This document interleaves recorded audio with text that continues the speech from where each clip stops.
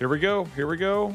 And we are live. Good evening, hockey fans or Lorcana fans. This is the start of the NHL season, so my favorite team is starting today.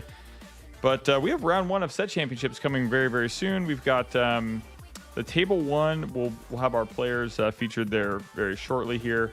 But yeah, we're rocking and rolling. Let me get our go live notifications sent out across the realm. And enter. And I like to remove the embeds from the Discord post. That is live. Links are there. And it's time to let the old folks on Twitter know that we're live as well. Add an image to that real quick. But how's everyone doing? Early start for us. Excited for a set champ stream. And I think everything's working so far. Any issues, please let me know. Of course, any sort of audio or any sort of audio issues or what have you, let me know. We can try to get that all sorted out. Looks like our frames are looking good. Looks like we're getting our round one pairings are sitting down. I'm going to get that really quick here from right now. I have Gabe handling me down, boots on the ground over there. Boofy Bish, what is going on? See you over there on Twitch. Thanks for popping in. And let's see, what do you got happening over there? You've got your own set champs in a little bit. Nice, nice. Where are you playing? Where are you playing today?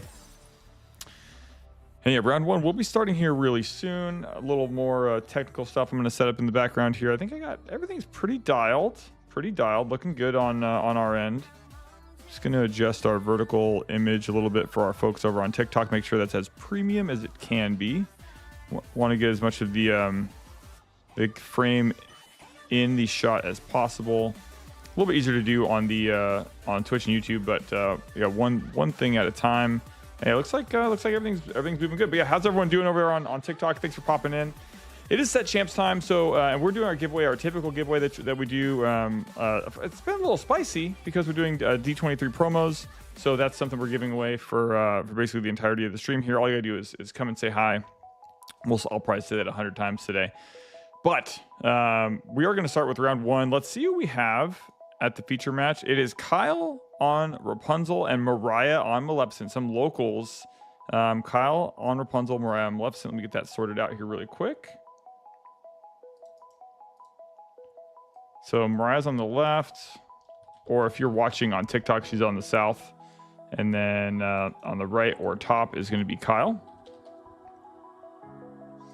And we're here. We're doing it. And Victor says, can't wait for our local set champs. You're a Ducks fan. Let's go. I am a Ducks fan. I am indeed a Ducks fan. Lifelong. It works well with Disney and Lorcana. The synergy is uncanny, you know? But yeah, thanks for popping in. All you got to do to check in for the giveaway on TikTok is make sure you're following us and chat. So when you're cruising in, just make sure to go ahead and chat. And how's the audio sounding everywhere? Any feedback? Oh yeah, Andrew, appreciate that follow.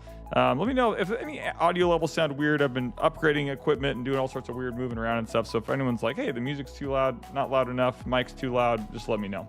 But yeah, appreciate that follow, Andrew. And all you gotta do on TikTok is make sure you're following and comment, and you'll be entered into the giveaway. We're going into round one, game one of set champs. We're gonna do 5 rounds of Swiss before we go to top 8.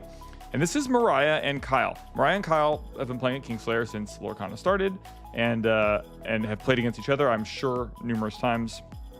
And with set champs, there's 32 players in the building, so you kind of hope to play. I mean, when I used to play more competitive, you kind of hope to play like an out of towner in the first round, just because you don't want to like knock out a buddy in the first round. But you know, we'll take what we can get here. And Mariah and Kyle are jumping in. Let me get my frame dialed up a little bit better here. Cool. For set champs, it'll kind of go in and out of some play-by-play versus kind of hanging out with chat. And I'm checking in with YouTube. I want to make sure the YouTube stream is functioning really quick.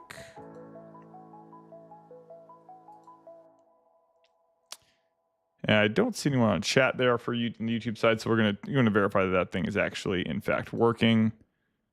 We are live. Let me just verify that's there. Checking that link over on YouTube. Functioning really. Yeah, looks like it's looking good. Okay, excellent. Awesome. All right, I'm going to get into our more usual tournament play music here. And rocking and rolling. Mariah and Kyle are going to resolve mulligans. I'm going to go ahead and start the timer now, since Gabe probably started it. I've got Gabe and Bradley helping me out today.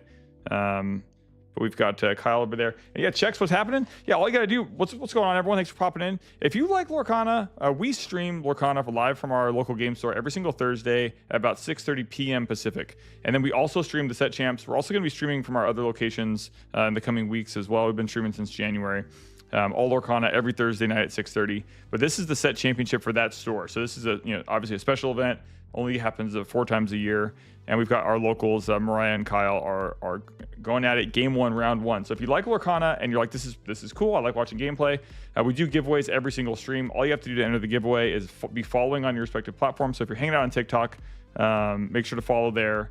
And all you have to do is follow on TikTok and comment, and you'll be entered into the giveaways. We do the giveaways at the end of the stream. You don't need to be present to win. You just have to join our Discord to see if you've won, or you can check the VODs on like YouTube and Twitch too. But yeah, if you're into Lorcana, this is set champs, game 1, round 1, and Kyle begins with playing a Diablo, a little bit of hand disruption here, looking for a discard. No hits on that, and it looks like Mariah's got a Turnbox followers out. And like I said, we'll be bouncing. Oh yeah, appreciate that, Eighth Evil. Appreciate the feedback there. What's up, Andrew? How's it going? We got to get you one of the new Ducks Red. Yeah, I was thinking about what to wear. It's Championship Day, and it's the first Ducks game today. So win.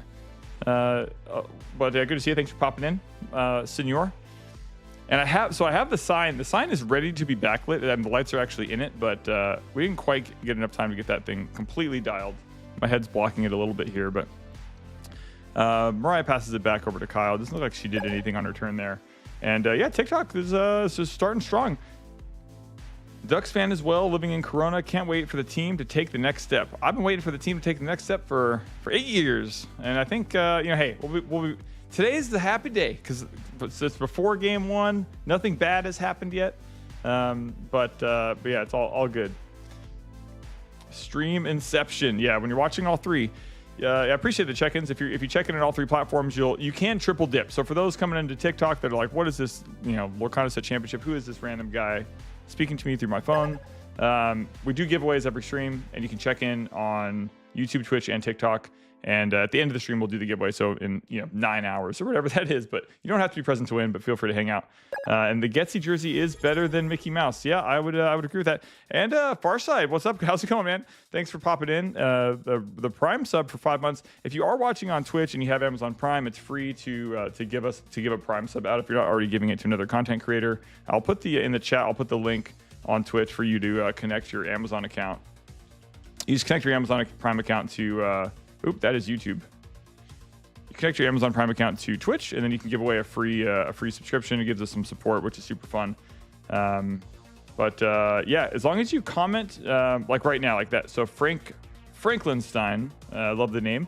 Since you're watching us on TikTok, all you have to do is make sure you're following us and then comment, like exactly what you just did right now, and then you're entered into the giveaway. So that's like one ticket or one entry into the giveaway. We're gonna do D23 promos. Let me show you what those are.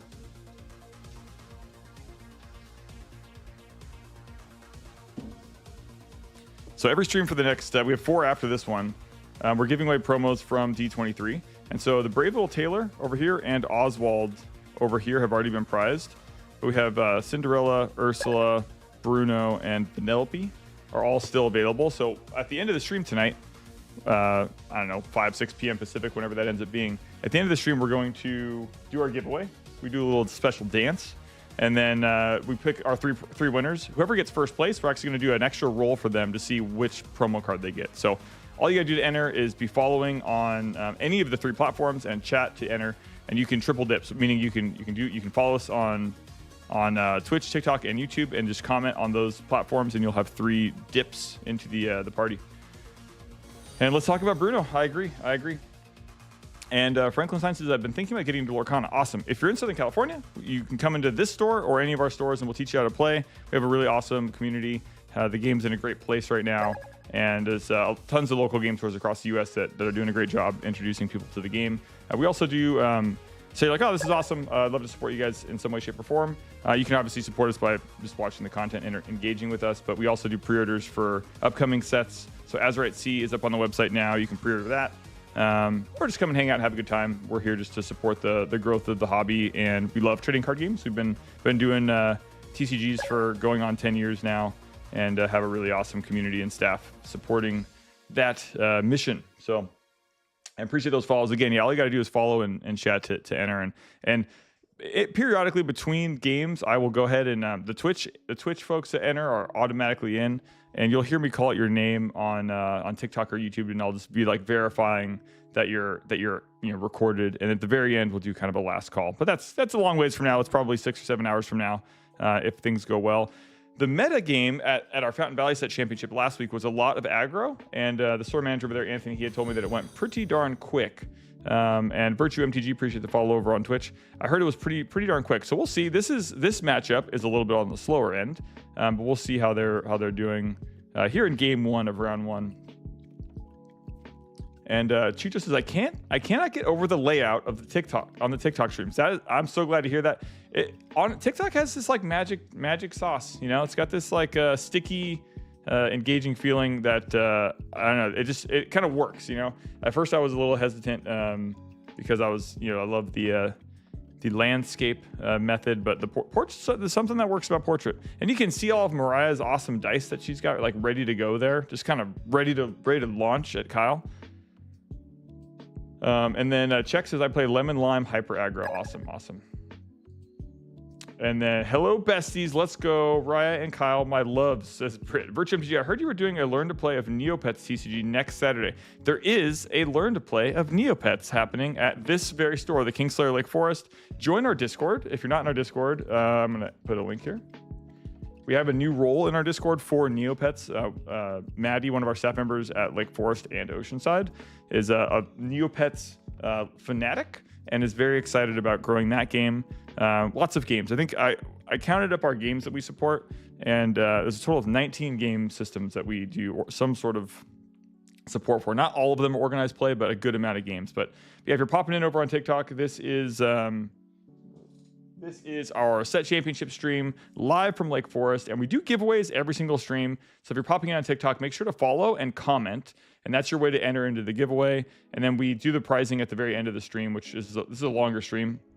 You don't have to be present to win, and all you have to do is message me on our Discord if you do win, and we'll mail the prizes out. The prizes are we're doing a D23 promo raffle, so one of these D23 cards is going to first place, and then we're also doing booster packs and a playmat. The Moana How Far I'll Go playmat is the giveaway today. So if you like Lorcana, you came to the right place. We do stream every single Thursday at 6:30 p.m. That's Pacific time, and this is an earlier stream because we're doing it live, and we're in round 1, game 1. Everyone's still happy. It's kind of like the start of the NHL season, which was this week, where even the last place teams of yesteryear still have a chance at glory. And Kyle with some enchanted glory there. What? I cannot read that. It's kind of like a Kaladesh invention or a Amonkhet invocation. I cannot read what that card is. What card did Kyle just play? What's going on, Grace? If there was one unique card you would add to a Go Shintai Shrines deck, what would it be? BLM Sports. I have no idea. Is that like the Shrines deck for Magic? I think is what you're referring to. It's been a while since I've even thought of that archetype in Magic, but I've seen Lorcana in store, but what's the gameplay comparable to? So Spuddy the Great Potato asks what the gameplay is comparable to. It's a pretty, the mana curve is, I guess it's easier to know, Spuddy, if I know what games you've played in the past, but I'd say it's more comparable to like a Hearthstone in a lot of ways. Like the way that you can challenge things is similar to Hearthstone, whereas in Magic, you're always attacking your opponent. In Lorcana, you're attacking exerted characters on your opponent's side, and you're trying to ramp up to 20 lore. So it's not about dealing damage; it's about questing for lore. So it's kind of it works on a little bit of a different axis than Hearthstone would, because you're not dealing damage to the face. But a Tinker is Tinkerbell nice. And what up, Slayers? And then, yeah, for the Neopets is, I believe, next Saturday. And that event info is on the Discord. And that is Big Tink. Thanks so much for that. Yeah, the lighting's a little bit better now, so I can see it. But yeah, who are we thinking here? Who we think is gonna pull off this match? Are we rooting? Are we on Team Mariah or Team Kyle? And all 3 streams at once is intense. It is intense.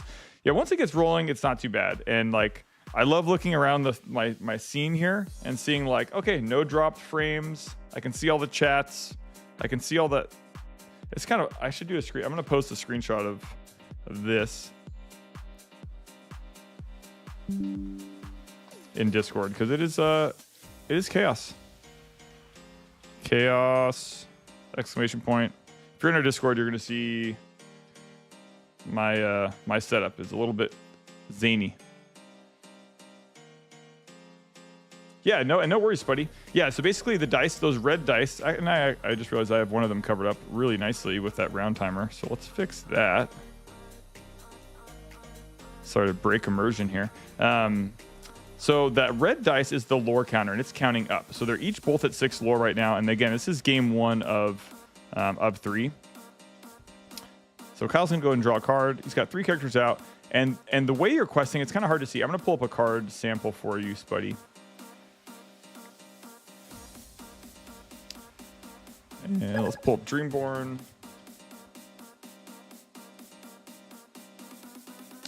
Let's pull up Daisy Duck here, and I'm going to show you how. I'll show you how Lorcana works based on the card. And the footlong, what is up? Team Mariah is here. Team Mariah just showed up. And yeah, if you're on TikTok or any of the platforms, just make sure to comment and follow, and you'll be entered into the giveaway. And in between games, I'll be checking folks into a list, and you might hear me say your name, like, oh hey, like 1st to 20, you're in, or checks, you're in. So we'll go through that in a little bit. I haven't seen one of these streams on TikTok yet. Pretty cool. Thanks, Torpedo Ted. Yeah, I get that every time we stream, there's people that come in and go, I love Lorcana. I didn't know anyone was streaming Lorcana on TikTok. And there aren't very many people doing it, but we do it every week on Thursday, and we also pair it with a giveaway. So we're doing some sort of incentive. And what we've got trips. Wait, what is the card that Kyle has 3 of on the screen? I'm gonna pull that up. Is that the cat? Let's go. Let's assassin. What's happening? All you got to do to enter on Twitch, TikTok, or YouTube, make sure you're following and comment there, and we'll get you in. And it's Anna. Okay, let's get Anna. Thank you. TikTok is always first to respond. I think the delay is just like 0. Okay, it looks like Kyle got that one. Mariah conceded and is going to go and get into game number 2 headspace here. And I'm going to pull up our card capture so we can talk about the cards on the screen. Window capture.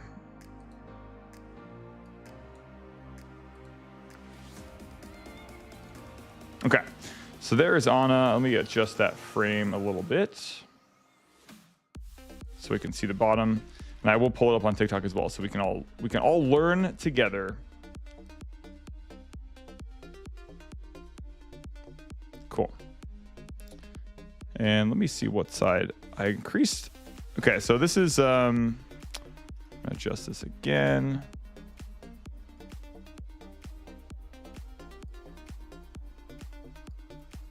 Okay, so I believe this is the right Anna that we were referring to, the green Anna.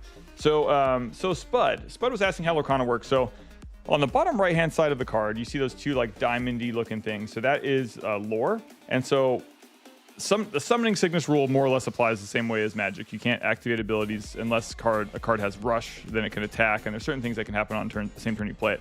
But Anna here, on the lower right-hand side, those 2 diamond symbols represent lore. So when Anna's been in for a turn, and say it goes back, say Kyle played Anna, passes turn comes back to him, then Anna is not it's not rested.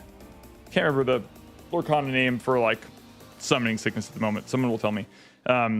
If Anna quests, which is basically saying, hey, I'm not going to attack, but I'm going to exhaust my card and turn it sideways, then Kyle would gain 2 lore, and that's how you win the game, is by gaining lore. The ink is dry, right? The dry. Thank you.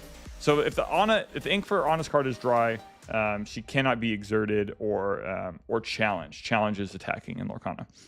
And then power toughness is more or less the same. It's attack and strength. I don't know why I can't ever remember power toughness in this game, but again, someone will probably correct me. And so basically the goal again is to get to 20 lore, and that's so it's really easy to tell. Like, let's just say I'm gonna go and hide this card so that we can watch Mariah and Kyle resolve mulligans on TikTok. But when you're watching Kyle's turn, a quick way to see like, oh, is Kyle gonna be able to get it right now? You can just check all the cards that he has on his field and see like how much lore he can exert. Willpower and toughness. Willpower is toughness. Okay. We are streaming on Saturdays, Susan. What's going on? Strength is strength, and then willpower. Okay, thank you so much. Appreciate that. Strength and willpower. So power and toughness is strength and willpower.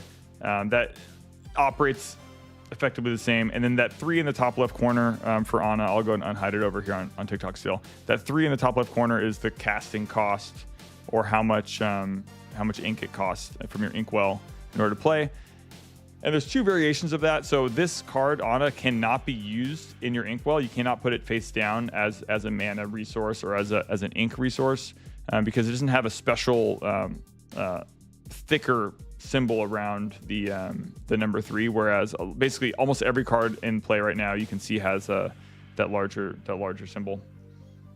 And yeah, just for set champs, unless don't threaten me with a good time streaming every Saturday.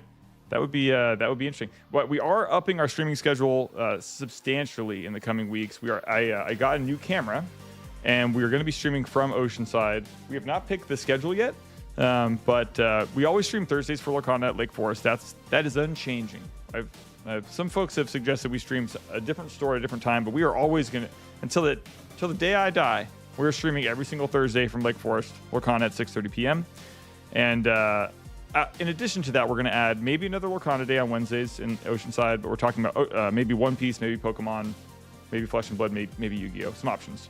But yeah, if you're tuning in, if you're popping in, you've never seen the stream before, we do Lorcana every week, and we do giveaways every week as well. But let's see how this is going. So I don't think Kyle's at 10. I think they're both at 0 right now at the moment.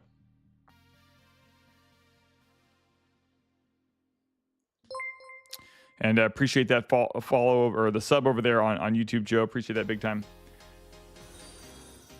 And those follows are huge. The follows and the comments will get you in there for a chance to win.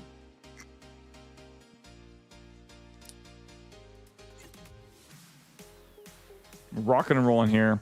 Passing the turn back to Kyle. Mariah is just kind of missing a couple drops, but that's okay. Definitely loading up the inkwell. Kyle's going to go ahead and ink an Emo Beast.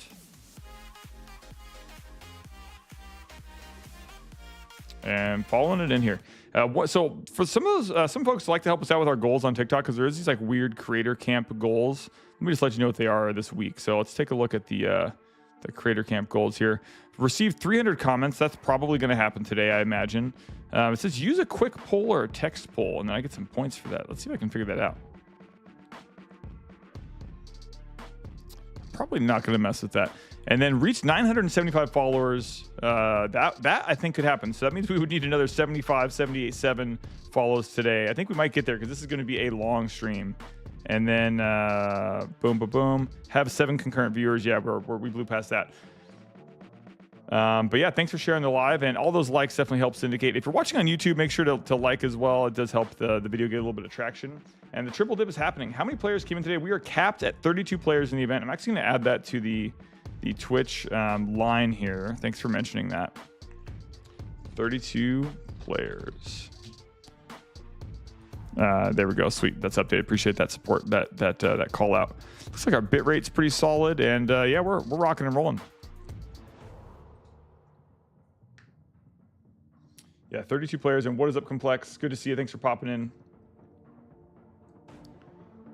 And triple dip from Caleb. Nice. Yeah, we'll go ahead and get all this nice and caught up here as the night goes on. And we are in game 2. Let me update that on my screen. We're in game 2. And Kyle is up a game.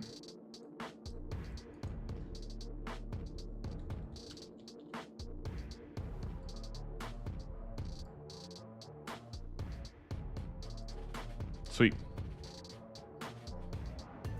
How are we feeling the Ducks this year? You know, I feel like we didn't do anything in the off season. Like almost nothing. We got Fabry, who, you know, I don't see as being the game changer that's going to help the lads grow. If you look at last year's off season, talk a little hockey here. If you look at last year's off season, picking up Vetrano and Gudis was good. That was solid. That was solid improvements. Some 2 players on your roster that are solid assets.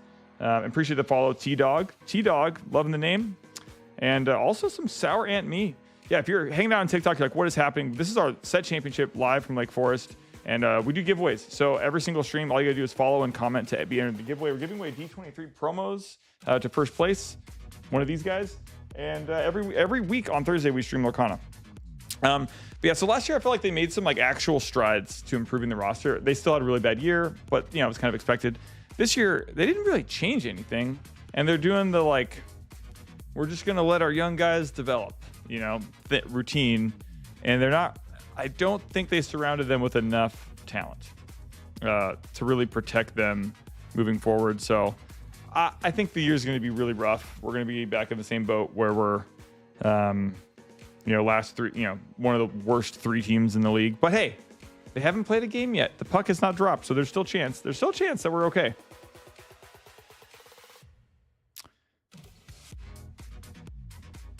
Let's see here. So we've got an Ursula on the right side there, and then what is that king? I'm gonna have to memorize some of these emerald cards because they're escaping me. What is the green card on Kyle's side? I'm gonna pull up the Ursula first so we can look at that.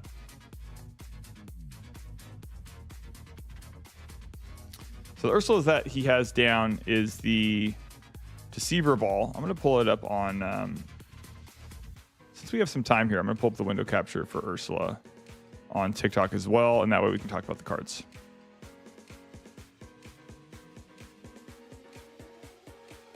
And so Ursula Deceiver Ball, whenever this character sings a song, you may play that song again from your discard for free, then put it at the bottom of your deck. So Deceiver Ball is going to help Kyle get a lot of advantage here. And then we have Prince John. Thanks so much. Appreciate that, Grace and Britt. Appreciate y'all. If it makes you feel any better, my Blackhawks got beat by the expansion team. Oh no, we have a Blackhawks fan.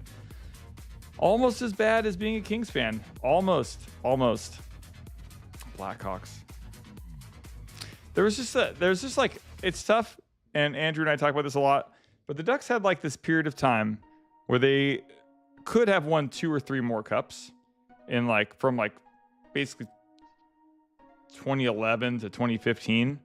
And they lost to the Kings and the Blackhawks, and I hate them all. But yeah, let's pull up Prince John here before I become unhinged.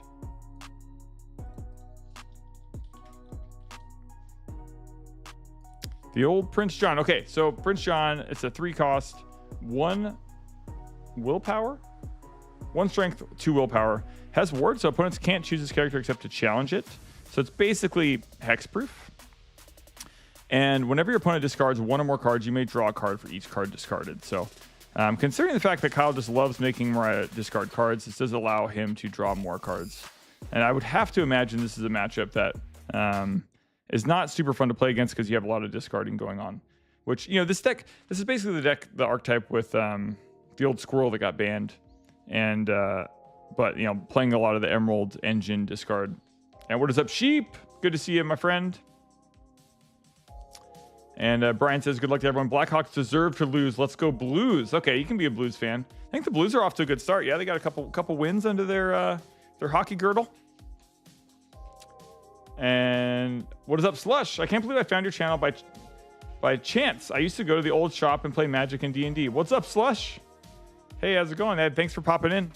Used to go to the old shop to play Magic and D&D. Love to hear it. What I can't tell who you are based on the size of the profile pic, but without clicking on it. And I don't know if I can do that from this platform. But were you one of the DMs or players in the old days? Super Rider O is here. What is up, Super Rider? Thanks for popping in. I can't emphasize enough how much I love the playmats, says Teresa. What is up, mod? The one mod to rule them all. The playmats are nice. The Lorcana playmat game is premium. Some premium stuff. Traveling Man, yo, what up? Yeah, and thanks for popping by. I'm glad. Hey, sometimes you just gotta throw yourselves out there. D&D and Magic at the old shop. Good times.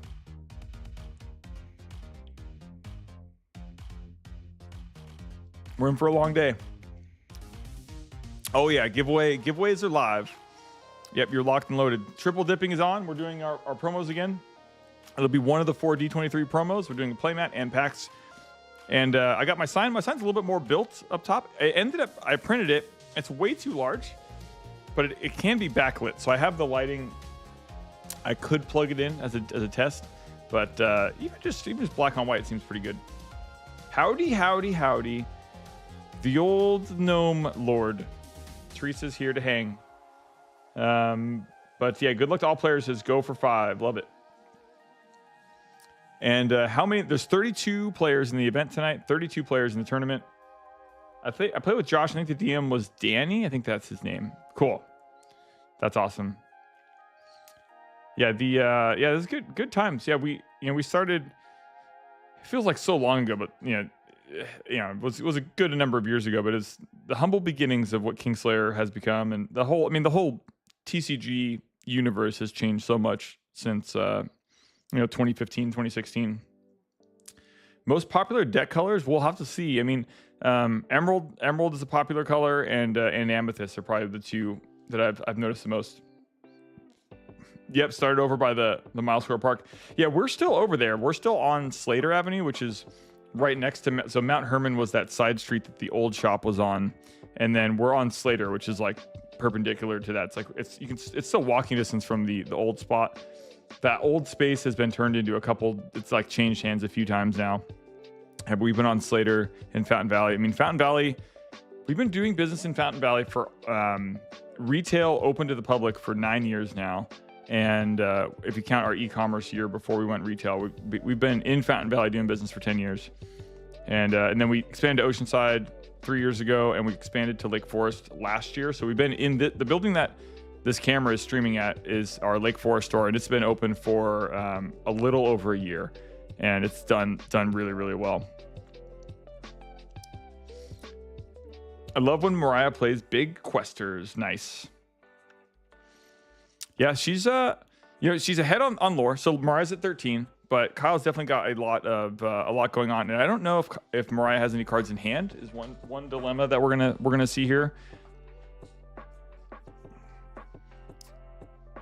Can't see her hand currently. I wonder if I could adjust the screen to get a little bit more. Let's see what we can do. Oh no, actually TikTok can see a good amount of her. That space where her hands would be. It looks like she's just got the one card in hand. Triple dipping, love to see it. And let's go Red Wings, says Joe. I mean, let's not go Red Wings. I'm gonna say pass. Best shop I've ever been to in Southern California. Anyone interested in a great shop, KG is the way. Thanks, Slush. Appreciate that positive vibes. Means a ton. And Deepak3 followed. Thanks for following over on Twitch. We're cruising. We're cranking here. And Slush, appreciate that follow. And we do giveaways every stream. So we usually stream Thursday nights at 6:30. And we're doing giveaways tonight as well, or this morning, for this stream. And we're doing a D23 promo to first place. And that music is deceiving. A D23 promo to first place. Let me switch over. Let's head over to DJ Cutman here. Play some of that, some cuts off of their track. Maybe not. This is fine. How deck do need to build one? How deck do you need to build one? Oh, how many cards in a deck to build it? Go Red Wings times 2 says ton of fun. Oh no. Yeah, it is 60 cards, 60 card decks.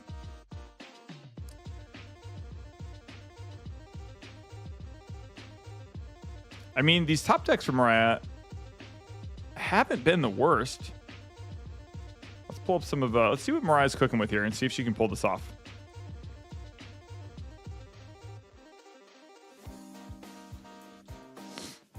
I think that's an Ursula on her side.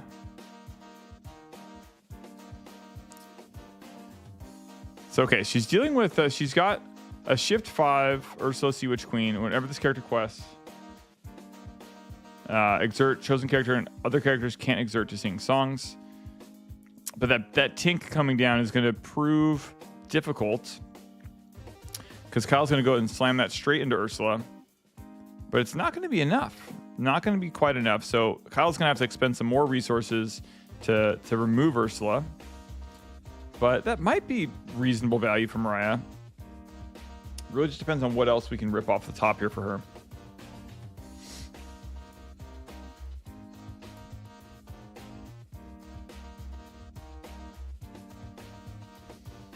Okay, so Kyle's going to go ahead and quest with Ursula. Pass the turn. Mariah's going to draw a card. Takes a look. She's going to go ahead and play it out. That's our mermaid.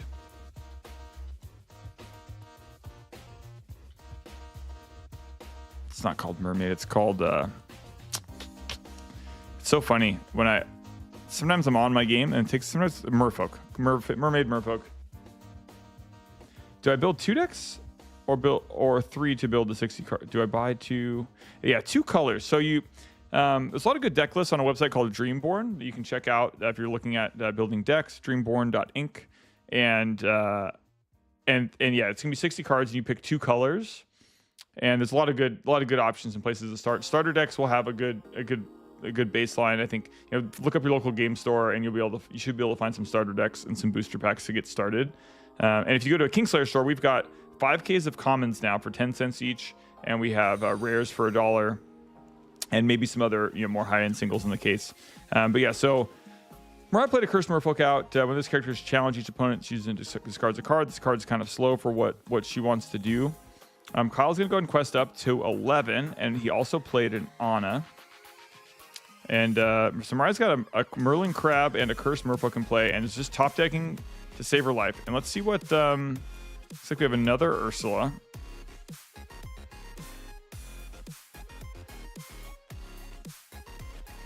I think this is Ursula Deceiver. When you play this character, chosen opponent reveals their hand and discards a song of your choice. There must not have been a song in Kyle's hand.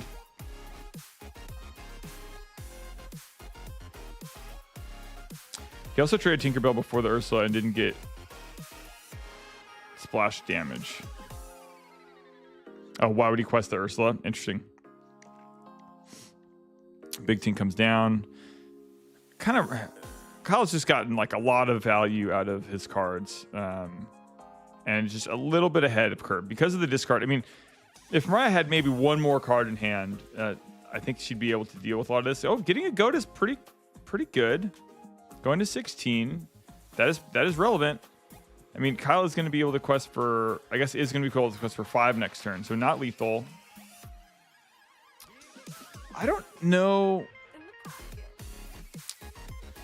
Yeah, so Mariah on her next turn can go to 18, maybe 19 if she gets another goat. So it's problematic, but she's just okay. Never mind, I forgot. She's going to go and quest. That's actually. Mariah has a way to win this game if she draws exactly the Merlin goat, because the goat is going to give 1 lore when it comes into play. I think that's one condition where she could win. Can we get a goat for Mariah on this next turn, people? Let's get a goat. Kyle is playing the DLC meta. It's best. We're doing 5 meta. Oh no, goat dies. That may be okay. Oh no, because then she's going to lose Ursula. Our outs. I did not predict those outs in that line. That is going to seal the deal here for Kyle. There's not a single card that Mariah could draw that will give her 2 lore here. I don't believe. Oh, that's kind of hilarious. There's one card that she could use to draw too. So she couldn't have sung that. I know. We're trying to get that goat.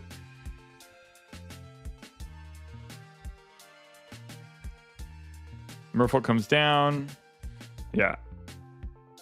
Good game there for Mariah and Kyle. Yeah, that was really close. I feel like that game too was like 1 or 2 discards more or less for Kyle, and I think Mariah's got the gas to finish that off. But that was super, super close. So congrats to Kyle for winning game 1 and moving on to round number 2. Let me adjust that over here on our frame.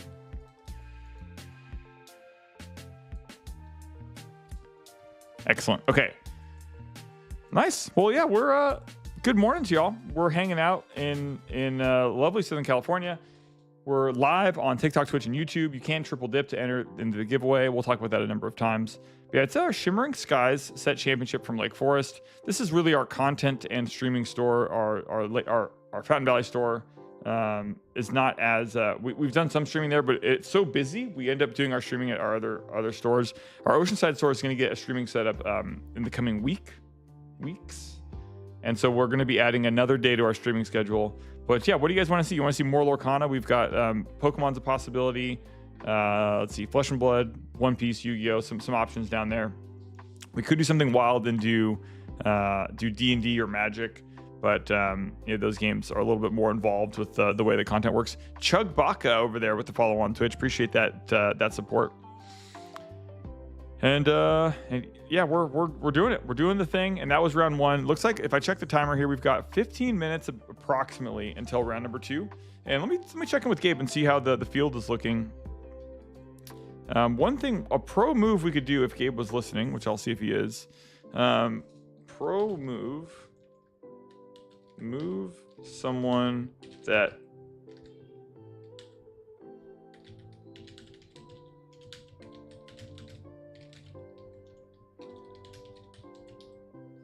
I'm seeing letting Gabe know the pro move here would be if anyone is playing on like the table next to them is going to a game 3, let's like slide them on over to the feature match, but we'll see if that happens. I'm thinking about starting with green and black for my first 2-color deck. So black, maybe you mean steel, but the black is not an ink color, believe it or not. That would be sick though if they were like new ink color black. It'd be awesome. Imagine they do that in set 6. Unless I missed something. Did they spoil? Is black a color in Lorcana now? Did I miss something? Put a floating DJ booth at Fountain Valley so you can hover over everyone. Okay, OC designer. Okay, OC designer. Sure. I'm gonna get a floating DJ booth over the room. Jersey, oh yeah. I'm a little bit close to the camera, so got my Ducks jersey on. And if you can see the back.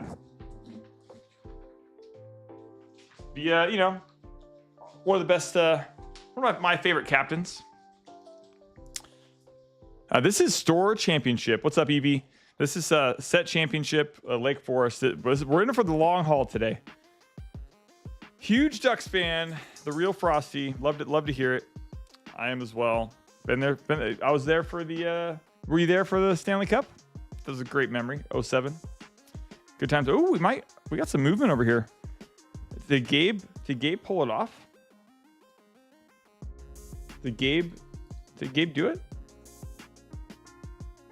Maybe not.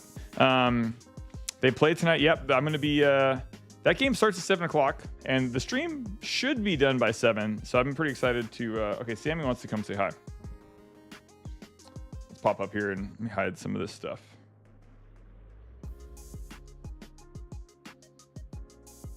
Where the?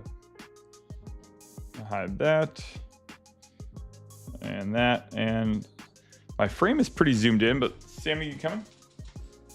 Come on. Sammy wants to say hi. What's up? What's up?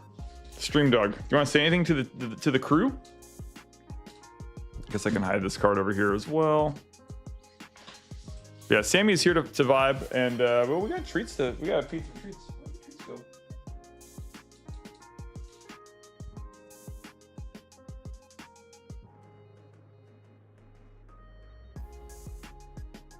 Okay, I yelled for some treats in the home. The new mic allows me to mute it pretty easily. Sammy needs a haircut. I don't know if you guys can tell. You want to say hi to the people? We haven't taught her how to speak. Emerald and Steel. Nice. I am very familiar with Magic, so I own Kingslayer, so I own 3 local game stores, and Magic was our first game that when we started 9 years ago that I had to immerse myself into. So I'm very familiar with Magic. But for streaming content, we've really focused on Lorcana. It's done really well for us. And being in Southern California, we've got a lot of synergy with folks that are like really into Disney, that go to Disneyland, and we've had really good some strong success with working with Ravensburger and stuff. So it's a really good game for us. And I'm a Ducks fan, so hey, Disneyland, Ducks fan, it's all coming to paces. But yeah, appreciate the follow. And we do giveaways every single stream. So we're gonna, at the end of this stream, we're gonna do a giveaway. It's a D23 promo. So I'm gonna pull the set out. We've already given away Oswald and Brave Little Taylor in the last couple streams, but Cinderella, Ursula, Bruno, and Vanellope von Schweetz are all still available. So one of those is going to be given away tonight at the end of the stream, or this afternoon, or whatever it is. It is not hard. So the Real Frosty said, I've never played Is It Hard about Lorcana. So it's definitely not, is very easy to learn. It's pretty, and I can, in the next, if you stick around to the next match, we'll kind of go over that, but it's very easy to learn. And, oh, looks like Mariah's got some bucks down there. Throwing down some Starbucks. You effectively are trying to get to 20 lore. So instead, if you play Magic and you're trying to deal 20 damage, instead of dealing 20 damage, you're trying to generate 20 lore. Once you've quested and gotten enough lore, you win once you hit to 20. You lose if you mill, kind of similar to most card games. Unlike in Magic, you always attack your opponent. Like, you declare attacks on your opponent. You can't specifically attack creatures. And in Lorcana, you specifically challenge other characters. That's the language that is used. Travis, I agree as a Lake, let's see, hold on, the footlong. I agree as a Lake Forest native. We have the best scene out of all of your stores. We have put so much time, money, and love into the community and location. I recently played at Fountain Valley and saw them get multiple pins prize out for similar attendance. What would it take to get more pins at locals that we can sweat over? That's a good question. So when we look at pin distribution, for the company, we look at like attendance. So like which stores have like the larger weekly attendance, and some events are, I think now the footlong, I think the events are normalized. So sometimes I even think there's some 2-pin events at Lake Forest, if I'm not mistaken, and they're not always 2-pin events at Fountain Valley, but it does end up being like when set 1 came out, Fountain Valley got like 3 times as much prize support as our other stores, and now they took that down. So now we have like, it's really, we have to ration our prize support out based upon like attendance is basically what we do. So because Fountain Valley has had historically larger turnouts, I think that's why. But I don't know if I don't know if the double pin is still happening, but I'll double check. I'll see. It's something that we constantly review prize distribution, but we are always listening to feedback from the community. So I will, I'm going to take your comment and post it in our staff chat. And then I'll talk about it with the team and see if there was a change or maybe something, but FYI for future discussion. But there we go. You've been heard, and I posted that in our staff chat so we can talk about it. But thanks for the feedback. It's definitely something we tried to if we could make every event 2-pin events, we would. We just don't have, they don't give us enough prize support to do that. And also Lake Forest does have our league play as well. So we do our Sherwood Forest League on Sundays, where Fountain Valley doesn't. That might be part of the reasoning too, is that since Fountain Valley just has 1 event and Lake Forest has 2, we don't have as much to go around like for the weeklies.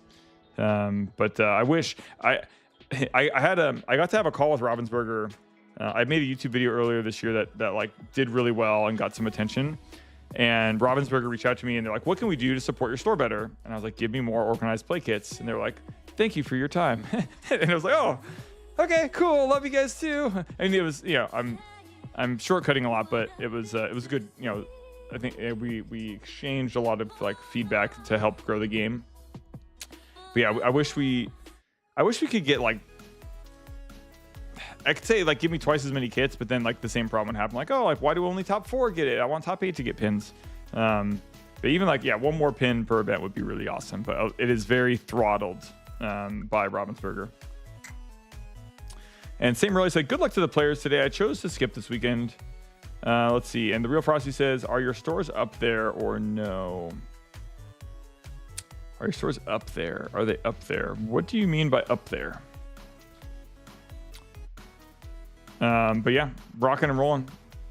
Waiting for round number 2 to begin. We've got 5 minutes. Let me check in with Boots on the Ground with Gabe. See what's happening with him over there.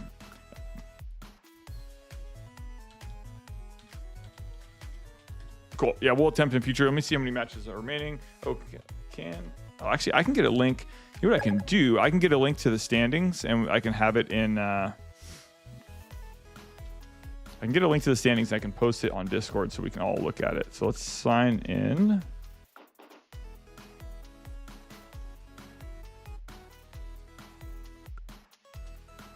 Let's see if this works. What's up, Behurst? This is a local. This is a set championship. We're in between round 1 and 2 right now. We're doing 5 rounds and then cut the top 8 Swiss. Yeah, this is set championship live from Lake Forest. We do stream every single Thursday, and we do giveaways every stream. We are going to do giveaways this stream as well. All you have to do to enter the giveaway is follow and chat.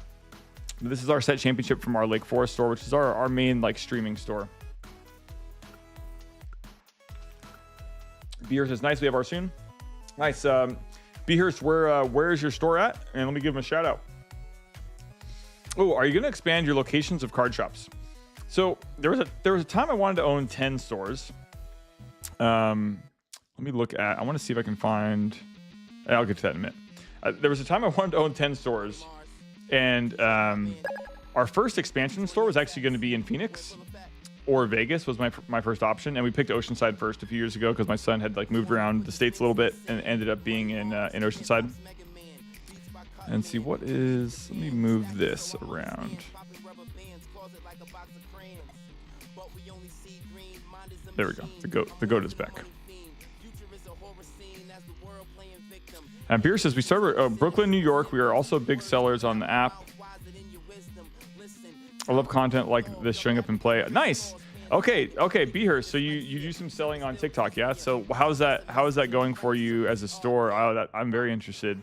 How is it going as a store selling? One thing I was noticing is that I was trying to put some packs up to sell on TikTok Shop, and I was having some difficulty with like getting approval to sell Lorcana on TikTok. Did you have any trouble with that? But you said it's amazing. That's awesome. Yeah, we stream every single Thursday. You need brand authorization. Okay, cool. And Ravensburger or Disney they give you the brand auth?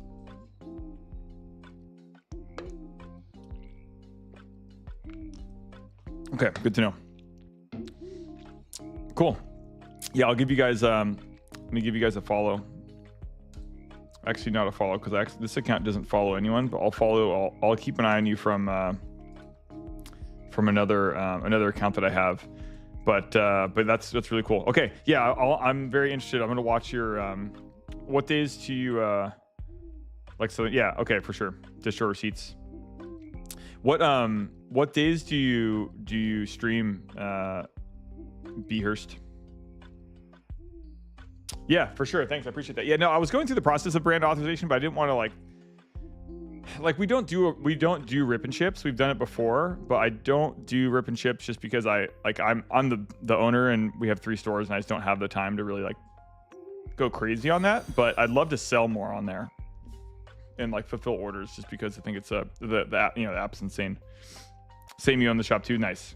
Saturday, so Monday to Friday, 10 a.m. to 3 a.m. Oh my gosh. Yeah, you guys go wild. That's crazy. Cool. Yeah, let's connect. It'd be fun to learn more. You can find me on our Discord. Our Discord link. I don't have a way to link it on TikTok, but on our website kingslayergames.com, there's a link there. If you DM me on Discord, maybe we can set up a call because it'd be fun to learn a little bit more. We're waiting for round number 2 to start. Round number 2 is going to begin in the next couple minutes. We're at the end of round 1. Hello from Table 9, says James. What's up, Zebra with triple dip? And Joe, what is happening?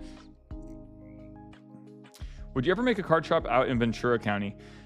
Yeah, so there was a time, I didn't really finish that train of thought. There was a time I wanted to open like 10 stores or have a chain across the US of 50 stores, or, I had like these aspirations and dreams and thoughts.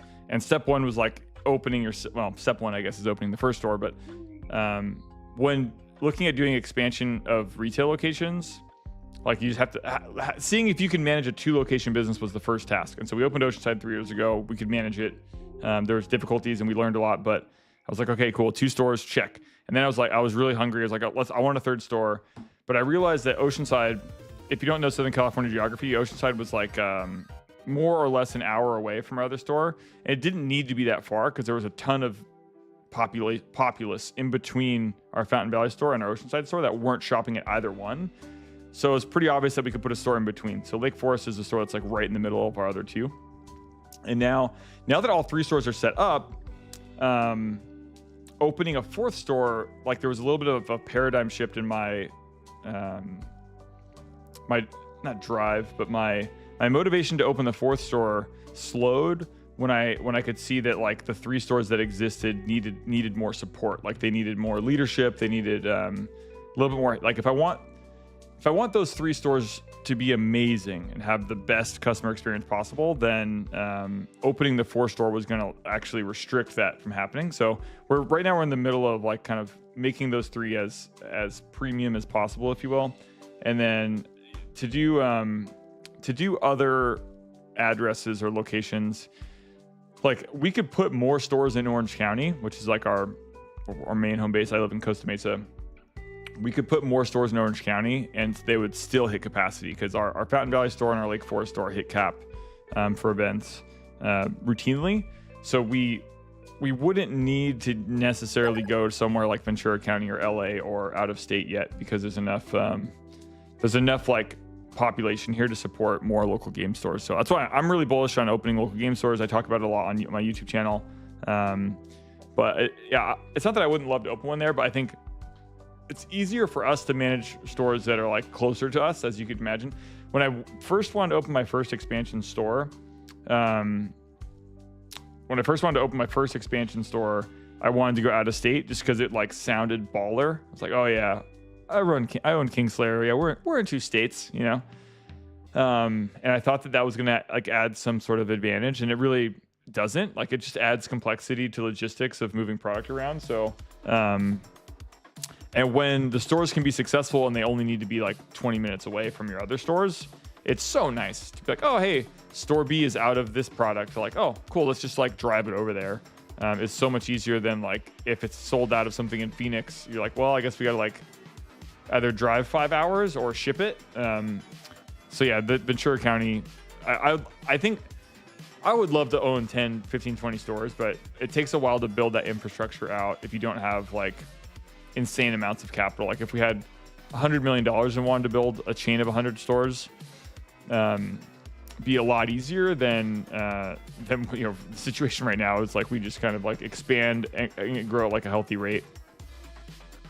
But yeah, Ventura County, I mean, there's so many good, I think I'm really supportive of anyone that's like, I'm thinking about opening a local game store. I love having conversations with those folks. I think there's like so much room. Like there's so much room for growth in this industry. And what's up, Edgar? Good to see you. I'm gonna get caught up on some of our giveaway stuff. So let me, I'm gonna go ahead and record some folks from TikTok to make sure that you're entered in. So let me open up a window for that. And the way our giveaways work, our Twitch entrances are automatic. If you comment and follow on Twitch as you're in. For TikTok and YouTube, I do a little bit of a manual spreadsheet in the background to make sure you're recorded. So you might hear me say your name, like, oh, hey, so-and-so is in. First, I'm going to go through TikTok. We're going to start from the bottom and work our way to the top. So I've got the real Frosty. And we'll have our next match. Let me check in with Gabe here. What's our time in the round? Yeah, we still got some time. And Vector, appreciate that follow. So Vector, you are in. All you got to do to enter the giveaway, we're giving away D23 promos, packs, and a playmat. But the real Frosty, Vector, Behurst, with a store out in Brooklyn, New York. That is awesome. That Zebra guy.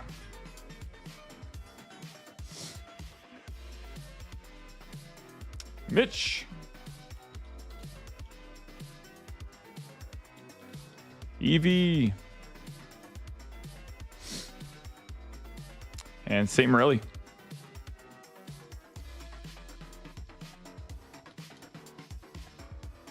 Eduardo. Looks like our players are getting ready to play round number 2. And it looks like Lorca Nation. What's happening? King Ben G 2000. Oh my, that can like literally just fell over for no reason. Wilds. Becca. Now let's see who we have. I'm going to take a pause from recording that. Let's see who we have over at the feature match. Some new playmats are coming into the fold. Joel on Rapunzel and Noah on Maleficent. Well, they just covered up their playmats. So Rapunzel's on the right-hand side. So Rapunzel is Joel. All right, cool. All right, right-hand side, we've got Joel. And the left-hand side, we have, or on the south side, we have Noah.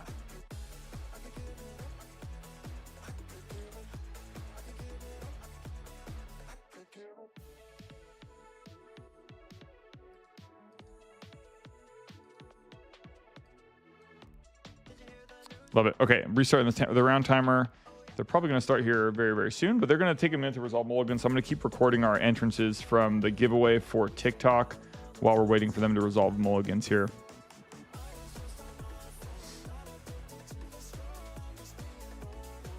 Evie Kev.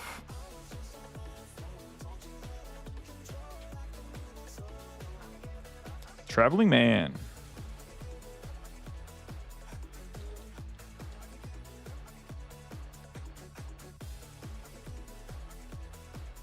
Ton of fun.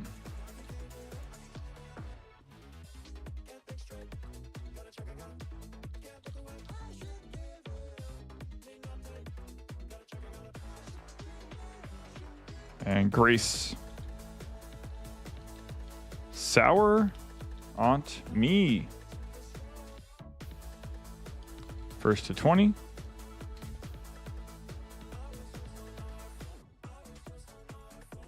Spike MF1.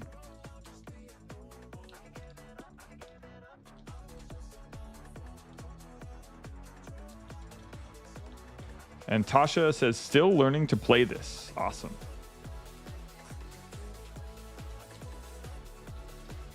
And Noah and Joel are almost done resolving mulligans, and we'll do a little bit play-by-play for that. And then PJ, see you over there. PJ. Spuddy the Great Potato. Nintendo. Caleb. And Checks. Torpedo Ted. Loving the name.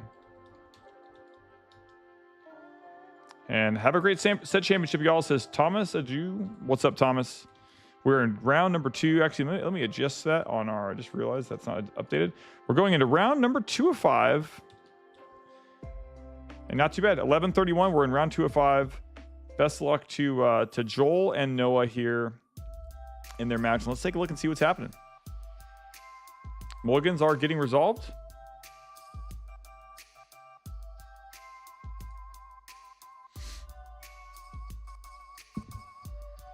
And don't miss my entry here, says Anthony. Nice. Yeah, I'm gonna rock through the YouTube ones probably between rounds 2 and 3, and we'll get those all entered.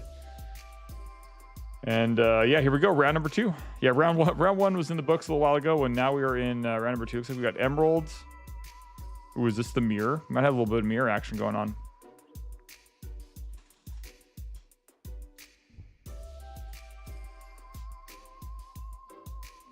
Flip this thing. There we go. Still resolving mulligans. We love a good goat.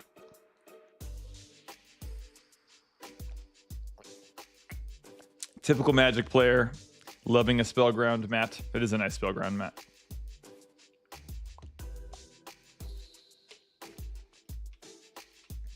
Okay, we've got Emerald Amethyst on the right for Joel, and Sapphire Amethyst on the left for Noah. So Sapphire Amethyst versus Emerald Amethyst.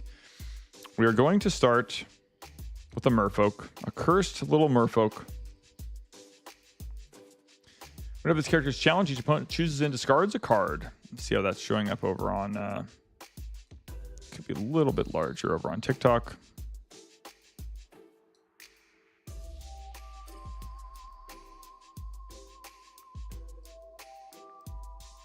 Cool. Lib frequency with the giveaway entrance over on YouTube. I'll get that recorded here shortly. And yeah, here we are, round number 2, set champs. We have a Turner Box followers coming into play for Noah, which reads, whenever this character quests, you may banish them to draw a card. Joel's going to go ahead and, looks like quest there. Missing some dice on the screen.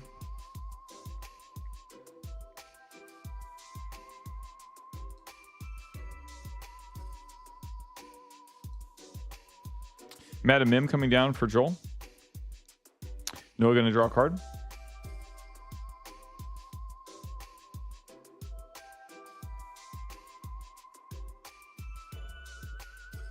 Something I noticed as well is Fountain Valley resolves Mulligan and gives 55 minutes per round. As a player, it felt great. Can we have that at Lake Forest? Let me. I'm gonna pass that feedback along. I don't know if they're doing 50. Are they really doing 55-minute rounds? That is news to me. Refresh timer to 50. Timers at 49. Okay, hold on. Refreshing timer. We're just gonna reset it to 50. We're probably gonna be a few minutes long. It's like a Tipo coming into play for Noah.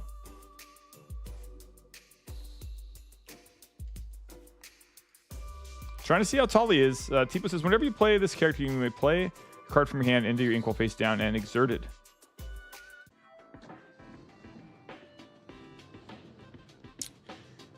Yeah, they're all doing best of 3. So I think what you're saying is like they resolve mulligans, they wait till mulligans are resolved and then start a 55-minute timer. I don't think they're supposed to be doing that, but maybe take a look. What is going on, Lionheart? Thanks for popping in, tuning in on TikTok, and appreciate all those likes and follows and subs and all that stuff. We are doing our giveaways, our typical giveaway. We're doing D23 promos again. This is our third time giving away a D23 promo. Mickey and Oswald are gone, but the rest are still available. And we do have a goat in play. It looks like Noah might be questing with Tipo, going to Chew. And Joel's going to go ahead and untap Madam Mim and Ink. I'm going to mute really quick. My son is calling me on the phone.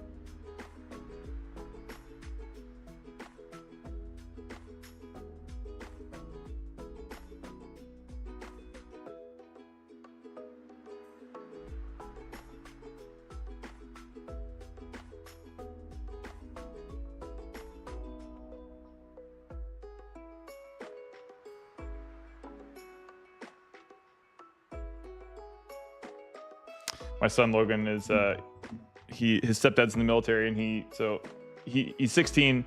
He's in Minnesota. That's where his stepdad has deployment right now. And but he's always out there hustling and grinding and checking out card shops. And so he's like, Dad, I just went to this card shop out here in Minnesota called the Sleever Hive. The Sleever Hive. He's like, oh, I was telling him my dad owned 3 stores, and I was over there talking to him about business. I'm like, nice.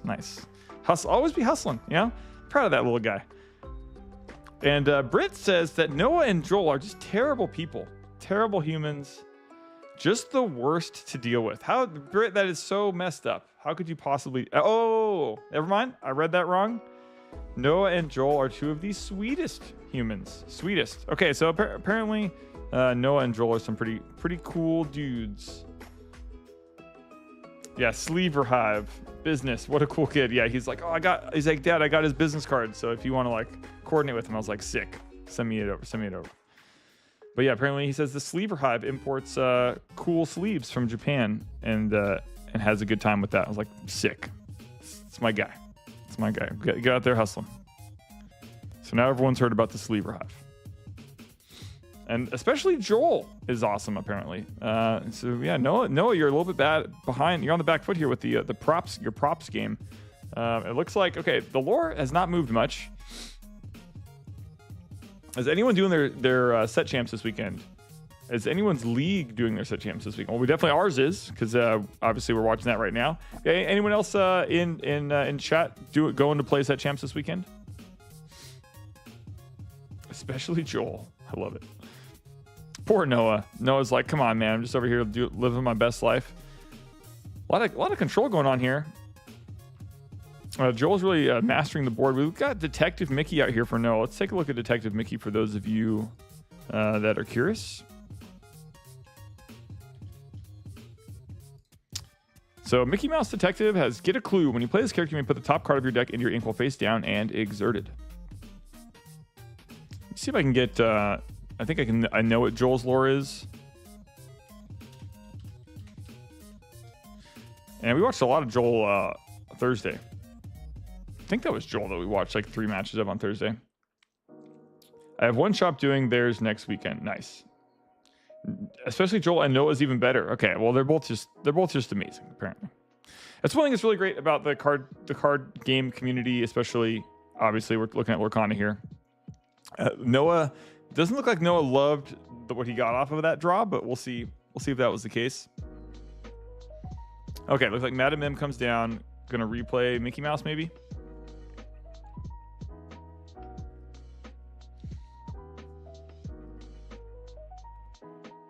Detective Mickey's coming back.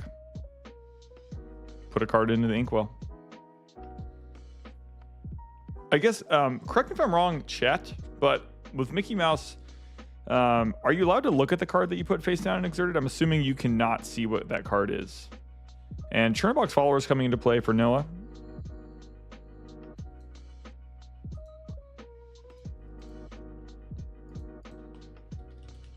You're not allowed to look at it. Okay, that is hidden information.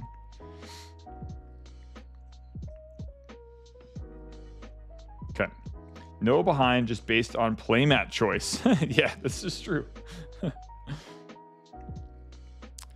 Okay, yeah, we got the lore. Okay, so yeah, Joel's been controlling the board quite a bit here, and also controlling the playmat game, and is ahead on lore 12-2.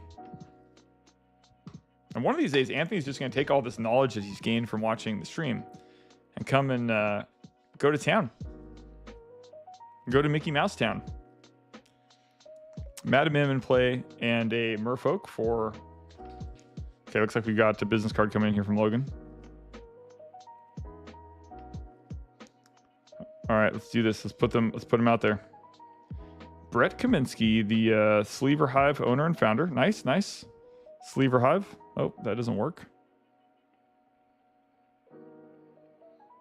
Sideways nature of this. Pretty sweet looking, pretty hardcore looking business card. Got like a Tyrannid on there or something.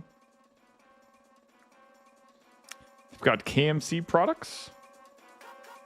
Secret Layers, Japanese sealed products. You can find them on Twitter at Sleever Hive. Very cool. Shouting out. Toontown. Too busy being a troll to understand what's happening in the game. Nice. I could just see you over there like playing Team Fortress 2 or whatever. It's just like, oh, Travis said something I need to troll about. Troll. One day you're gonna come and play. You're gonna play it. You're just gonna show up at a set championship after not playing any weekly events, and try to take the crown. What was that? What was the card that was placed? That I think that's the snake. Is it not Shere Khan? What's the snake called? You mean the snake on the on Joel's side?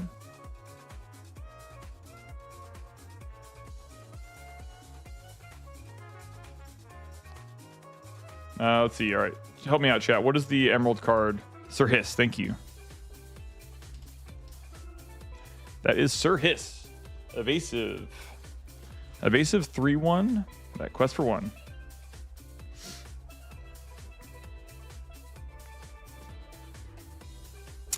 Loving it. Thanks for the help, everyone, for chiming in there. Looks like Detective Mickey is going to take out the merfolk and stick around to talk about it. And we have an Ursula over on Noah's side as well. So let's take a look at that Ursula. We saw that a little bit earlier today.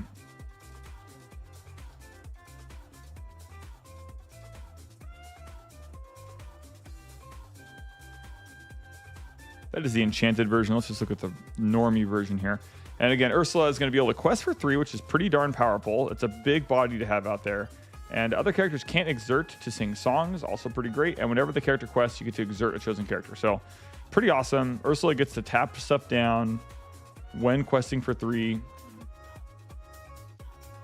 Let's go, baby. Double dipping and Lorcana on a Saturday. What is up, Tyler? Thanks for popping in. It's good to see you over on YouTube and on Twitch. And it's a good time. It's a good day for a good day. We're hanging out. It's the first day of the Anaheim Ducks season.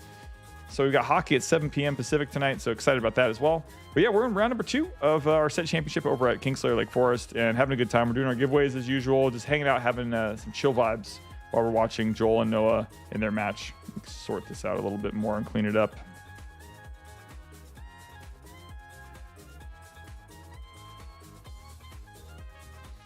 And yeah, Joel's at 13 lore, Noah's at 7. And we've got a Pegasus, and we have an evasive Sir Hiss in play, and a goat, and a Pegasus for Joel. The problem for Noah is that Joel is closer to getting to 20 lore here, and that's going to prove problematic, except we can exert stuff down. So he's going to be able to tap down stuff. He's going to tap the goat down and remove it. It's going to give Joel 1 lore when the goat leaves play. Looks like Joel missed that lore. I think, am I correct in assuming that Joel missed that lore there? Off goat leaving?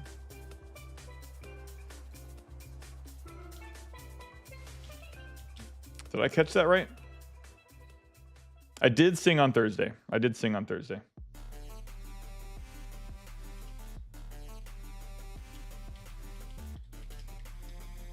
Yeah, okay. I'm letting Gabe know that Joel missed the lore. The fact that I caught that, usually you guys help me out and catch that kind of stuff. Yeah, Joel should be at 16, I believe. Yeah. Yeah, there's a video. It's on, the VOD is on. Well, the thing is, the VODs go on YouTube forever. But yeah, there's definitely some singing. But the football game might have been more entertaining than me singing. But you know. Okay, looks like Noah is doing some work here. Up to, what is that, 19? Oh, just 11. I guess I was looking at his dice incorrectly. Okay.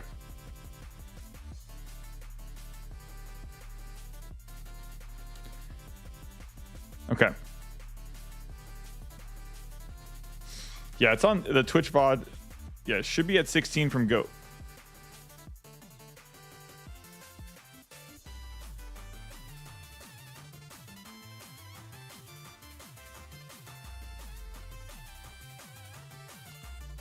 Okay. I think Joel conceded game 1 to Noah there because it wasn't look like he was going to get there. I think is what happened. So let's just that lore didn't matter. Let's go ahead and adjust that really quick. We have Noah up 1-0 unless I'm mistaken. That's how that went down. He had it written down but not updated on the dice. Okay, got it. Yeah. That was confirmation from Gabe. Thanks, Gabe. Noah got game 1. Sweet. Okay, we're going to go to game 2. Noah's not supposed to be pile shuffling there in between games.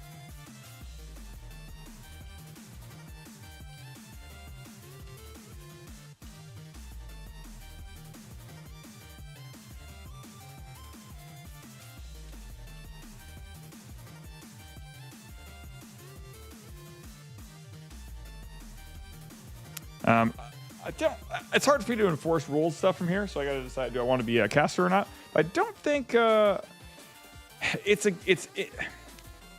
not the pile shuffling versus like rifle shuffling is a tale as old as time, but it's not sufficient form of randomization. It is part A. Part B is it takes too much time. Not a huge issue. Don't need to make a big fuss. Just wondering for future feedback. Whenever we give any, you might have seen this before, but whenever we give any sort of like criticism or feedback to the players on feature match, I try to be really gentle with giving them that feedback or news, just because it can be really stressful to play on feature match. So a lot of times, yeah. I took our Arkansas set championship with Maleficent, Isma, Badanon deck. People sleeping on Badanon. What is Badanon? Just be faster. You can definitely shuffle in between matches, but you're not supposed to pile shuffle. To be fair, he did pile shuffle that pretty darn fast. And actually, Noah pile shuffled faster than Joel non-pile shuffled. So in this argument, I lose. but yeah, I appreciate the follow there. And some Sammy treats. That's the second Sammy treat we got to get locked and loaded here. Let me see if I can get...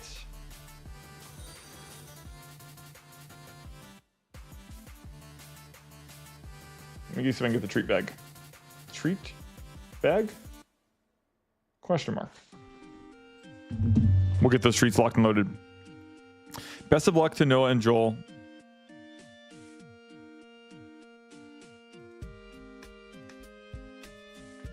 And I'll let Gabe know as well. To be honest, Noah pile shuffled faster than Joel regular shuffled. Okay. Yes, Noah didn't shuffle enough after the pile though. Yeah, that's a good point.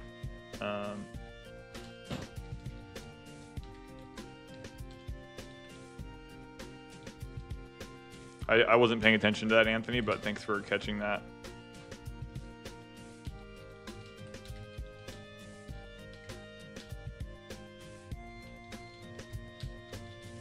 Just letting him know it's not actionable right now, but that's a good point. Like post match to be like, hey, the reason why you can't pile shuffle is XYZ reasons, and if it's in the rules, it's in the rules. So I'm pretty sure I remember seeing it in the rules when I ran my set champs.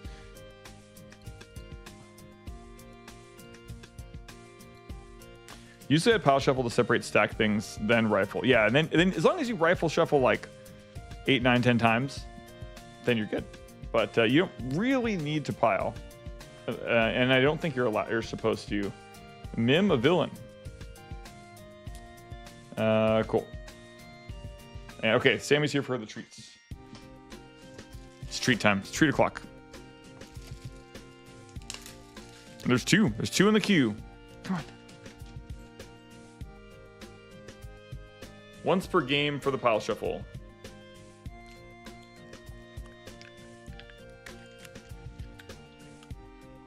Treat number 1. Treat 2. Appreciate it. Appreciate the treats. Whew, third treat. Yeah, well, I'll save that one for the next. She's looking at me. She's like, I heard that.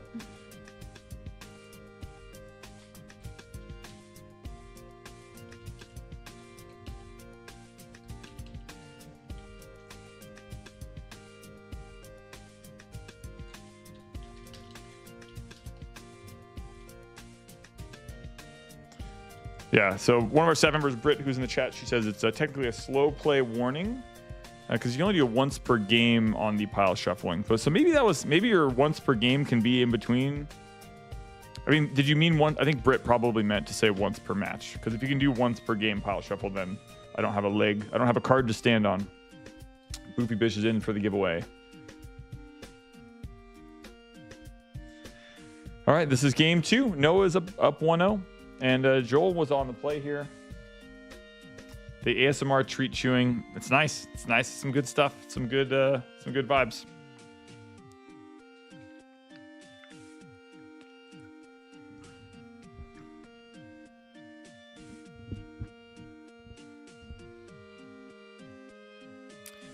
What are your thoughts on the Steel Emerald chip deck? Is it Chippendale? What's the chip card? I don't know.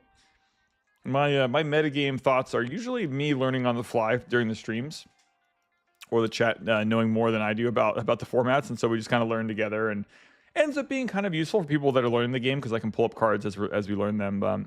I think that's, I want to actually learn what that card is that Joel has his hand on. Is that a Hades? It's not a Hades. What is the Emerald card that Joel had his hand on there on the right-hand side?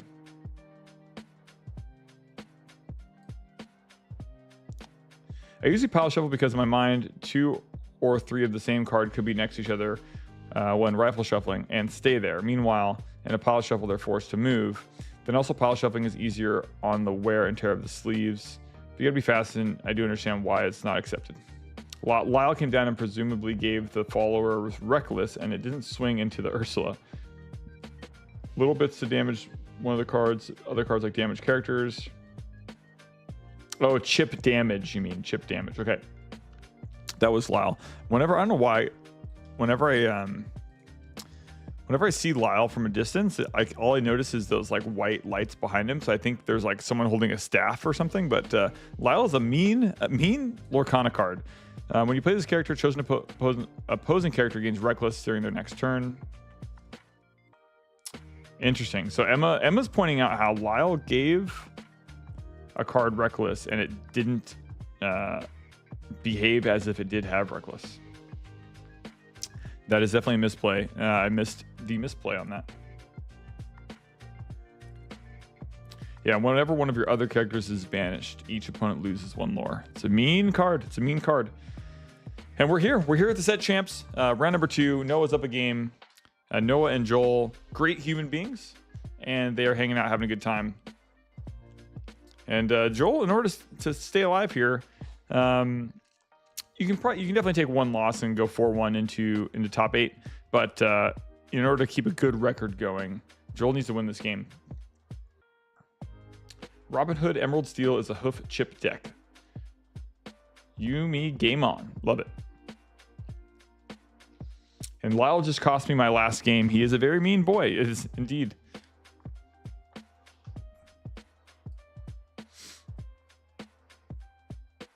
Noah is still cooking.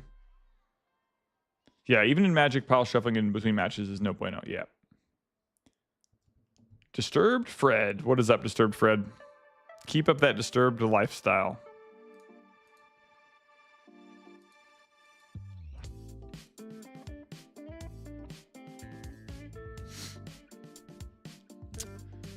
So I don't imagine Noah has any lore yet, but it looks like Joel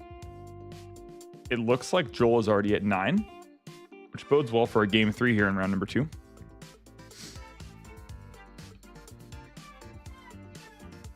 And Fred is on YouTube.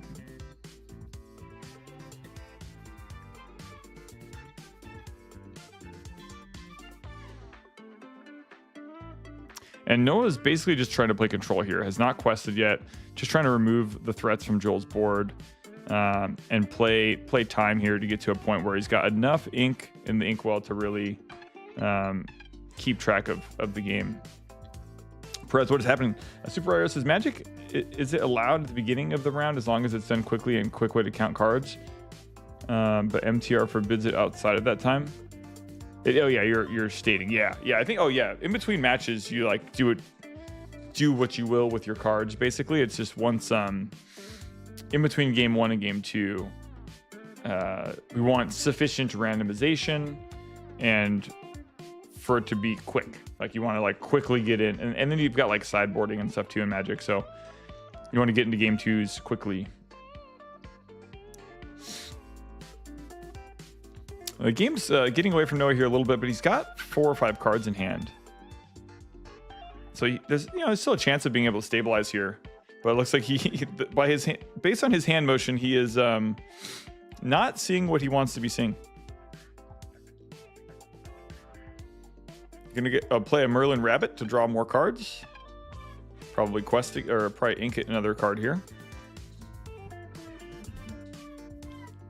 Inking a location. Tapping for 3, and is he going to put a location down here? He is going to put a location down. Is that the library?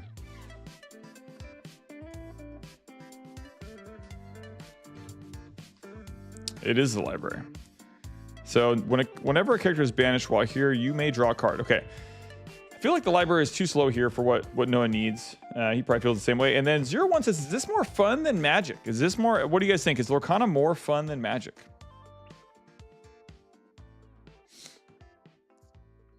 Is Lorcana more fun than Magic? Let's hear our thoughts. I think they do different things. It's just different. You have the intellectual property. This is opinion land coming in here. With Lorcana, you've got the intellectual properties that you know and love. You're not learning like a new universe. The Cuddles just followed over on Twitch. Appreciate that support. I'm gonna move that alert so it's a little bit more legible. Appreciate you coming in. Appreciate you vibing with us on a Saturday early morning here. Ooh, we're almost in the afternoon. But yeah, I think the intellectual property drives the bus a lot of the way for Lorcana, which I think makes it really special. Or Magic, you have like this new universe that you're learning about when you come into the game. So they're both fun, both a good time. Magic is going to be deeper, wider, has more keyword abilities. Crazy stuff can happen. There's a lot more layers and complexity. But Lorcana is new, so over time, Lorcana will gain some complexity as well. But it's the friends you know and love already. Okay, looks like Noah was kind of puttering around there and did not get the engine going. But now he's going to be on the play for game number 3. Let's go ahead and adjust the. We are 1-1 going into game 3 of round number 2. This is still big. Both players are obviously undefeated. They're both 1-0. And to me, they are very different games. I personally enjoy Lorcana more than Magic. Yeah, I think it just kind of depends on, like, do you prefer playing, like, World of Warcraft or Fortnite? It's like, well, they're both video games. They're both different. And, both fun in their own right, depending on what audience you're with. I'm not going to say in that analogy which one is WoW and which one is Fortnite, but not that I was necessarily making that comparison. The Cuddle says yes and no. I like Lorcana more than current Magic, but I miss instant mechanics. The Cuddles, I miss. Okay, Magic has IPs that you know and love now too. That's true. That is true. That's a good point. There's a bunch of crossover, like Fallout and Doctor Who and stuff. It's the stack and the level of interactions that separates Magic away from other games. Yeah, I think it's a good point. The thing I wish Lorcana had some more of the complexities. Like, oh my gosh, if you could do things on your opponent's turn, it would just, like, that's what's so cool about Flesh and Blood as well. Like, Fab has this mechanic where, like, you're doing a lot of, like, some decks in Flesh and Blood, you're doing like all of your things on your opponent's turn and nothing on yours. And Magic is that way too, for some archetypes.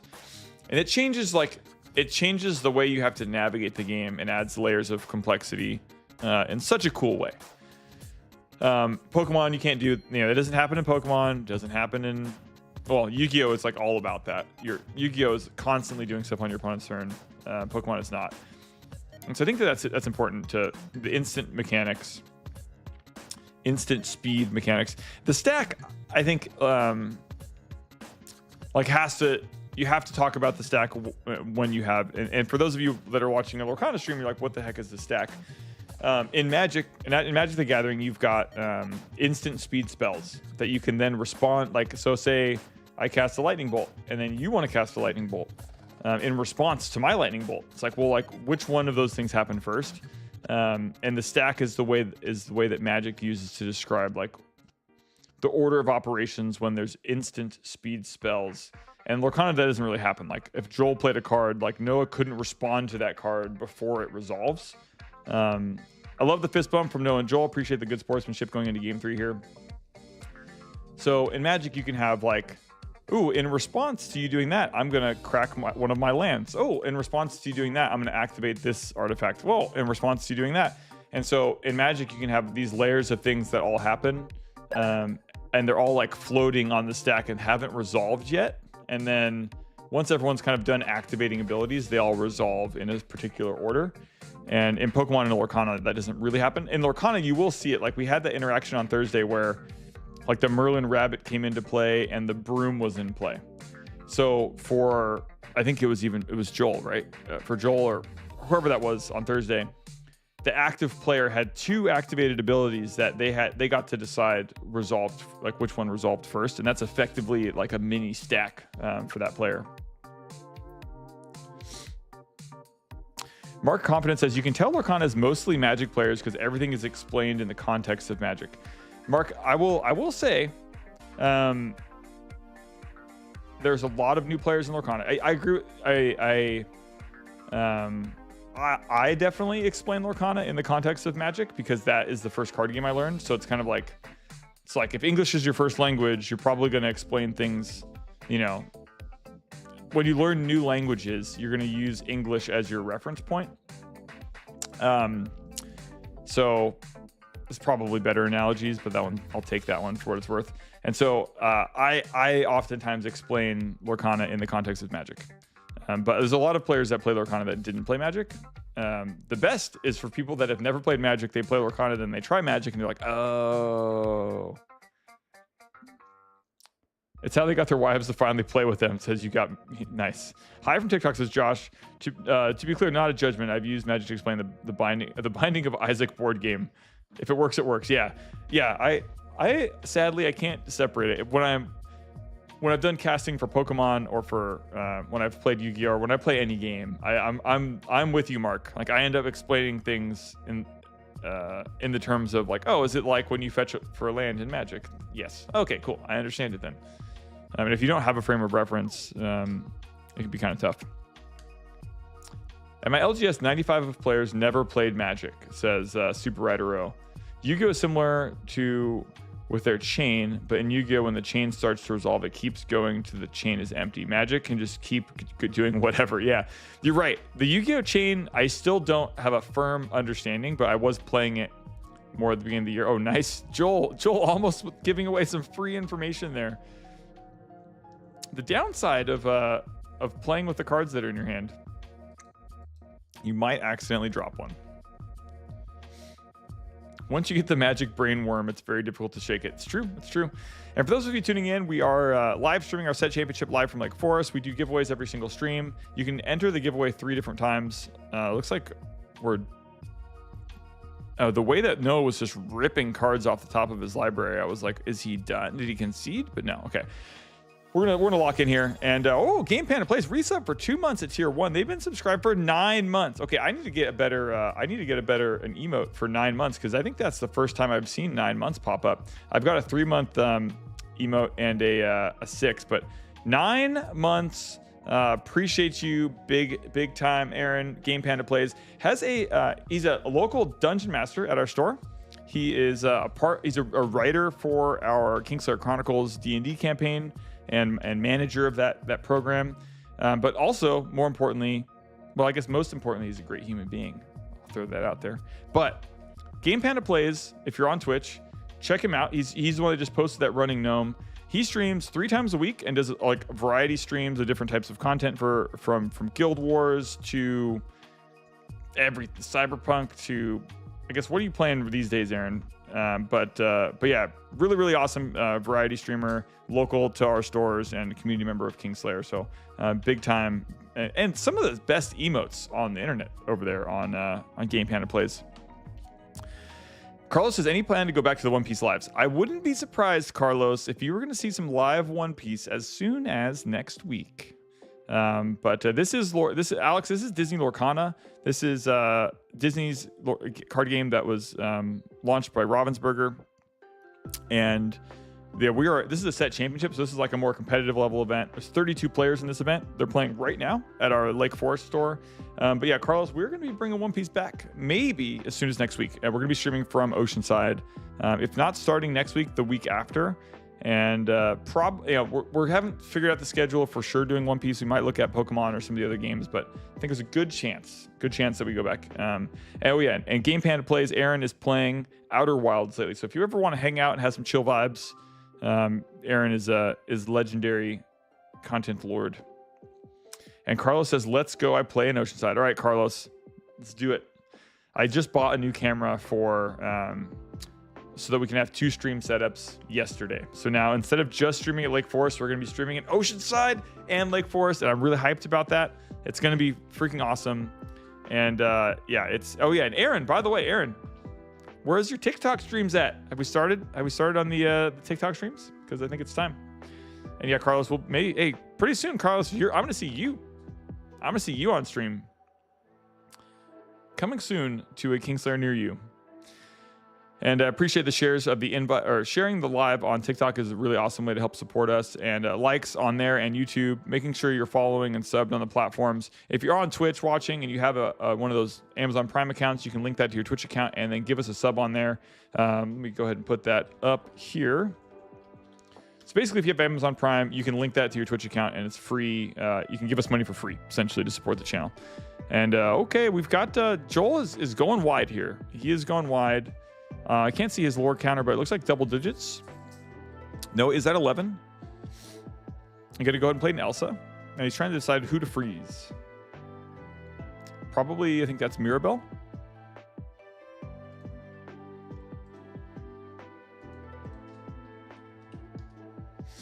Not Mirabelle. What's the cow's name? Clarabelle. Clarabelle, Mirabelle, same thing. It's not the same thing, but there we go. I don't see any land cards or mana cards. How does this mana system work in this game? Okay, Alex Poole, the way this game works, those face down cards next in front of Joel and in front of Noah, those are the Inkwell. That's your mana, but the mana is like effectively colorless. So the way that like deck building works, your deck can only have 2 different colors. So you'll see on Noah's side, he's got like purple and blue. That's actually amethyst and sapphire. On Joel's side, he's got emerald and amethyst. So that purple and green. And the cards that are able to be inked for land are the ones, like if you see Clarabelle on the screen on TikTok, that number 7 in the top left corner it looks like Noah was able to pull this out. Nice job to Noah, 2-1 Noah. So that 7 in the top left, that means that because there's that big, bold, golden border, like the Boy Scout emblem or whatever it is around the 7, that means that that card is inkable. And on your turn, once per turn, you can put that face down into your ink well, and that represents your mana source. That number 7 is also indicates like how much that card costs to play. That was game 3. So Noah pulled, I'm pretty sure, I'm going to check with Gabe here, but I'm pretty sure that was Noah that Noah got it. And Noah wins 2-1. That was the end of round number 2. 2-1 Noah. Excellent. It's ink. There's no designated mana. Correct. Yeah. And once it goes into your ink well, it's no coming back. There may be a card in the game that says like you can return a card from your inkwell to your hand or something. I can't remember what that is. Ooh, it looks like Joel might be opening some packs here. I was on table 2 but got smoked, says Cam. Oh no. All right, Cam. Got to go big now. Got to go big. No losses for you, Cam. You got to make top 8. No more losing. Lorcana seems confusing, not gonna lie, says Barry. Hey, I'll do my best to explain it. So you can kind of teach Lorcana just by looking at a single card. So any card that has that extra, I'll show you a comparison here. All of those are inkable, of course. Most cards, as you can see, have that bold border around the number on the top left, but some don't. I will find one that does not. Here we go. Not that this card is ever played, but Croquet Mallet is not inkable because you see that number 1, it just has that thin gold line. You're not allowed to put that down into your inkwell. So most cards are inkable, but the stronger cards are not. So like Archimedes here, inkable. You can put that face down. And then that just, that's your mana. You can put one of those down per turn. That determines like, the strength of the cards that you can play essentially. And you have to quest to 20 lore to win. And that little diamond on the bottom right side of Archimedes there, that's how much it can quest for. If it's questing, it kind of takes combat off. You tap it to the right and you gain 1 lore. You're trying to get to 20. if it isn't questing and you're trying to get to challenge another character, you can just tap it and you attack like magic rules. You know, like you jump through a portal, you play magic for a second, you attack another character, and you'll do some damage.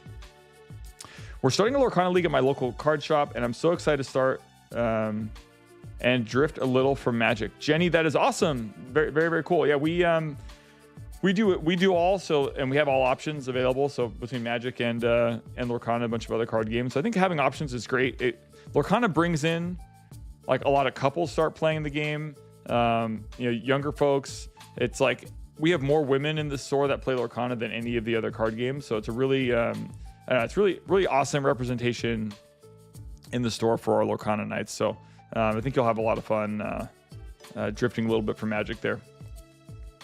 And yeah, let's get caught up on some business here. So I'm gonna go through and keep recording folks from TikTok, make sure that they are in. And as long as you're following on TikTok and you've let me see, checking our timer really quick so folks know how much time we have till round number 3. We probably have like 7 minutes left till round 3, maybe even a little bit quicker depending on how quick the room goes. We have 32 players in the event, so it does take a while to get through all those rounds. But I'm gonna go ahead and add people in here. Naleli, Zamora, appreciate that share there. And Rozzy. And there is no, yeah, it's ink. There's no designated mana. Ladies like Disney. This is breaking news. It is good. It's good. It's good news. Good news. Yeah, the 2 back at random from Inkwell. It's a legendary blue, but well, I don't remember which it is either. Yeah, there's some that you can bounce from your Inkwell out. Yeah, I think you're right. Yeah, compared to Magic, you know, confusing it is not. All right, so let me go ahead and see, we got Alex Poole. Carlos. No Digimon stream. Killer King. Hey, I'm not opposed to it, especially because we're already there, right? Because it's on the same day as Lorcana. What we need to do, Killer King, what we need to do for Digimon is just have you guys start like an hour earlier. Maybe like 1 week we can have you guys start at 5, and then I could stream round 1 of Digimon, and we can just like see how it goes. And let's make sure we got Mark Confident in here.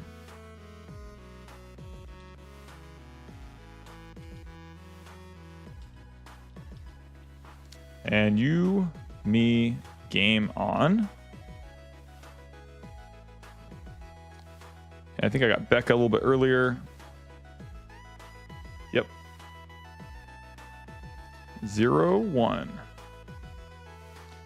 Perez.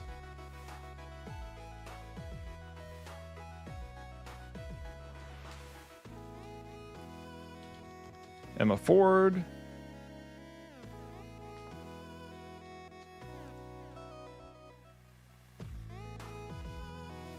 Jamie J. Jamie J says, wait, people play this? Heck yeah, people play this. Green Emerald is on our high table, or not, purple or green. We've had Amethyst Emerald, and round 1 we've had lots of emeralds so far. Hello, Travis. Hello, everyone. What's up, Annie? Good to see you. Thanks for hanging out with us. And Lionheart is here. And Jacob. Games are going good. We're end of round 2. We're waiting for round 3 to start. We got maybe like 5 minutes until round 3 starts. And yeah, so basically, great question. So we've got giveaways that we do every single stream. And this stream, there's 3 winners. We're going to announce them at the end of the finals later on tonight. But we're giving away a promo. So Brave Little Taylor over here and Oswald have already been given away. But the other 4 in the middle, these 4 here, they are someone that wins first today from the giveaway is going to win one of those cards. It'll be at random. And so first place is going to get that. Second place is going to get a playmat. Third place gets 6 packs of Shimmering Skies. So in order to enter, all you have to do is follow us and chat in your respective platform, whether it's TikTok, Twitch, or YouTube. So I'm taking your name down. I'm writing the names down from TikTok. I don't have a good app that does any sort of export from from Twitch, I have an app that'll export everyone that chatted and followed. On TikTok, I don't have that, so I just manually type them down while we're streaming to make sure you're entered in the giveaway. So that's what I'm taking names down for, like Cesar Hernandez. And a little bit of a laborious task, but when we've got like a 9-hour stream, I've got time. I've got nothing but time, and we're just cruising through here and making sure everyone is entered.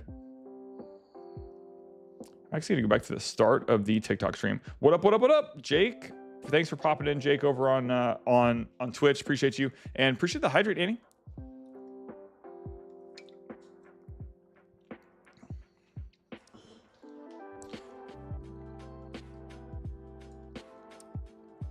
All right, hold on. And Jason is in. Victor, the Goofy Goober. Also a Ducks fan, is always nice. And Andrew.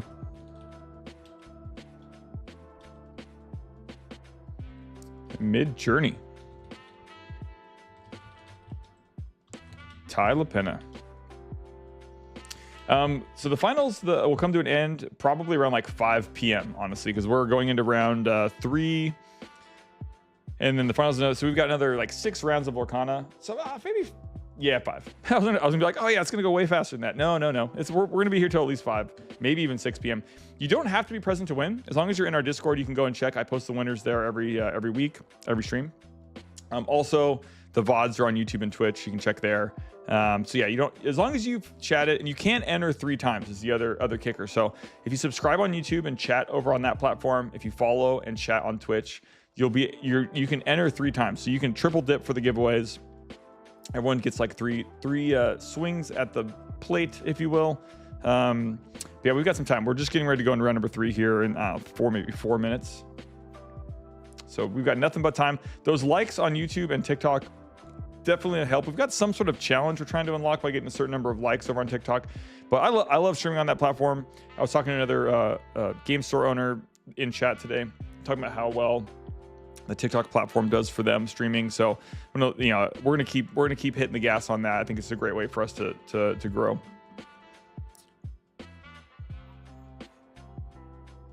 Let's see here. Behurst Collectors. I'm gonna go check out their let me see if I can. Oh, they've got 20K followers. That is big. That's a big deal. That's big stuff. And they stream 5 days a week, you were saying. That is awesome. Yeah, I'll have to learn a little bit more about that. But yeah, we did some rip and ship. We've done that once this year. It is a lot of work. So the live play of gameplay is like our sweet spot that we like to do. But there's someone that's following us that their username is literally just a beer emote. So I'm gonna put beer emote on there because that's pretty funny that TikTok lets you like have a emoji as your. Let's see.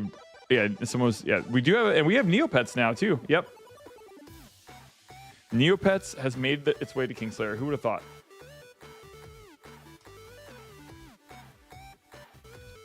Franklin Stein.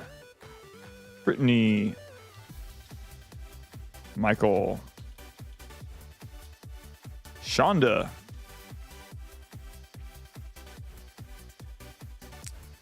Chucho.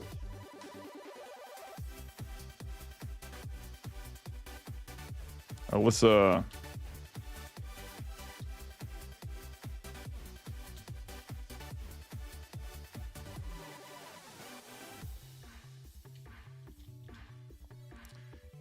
And Joel.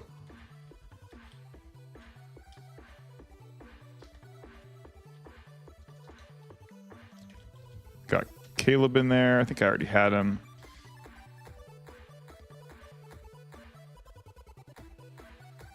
Tasha Oliver. I think I got you.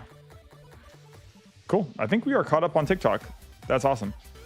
Is the game affordable to get into? It says, and where are you guys located? It says Jake. Jake, we are located in Southern California, so we have 3 stores. We've got one in Fountain Valley, one in Lake Forest, and one in Oceanside, but basically Southern California, Orange County, and San Diego County areas. That's where we are at. And MS Angel, what is going on, MS Angel? Thanks for popping in and saying hello. We are getting ready for round number 3. And is the game affordable to get into? Like any card game, it's going to have an expense. There's going to be some costs, and depending on if you're going to open packs or build decks from singles, it varies. But I'd say like A competitive deck is about $200, which is on the low to medium range for most card games. The higher end stuff can get to $400 or $500 if you want to have the most expensive deck in the format, but you definitely don't have to do that. If you're just getting into the game, starter decks are, you can find starter decks for $10 and learn to play. So I think there's some degrees, of severity for collecting, of course. And cool. Good luck, gamers, says Bellaquin. In order to enter into the giveaway, all you got to do is chat and follow in their respective platform. And yeah, we're growing. And maybe it's time to start recording all the YouTube folks that have entered. So let's crank on that while we've got some time here. And still waiting for our round 3 to start. We'll get that really, really soon.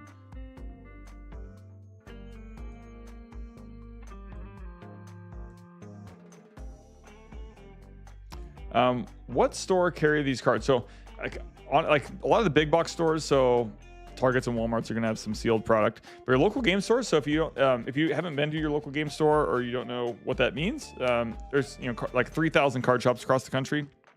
If you're in Southern California, that's where we are. But I would look up your local game store. There's a store locator on the Lorcana website. And then you can give them a call and say, hey, do you guys sell singles, or what do you have for like Lorcana in your stores? But yeah, I mean, the big box stores, again, like Best Buy and Walmart and Target, like have sealed products sometimes, but I would start with your local game store and support local business is the best way to do it. But yeah, Set Champs is on. Set Champs is happening. And Jay Tario, you've entered the giveaway on TikTok. But we're gonna start recording all the YouTube entries. So I'm gonna now be reading all the names from the YouTube folks that have chatted in to make sure we got you locked and loaded. And yeah, looks like we got Shady Peach and JT. And did I mention that we're live on Twitter? Did I forget to do that? Oh, no, we're good. We'll give it a little retweet on the old personals.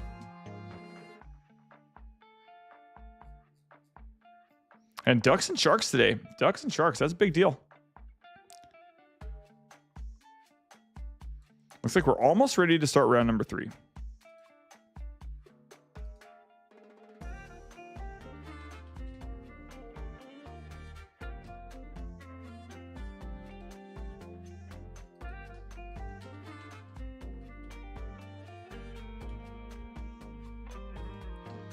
Excellent. Okay, that's in there. Sweet.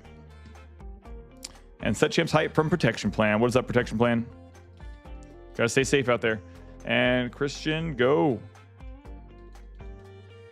is in. I got JT. What else we got here? We've got Tyler. Missed Set Champs today because it's an hour away and I'm broke, but I get to watch other people enjoy it, so that will suffice. Awesome. Hey, thanks for the positive vibes, Tyler. And sorry if I missed your chat. A little bit late, getting caught up on that. Going through all the YouTube folks to get you all in. Oh, we've got some folks cruising over on TikTok. All you gotta do to enter is follow and chat. And what are your favorite colors in this game? I think Amethyst has a lot of good interaction for card draw and bounce. And Sapphire's got a lot more interaction with like big characters and card draw. So I like drawing cards. Drawing cards is good. In Magic, I like to play blue. So one of those filthy animals. But yeah, all you got to do to enter the giveaways today is just follow and chat. And yeah, we're doing our Lorcana Set Championship stream. This is going to be a long haul. We're going to be here till probably 5 or 6 o'clock, get into the finals. But we're getting ready for round number 3, which should start any moment now. And I'm just going through all the folks that have entered on YouTube to make sure you're entered into the giveaway correctly. And David, Nguyen, see you over there. I see Josh. We got Tyler already. We got Perez, Fred. And yeah, thanks to those follows, Billy Breaking Packs put the follow over on TikTok. Appreciate that. All you gotta do to comment, all you gotta do to enter is make sure to comment, and you will be in. Goofy Bish, Lib,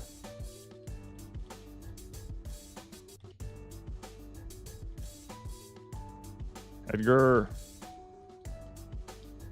T Cubed, and Zebra, James R. Brandon Hines. The Traveling Man. Good old Christopher. Joe the Duke. The Red Wing fan. Terrible. Terrible. Eric Tolino. JP. What's happening, JP? Good to see you. Blackhawks deserve to lose. I'm going to say that again. And Brian Klitsky. Complex. Sheep. Almost caught up on YouTube here. Nice. Caleb J. Leal. Doms. Hawk. And we're getting ready for round number 3. It's going to start any moment now. Choco Love. Stomp Master.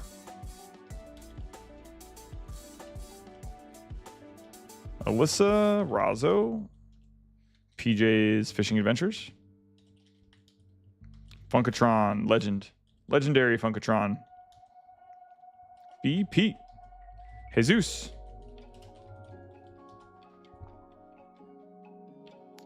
Almost caught up here on YouTube. Amy N.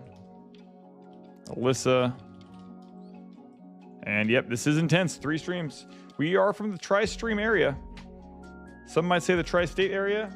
But the color combo that won the last match, oh gosh, that was... I forget. It's all gonna be a blur. It's all getting blurrier and blurrier the longer the stream goes. I'll let chat help me out on that. What color combo won the last match? What up, y'all? Stormy Butt Cream is here and here to stay. Here to stay. I hope you're here to stay. It's a long day. It's a long day. We've got another 5 or 6 hours of this. We're getting ready for round number 3. Just pulled into my local card shop. I'm going to see what they have. Nice. Hey, yeah. Let us know, Alex. Let us know what they've got. Let them know you're watching some Kingslayer live. Kingslayer Games live. We're streaming our set championships live from Lake Forest, California. I myself am hanging out over in Costa Mesa while we're streaming the match. We are going to be streaming more content in the coming weeks, not only Lake Forest, but also from our Oceanside store. But good to see you, Storm Butt Cream. We are waiting for round number 3. And yeah, Alex is going to give us a report over on TikTok. He's going into his local card shop and checking out the scoop.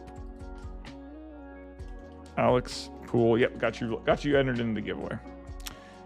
And I think are we caught up? Oh, did I get Billy in there? Billy breaking packs. It's entered. Whew, someone is hydrating well.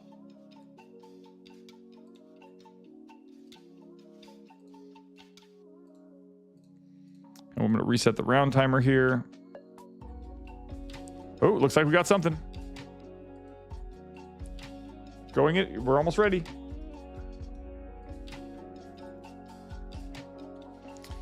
Let me check in with Gabe here, see if we have players. We have a pairing.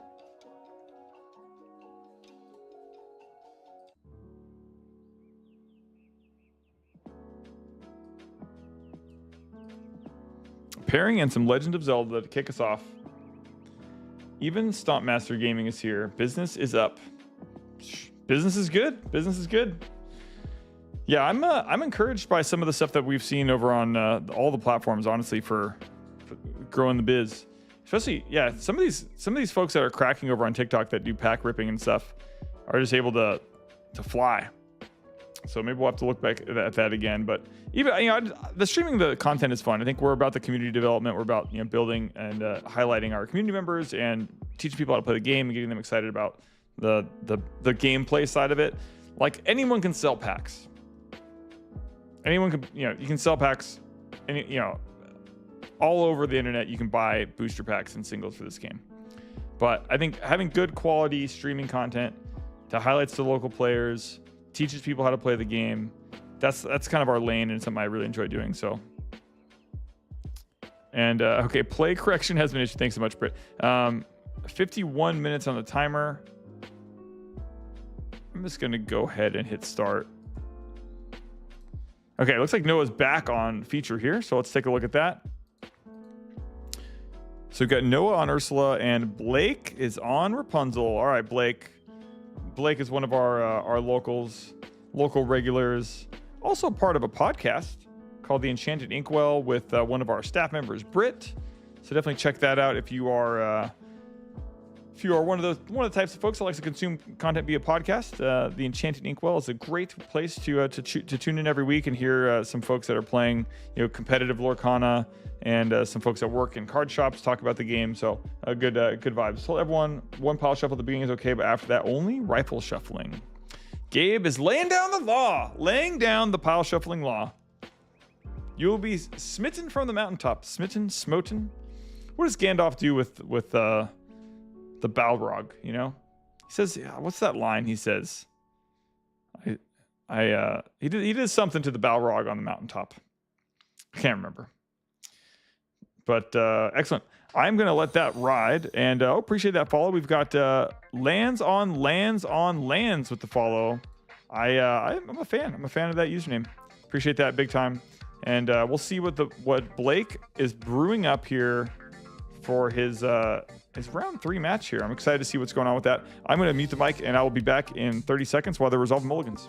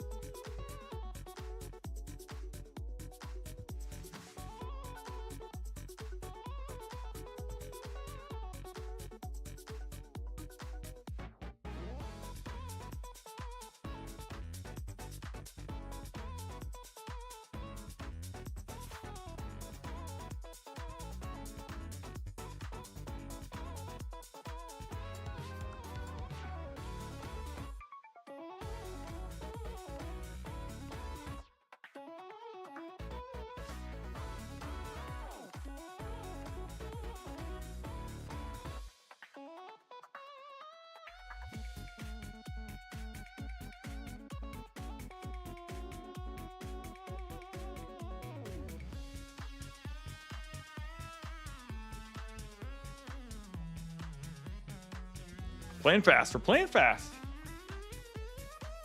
I don't understand how Gandalf fell onto a mountaintop. What are the decks? All right, so looks like we've got Amethyst Sapphire, as I can tell on the left here. And Blake is on Sapphire something. Amethyst Sapphire, is it the mirror? I think it's the mirror. A Blurple versus Red Blue. I don't understand how Gandalf fell onto mountaintop. There was a scene. Ruby. Okay. Red blue.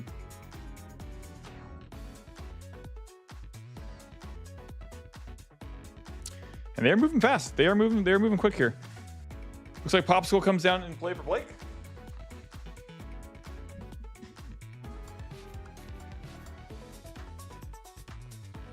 Gonna go to Inca Tamatoa. He's got a Hiram and a Tipo in play. And we've got Detective Mickey versus Madam Mim. We're going to go to the other side for Noah, draw a couple cards.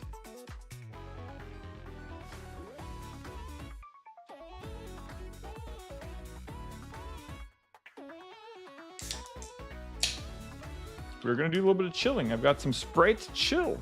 Sprite Chill. Unsponsored, if you will. Okay, we've got, is that a Pete? Is that a Sapphire Pete? Is that what that is? Let's pull it up.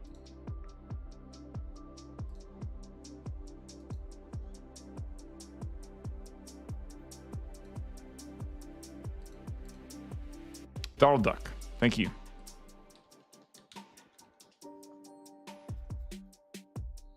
Really? That's Donald Duck? You're right. Huh. Okay. So this is a 5-cost Donald Duck, a 3/4. It can quest for 2 lore. When you play this character, you may put the top card of your deck into your inkwell face down and exert it. So this is a nice little rampy Donald Duck here. Trying to get some late game payoff for this.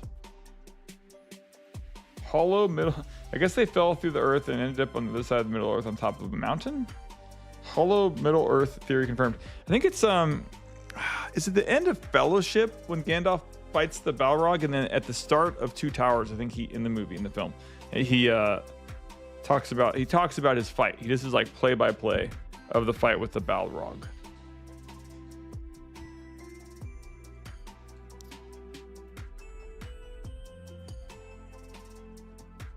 All right, so Detective Mickey and Donald Duck, quite the combo. A fortuitous duo here.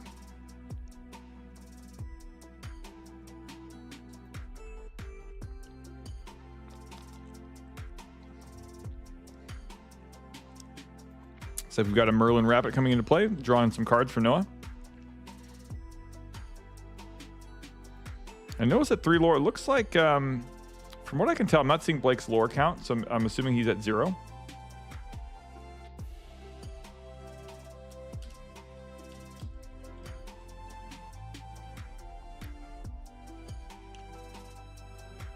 Madam M coming down into play.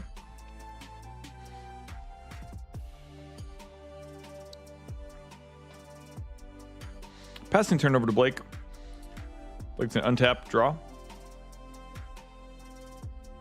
Another Tipo in hand. He's probably at 1 lore with the flavor the Hiram quest. That makes sense. Alex says, I got 2 starter decks, Shimmering Skies and Ursula's Return. That's awesome. That's a great place to start, Alex. I'm going to tell Ravensburger, hey, we were streaming, and this guy got excited about Lorcana, drove to his local game store, and bought some starter decks. So send us a bunch of free swag so we can give it away. That's awesome. Best of luck on. I think each starter deck comes with the pack, so you should get some heat there, some fire.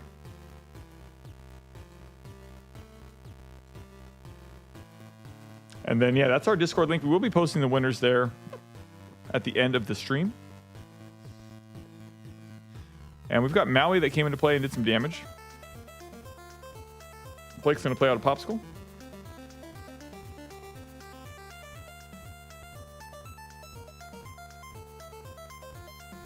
There we go. Now we got some more. Laura's in the shot.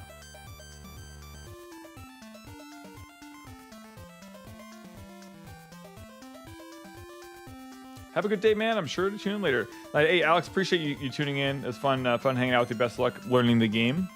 And yeah, well, we're gonna be here. We'll be here until we got at least another 5 hours of streaming to crown our champion. So thanks for tuning in and popping in. Hope you have a great day.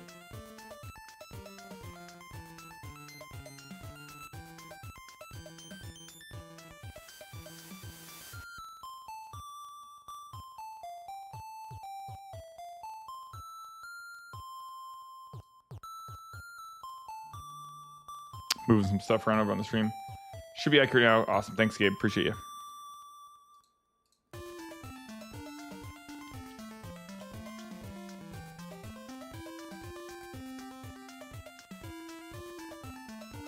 And Mishu is here. Love the logo design, Mishu. Well done, well done. Love the Enchanted Inkwell logo design. Mentioned this a few minutes ago, but the Enchanted Inkwell is another podcast. It's a Lorcana podcast. We actually got a couple podcasters that play at the shop. So we've got Citizens of Lorcana podcast. James from that podcast plays at our Kingslayer show. I think he's actually playing at this event. We also have the Enchanted Inkle podcast is a new podcast that launched this year with Blake and Britt and Mike. And they Blake on stream right now is one of the hosts of that podcast with one of our staff members, Britt. But yeah, Enchanted Inkle and Mishu over there did in the Twitch chat is the one who did some of their artwork design. So well done. Word spread. Twitter's a crazy place. Word spreads fast in card game Twitter. Lorcana Twitter's a fast environment. And the set champs hype is real. But yeah, we are in round number 3. Game 1, round 3 between Blake and Noah. Noah's creeping up there. Is that McDuck Manor I see over there on Noah's side? Let's take a look at McDuck Manor. It is McDuck Manor. And that's gonna so for those new to Lorcana, trying to learn the game, trying to get the vibes going, McDuck Manor is going to generate 2 lore every single turn at the start of Noah's turn. So that is a problem for Blake. That puts a clock on the board.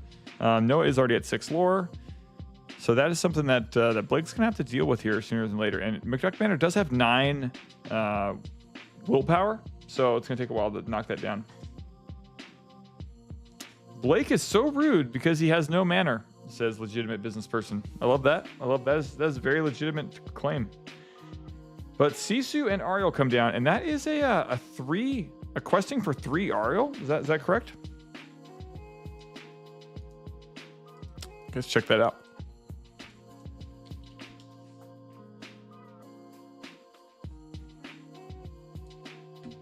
It is. And it has ward. Opponents cannot choose this character except to challenge. And while you have more items in play than each opponent, this character gets +2. So this Ariel is going to be able to quest for 5. And he definitely has more items in play. So that is a card right there. That is a house. Loving the new webcam background. Thanks so much, Mishu. Appreciate that. Yeah, we're working on jazzing it up a little bit, getting trying to improve the vibes, the feng shui, if you will. There was mostly positive comments yesterday about the feng shui, about the vibes, about the background, and one person wanted us to go back because they felt like the old background had some zany card shop vibes, which they're not wrong. They're not wrong. Yeah, it's gonna be questing for 5. That is, basically Blake is just saying, foot is on the gas. We are not caring about that McDuck Manor because I am going to be questing for 5 every turn with my Ariel. So see you next Tuesday, and we're going to quest again. I appreciate the background vibes. And he's holding a Be Prepared, but doesn't even. I don't think Blake needs that. I guess Blake is that 2. I think, okay, so Blake, the consideration Blake is having right now is, do I race? Do I race or not? And I think I'm going to zoom in, looking at the board state on TikTok, I'm going to zoom in that screen. We might lose a little bit on the edges here, but I'm going to zoom in so we can see the cards a little bit better. And let me know if it's not working for y'all, but we're going to cut off a little bit of that left-hand side to get some more zoom. And let's see what happens. Do we race? Are we racing? I vote race here. I'm voting race for Blake. I say screw McDuck Manor, go big, turn things sideways, and go to the mountaintop. You can do it, Blake.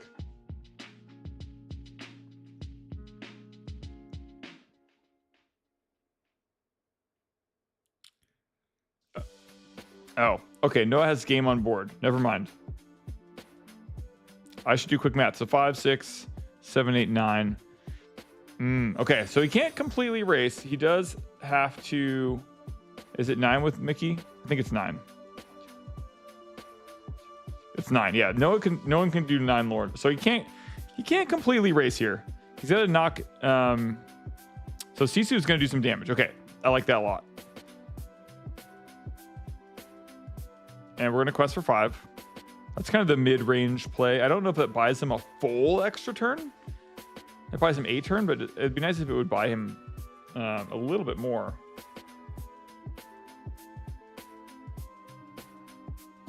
Shield of Virtue coming down. Gonna go ahead and equip that to attack with Sisu, or no? Oh, that was the effect there was just to untap Ariel, so Ariel couldn't get damaged. Why does green purple never win big events like red purple? That's a good question. Why do y'all think? Why does green purple not win big events like red purple does?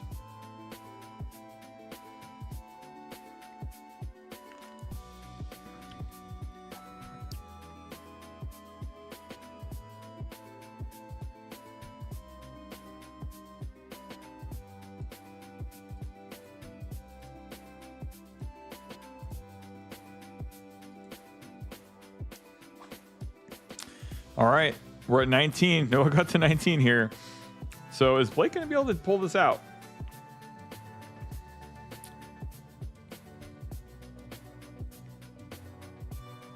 This is a little on the edge. So Arl can go to 5, so that puts him at 12. But we have some tapped down things because of Elsa. So I think the line there that Noah played, I kind of missed it, but I think Noah played Elsa and then Madam Mim to bounce Elsa back to hand, then replayed Elsa. That just like tapped down all of Blake's questers. Yeah, Billy Breaking Packs is saying that Blake needed a lucky dime a little bit earlier there. He does have a Be Prepared, or Blake had a Be Prepared in hand. But maybe that just wasn't, the McDuck Manor didn't, I don't even think Blake revealed that to Noah because he probably wanted to keep that information more secretive. But he had to be prepared, but it wasn't going to be able to deal with the manor, potentially. Okay, Noah's up a game.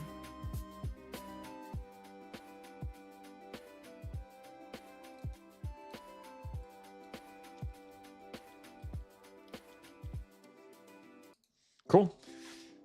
Noah is up a game. Round number 3 of 5 before we go into Swiss, top 8. And let's go Ducks. Ducks are playing today. Game 1 of 82 of their season. 7 p.m. They're playing the little pesky Sharks. So excited to watch the little hockey later tonight. Post stream. Yeah, needing that lucky dime for sure.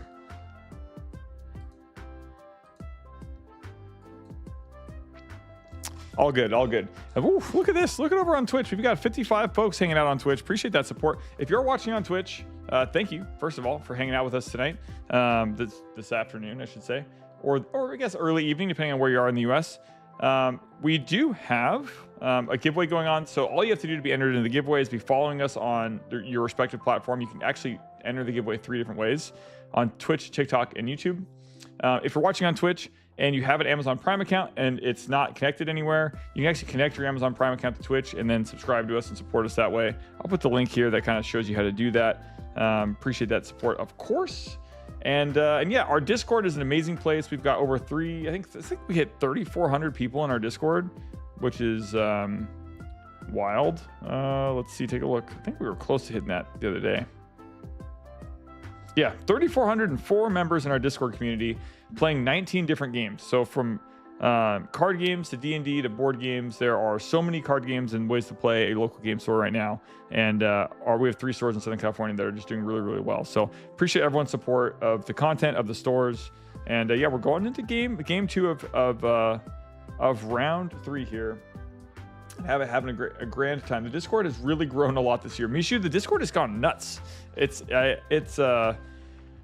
was about a year and a half ago when I decided to take the Discord more seriously, using Anthony's advice from Fountain Valley. He was really kind of carrying the torch for a while.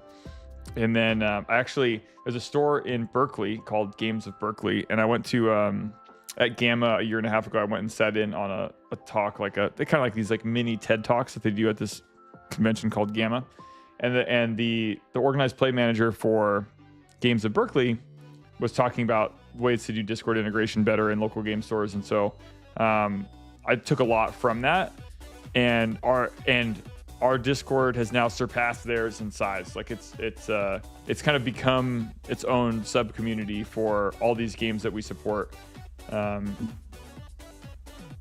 Boopy Fish says, we take this time to halt all Emerald Steel hate to boo anyone running aggro. Okay, officially, we are going to boo all aggro players and halt all Emerald Steel hate. And these players are flying out of the gate here. Popsicle coming down and a Turnabox followers from Noah. Passing turn back to Blake. Best of luck to Noah and Blake in game 2 of round 3. And Maleficent coming down into the Inkwell.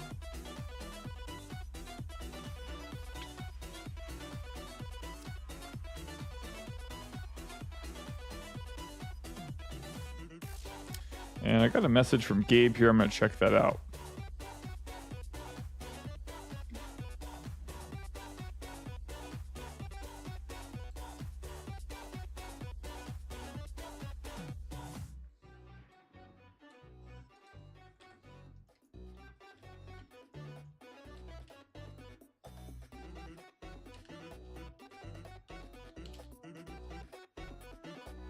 I'm going to have Gabe give me a call.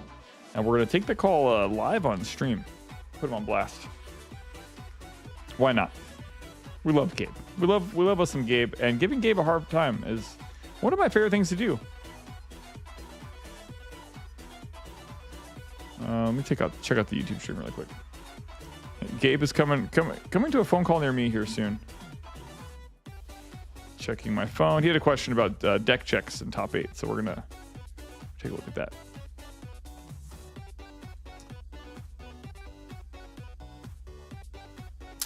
Look at something really quick. Where is that link? Here we go. Gabe's calling. All right, Gabe, I got you on speakerphone. Sick. Got you. Got your words are going across live to thousands. Oh no. Hundreds, maybe 100. Okay, so Gabe had a question about checking deck lists. So what I like to do when I'm running an event like this is I like to check deck lists randomly throughout the course of the event. If you have resources, you can do a deck check once per round. But what you do is you just you randomly pick a table. So like basically you pair the round, and then before you let the players shuffle up and then like present before, like for cutting before resolving mulligans. And then like that, you'd let that table know, hey, we're actually deck checking you this round. And then they have to just kind of sit around during the course of the the first 5 minutes of the round. But then you end up giving them like extra time in case they go to time. Sure. Okay. Yeah, that makes sense. Doesn't seem too hard. I think for top 8, kind of same thing. Just pick a random table during each top 8. Yeah, exactly. I don't. That's where like I think deck checking the entire top 8 before top 8 starts can be like a lot of stress on the staff. So if you're kind of doing it throughout the course of the event, it mitigates against people that might be doing some shenanigans or whatever. And then yeah, just pick a random table in top 8, and then you don't really have to. Then maybe you need to do one in top 4, but yeah, I think it's all. I would look at the deck list in top 8 and see if there's anything weird. Like I'd count the cards and that, like without having to physically deck check everyone, and make sure that there's not some like, oh, this guy only registered 55 cards or something, and that sort of thing. But yeah, I like so like before round 4, just do like a random dice simulator on random.org for like your table numbers. Pick a table and then pair them, and when they go sit down, they'll shuffle up and present their decks to each other, and then that's when you go and just let them know they've been picked for. You can do a little bit before that, like you can pair the round, and when they go sit down, just tell them like, oh, you guys got picked for a deck check, and then just take their decks, do the check really quick with another staff member. Like if there's 2 of you, like you do one deck, they do the other. That way it only takes like 3 minutes or whatever, and then however long that takes, you add that, give them like a time extension. So on their match slip or somewhere, just record like, oh, you guys get an extra 5 minutes if you need it. Okay, got it. Yeah, that makes sense. Cool. That is all I got. Sweet. All right. Thank you. That was very clear. Okay, I will see you on the other side. Yes, sir. Good luck on the stream. All right, thanks, man. Good luck in the store. Yeah. Bye. Bye. Okay, sweet. That is at least how we used to do deck checks in the old days for another card game. But triple dipping behind what's happening, and love that this is broadcasting. I like little behind the scenes, a little behind the scenes, always kind of fun. But we are in game 2 of round number 3, and let's take a check in here. So pretty close so far. We got Goat, Madam Mim, and Tipo for Noah. We have a Sisu, a Fishbone Quill, and 2 Popsicles over for Blake. And Ruby Sapphire is definitely more of I think the deck ends up having more decisions to make, where you're trying to decide to navigate your items and your ink in ways that are a little bit, when to sacrifice things is a little bit more complex than some of the other decks in the game. So Misha says, our deck check's a thing to make sure nobody's adding or changing out cards. So yeah, it does a lot of things. So the deck checks like just maintain integrity of the tournament. It can help like for new players that are playing set champs. We had a situation at Fountain Valley where a player submitted like a 40 card list and you have to have 60 cards, but they just didn't know that. But it is to dissuade people from, like, if you know what decks are better in certain matchups, and say it's a big event, like a 1,000-player event. If you know that Emerald Steel is better than Ruby Amethyst in a certain matchup, and you have both decks on you, like, what's to stop that player from just grabbing the deck that is like advantageous to them in that matchup that they're gonna play? Not that people would do that, but it just kind of keeps people honest and helps maintain the integrity of the event. In case they're running maybe 5 copies of a card or something, like that would be kind of bold to do, especially when we're streaming the event. If like, oh, this guy's got 5 popsicles. Not that you'd want to run 5 popsicles, but yeah, it's just and it's usually like 9 times out of 10, it's just catching like mistakes that the players made. Like, oh, you were running 59 cards the whole event or whatever, and then like the penalties in Lorcana are very like most of the penalties in Lorcana are like, oh, it's just a verbal warning or something. It's very rare that it would be something super detrimental or. But yeah, just imagine in top 8 if like those players have access to like all the decks in the format, and they're like, oh, I'm playing against Ruby Sapphire, so I want to be playing aggro, so I'm gonna grab my aggro deck really fast. Or even like some like sideboards where like, oh, in this matchup I prefer to play 4 of these instead of 4 of those. When you do a deck check, you're like, oh, it's interesting. On your deck registration sheet, you didn't declare that you had any Mauis in the deck, but here you are. But yeah, that's why. And because it's competitive Lorcana, and because there's like better pricing with the promos that have like more value, that's why you would do deck checks.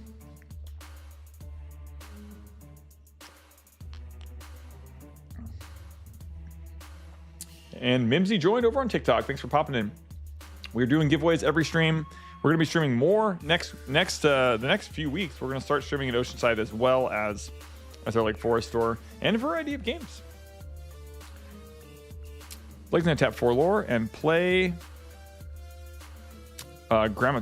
I couldn't tell what I think it's Grammatala is what it's called. Let's pull it up.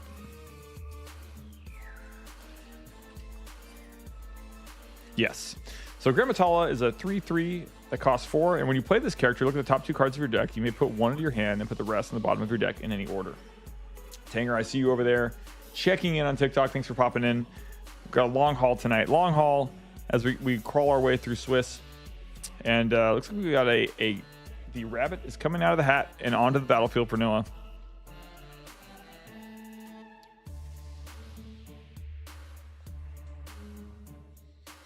I mentioned this a little bit earlier, but Blake is one of the members of a podcast that started a few weeks ago, maybe a couple months ago now. But the Enchanted Inkwell, and you can check that out on all your streaming platforms. One of a couple podcasts in our community. Pretty awesome to have folks that are so in love with the game that they create content for it as well. It's super great.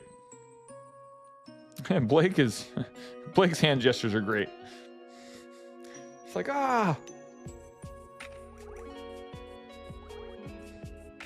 Blake with a pretty solid watch game that he's rocking down there. What kind of watch do you think Blake's repping?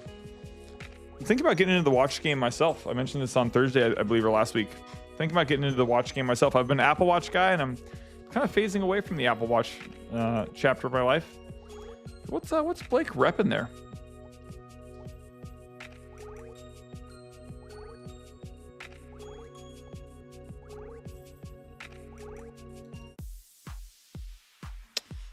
take a look here. What do we got? What are our options? There we go. Misha says he got it off Amazon. It's a really nice green color. Nice. Loving it.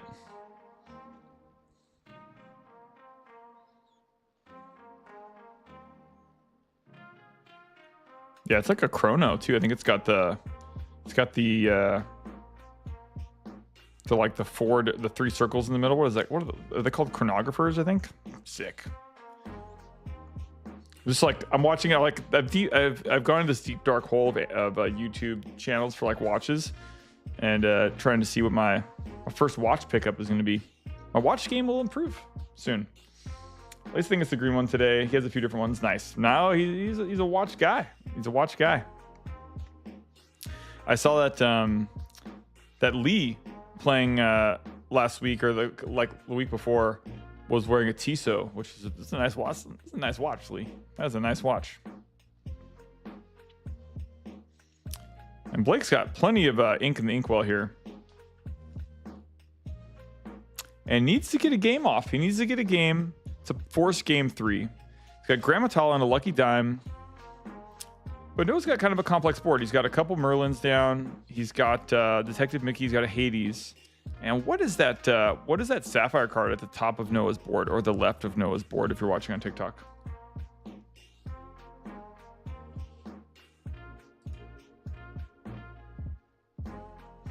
Ooh, we've got a sub fiesta going on. How good on TikTok? Let's check this out. It's a Cuzco. Thank you so much. Thank you so much. Haven't seen Cuzco in a minute. My brain was like, don't know what that is. And the old Cuzco, Sapphire. Actually, I don't know if I've ever seen the Sapphire Cuzco played. I know I've seen the Emerald one. So 6, 3, 5. When you play this character, you may put chosen item or location into its player's inkwell face down. And for 4, your other characters gain resist 1 until the start of next turn. That's awesome. Yeah, it makes it so if you have extra ink, you might as well use it for that.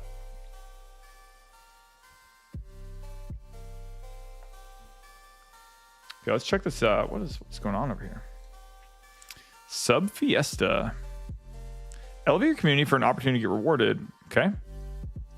Offer more perks. Got it.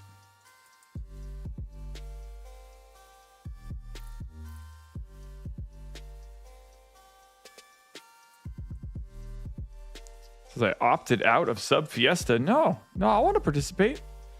I want to participate in Sub Fiesta. Don't do this to me, TikTok.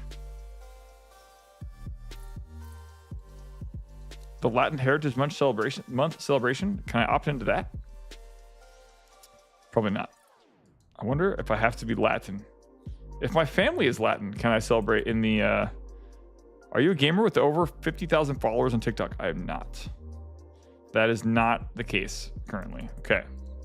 Apparently we cannot participate in that giveaway. And it looks like Noah was just rattling through that a little bit more. Oh, and you can stack that second ability. That's interesting. Okay, so you can pour as much ink into it as you want to. This is legacy. Cool. Appreciate that insight.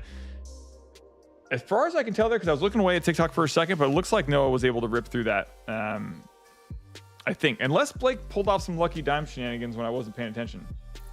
But did Noah rip that? Did Noah polish that one off?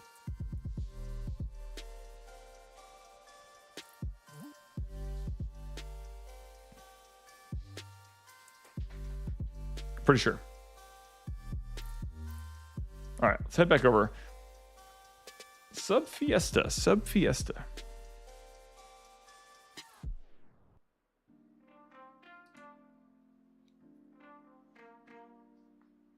Yeah, it looks like it. Looks like we're going to go to round number 3, or excuse me, that's the end of round 3 for this table. Noah was able to get it 2-0. And well done, Noah. And that was fast. The later we go here, the faster the matches are going to get, because the players that rise to the top usually end up playing pretty quickly. But 2-0 Noah for round number 3. Let's take a look at our time. Yeah, we've got 15 minutes left in the round, so we got some time to kill. And Mishu, he wasn't able to pull it off, wasn't able to pull it down. But hey, that was his first loss. So I imagine I imagine we've got that he's able to go 4-1 and still make top 8. So if he's able to keep up the kind of the hot streak that he had before this match, I think he still has a good chance at top 8. But cool.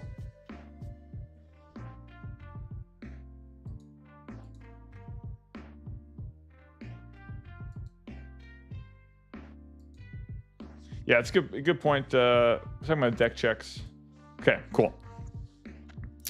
Good stuff. Good stuff. Well, yeah. What else? So, any folks that are going to set champs this weekend, or have you had any success at set champs? And I know we've got a couple more next week. We do have the Oceanside Set Championship. I believe that is also sold out. There's a chance, maybe depending on schedules and stuff, maybe we try to stream that one as well. We'll kind of see how the time opens up here. And then Mishu says, yeah, he always texts me when he goes on camera so I can watch. Nice. That's always fun. That's like a cool synergy of streaming, is that the two people that you have on feature match are going to be excited to tell friends, like, hey, come watch. So that's really cool. And yeah, on this scene here, so this is let me pull this image up over on TikTok. What image is this? This is image 12.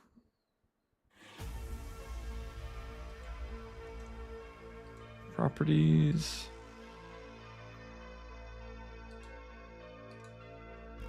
Here we go. So TikTok can see what's happening with the giveaway here, or the winner. So TikTok, this is our winner mat, the champion mat that's going to be given away to whoever pulls this down.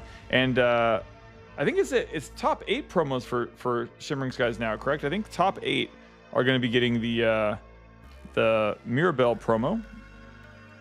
So zoom in on that on TikTok here. And a pretty awesome card. What a popular movie from, what did the movie come out? Was it 2 years ago? I think maybe even 3 years ago, right? When Encanto came out. But yeah, good times. And we'll get into to round 4 here pretty soon. We are cruising through. Let's see. I'm going to check in with Gabe and see how many more matches we have up in the round.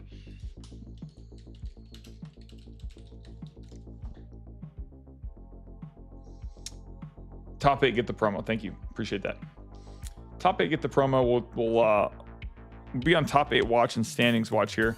Looks like we got some packs being opened on stream. Let's take a look at that. Noah's ripping into some Lorcana packs.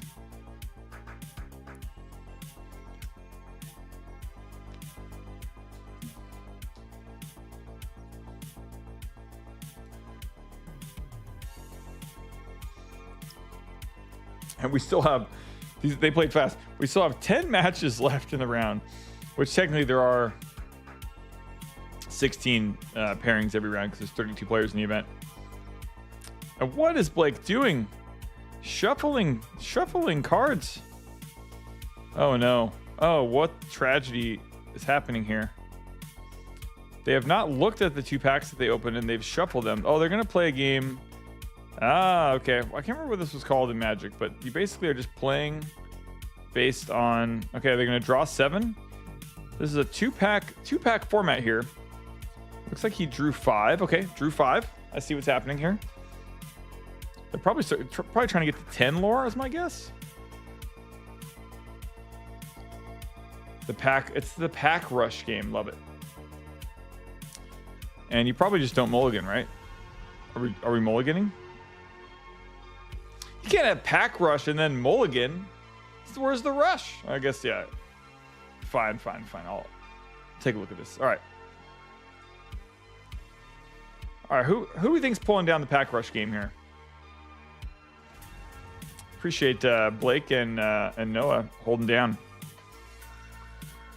Blake is like, hey, you might have got the game, but I'm gonna win the game within the game. Oh, let me hide the thing on TikTok. It's like not visible. There we go.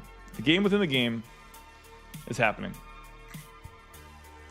It's a pack rush apparently. So 2 packs. It's not pack war. It's a mini master probably. So they drew 5. They bought 2 packs each. They drew 5. They did mulligan, and they're just playing regular old Lorcana. It looks like. Oh, and they start with 2 extra ink based on the tokens there. That's cool.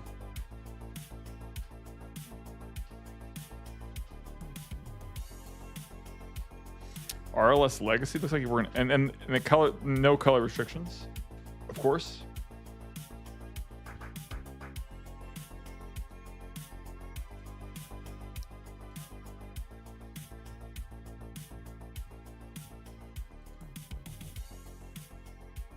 legacy. And checking the formats here.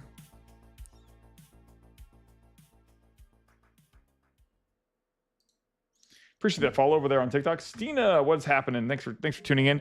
We have giveaways every single stream. We stream generally Thursday nights at 6:30 Pacific time. And we finished round number 3 here. This is our set championship. We're going to have round number 4 in about 9 minutes. But yeah, we've got, they're playing a little pack rush game. Noah and Blake, they did play each other in round number 3. Noah got it 2-0, but now Blake is looking for some revenge in pack rush. He's got the little turtle out, little fire turtle guy, whatever his name is. Who knows? Who's to say? We want a foil coming down into the inkwell. For RLS Legacy? I'm pretty sure it's RLS Legacy. Let's take a look.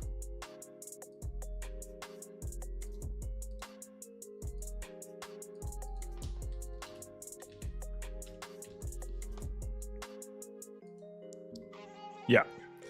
Character can gain evasive while here. If you have a character here, you may pay 2 less to move another one of your characters here. Nice. And it's going to... Oh, no, that's not Legacy. That's something else. That's another red location.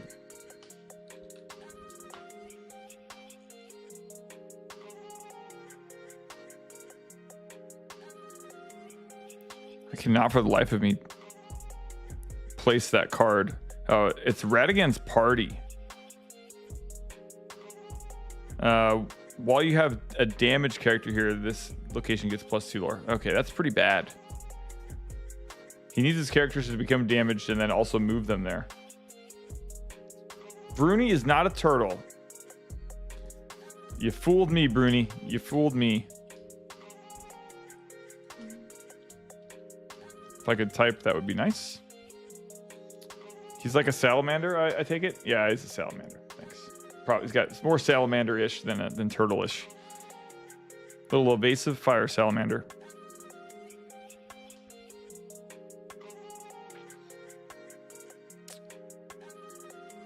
It's fun seeing cards in the game that like don't really get played. That's like the point of playing like multiplayer or Commander. Commander Lorcana would be singleton format where would be really cool, just because you get to see cards that aren't traditional.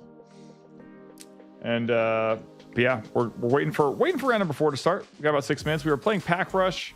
Blake and Noah are getting a rematch in here. Blake is looking for some redemption in Pack Rush.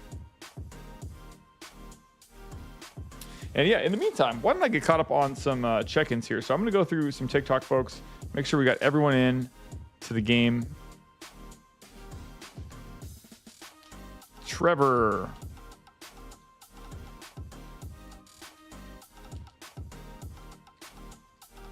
Tanger is in. Brandon. We got Billy from earlier. I got Alex from earlier. Cool. Let's just verify on YouTube that everyone is locked and loaded here. Looks like we got Alyssa.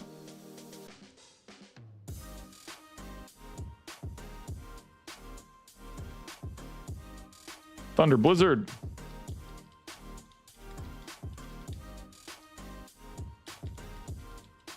Cool. Everyone's locked and loaded, caught up. I guess they are going to go to 20 lore, because why not? It looks like we've got the Mickey Mouse coming down into play here. The artwork for Bruni is pretty awesome.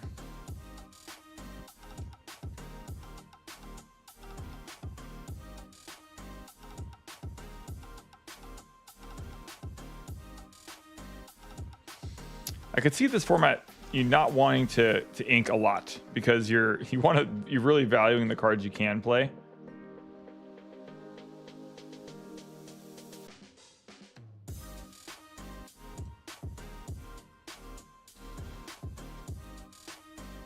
It's like a Ruby Simba coming down.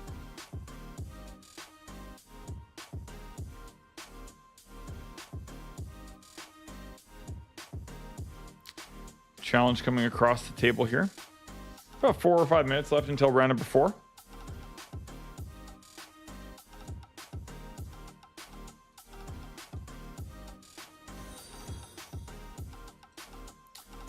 And Pete the King with the follow. Appreciate that, Pete. Pete the Viking, not the King. Even better. Let me move this around.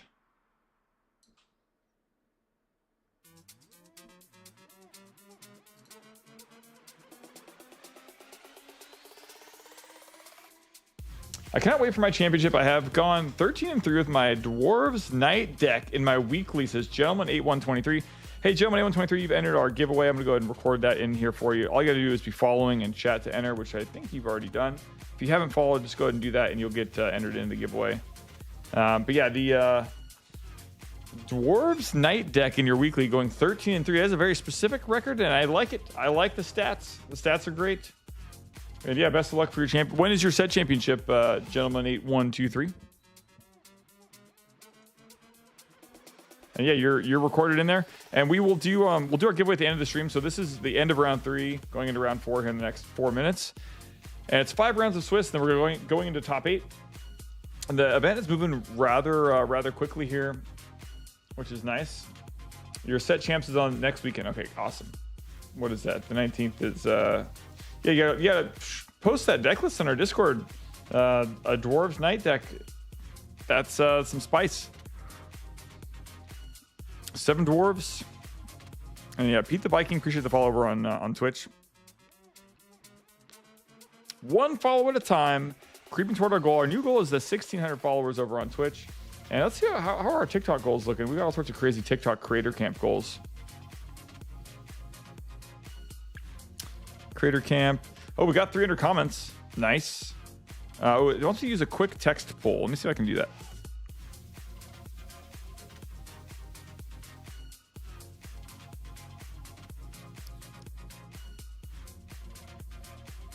Okay. Here we go. Text poll. So we're going to be streaming in Oceanside. This is for TikTok folks, and there isn't a ton in TikTok right now, so that is what it is. I'll have to do these polls on a time when towards the end of the stream, probably. But hey, we're going to do a poll over on TikTok. A 1-minute poll with emoji options. Clearly state your question and explain the default options. Okay. Should we... It's a good question. It's a good question for TikTok folks.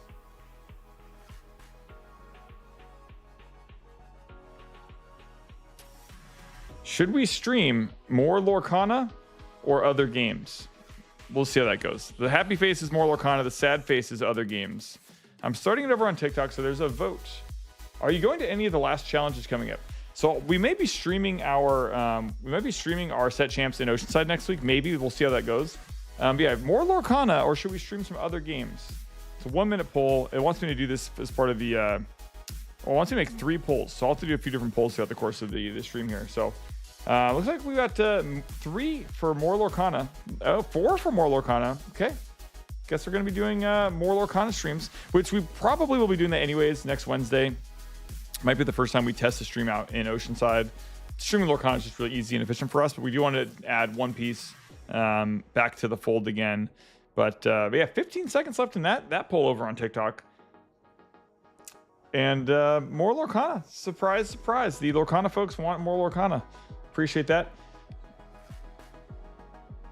And 2 seconds, 1 second. Okay, so that's how that works. That's how the quick poll works. Good to know. Results are in. We need to stream more Lorcana. Okay, that's how that poll works. Interesting. 6 gift votes left today. Click gift support from your votes. Interesting. Okay, so I can have people vote with gifts. That's fun. Love that. And what does it want me to do over here? Learn to engage with viewership. Blah blah blah blah. We got a new overlay theme. That's cool.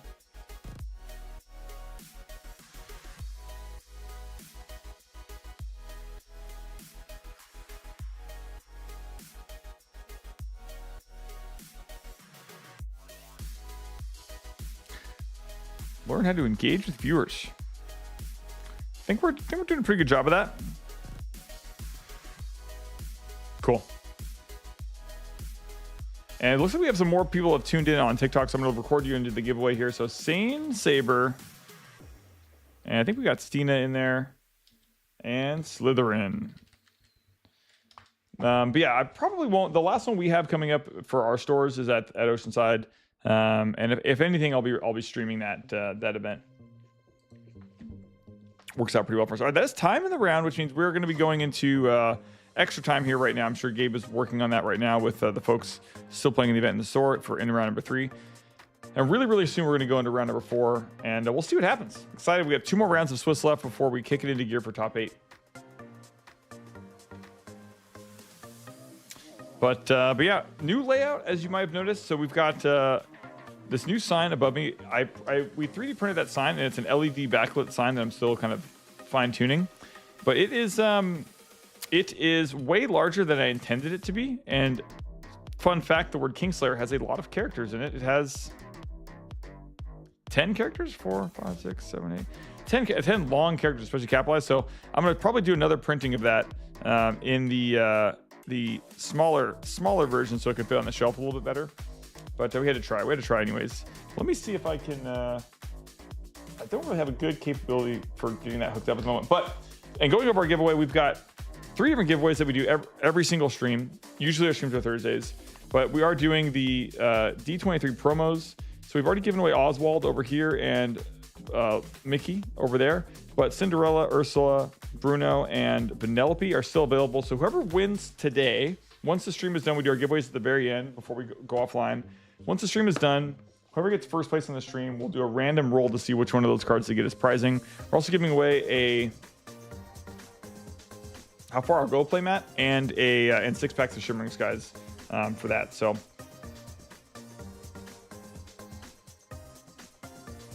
cruising through here.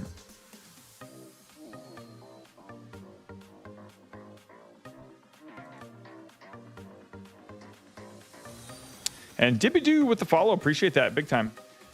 And we're going to go into round number 4 here soon. I'm going to take a 30-second break, maybe 60-second break. And we'll be back really, really soon with the match. It looks like I see table movement. Pairings soon. I see some table movement, but I'll be right back, and we'll kick it into gear for round number 4.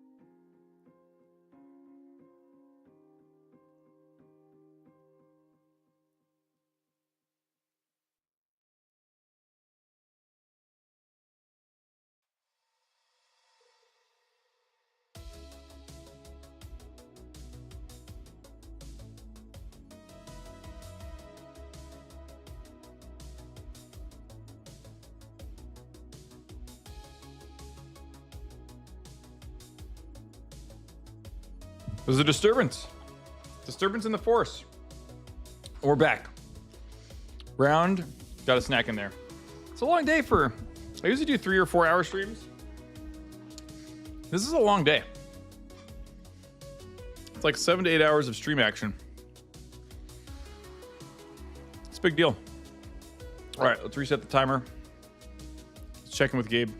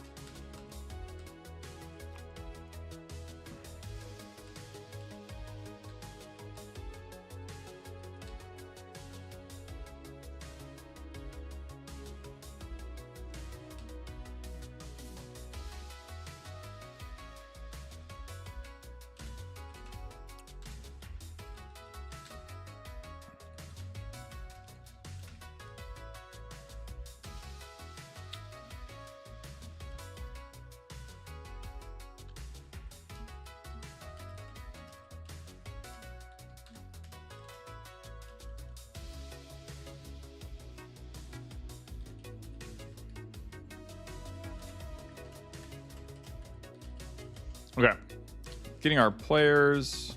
I think it's Noah, or excuse me, I think it's Noah again versus somebody else. I don't know who that is on the right.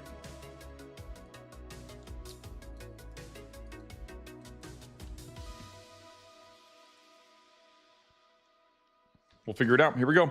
So for those of you popping in over on TikTok, we've got set champs. This is round number 4, actually. Let me update that. And we do giveaways every single stream. All you gotta do to enter is be following us on TikTok and then comment, and you are in the giveaway. And we do those at the very end of the show. So at the end, this is round number 4 of 5. We're gonna be doing 5 rounds of Swiss, and then we go into our top 8. So we've got 4 or 5, and then another 3. This is 1 of 5 rounds left. We get the fist bump there from player 2 and Noah. I'll figure out who player 2 is here shortly.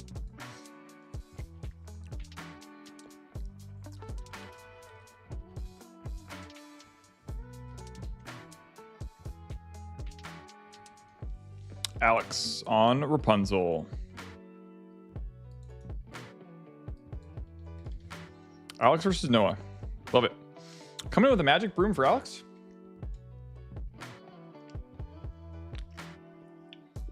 That Sneaker says, I like this room setup, Travis. Thank you so much. Appreciate that. Also, go Ducks today. Hey, we could start the year off on the right webbed foot, if you know what I mean. And yeah, I'm wearing a Ducks jersey. This is, it's kind of hard to tell based on where I'm sitting, but got the old Ducks jersey on, and it is a Getzlaf jersey, 15. My spirit animal, Ryan Getzlaf, not retired, but the captain of the team. And yeah, let's see, Magic Broom versus Chernobox Follower.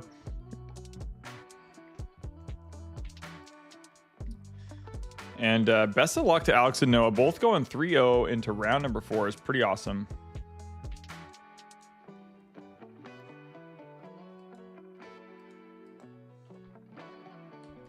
Ooh, Britt is grabbing headphones for stream support. Love that. Gabe and Brad are on deck check, and she's grabbing a headphone to help me out. Let me go ahead and start the timer. I'm a little bit late on the timer start, but that's okay. Luckily, they don't go by my timer. They have their own timer in the room. That Sneaker Dude says, I'm going to the home opener on Wednesday, so super excited. Nice. Yeah, they have, I guess, a couple road games before that. They've got today. Is there game 2 on Sunday, or is it Monday? I can't remember. But yeah, we are Ducks fans. We're Ducks fans here at Kingslayer.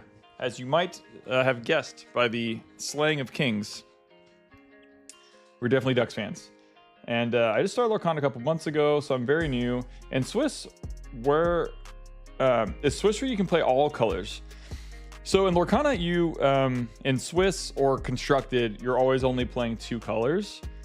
In Limited, like a draft or sealed event, you can play all colors. So like this is a Constructed format.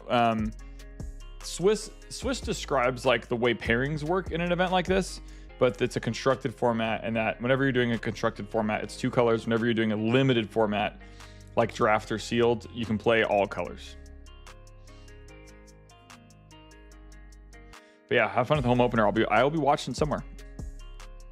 And we've got Detective Mickey, Madam Mim. We have a Maleficent and a Madam Mim over on Alex's side.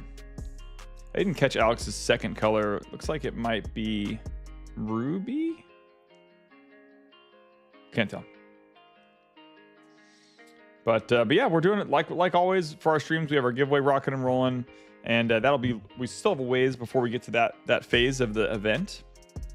But looking forward to that. We have from the other side from Alex. But yeah, welcome to Lorcana, Stina.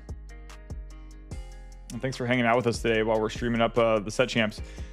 We are in round number 4 or 5, and Alex, one of the local legends, does really well at our events. Historically, he goes and puts the location down. I think that is a library. And it's Ruby Amethyst for Alex, says Britt. And Slytherin91, appreciate that follow. All you gotta do to enter the giveaway is be following and chat, and you can triple dip. You can enter on all 3 platforms, YouTube, Twitch, and TikTok. Alex is gonna go ahead and pass the turn after playing the library.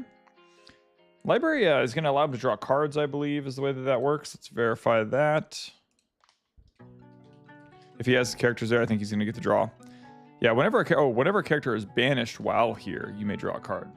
So Alex is going to start moving his characters over to that library, just so if they do get banished, card draw will occur.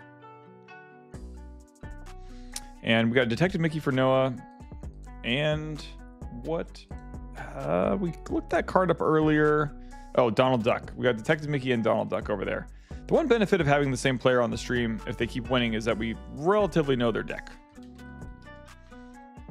So Detective Mickey is hanging out. Donald Duck is also hanging out. A lot of detective shenanigans. There's 2 magnifying glasses in play for Noah.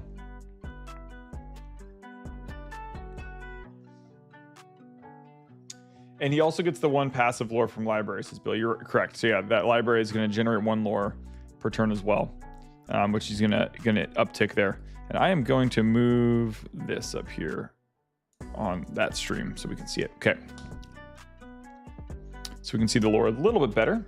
Our Discord is it's just Kingslayer Games, but if you go to our website, kingslayergames.com, there's a link there. If you're on Twitch, I'll put the link in Twitch right now. I can't put links into TikTok, but I just put the link on Twitch. And we've got an amazing Discord community, a lot of Lorcana players, and we stream every Thursday. Yeah, Alex, go ahead and I could put the link in TikTok, but I don't think it's gonna do us any good. I will try.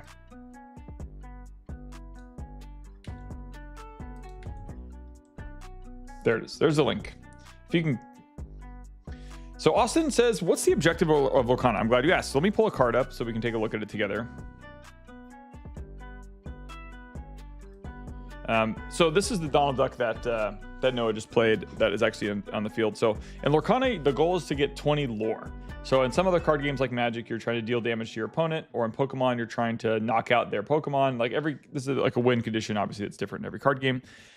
In Lorcana, you're trying to get to 20 lore. So those red dice on the screen represent the lore that each active player has. I'm going to move something over here really quick and change songs. So as you can see, Alex is at 4 lore and Noah is at 2. And so this Donald Duck card, when it's in play, after a turn, after the ink has dried, you can tap it. So what Noah just did there is he challenged one of Alex's characters. That's a choice you can make. You can challenge or you can quest. So if Noah had chosen to quest instead with Donald Duck, he would have gained 2 lore, because at the bottom right of that card, the Donald Duck card, those are the lore symbols. And the goal of the game is to get to 20 lore. Whoever gets 20 lore first wins. You're not dealing damage to your opponent directly. You can challenge their other character cards, but you're trying to tick up to 20 lore. And the way mana works in Lorcana is the cards that have that big gold symbol around the top left corner, like this Donald Duck has that big kind of flower around the number 5. That means that card can be placed face down into your ink well, and it becomes ink or a resource to tap for other cards. You can play 1 per turn, similar to other card games. I play Yu-Gi-Oh! And Pokemon, so I know what those objectives are. Okay, cool. Yeah, so in this game, you're instead of dealing damage to your opponent, you're counting up to 20. Basically, you're counting up to 20 lore. So you're playing as many characters as you can. Some other cards like locations will generate lore passively over time on the start of your turn. Like on Alex's board, he's got 2 characters down in play. He's got a Madam Mim and a Turnbox Followers. Each one of those quests for 1 lore, or he can use them to challenge. And the Donald Duck, the strength, toughness, or strength, willpower is 3/4. Works similarly to Magic. It's got 3 attack and 3 like health basically. And Lorcanivore says, good luck to everyone. Fingers crossed. This is my week. But yeah, best of luck, Lorcanivore. Hey, we've got, we're doing that giveaway tonight, so we'll see how that goes. It looks like, okay, we've got a Ruby card finally in play here for Alex, which is a Maui. So go ahead and deal with that board.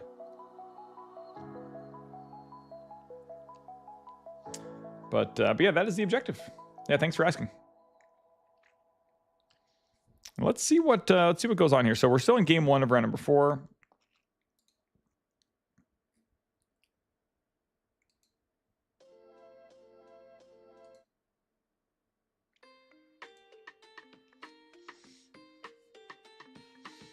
Noah's going to play Goat. So this card, you're going to see this card played a lot if you play Lorcana. So let's go over it. I think it's arguably the most played card in the history of any card game. It's like the lightning bolt of Magic. But the Merlin Goat, when it comes into play, you gain a lore. When it leaves play, you gain a lore. So in the Amethyst decks, what you'll notice a lot is people will play Madam Mim, which is a card that lets you return a card to your hand. So an often line of play is like you play the Merlin, the Goat, and then you gain a lore. You play Madam Mim, you gain a lore. You replay the Goat, you gain a lore. It's a lot of things that you can do on your turn to gain lore outside of questing. And then, of course, you're still going to be questing for lore as well. So challenging your opponent's characters is a benefit to keep your opponent from gaining lore. Yeah, so you would challenge your opponent's characters to try to remove them from the game, to slow them down. Exactly. So you're really just challenging to slow down their ability to get to 20 before you.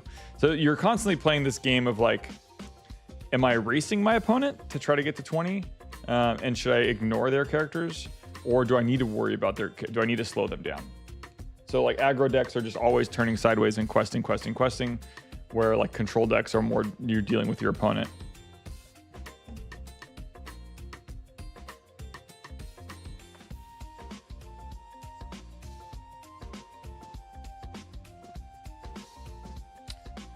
So Alex is going to go ahead and ink a card there. He's got a Maui in play and that library. And Alex is at 5 lore, and Noah is at 3. Alex is going to play Maleficent, which allows him to draw a card. And he'll pass the turn. We can take a look at that Maleficent as well.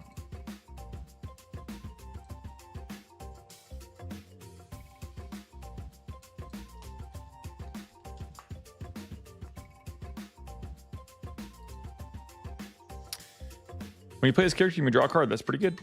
Like in most card games, if you could, like Yu-Gi-Oh! Oh my gosh. If you play Yu-Gi-Oh! Drawing cards in Yu-Gi-Oh! Is like so busted. Because you have such a small deck anyways, there's no mulligan. Card drawing in that game is like... I've played every card game we support, which is like, there's like 12 of them. And I've never felt like I feel like drawing cards in Yu-Gi-Oh! Is like so hard to, like getting extra abilities to draw cards like never happens, that when you do get to draw them, it's like, yes! Are there an action that one player can do on the other's turn? There are not any instant speed interactions in the game right now. Yeah, drawing in Yu-Gi-Oh! Is so overpowered when it happens. Yeah, I couldn't believe it. I knew that drawing cards was good in card games, but when you play Yu-Gi-Oh! And you realize you don't get to mulligan, or you're just like, you get what you get, don't throw a fit. Like, it's like, oh yeah, this is a good game to teach children how to, not want to ever play games. But yeah, there are not any instant speed interactions on your opponent's turn like in Yu-Gi-Oh! Or Magic. It's more like Pokemon in that sense, where like on your opponent's turn, you're just kind of sitting around waiting for stuff to happen.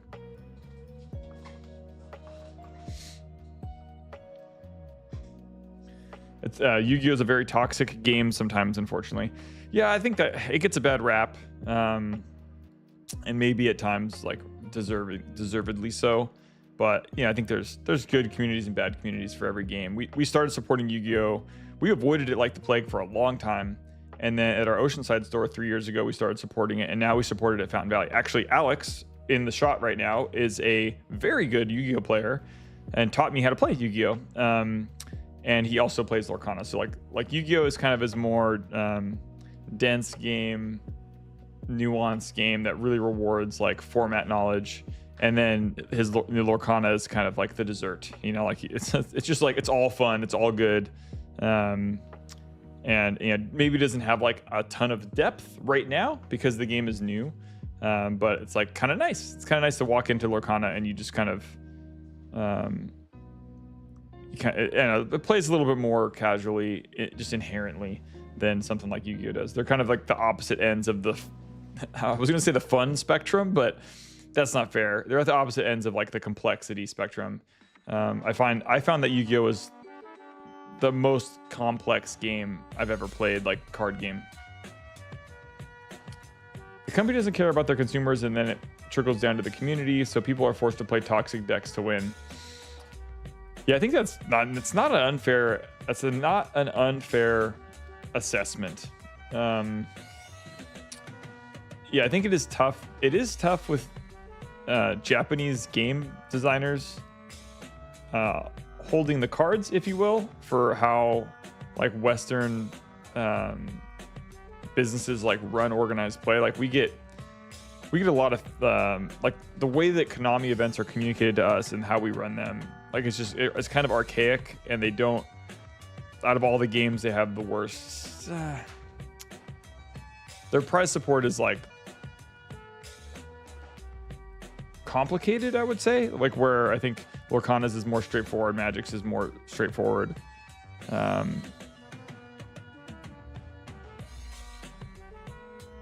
Yeah, they absolutely exploit the card market and make it very hard to afford to play. Yeah, I think drilling down on that would be interesting, but I think it's just there's lots of options, and I think there's been seasons of time, like in Edison era. I think there's been seasons where Yu-Gi-Oh was really fun for communities, and I think it still can be fun. You just gotta take it with a grain of salt. Just gotta take it with a pack of sleeves. Yeah.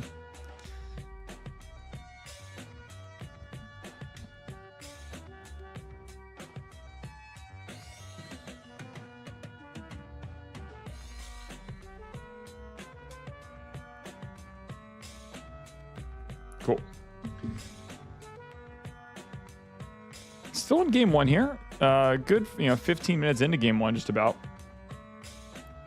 Absolutely, it's still fun, but it's really, it really knows how to piss you off too for Yu-Gi-Oh. Yeah, for sure. That's what's nice. It's like, it's nice to have a few card games that you enjoy, so that way if you get kind of burned out on one, you can dance around to something else. Happy Saturday, Kayla. What is happening? Thanks for popping in and saying hello. I'm going to enter you into the giveaway. Same thing as Austin. I'll make sure that you're locked and loaded here. All you got to do to enter is be following. Austin, you're in the giveaway. Kayla, you're in. All you got to do is follow and chat, and you're entered in the giveaway that we're going to run at the end of the stream. You don't have to be present to win. We will post the winners on Discord. And yeah, just have a great Saturday. The weekend streams are a rarity for us, so I'm excited to be here. And Sitars with the follow over on Twitch. Appreciate that. All you got to do is chat and follow to enter. Boom. You are new here. Nice. Welcome in. Yeah, we do Lorcana streams. We're going to be upping our streaming schedule quite a bit. We've been streaming since January, and we're making some changes to upgrade our content offering over on all three platforms. So It's Poisonous has entered the giveaway as well. Thanks for popping in. All you got to do on Twitch is pop on in, say hello, and follow, and you are good to go. Just make sure, yeah, Poisonous with the follow as well. Appreciate that. And Adrian over there, Lorcanivore, I see you guys on YouTube. I see y'all. Giving stuff away on Saturday. I love it. I love it. Doing giveaways is great. It's been a super effective way for us to really rally the troops, get everyone out here, watch some Lorcana. And I mean, today alone, I've explained the rules of Lorcana to 3 or 4 people, just like basic stuff. Someone was watching the stream today, was like, oh, what's Lorcana? This sounds fun. Where do I buy it? Oh, my local game store. They drove to their local game store. They were messaging us on TikTok while they were driving there. They went to their local game store and they bought a couple starter decks, and they're in. Now they're in. Just from scrolling through their feed. And Ravensburger, I'll be waiting for my check, my royalty check. Sitting here waiting.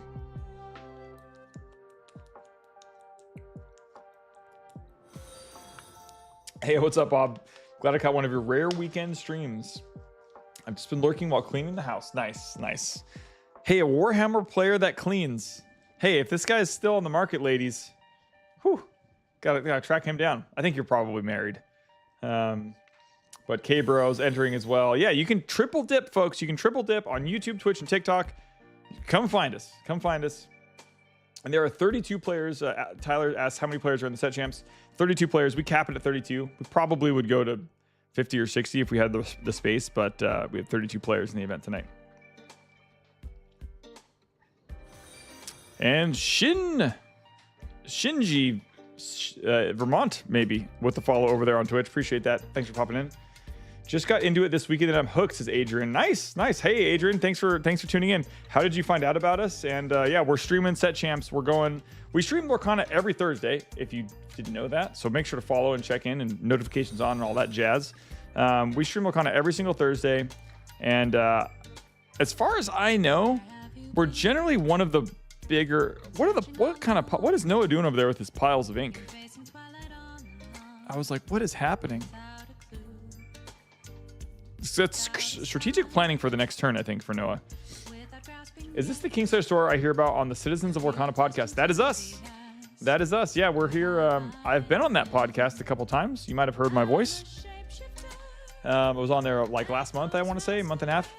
Oh, this song slaps, by the way. I need to hit a like on this. This is good stuff. This is good. But yeah, no, we stream. So yeah, James actually plays at our Fountain Valley store. I think he's in this event. I think he's in the event right now. I run the big Facebook group. Feel free to promote your streams in the group, by the way. Hey, Rav, what big Facebook group do you run? We only had 8 turn out to our local set champs, so decided to play Sapphire Emerald for fun. Ended up getting second place. Nice job, Dippy Doo. Nice job. Welcome to the chat. It looks like your first time chatting. And yeah, in order to enter the giveaway, all you have to do is be following and chat to enter. But awesome. So Cameron's saying, can you explain what set champs is? So every set, there's a set championship or store championship. Every local game store that supports Lorcana through like organized play, through like weekly events, it gets special promos. And then there's a competitive event that really like highlights the end of that season for that set. So right now, Shimmering Skies is set number 5, and this for this store, this is our store at Lake Forest. They're trying to get a champion playmat and then like special promos for getting first. He should have 2 more cards in hand, says Billy. He bounced 2 for Mim. I missed that one. And Kayla says thanks for the stream. Oh yeah, enter on YouTube as well. Thanks, hey Kayla. Thanks for the triple dip. I will get you all recorded in there. Appreciate you coming in. Is this one of the Persona theme songs? Let me take a look. It's on. I listened to DJ Cutman. It says Beneath the Mask. I don't know, but the song's called Beneath the Mask. But it's pretty good. It's pretty good. The Disney Lorcana TCG group has 76,000 members. Oh, and Jared from Citizens of Lorcana is one of the mods. Awesome. Yeah, thanks for the shout out. Let me go find it.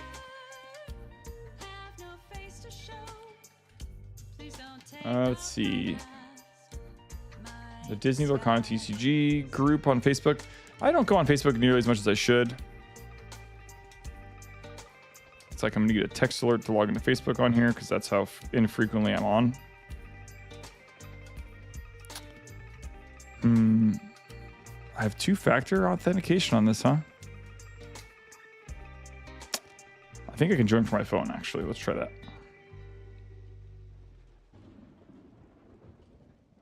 I am in this group. Haha. Nice. Feel free to promote your streams to the group. All right. I'm promoting it.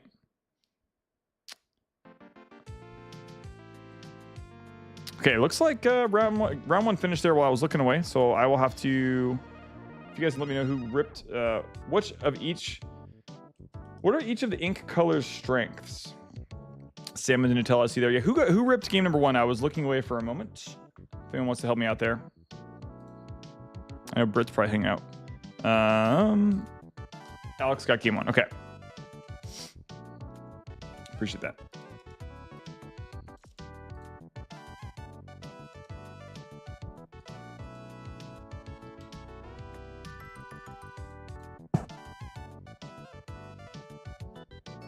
I'm gonna post some links on this. Our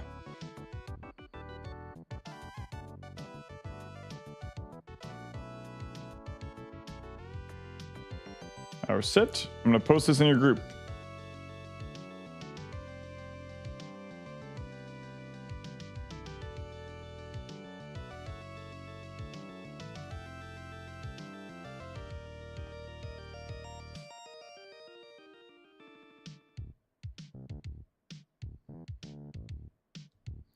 Let me find on, I'm gonna grab the links from our Discord really quick before I post it. And yeah, the one thing that I will mention, if anyone wants to help me out answer this question, okay, actually Billy Breaks is helping me out here, but yeah, if anyone wants to mention on YouTube or Twitch as well, to mention the strengths of each color of ink while I'm posting this, that would be awesome.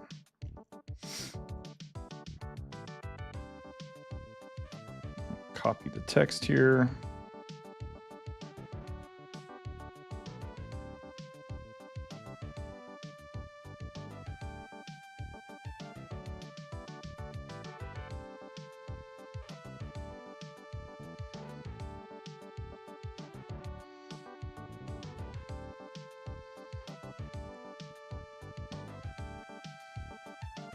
Big day at Kingslayer, big stream, and why not share it on this Disney Lorcana TCG Facebook group?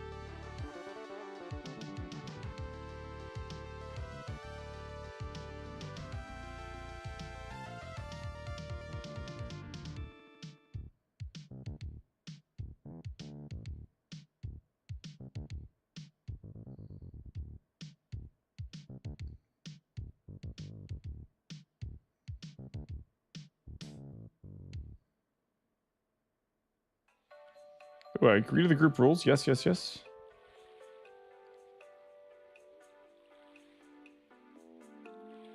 Okay, I posted it. Yeah, I love the. I really appreciate the mention of that, but I think I posted it in there. I may need to get it approved. Most relevant, recent, new. Cool, nice. Shared. Appreciate the shout out there. Okay, we are in game number 2 of round number 5 between Noah and Alex. We got looks like Rafiki and Tipo for Noah and a Madam Mim for Alex. Noah goes and passes the turn. Of course, Noah was on the play there since he lost game 1. And yeah, so here's the strengths of each color from Billy says the blue likes to ramp. Red, it has good removal, true. Steel does a lot of ping damage, like incremental damage. Green likes to force discard, that is true. Purple likes to draw cards, says Jesse. And Amber likes to sing. And singing is like a way of kind of cheesing out or casting some cards or playing cards from your hand without having to pay for their cost. So that's true. And yeah, Amethyst likes to draw cards. It's a good indicator. Skulk the Hulking says that Amber is healing, Sapphire is ink ramp, Ruby is challenging, Emerald is discarding, Amethyst is card draw, and Steel is direct damage. I think it's a great way of explaining it as well. Yeah, it's kind of like most card games. Like each color has like a thematic thing it's good at. Magic, like blue is going to be counter spells and drawing cards, and red is going to be aggro and like damage to the face. Green is going to be ramping and big creatures. Black is going to be hand disruption and recursion from the graveyard. What did I miss? White is going to be like a lot of flying, a lot of life gain. But what's up, Alexia? What's up, Andrew? And yeah, thanks for popping into the stream. We're rocking and rolling here. I have an Amber Steel sing-song deck. It is pretty fun. Yeah, singing songs, Amber Steel is pretty darn good. Konnichiwa from Japan. Uncle Jasper, Eric, local legend and writer for The Gamer, is in Japan, hanging out doing some, I think a little bit of business, a little bit of pleasure, if I'm not wrong here. But hopefully you're having a nice, safe trip, and miss you over at Set Champs for sure. And yeah, Alexia, hopefully life is good. I love ramping in Magic, so I should play Sapphire. And what else? Ooh, that's a great question. I mean, if you like ramping in Magic, yeah, red's gonna have some good stuff. I mean, if you're a Magic player, I feel like Amethyst has like a lot of card draw mechanics that like you might know and love. Magic Broom in play for Alex. And yeah, Noah's been on a tear here. Noah's been doing really, really well. Goes and puts down a McDuck Manor. Rocking and rolling here. Yeah, I hope you're having a great time, my friend. And I've never been to Japan, but would love to go myself at some point in time.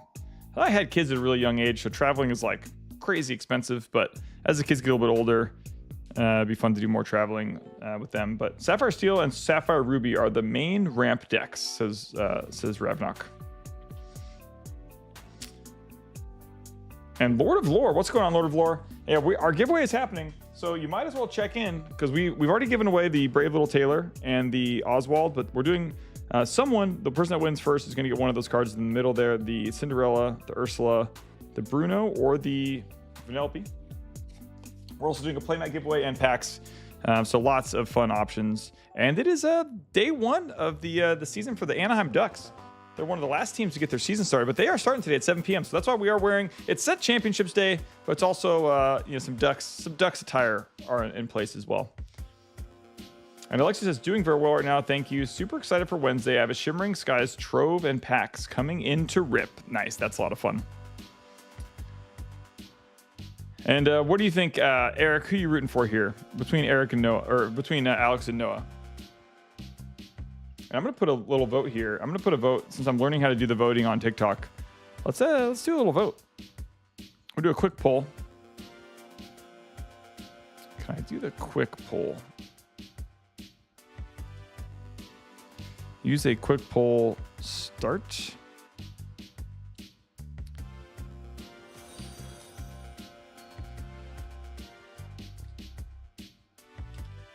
Okay, who do we want to win here? Alex or Noah? On TikTok, you're gonna be able to vote. Be a short little vote.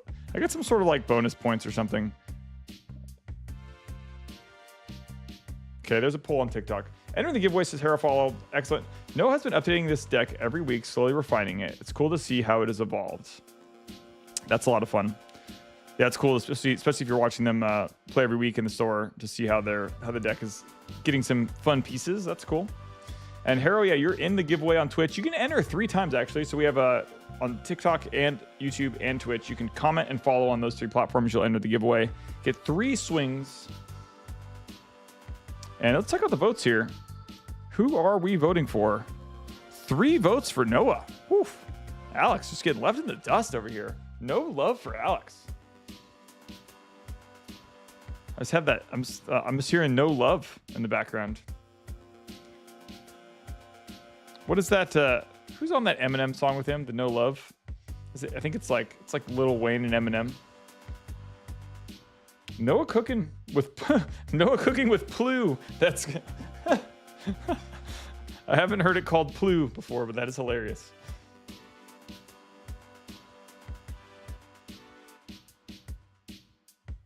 Or Blurple, as they call the Sapphire Amethyst. Yeah. I like Plu is hilarious. Yeah, Billy Bragg says Lil Wayne. Yeah, Lil Wayne and Eminem, the No Love song. It's good. No, like Lil Wayne and Eminem, there's no love for Alex here on this poll. No love at all. It's all Noah. Hey, Alex, you have my vote, okay? You've got my vote. He taught me how to play the most difficult card game on earth, Yu-Gi-Oh! And from Fountain Valley, Fernando goes undefeated playing Hunter x Hunter in Union Arena. We had Union Arena popping off at both Fountain Valley and Oceanside today, and with good attendance. People are loving Union Arena. So there's always a good card game to play somewhere.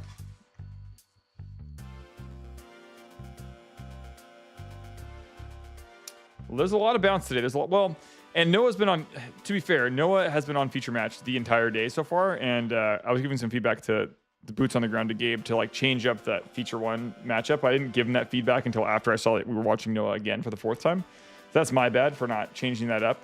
And if Noah continues to do well, we're going to see him even more in the top 8. So we want to get some other players featured here. Okay. Eric says trying to build the altered hype at Fountain Valley. The game is super fun. Okay. Yeah, I heard that you were doing some hype building, and some others are as well. And so we're gonna order. I think we need some more of the starter decks and stuff. Yeah, I'm game. I think it's I was hesitant, but it seems like it's having some success. So even if it doesn't need to be the best game of all time, even if it exists in a place where it's kind of like a boutique card game, kind of like a sorcery, I think that's okay. I didn't love like they're not being on TCG Player and not and like all the digital components that they're doing makes it complicated from a store to run. But if people want to play it and it's a card game, like we'll support it for sure. And Lord of Lore with a triple dip. If you ever played the OG Star Wars CCG, you can't say you've played the hardest game. It is the most complicated CCG ever, and it's not close. Okay. Shots fired. Shots fired. I've been brought down to earth. The old Star Wars, the Deceiver Star Wars CCG is officially more complicated than Yu-Gi-Oh. You've heard it here first, folks. Hot take. And Traveling Man, how's traveling lifestyle treating you? Looks like we've got we almost have a full house here. We've got crabs. We could have crabs full of Mauis or Mauis full of crabs. Do you think we'll get the full house? We should have like a little bell to ring if we get a full house. Hold on. Oh, what happened with the poll here? Oh, it's still 3 votes. Only 3 votes. Oof, rough. All right, let's close this up and get my audio thing. There we go. Cool. I'm gonna pop this out. Where did that go? There it is. Some sound effects. Just traveling to work at the moment. Nice. Okay, so Alex, I'm gonna get the lore counter on screen a little bit better. Let me ping Britt for that.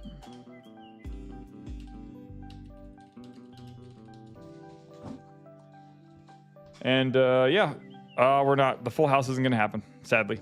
Okay, maybe later. And here we saw last night on stream. I think it was Noah or Joel that we were watching had 4 Be Prepareds in their hand, and they lost that game. They lost that game. And Alex is really showing the threat of library. Yeah, he's got the double library. Double library threats for some good card draw action.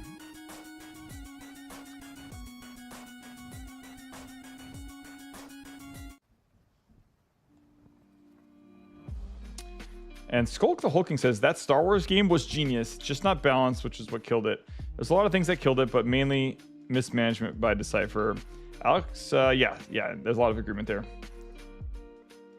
Any news on Lorcana's new Azure cards? Not that I've heard, Is there a new color coming into play? Yeah, library is good, but it doesn't have enough, he doesn't have enough ink to throw characters on it, is what it seems like. Yeah, he's just a little bit too tapped out to get characters moved over to library. But at least the library is chipping away at some lore for him. And we got 15-7 on the lore totals, except Noah's going to 17. So we're probably going into game 3 here, which gives us something to watch, which I like. Azurite. Oh, okay, sorry.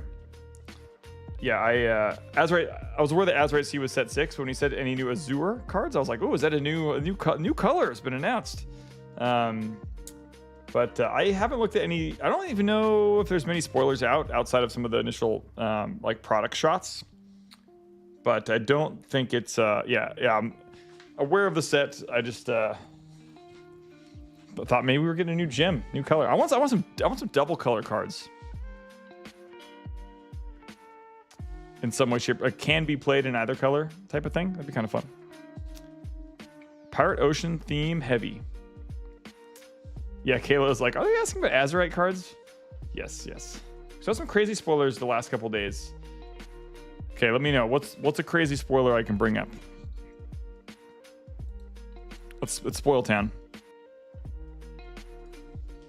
I already have a booster box and a trove pre-ordered. I can't wait. That's awesome.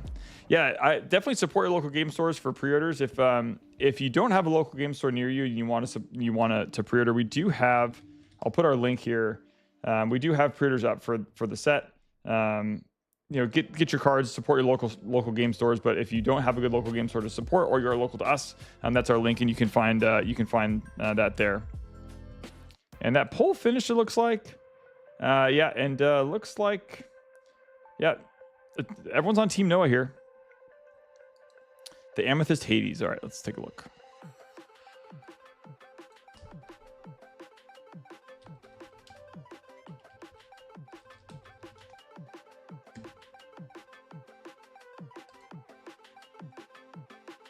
Let's see, is this the...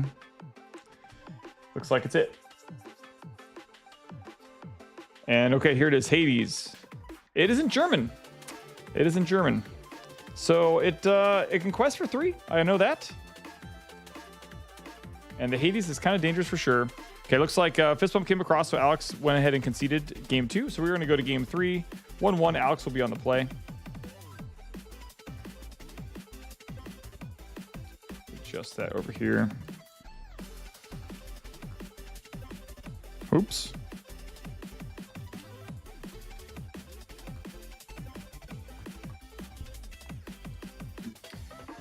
All right, so Hades is whenever one of your other characters are banished on your opponent's turn, you gain 2 lore. Whenever one of your other characters are banished on your opponent's turn, you gain 2 lore. That's sick.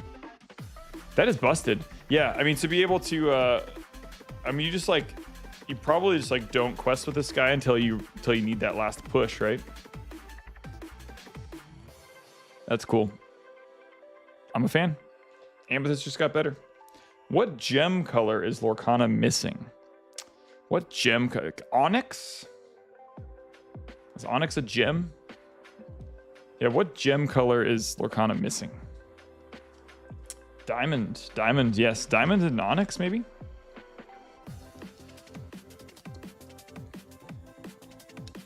Billy Breaking Pack says if they play Be Prepared and you get the extra lore. So yeah, does so in Be Prepared, does Hades see the other characters get banished? Does Hades see that? Or since Hades is gone, does he not see it?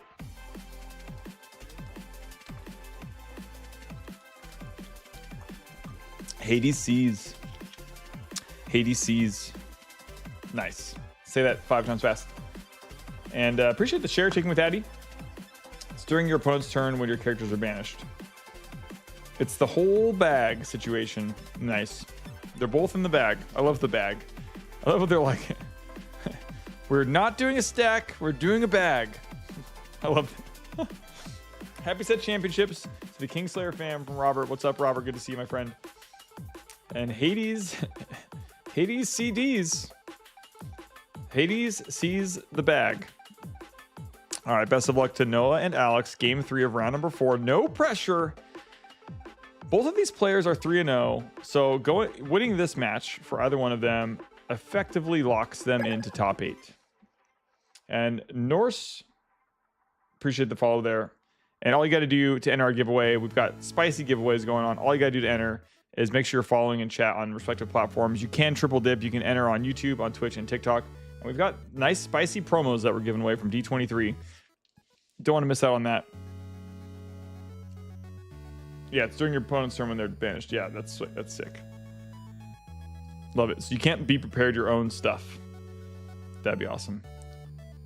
Noah missed the cut last week, but he was so close, and this is the redemption arc. I love it. That's good. That makes me feel good. I basically just been watching Noah just like clean up today, and so I'm like, man, give people a chance, my guy. But knowing that he missed top cut last week makes me feel a little bit more supportive of him. Of course, I'm supportive of everyone. But yeah, your mind thinks things. I'm like, oh man, give people a break. So we'll see. I mean, and even if Noah loses right now, he is able to. Oh, Robert with the pumpkin and a baby ghost. I appreciate that big time. Appreciate that, sir. Yeah, yeah, I can't remember what I was saying. Good to see that Noah is not just cleaning everyone's clock here. Madam is going to go ahead and quest for 1 there. Jesse was the true sad bubble out. Was Jesse, did he have like the same record? The bubble's rough. Demooner Man, what is up? Hope everyone's having a great time with some stellar gameplay. Thanks so much, Robert. And the Sherwood players are giving everyone a run for their money. 100%. And it's game 1 of the 82 game season for the Anaheim Ducks today, starting at 7 p.m. Go Ducks. The broom comes down. Churnabox followers are down. These are some pretty commonly played cards here for Alex. Oh. Mim is in. Mim is out. Mim is in. Jesse was third. 3-1-1. Oof. Okay, Turnerbox follower. Yeah, this is Rafiki and Turnerbox followers coming down here for Noah.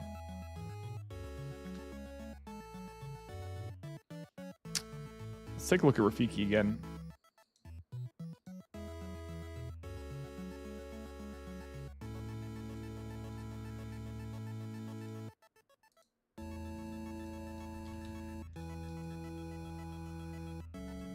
So Rafiki is a challenger +3. It's a 0-2, costs 1. When he challenges a hyena character, the character takes no damage. Is this right? Well, yeah, it takes no damage from the challenge. Okay, basically just a nice removal for, you know, or a powerful card to play on turn 1. It's also inkable. Is nice.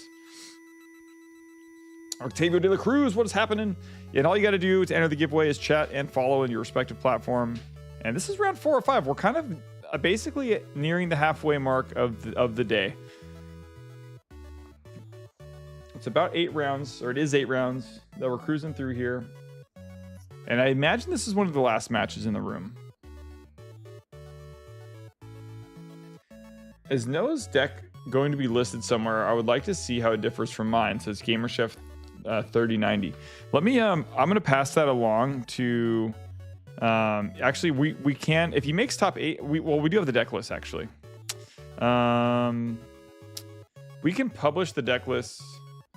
Join our GamerChef 3090. Join our Discord, and I'll make sure we publish the deck list. Want to publish the deck list.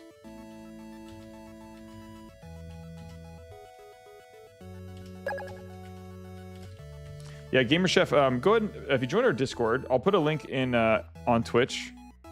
But you can just go to kingslayergames.com, and the Discord link is like on the homepage. So kingslayergames.com. Click the Discord, join that. Make sure you select Lorcana as a game that you care about, and you basically select like, oh, I found the stream from scrolling through social media or whatever, and then you can hit Lorcana as a game that you care about, and you can check out boxes for other games that you play. And then in general chat, I'll have our staff post the deck list from the tournament. And Octavio, hope everyone is having fun at the comp this weekend, and Bulbachar is here as well. Love it. And Kayla says, love our local store. They are the best. That's awesome. Yeah, there's so many really good game stores in the U.S. There's like 3,000 card shops. I don't know how many are carrying Lorcana, but probably like over 2,000 in the U.S. But a lot of good local businesses. Support your local shop. And if you don't have a local shop, we're around as well. But whatever's convenient, and keep that business local is always really, really good for your communities. And yeah, we'll get these lists up there.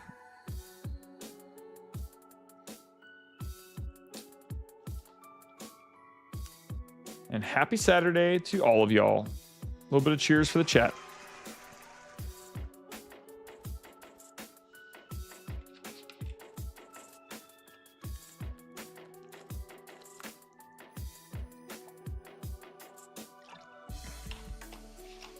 The Discord link, so I can't link it into TikTok for whatever reason. It's on Twitch. If you go to kingslayergames.com, it's there as well. But I'll paste it here, and you can I think you can technically take a screenshot of the chat. If you have an iPhone, you can take a screenshot of that. You tap on it, you should be able to go to the Discord. And then, yeah, we'll post the list in there.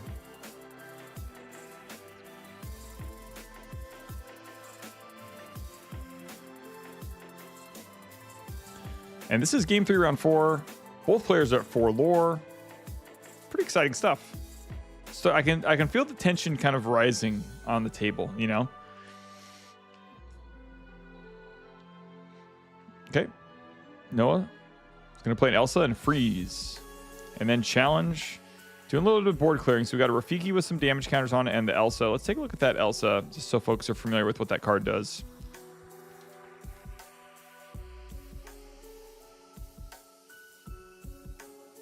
I think it's this one. No.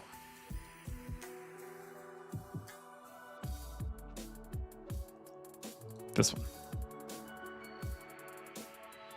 Yeah, so this Elsa costs 5. It's a 2/5. It has rush and evasive, which is sick. Whenever you play this character, exert chosen opposing character. So basically the combo, or like the sequencing here, is you want to be playing Elsa to exert opposing character, and then one of your existing characters like Rafiki can challenge and remove it from play. So pretty nice. Exert and evasive, pretty darn good. Noah's looking in pretty good shape here. I mean, Alex does have 5 cards in hand. Noah probably has 3 or 4. But this is going to get kind of dicey. Going to get kind of dicey here, folks.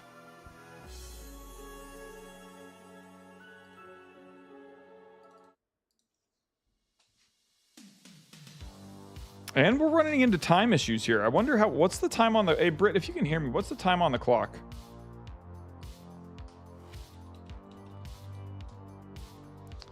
Let's see what time on the clock is here. Library. He's thinking about playing he's going to play library. Only at 4 lore each. You really don't want to draw right now if you can avoid it. I mean, if they draw right now and then win their next matches, then they're both into top 8 at 4-0-1, I suppose. And they would have really good breakers because they're both 3-0. But they probably, maybe they don't mind it. Maybe they don't mind an intentional draw here. Now, the more I'm thinking about it, actually, it might make sense to be the play. I mean, they may not have a choice. They could play faster, I suppose. McDuck Manor gave Noah 2 lore. Oh boy, big swing. That is the, oh God, what is that? Why is that card is not hitting my recognition? What is that Sapphire card? We've looked it up once earlier for Noah. They're both 3-0. Yep. Cusco. Why am my brain doesn't like to remember what Cusco does or what Cusco is. When you play this character, you may put chosen item or location in the player's ink while face down. That is busted. And then, yeah, just that's why you play this card. Thanks for that. That is big. Getting Cusco right there is pretty massive for Noah. I really think his odds of winning this game just went up considerably with that Cusco. Wild times.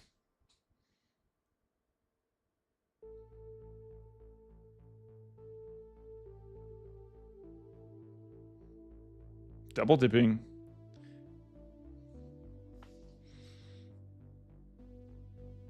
Be prepared comes down. That's a good, okay. All right. Now it's really coming down to time in the round. And my timer, I think, was a minute late. So I think they're probably going to go on turns here pretty soon. So don't be surprised if we see a turn clock come in.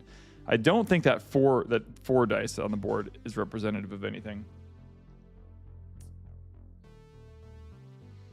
All right. Noah already reloaded pretty well here. He's got a Donald Duck and a Rafiki in play. Looks like we have a great library and the library and the Queen's Castle both in play. So Alex has a little bit more of a clock, but the real clock that matters here is the actual clock in the time in the round. We have 4 minutes remaining. Okay, so we've got time. We've got time for this to happen.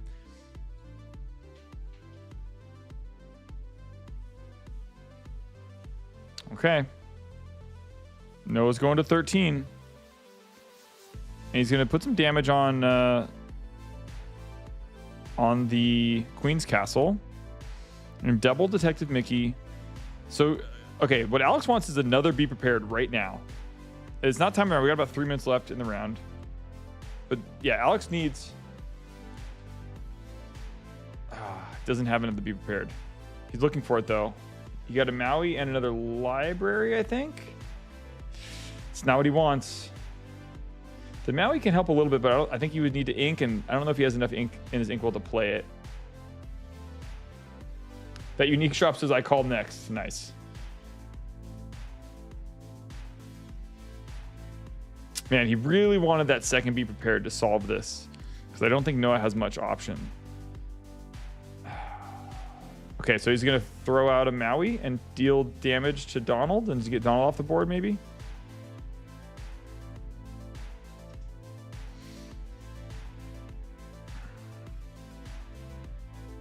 I can tell by Alex's body language he's not thrilled about these lines because he's going to have to top deck something. Because Noah's going to get 2 off of Manor. and 3 off of board. So he's going to get 5 and go to 18 next turn. And if he has a goat, he can go to 19. He's probably not winning. So Alex is going to get one more crack at this. But he doesn't have enough damage in play. I think it would take a miracle at this point. It would take. Do you believe in miracles?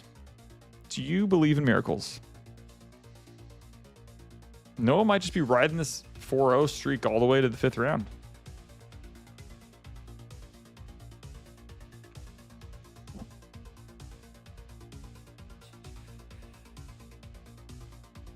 He knows it. He knows he's doing good.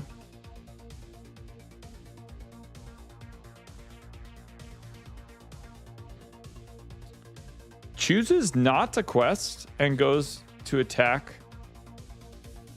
the Queen's Castle. Plays an Amethyst card. What is the Amethyst card that was just played there?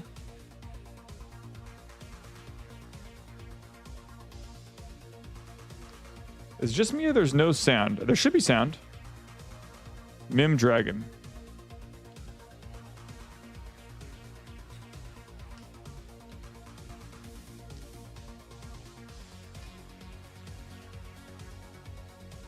TikTok, is there sound? Is there sound on TikTok?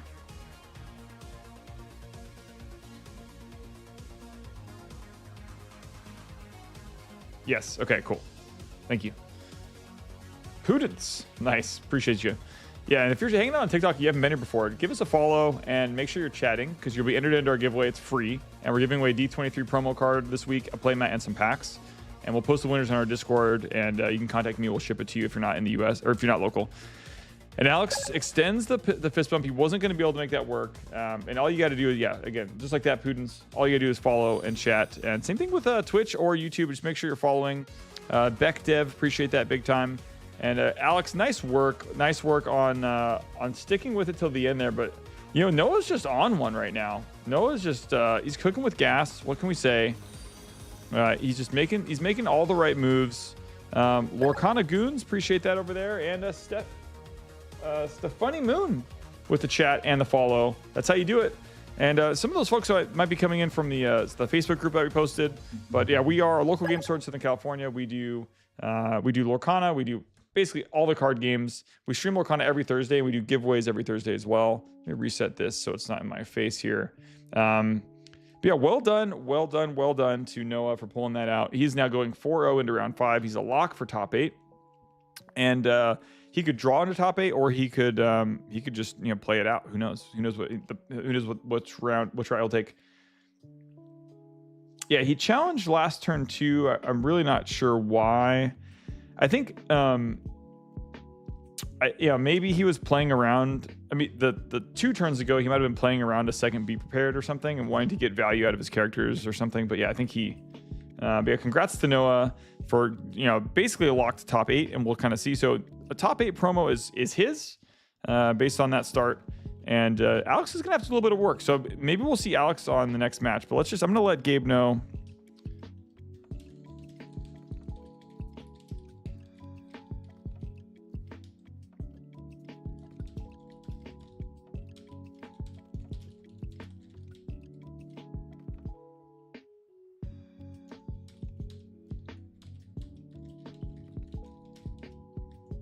Yeah, letting Gabe know we don't need to see Noah again for the next round because we're probably going to see him in top 8 anyways. So I'm starting Lorcana and I'm about to buy a small collection. Someone in chat that know the game can help me with some questions in private message, says Beck Dev. Yeah, and Beck, I could. You can also join our Discord if you're curious. If you have some questions, join our Discord. You can join the Lorcana chat in general. And if you have if you have questions about a collection or something, you could ask them there. That might be useful as well. But yeah, feel free to throw questions into chat. I can try to help you answer them. And I've got some knowledge when it comes to card games and Lorcana in general. And Wild seeing Blurp will go this far undefeated, 100%. It's pretty awesome. And Zibby, appreciate you coming in. And what deck do you play? The last thing I played was Ruby Sapphire in set 4. I own and operate 3 local game stores in Southern California, and I've got 3 kiddos and a pretty busy life at the moment, so I don't get a chance to play as much. And I cast Lorcana every single Thursday. So instead of some of us have to what are they? What's that thing people say? Like in sports, like those who can't play coach, and those who can't coach ref or something. I'm somewhere in that realm where I could play, but instead of playing, I enjoy doing commentary and hanging out with the community and staying connected and spreading. Like, I really like hyping up and pumping the tires on getting people excited about playing card games in stores. Like, building communities is the thing that I like doing the most. So instead of playing, I hang out and I learn. I kind of like play through vicariously through our players in the stores. But yeah, our stores are Kingslayer Games. So we've got 3 local game stores. They're all in Southern California. Kingslayer Games in Fountain Valley, in Lake Forest and Oceanside. And kingslayergames.com, you can support us through there. We have pre-orders up for Azurite Sea, and we stream every week. So our Discord is really awesome, and really enjoy hanging out with our community and vibing and doing set champ streams once a quarter is super fun. We're going to be ramping up our streaming schedule in the next couple weeks by adding. I bought another camera, so we're going to be streaming from Oceanside in the next couple weeks as well. So the streaming content is increasing. Ryan D says, we appreciate you. I appreciate you back. And thanks for that, big time. But yeah, feel free to use the Discord, BeckDev, and Twitch, or use the community. It's here. We also have if anyone else does content creation for Lorcana or card games, we have a self-promotion channel in our Discord. The only rule there is that you just post like once a month. But you can go in there and post, like, if you create stuff on Etsy for card game stuff, or if you stream, or if you have an Instagram, like. Or if you're a local store owner somewhere in the U.S., you're welcome to use that space. But yeah, it's super fun to be here. I love doing the content stuff. It's one of my passions with the industry is doing this. And let's see. Oh, we got pairings are up, and we're getting a new person on feature match. We're already going into round 5, people. That was fast. Can't stop, won't stop. And we'll see who we have at the feature match. Ooh, no way. Nice. What are their records? Matt Alexander is on Maleficent and Kyle on Rapunzel. We saw Kyle at round 1. I think we saw Kyle round 1. This could be important.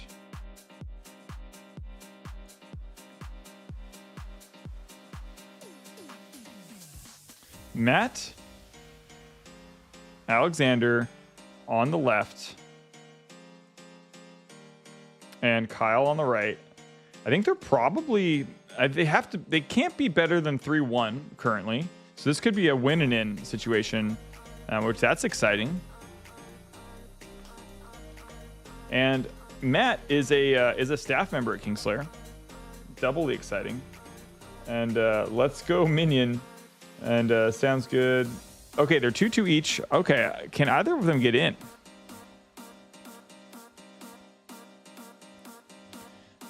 I guess it's I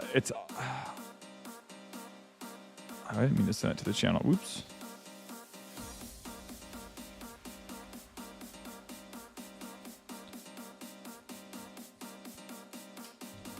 Okay, there's a chance based on breakers. I don't expect either one of them can make top 8, to be honest, if I'm being completely honest.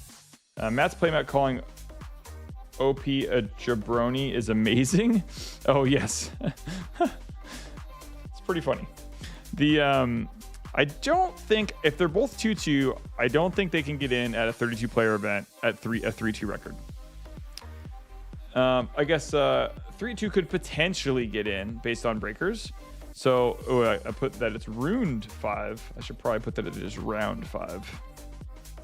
5 of 5, and then we're gonna go into top 8.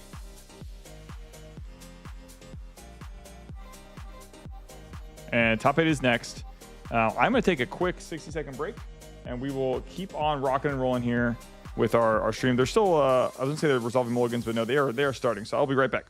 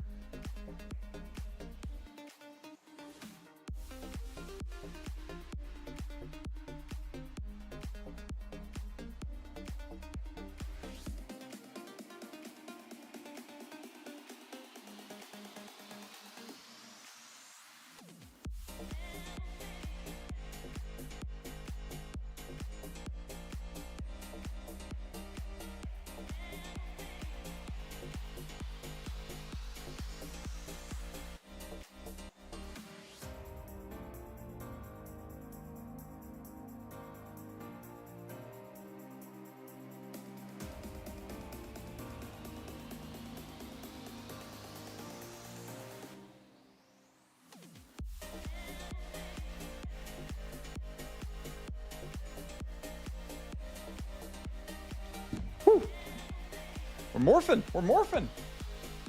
The new set drops November something. We have the pre-order date up on our website.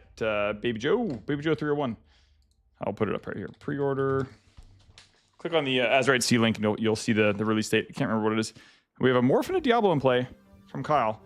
And Matt's out here trying to squeak into top 8. Both he and Kyle are on that bubble. And I have my top 8 monster right here, ready to go as soon as top 8 starts. We're cracking into that one. Emo Beast coming down into the Inkwell. Tinkerbell comes down.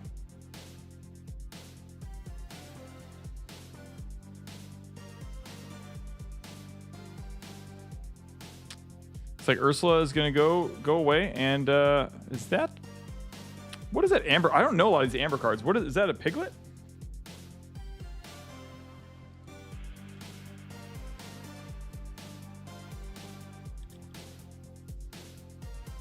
Is that what that was? Yes, that was a piglet.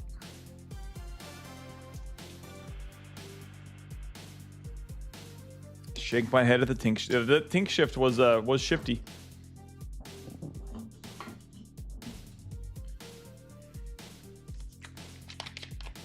How long? Oh, we're 4 hours in here, folks. Cheers to being 4 hours in. 4 hours into the stream. In round 5, we're making good time.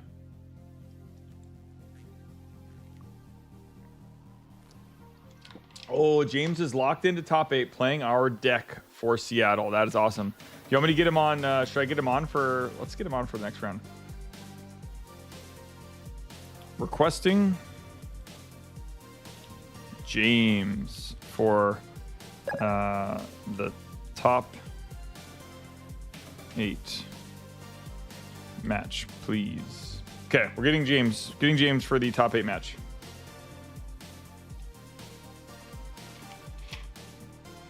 Rocking and rolling here. Oh my gosh, so many cards in play. 5-4 on the lore counters. Looks like we've got Blue and Daisy coming in to quest to 8. Kyle's going to draw a card off of... Is that Diablo, potentially? Has an Anna, a Diablo. Looks like going to go in ink. It's going to play out another Tinkerbell. And Marie, thanks for that follow. If you're hanging out with us today, appreciate you coming in. We've got almost 1,000 views over on TikTok alone. 44 people have joined our TikTok, and a lot of likes and love going all around here. But if you're new to Kingslayer, to our streams, we stream every single Thursday night at 6:30 p.m. We do giveaways every stream, and you can enter at 3 different ways. You can follow and chat on Twitch, YouTube, and TikTok, and that's a way to enter into our giveaways that we do every week. And we're all about supporting local game stores and trying to get people into stores to play card games. And we have 3 stores in Southern California, and you can come check us out anytime. And thanks for stopping in. And this is round number 5. Both Matt and Kyle are playing to try to get into the top 8. There's a chance if they win, they might make it in. It looks like Kit Cloud Kicker coming into play here. Let's take a look at that. Pretty sure that's a Kit kicking some clouds. When you play this character, you may return choosing opposing character to that player's hand. Looks like that's what he did. Kit has been kicked. But he's a tough guy. So I think it'll be okay. Matt, no. The first Tink shift, you saw the hand. You know, Matt, it's the funny moon. You know, you gotta learn the hard way here. Looks like we got a Lilo coming into play. This game 1 is kind of out of hand here. Looks like we'll probably just scoop up and go to game 2. And playing a more aggro deck for Matt, he really wants to be in a better place at this point in the game, but he's going to go ahead and pick up cards, I imagine, and go into game number 2. Kyle saying the fist bump of the pleasantry is up a game. Let's go ahead and indicate that on the round timer here.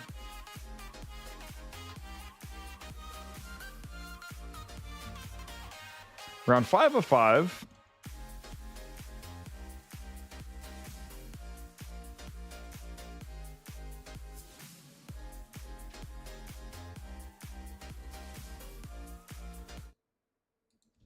Here we go. Shoveling up.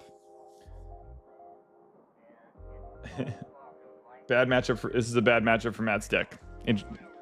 Yeah. Seemed that way after 1, but we'll see how game 2 goes for him. And dude, I can't play a 5-round plus. Top cut would be exhausting. I'm tired after an 8-player 3-round event. Yeah, it's definitely not for it's not for the faint of heart for sure.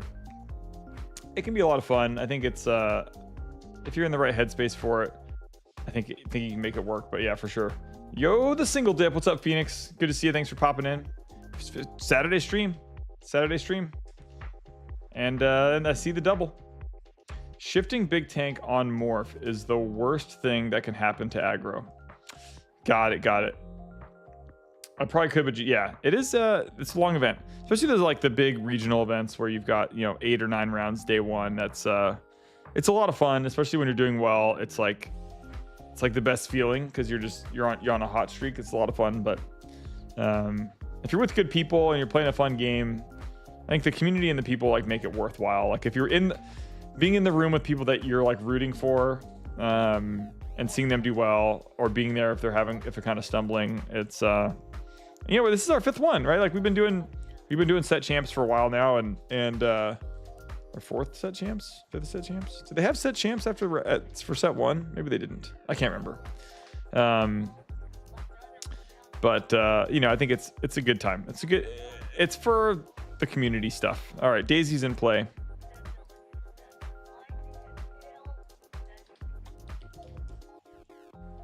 Daisy Duck is here, and whenever this character quests, each opponent reveals the top card of their deck. If it's a character, they may put it in their hand. Otherwise, put the bottom of their deck. So yeah, this is tough. Matt really values every card he has, especially at the start of a game, and so for Kyle to sit there and pick apart his hand is kind of brutal. And shifting into gross stuff is not what Matt wants to see. But hey, here we are, Matt. Now's your chance to shine. It was 3rd set. Okay. So this is our 3rd season of set champs.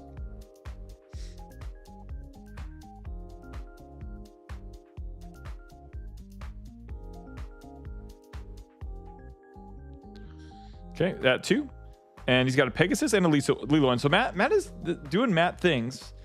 Matt has out what he wants to have out. If he's going to win this matchup, it's off of this type of a start.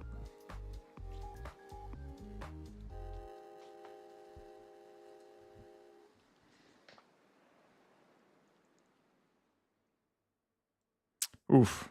Lilo is getting taken out by that action card. Morph coming down.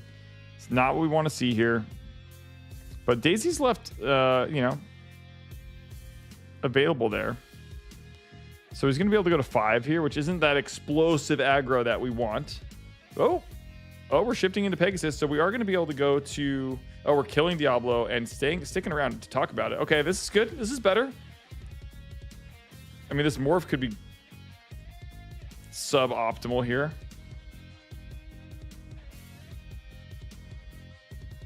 What is wrong with morph? I think morph might be suboptimal for Matt because it's going to morph into Cinderella and deal some grossness. Ursula's coming down. New to Lorcana, do you have to show the card you're inking? You do have to reveal the card you're inking. There's certain situations where cards will say like ink the top card of your library, or actually I don't know if that's necessarily it, but I think it is ink the top card of your library. And then you don't look at it because it's supposed to be face down. But yeah, you need to reveal to your opponent what you're inking, because some cards like the Daisy Duck that I have on screen is not able to be inked because it has that like thin gold border around the number 1, where most cards in Lorcana have a thick gold border around the number 1. So you need to reveal. Is there a large gap between casual and meta decks? Yeah, I'd say so. I mean, because you could just play like, hey, I'm playing only Mickey Mouse like Mickey Mouse Clubhouse cards, you know, and like that's not going to hold up against some of the decks we're seeing right now. So there's a gap for sure. Okay, we've shifted into Sad Beast, Emo Beast, Emotional Beast, Emotional Support Beast. Sitting there, sad panda looking down on the world. At the start of your turn, if this character has no damage, draw a card. Otherwise, he gets +4 attack this turn.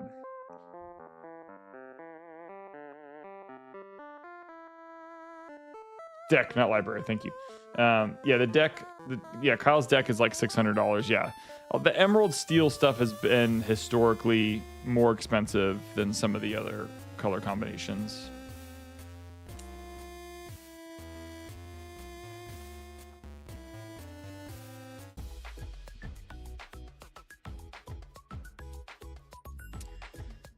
Yeah, I mean, at least Matt is like putting up a fight here in this matchup. It's not a complete blowout like game one. But the longer that this game goes on, the worse it gets for Matt because his aggro deck wants to close out quickly. Kind of traditional card game mechanics. And this is the last round of Swiss before we go to top 8. And there's a slim chance that one of these players that wins could make that bubble cut into top 8. And we are for sure getting James for our first top 8 match.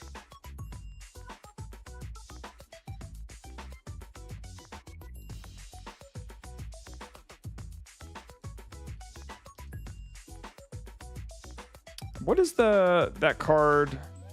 What is that emerald card on the top of Matt's screen, or to Matt's left? What's that emerald card? It's Cusco, isn't it? Because I can never remember what Cusco looks like. No, it's not Cusco. Clarabelle. I thought it was. I typed Clarabelle and I couldn't recognize it. Aha. That's the other Clarabelle. When you play this character, if an opponent has more cards in their hand than you, they may draw a card. Okay, got it. Thank you. I looked it up and I was like, nope, not that one. And Scooby with the follow. Appreciate you. Yeah, we got it, Billy. Appreciate that. Thanks, Ryan. Thanks, Stephanie.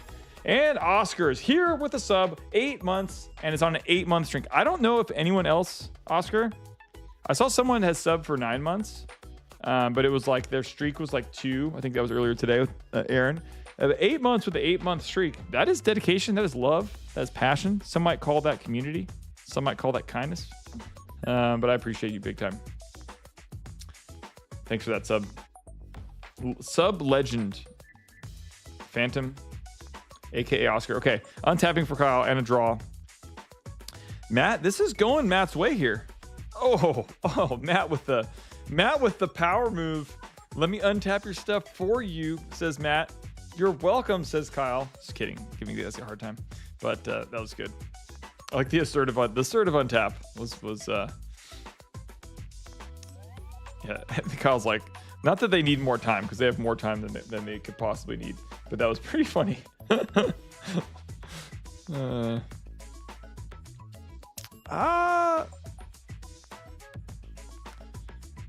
Oh no. Are the wheels coming off for Matt here? The wheels might have fallen off. Too many Cinderellas, I think. We'll see though. He can quest for 2 and go to 16. But he's got a singular card in hand, a Pegasus. He's going to play that. He's going to quest for 2, and he's going to pass the turn. Right, there's no reason not to quest for 2 here.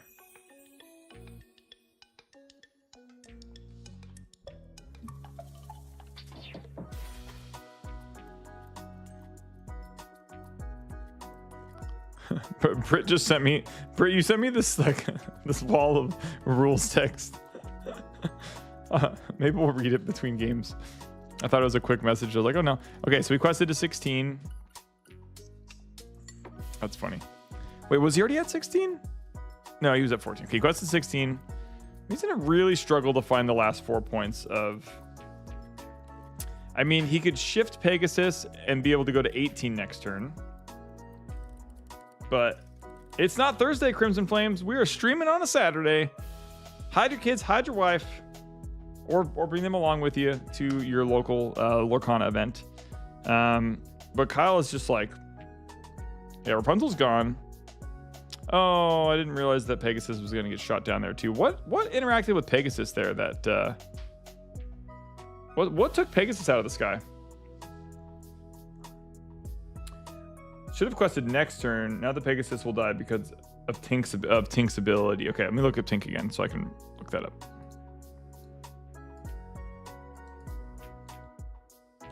I keep calling it Cinderella, don't I? I do keep calling it Cinderella. So I'm losing my mind. Whenever a character banishes another character, you may deal 2 damage. Okay, that's what's going on. That's what's going on. I knew that. I love how many times I've called Tinkerbell Cinderella today. Just great. Just makes a ton of everyone face palming at home that hasn't corrected me. Shame on you. Shame on you for not correcting me. Okay, the queen is out.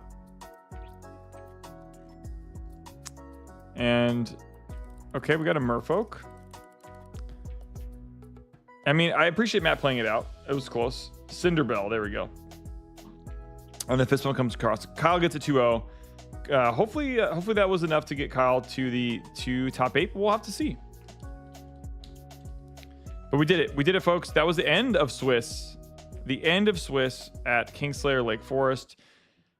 We did. What are we at? 4 hours and 23 minutes at the end of Swiss. And look at the time in the round. We've got 31 minutes left. Okay, we're about on. You know, it's pretty typical. We could have maybe started a little bit earlier. There's a little bit late check-ins. The Vegas Emerald Steel is nasty. Emerald Steel has just been dirty from the start, and that's where the first errata card in Lorcana's history came from that archetype. But let's hey, while we're here, while we've got some downtime, why don't I get caught up on check-ins for the giveaway? So I'm gonna go through that right now. You probably have some time. So since we've got 30 minutes left in round 5, we probably have some time before top 8 starts. They need to do a top 8 photo and all that kind of stuff. It's a good time for a lunch break if you are around and about. But what I'm going to do, maybe we can, let me see if we can get another match moved over.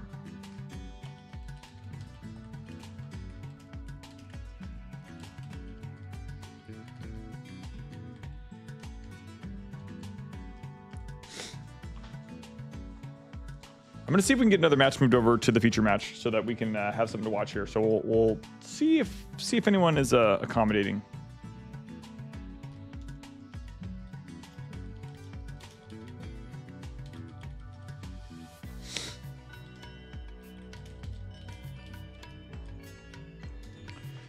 Britt is going to check right now and see.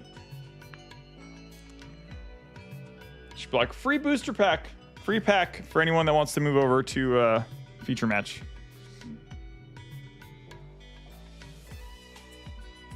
Okay, let's get everyone checked in. I haven't checked folks in a while, so let's start with TikTok. Ryan D, you are in.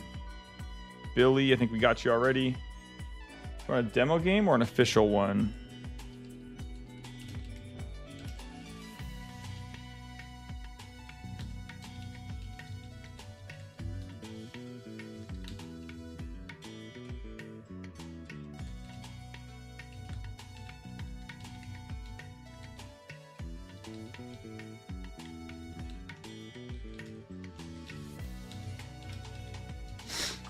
All right, let's see. Ryan D got you.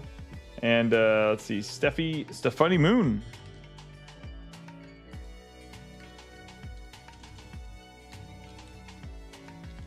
Crimson.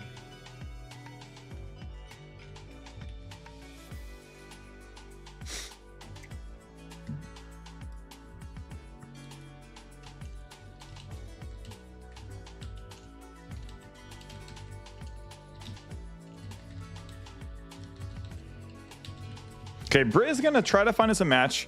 If they have a natural pausing point, like let's just say they finish game 1 or game 2 and they're going to go to game 2 or game 3, and they're in, ideally we get like a win and in match that needs to move over to the feature match. But she's going to keep an eye on that. So we might get another match in round 5 moved over, but in the meantime, I'm going to keep adding people to our list of folks that are entered in the giveaway. All you got to do to enter is follow and chat, and you're in. So Billy Breaks, Crimson, Kara, let's get Kara in here. Or Kara Krypton. User 404. Jin Q 404. And Pudence. And Zibby 0792.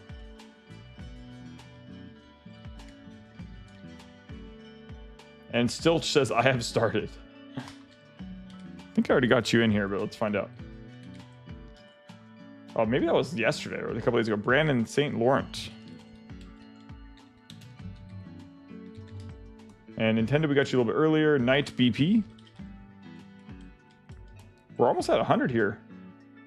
That unique shop. Ryan's Guitar Shop.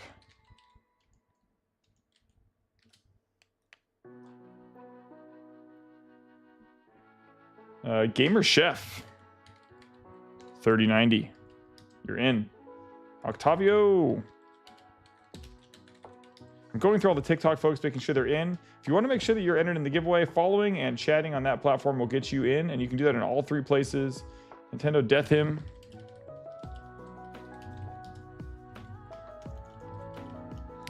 And I think I'm almost caught up on TikTok. I've got Crystal. Lord of Lore.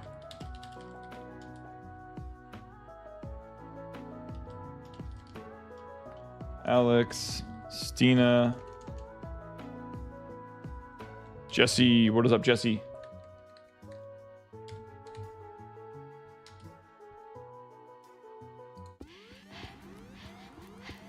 And Cameron. Let's find out. Yeah, Cameron Field, you're in. Tyler Evans, 245, you are in. Austin, you're in.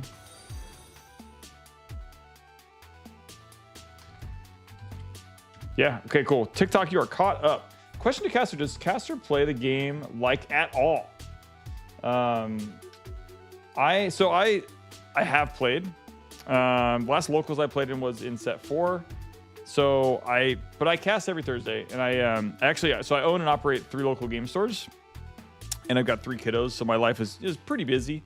We've got 23 staff members across 3 stores, and so we do live events. We cast live events from the shop every Thursday. So this is from our store in Lake Forest, California. I live in Costa Mesa, which is like 30 minutes away, and I cast remotely just for ease of management of that process.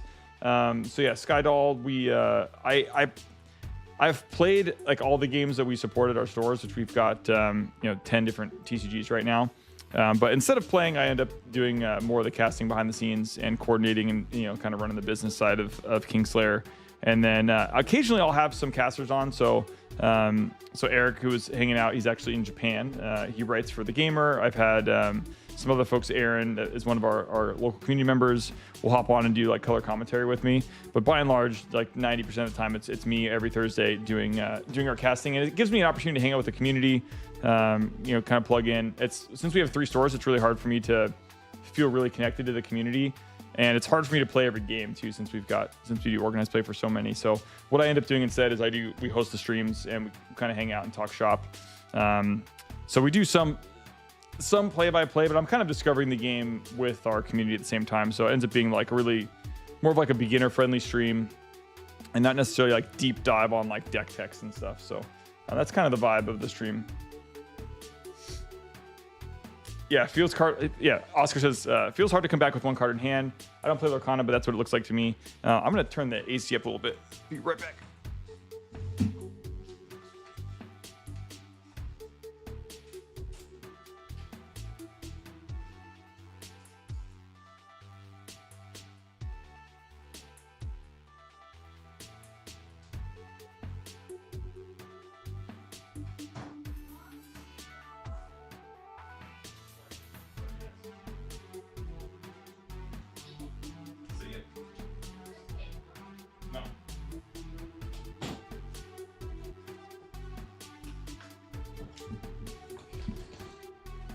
Yeah, Skydoll, what games do you play, or like what decks in Lorcana do you play? What's your favorite game? What do you play the most? Magic would have been like my easy answer, but I got into Warhammer last year, so that's been a lot of fun. the last few months, the thing I played the most is World of Warcraft. Like I play that with my cousin every time a new set comes out. We've been playing that since the game came out 20 years ago. So I kind of dip between card games and video games. But yeah, definitely like gamer at heart.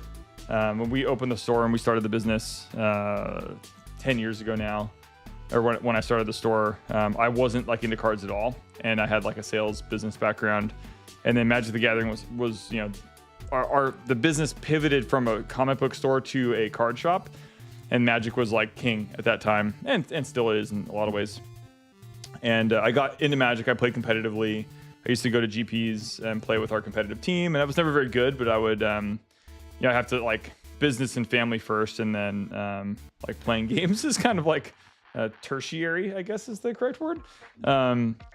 But yeah, it's been fun to hop in and play. And every year, like this year, I have played Lorcana this year in the shops. I've played One Piece, so I really, really like One Piece. That game is freaking awesome.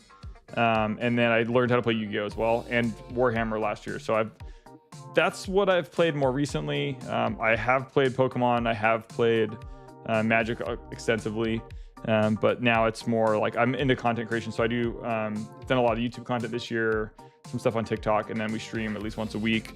And running 3 stores, we also have 23 employees. We have 23 employees, 3 stores, and I have 3 kiddos. So I don't have like most of my nights are like hanging out with the kids and doing family stuff. I don't get much time to go out and do it. It looks like we've got Blake here. It looks like Blake is going to be going into game 3. Is that what's happening? Oh no, we've got Card Rush again, or Pack Rush. Nice. Okay, we've got Blake and something else. Love it. Blake is hooking it up here, giving us some content. I know Blake by the watch because we talked about that a little bit earlier. I'm not sure who the left is, but we'll find out here soon. Magic Lorcana. You played Magic, Lorcana, Yu-Gi-Oh, Vanguard, World of Warcraft, League of Legends, Runeterra, and Versus System, and dabble in Forcible and Weiss. Okay, nice. Sky Doll, you play a lot. It's a lot of card games. Most people probably play, you know, like 1 to 3 card games. But that's good. That's good. Yeah, are you playing WoW right now? Are you happy with the current expansion, or have you had fun with that? Or have you been playing Classic or Retail? And yeah, Zibby, I think if I was gonna play a card game with friends, like Magic is kind of like, I don't have the time to do that, but if I was going to play a card game, that would be fun. But I do like Lorcana. Like Lorcana with the kids is a good time. But there's so many good options. There's like so many like entertainment options. I feel like people have to just find the thing that's like really, really good for them. And people that love Disney and love card games, like Lorcana just hits that sweet spot. You're playing Retail. War Within's been decent. Yeah, I've really enjoyed it too. My cousin and I play. I don't like we've been doing. I've been like, I'm a Holy Paladin doing pug healing for Mythic Plus, but I only play like a couple times a week. So it's really low keys, and that's been kind of fun. I'm putting up the straw hat and playing Commander until the. You're putting up the straw hat, so you're gonna stop playing One Piece and you're just gonna play Commander until the Gundam TCG releases. Nice. That's what Magic is for a lot of people. Is like you'll play something new, then you go back to Magic because it's like comfortable and it's like fresh, or might have some new cards that you didn't have before. That card, that tip card on Blake's side of the field looks like a Pokemon card, does it not? Holy Pally, I'm so sorry. At least you guys are getting buffed. I know. Holy Paladin's been like last set or last expansion, Holy Paladin I feel like was in a better place, but yeah, they just got a sort of a buff. But yeah, it's been really, Holy Paladin's been kind of in a rough spot. But what's your Sky Doll? What's your main that you play on WoW? Magic was intimidating to try and get into. That's why I'm more into Lorcana and how new it is. That's interesting, Zibby. Yeah, I think Zibby, after you play Lorcana more too, or any card game, and you're just like in the ecosystem of playing at a card shop, I think you'll like Magic. The things that are intimidating about Magic may become less intimidating, because like you learn like the tournament behaviors and mannerisms and like niceties of playing card games, and then when you go to Magic, it's like, oh, you already know like how to do, you know, all this crap. So that when you go to play Magic, it's a little bit more straightforward. We are going to go into top 8, which is technically round 6, I suppose. We're going to go into round 6 and the top 8 round as soon as the matches are finished, which we're waiting for some folks to finish their matches in round number 5, and then we'll get started with that. Cries in Resto Druid. Resto Druid's in a pretty good spot.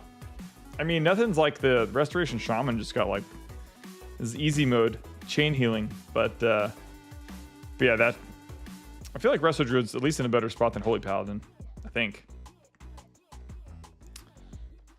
But yeah, being a healer is tough. Cool. Yeah, and this game of Pack Rush is happening. Ancestral Totem is done. Indeed. Yeah, I've tried playing Shaman before, and I've tried a few times. Not good. I'm just Paladin's in my go-to. It's a dwarf named Thor, and he does stuff, you know? But this has been good. The stats have been solid for the stream today. Awesome turnout. And we're going to be going into top 8 soon. As Blake and unnamed opponent. Let's see who. I'm not sure who it is. I'm going to assume it's Matt, but I don't know for sure. Britt has not corrected me yet, so we'll assume it's Matt. I've not played WoW in years, but Retro Whammy was my go-to. I think he meant Shami. I was like, Retro Whammy. What is Retro Whammy? But I think you meant Resto Shaman. Retro Whammy, aka Resto Shammy, is Zibby's go-to back when you played. Yeah, game's in a good place. It's in a good place if you've got, like, you know, the time. I mean, goodness gracious, that game needs a lot of time. But yeah, the calm before the storm. Oh, you know, I need to make sure we've got all of our YouTube folks caught up. So let's do that while we're hanging out. We got Matt, Tyler, Andrew,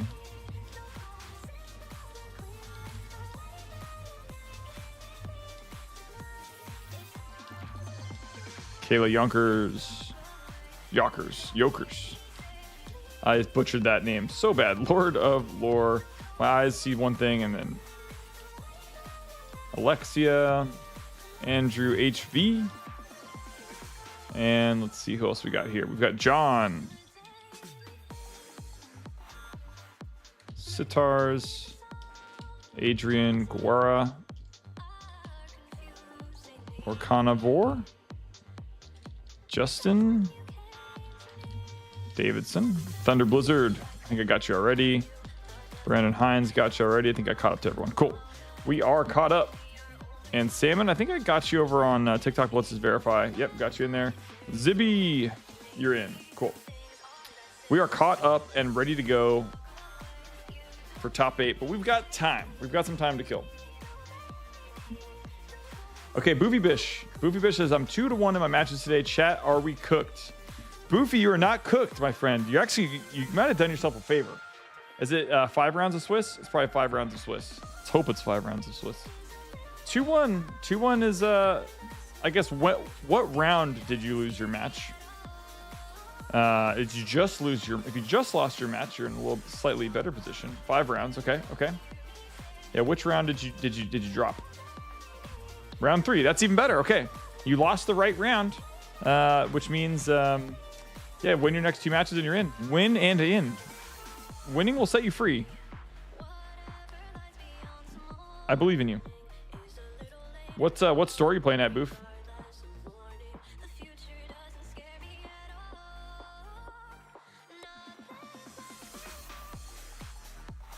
Guess we can hide Tinkerbell for a while.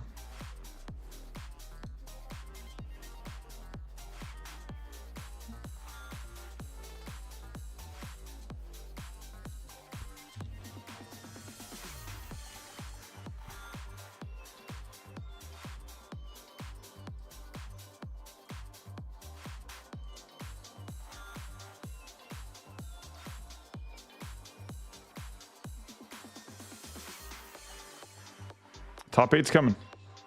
Top 8 is soon.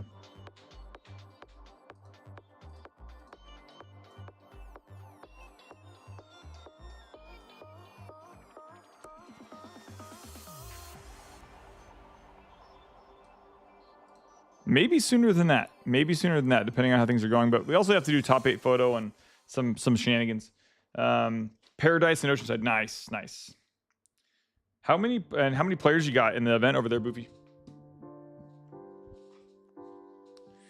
I mean, losing set you free to. It means you. Oh, losing sets you free to. It means you get to go home faster. Sure. Like the great Nacho Libre said, "I won to win." Nice, nice. I love to hear it. Boof, you're gonna do great. You're gonna do great things. 32 player cap. Okay. Nice. Feels like people picked up on that being a thing that they should do. And top 8 is soon. Yeah, top 8 in probably about 12 minutes, honestly, because they've got to do top 8 photo and prize out the rest of they have to do top 8 photo. They have to prize out the rest of the field. I think we prize down to top 16. Squeaky Sheep 2001 just followed on Twitch. Thanks so much for that support.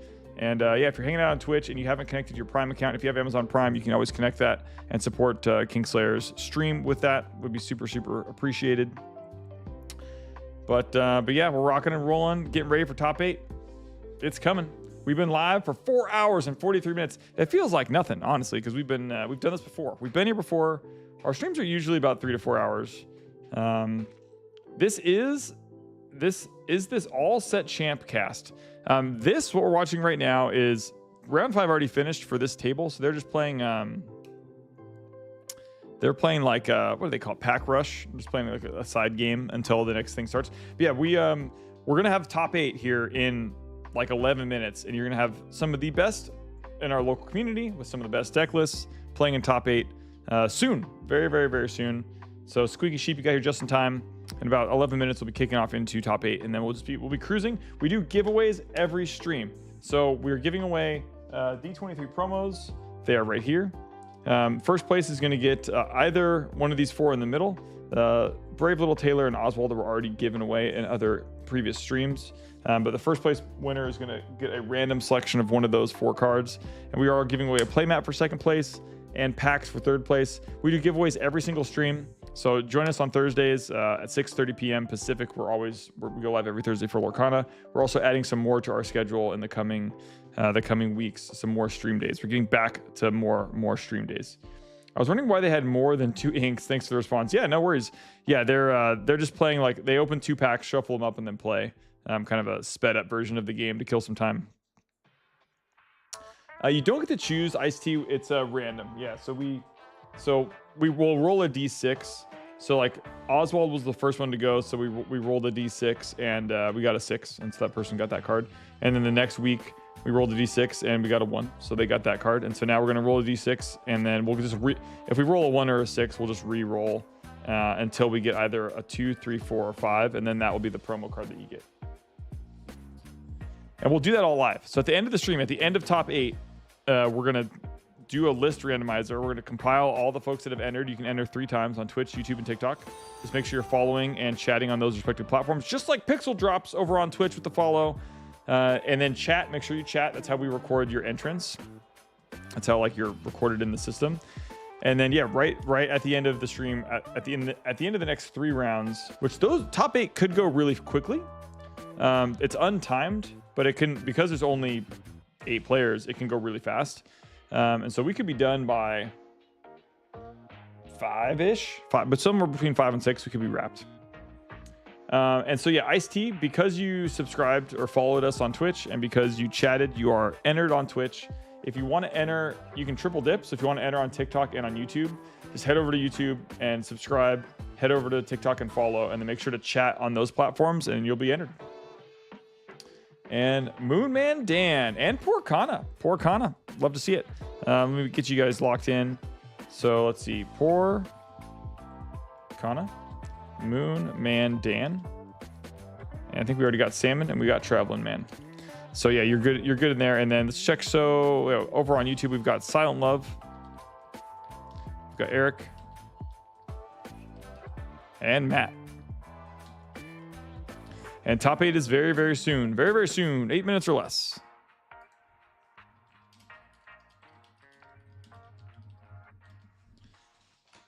And it is game 1 of the Ducks season today. 7 p.m. Pacific. Ducks game. It is... we haven't lost yet any games, so that's good news.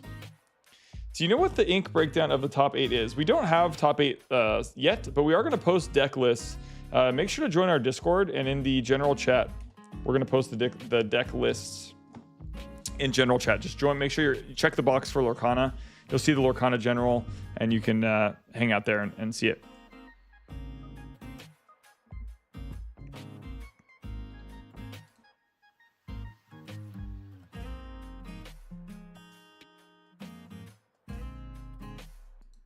Yeah, there's some chaos going on in the Lorcana general chat right now. And Daniel Moon with the triple dip. What's up, Daniel? Good to see you. I'm getting you in. I am caught up.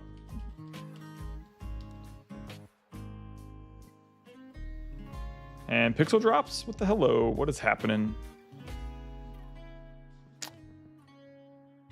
And there are 2 active matches going on right now. So as soon as those matches are done, we are going to hop into top 8. Exciting times. Exciting times. Just vibing away here on a Saturday afternoon.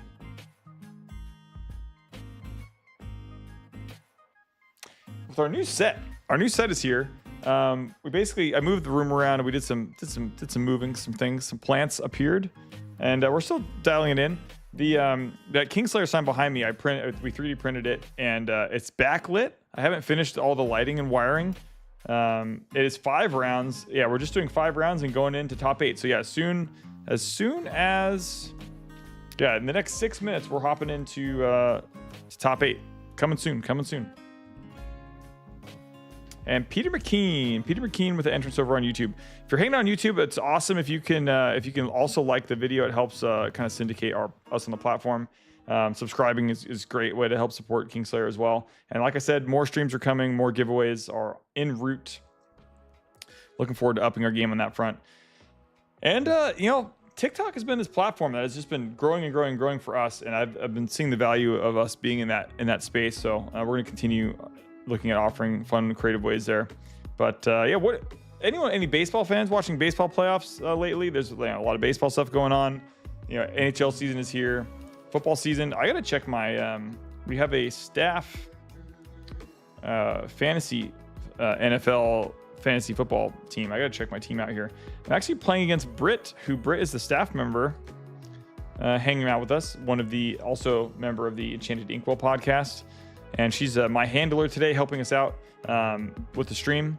And I'm playing against her, and I don't know if she knows this, but her entire team basically has the bye this week.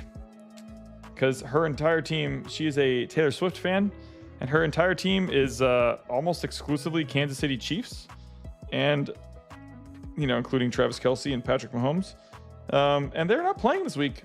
So I think I just get kind of a win, because that's kind of what's going on. And Midnight 37 with a follow. Thanks so much for that. Top 8's coming soon. All you got to do is follow and chat to enter the giveaway on Twitch, TikTok, or YouTube. And we have 3 prizes we're giving away tonight. Go Chiefs. Yeah, don't tell her, says Ice-T. Yeah. It's tough. I mean, she doesn't have much of an option because her whole team is Chiefs. So she'd have to drop her whole team and add a bunch from free agency, and then someone would pick up Mahomes, and then it's over. Yeah, it's pretty sad. Last year I got last place in the league, so that was embarrassing. But this year I'm in first so far. Tied for first with Matt, actually. Wonder how Matt's matchup is going. Hasn't started yet. Okay. Hello all, what is up, Brute? Brute TCG, you've entered the giveaway on YouTube. Thanks for popping in. Brute. We're hanging, we're vibing, we are waiting for top 8 real soon. And Cossack Brute says, good luck to the Illumineers. Literally all Chiefs, including backups. Yeah, it's rough. It's rough out there. Okay, I'm going to take a quick break. And when I come back, we should be really close to top 8. I'm gonna grab a snack and refill the water, and we'll kick it into gear. I was following you on YouTube, but didn't know about live streams and Twitch. Good work so far. Hey, Pixel Drops, thanks so much. Appreciate that. Yeah, we do every single Thursday. We stream Lorcana. We're gonna be adding more streams with One Piece and some other games too from our Oceanside store, and we're gonna be increasing the volume of content production and just to make sure we're as present as possible. And we need Lorcana streams every single Thursday at 6:30 p.m. I am here till the end of my days. I will be streaming Lorcana every single Thursday. I think Lorcana could disappear and we'll still stream it. As long as I've got people that want to play in the stores, we're going to stream the content. And that's 6:30 p.m. Pacific every single Thursday. And we'll do set championships once a quarter as well, which is what we're doing right now. But yeah, I'm going to be right back. We're going to rock and roll. More streams. I imagine, actually, let's just check. I'm curious. Who else? Is there anyone else streaming Lorcana right now? I imagine, actually, let's just check. Ooh, that sounded terrible. Is there anyone else streaming Lorcana right now? That sounded terrible. All right, let's take a look. Disney Lorcana trading card game. Viewers high to low. Okay, so we have the most viewers with 68, and then there is looks like someone in another language is cracking some product. Looks like some webcam matches going on. Pixelborn Connect. It's like 5 viewers. Oh, there's a set championship going on in Kerwin's game store. Nice, awesome, awesome. Oh yeah, there's all sorts of good set champs going on. That's crazy. There are, I don't know, what is that? 1, 2, 3, 4, 5, 6 other set championships going on Twitch. Nice, nice. And yet, yeah, that's pretty good. That's pretty awesome. Hopefully they have an Emerald Steel deck in the top. Finally get around to playing mine last week, and it was rough. Did much better today, so Squeaky Sheep, nice. Was the team... Oh, if the team is good, you only can blow 1 bye week. Not really much fire on the Chiefs this year. Yeah, there's not... I think she's struggling. Her record says that she's struggling at the moment, but I think there's still some time to adjust. It's early in the year. Lorcana on Twitch most days is almost said. Yeah, it's kind of interesting because like we have a lot of success with the streams, but I think it's because like a lot of our community members watch, and we do have 3 stores. So when we go live, we broadcast it to like our network. So I think, but we also have a lot of people that watch on Twitch. I'll ask this question a little bit later, but if people want to answer it now, like we have people that watch this stream from across the US and some across the world. But yeah, like if you're hanging out in chat right now, go ahead and mention the city and state or city and country that you're watching from, because I've noticed when I've done this before, we have like a pretty wide range of people that are watching. So if you're watching on TikTok or Twitch or YouTube, like what city and state are you streaming from? Because we get people from all over the place. So I've got Omaha, Nebraska from Traveling Man, Chicago, Illinois, Athens, Greece. Get out of town, Pixel Drops. There's no way you're from Athens, Greece. Seriously? Is that? And yeah, Eric is in Japan right now. And did I get Michigan? Nice. San Diego, says Ryan. Love it. Yeah, what city and state are you from? Antarctica, says Ice-T. All right. Okay. All right. Okay. All right. Real answers only. From the Maple Leaf, from Canada. Some Anaheim. Love it.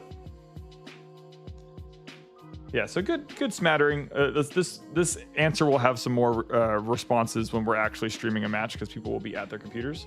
So I'll ask this a little bit later. But yeah, I think we get people from, like, we have a lot of local community members that join, but it seems like there's a lot of people streaming. One thing I know that helps with us for streaming is consistency. Like we do it every single Thursday. I've had to skip it a couple times for like weird family situation. You know, like not the family situations aren't weird, but like if like one of my kids has like a musical performance or something and it happens to be on a Thursday night, then like, you know, like I'm going to pick that over streaming. But I think consistency, and we've been doing it since January 30th. I will show you our friend over here. His name's Plantany. So this is Plantany or Plantony, depending on how you're talking. This is our first day of streaming. We used to stream back in like pre-COVID, It's so far now to say that. COVID was so long ago. 4 years ago? It's crazy. Pre-COVID, like 2017, 18, 19, we used to stream Magic, but I had casters that would do that, and like our business was much different. But since this new era of content for Kingslayer, January 30th was the first day we've been streaming, and we used to do twice a week. Then we scaled it back to once a week in the summer, and now we're going to go back up to twice a week, maybe even 5 times a week if we're getting crazy. But Lorcana on Thursdays has been a staple for 10 months now, 9 months now. So that is something that I think the consistency really helps. And a lot of these other streamers that are streaming from their stores, they may or may not be doing commentary, and they may not be doing the consistency of like week over week thing, which I think can help out a ton. That's plenty to me. We got some other friends on the shelf that we'll introduce a little bit later, potentially or in future streams. That is time in the round. That means we're probably doing top 8 photos at the moment, is my guess. And how are the Leafs? Did the Leafs? I think the Leafs are 1-1. Yeah. Phoenix, are you a Leafs fan? I think we might have gone over this before. Check out the standings. And Kansas City, Missouri from Dippy Doo. Love it. And Iced Tea is not from Antarctica. They're from Mars. Okay. Okay. Do you have a YouTube link? Yes. Let me get that to you. So this is our YouTube link. I think even like going YouTube works too. Probably, yeah. So you can just go to the channel there and subscribe. But the first link I sent you is to the actual stream that's happening right now. But yeah, go ahead and subscribe on YouTube and chat on that platform. You'll get another entry into another kick at the can. Okay, it's happening. James Riley is on the Rapunzel mat. Hold the phone here. I said top 8 soon. Top 8 is now. It's coming. Let's reset the time. I don't have any players yet, but we're going to have players. James is coming. Exciting stuff. All right, so on the right-hand side is going to be James. And his opponent is none other than Alex. Oh, man. Two of my favorite people in this hobby. I'm going to put... hold on. Let me get the Citizens of Lorcana podcast logo going here.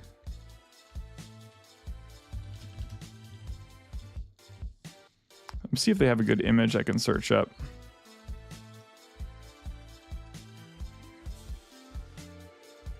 Let's do it, right? We're gonna shout him out here. Image.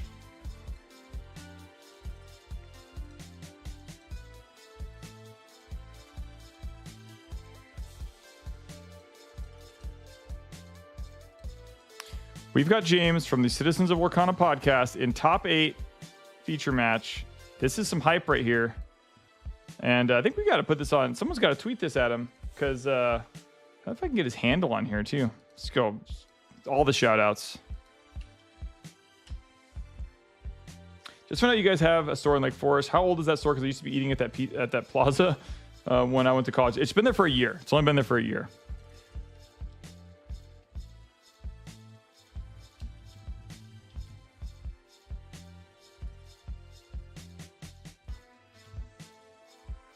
It's cool. Citizens of Lorcana podcast. Let me see if I can can I duplicate this thing?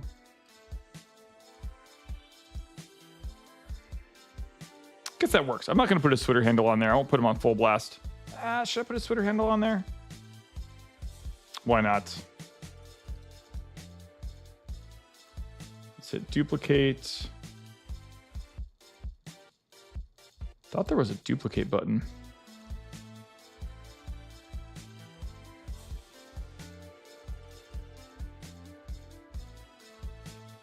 Copy paste. I don't want to break something.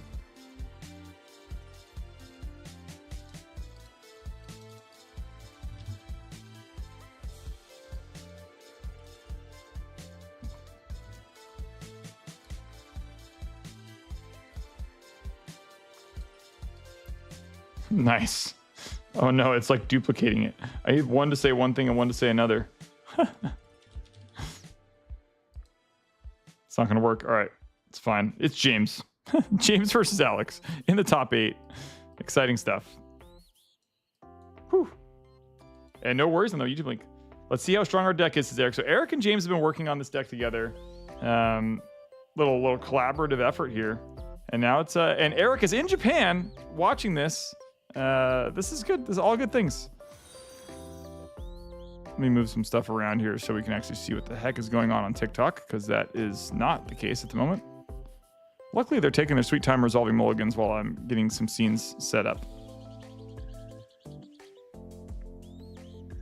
Check the TikTok platform out. Things looking a little skewed.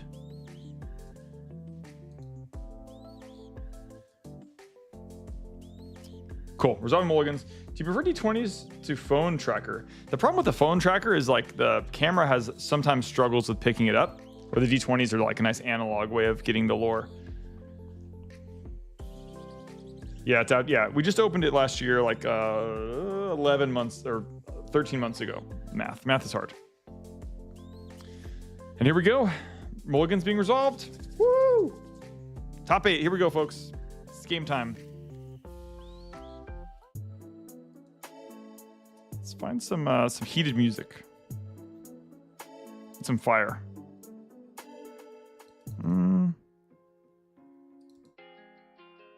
This one's not bad. All right. 70-minute timer for what it's worth. Okay. All right. I'm just going to say...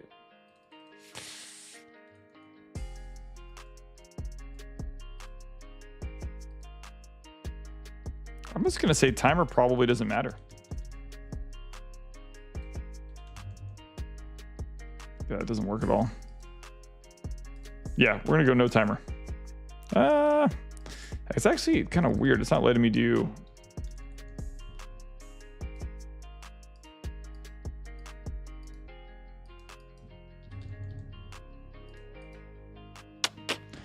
I am just not going to start. Whatever. I'll start at 50. We'll know it's a 50-minute timer. Okay, mulligans are resolved. Here we go. Top 8 has begun. Top 8 is live, folks. Best of luck. We've got a Merfolk in play from James.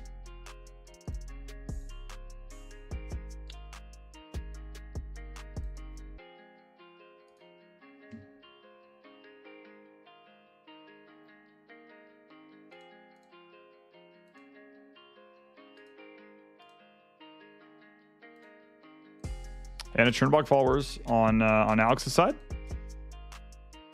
James is going to go ahead and play an Ursula. The Emerald 2-drop Ursula. When you play this character, chosen opponent reveals their hand and discards a song card of your choice. And we're opening the top 8 monster, people. The top 8 monster is getting cracked. Cover your ears. It's going off. And let's see how strong your deck is, Eric. Top 8 coming to you live.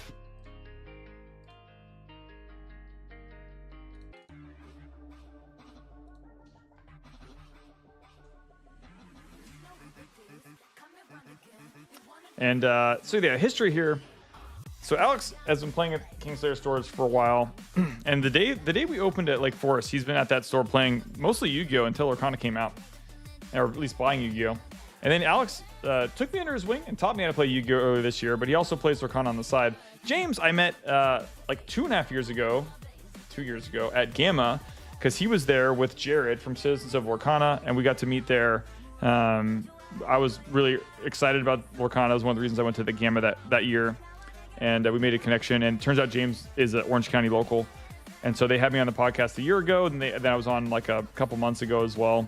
But it's been fun to stay in touch with those guys, and it's really good too because like that podcast is listened to by a lot of folks in the community, and because they're so plugged into the community at large, if they want to give feedback to me about how we could run events better at the store, like I feel like connected in a lot of ways. So it's really fun to have folks that are passionate about Lorcana, that are also content creators, be folks that are playing in our store. So it's really fun.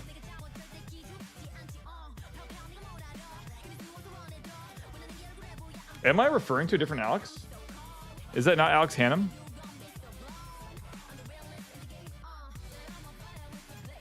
If I am referring to a different Alex, I apologize. This is not Yu-Gi-Oh! Alex.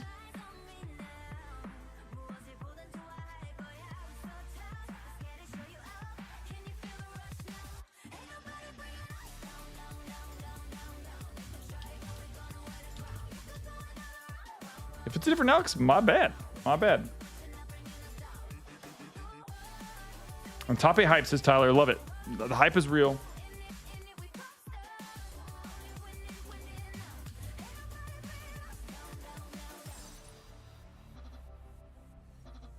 And we are in game number 1. Kit Cloud Kicker coming into play. Into the well. And Madamim's going to quest. And James's dice is a little out of frame.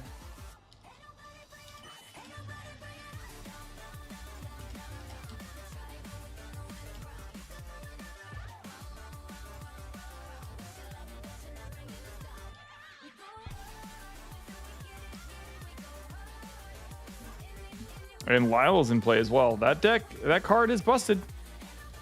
It is it not the meanest card in the format, Eric? I think it's the meanest card. And I love it. Madamim goes away.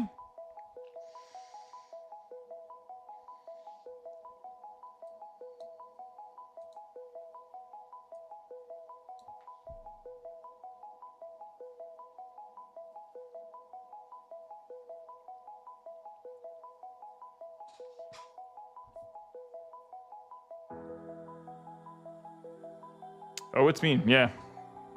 It's mean. He's looking all friendly, like, yeah, come aboard. My thing I'm standing on. But he is a cunning mercenary.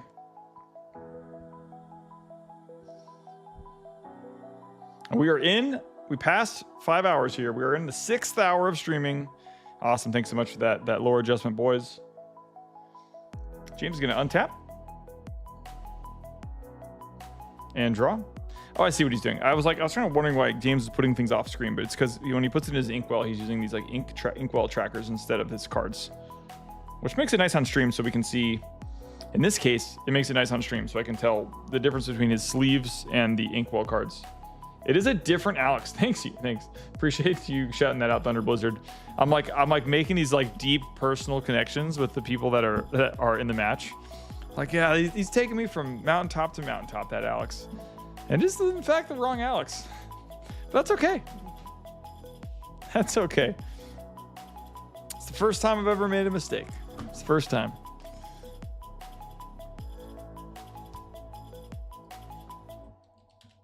He took me under his wing. He took me under his wing. Showed me the ropes. This guy. Not that guy.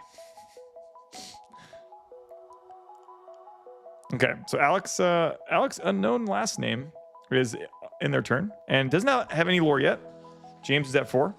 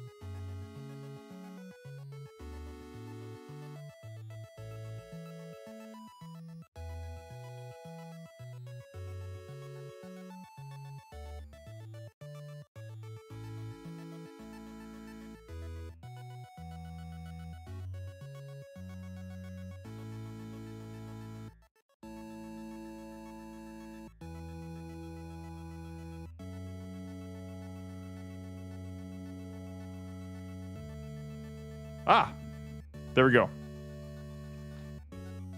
Got it. Thank you. Thank you. Thank you.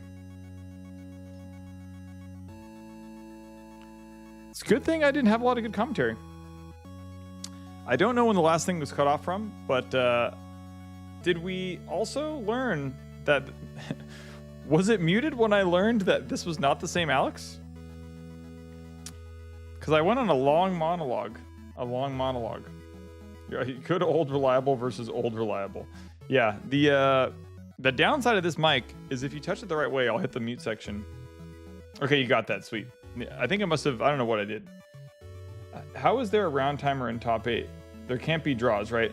It's technically like a 70-minute round, but I couldn't functionally adjust the round timer easily on the... Okay, thanks, Eric. On the fly, so... there can't be draws. Yeah, ignore the round timer. It's more just it's more of an indicator for us. It was like, how much time has passed since... I could probably count up, actually, would be more useful than counting down. Okay, cool. It was the first mistake I've ever made, and then I accidentally muted myself. Okay, for the record, I've made 2 mistakes. There's been 2 mistakes made. That's great. Classic.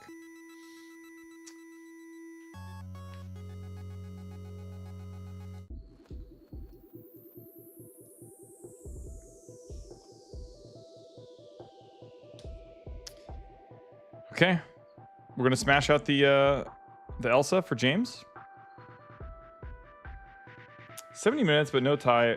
But if they do go to time, they have a breaker. Okay.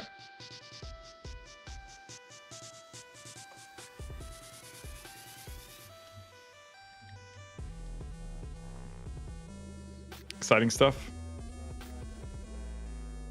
So Madman's gonna go ahead and bounce to Elsa, giving Alex some more time. I mean, these decks, from what I'm gauging here, do play on the slower end, so they're probably going to use all the time they have and make the right plays. And, you know, you made it to top 8. You've earned the right to take your time to make sure you're making the correct plays. We have the rabbit in play. Pass turn. What is that spicy tech? What is that emerald card there, eh, Eric?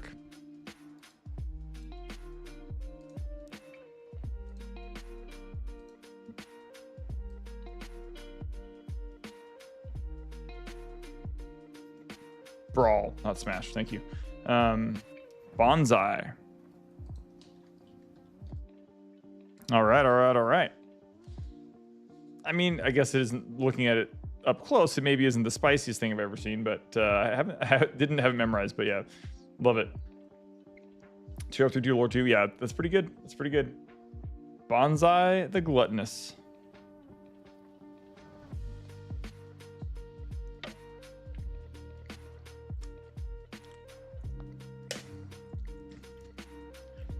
Okay, James is going to go ahead and untap. You're going to draw.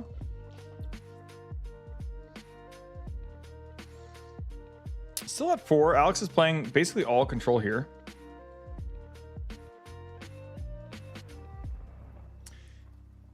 Yeah, 3-2 and 2 lore is really good. You're right.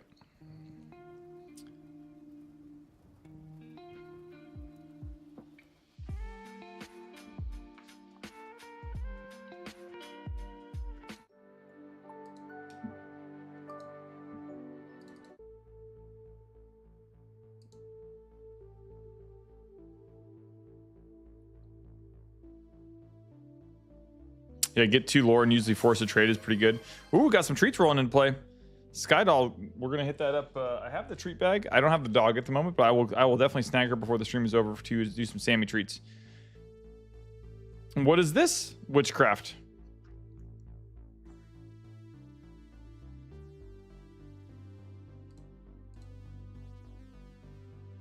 Isma.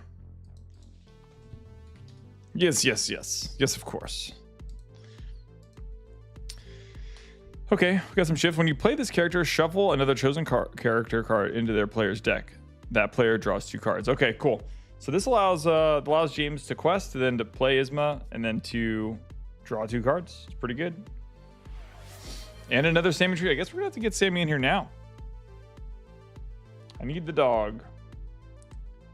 Need Sam. Sammy's on the way. Yeah, and good removal if needed. Love it.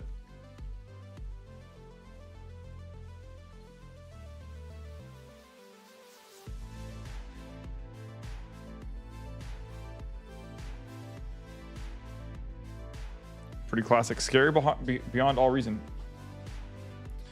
And Zach, let me make sure I got you in our giveaway over here while we're hanging.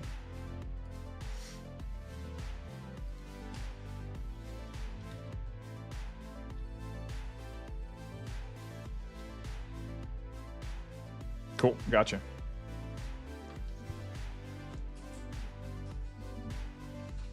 All right, Sam. Come on, come on. And T-Swizz with the follow. Appreciate that. Sammy's got a couple bank log treats here. What's up? What's up?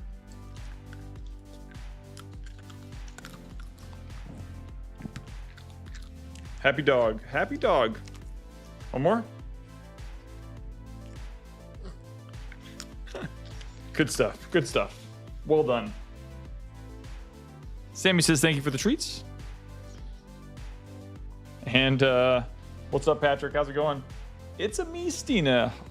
You're here as well. Joshua. You're all sorts of folks checking out on YouTube. Love it. Oh, we got one more treat, Sam. One more's coming. We're skipping dinner tonight. Come on, all the way. There we go.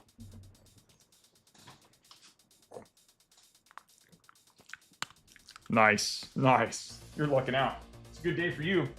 She's like, a Saturday stream? What is this? She's used to Thursdays. That we're throwing Sammy off her schedule.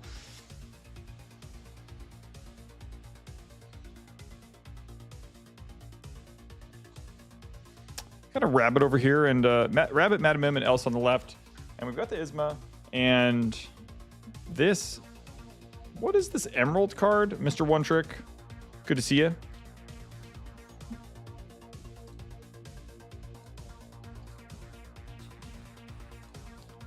Is it Mirabelle or Clarabelle?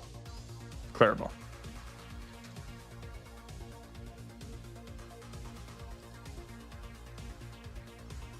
It's weird when cards are like perpendicular like that. Sometimes like the weird different parts of the light hit. Yeah, when you play this character, you may pay 2 to banish chosen item. Nice. Gonna go ahead and crash in the Clarabelle for some removal there on the Madam Mim. Love it.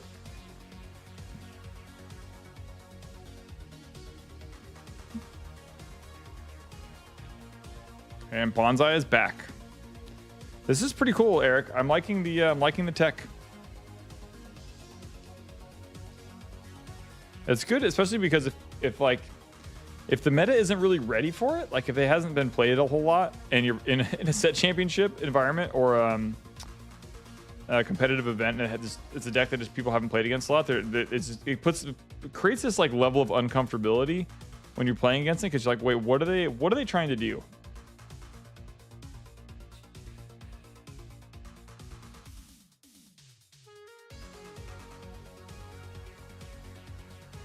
And Lyle in play, double Elsa.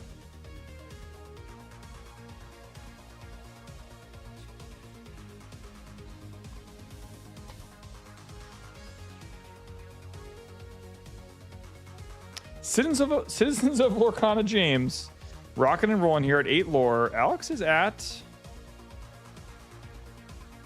0. Lost some lore off there, off that Lyle trigger. That is suppressive stuff. It's like so powerful to take away lore. Well done, James. Well done so far, James.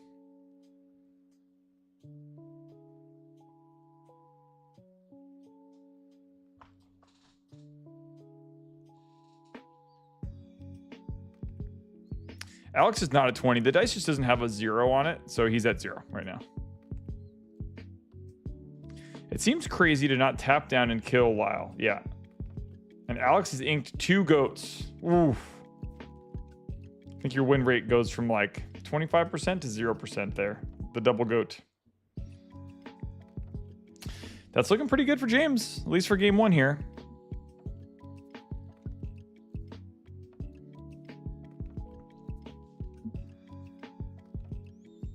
Elsa's gonna swing into hit Elsa. Take some damage.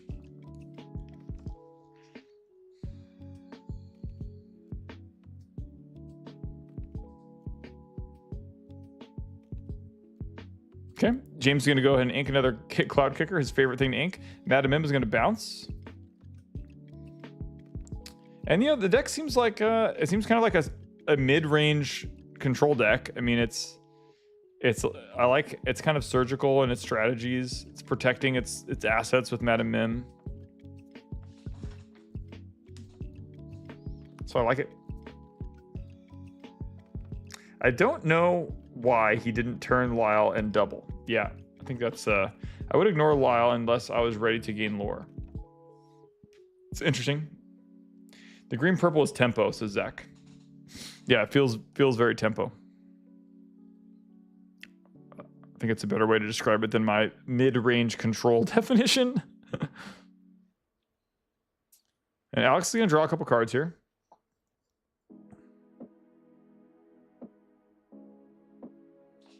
Thinking through the lines.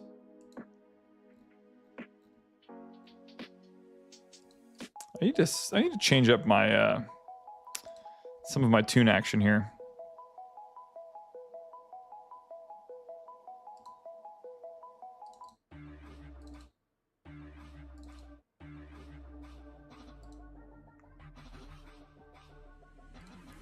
Let's see what this is. Try this out.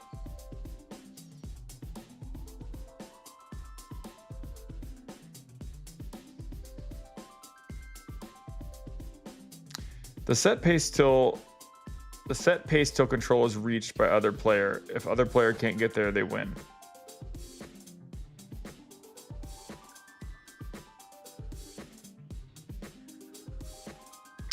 Yeah, so the lore is on the screen. So it's 8 lore for James. It's that red dice, and then 0 for Alex actually. So full of more 19.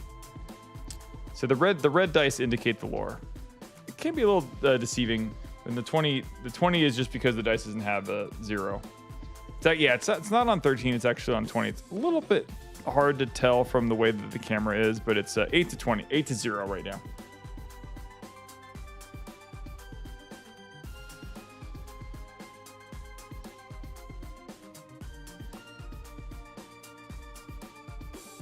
Yeah, it's odd because I'm looking at it. And because of the way the camera lens is and the red dice are on the edge of the frame, it makes this like kind of warping effect for the edge of the board. So it isn't inherently obvious when you look at it that the 8 and the 20 are the sides that are showing on the dice. Never really noticed that effect before. Final Fantasy Remix is always the move. Nice. Just trying to keep the vibes. Okay, he's gonna go and pass turn. After playing a Lyle and let me unhide whatever that is over here.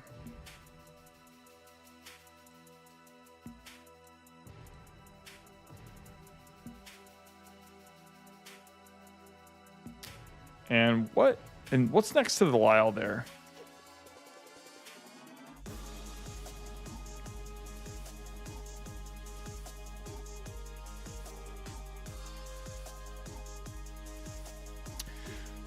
Being prepared, and so James is going to gain some lore off of be prepared, I believe. Or actually, sorry, he's going to that be prepared meant that Alex lost a ton of lore there. I basically went back to 0.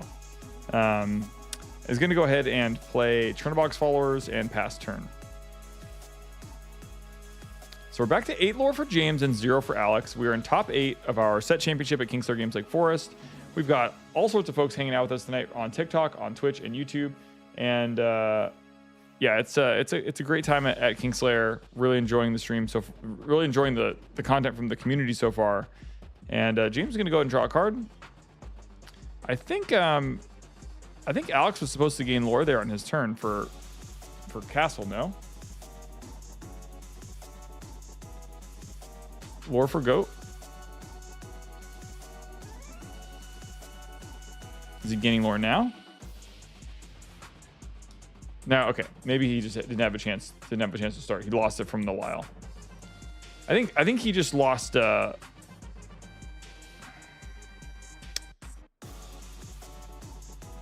I can't tell if he just lost lore from the Lyle last time, or if he actually missed a full cycle of Queen's Castle.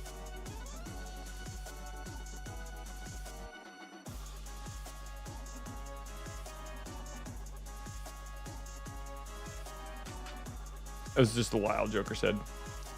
Yeah, I think so. Just the way the turn played out, I kind of felt like maybe there was a missed sequence there, but no. And we are in game one. Game one of best of 3 and top 8 here between James and Alex. Yeah, and Lyle definitely sees everybody die. We learned that. I learned that today. And Goat is in play. Broom comes down. He added it, then removed FB. Yeah, I couldn't remember if there was another like turn that happened between the be prepared, but negative. Okay, so we're drawing another card off of double Broom.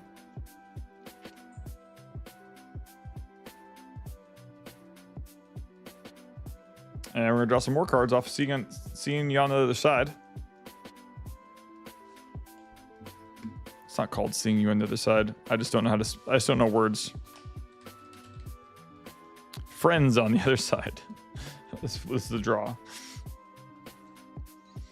The Red Hot Chili Pepper song called Other Side or something. That one. Don't mean to spam questions, but I know you're reading multiple chats, so. Oh yeah, no worries. So yeah, no worries about spamming. So it is a 70-minute round in top 8. And then what was the clarification? 70-minute timer, and there was some sort of clarification about there's like some sort of tiebreaker if they draw.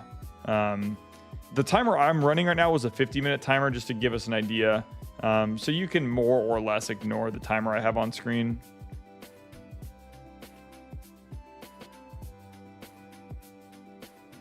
But that was a 50-minute counter timing down. James is at 10 lore to Alex's 3. This is a grindy game. This is a grindy game 1. Yeah, the Lyle be prepared interaction is very cool. Yeah, I think it was a change. So I have a rules document change that Britt posted. I don't know if this has the information about the round timer. Deck registration error. I wonder if there was a deck reg error.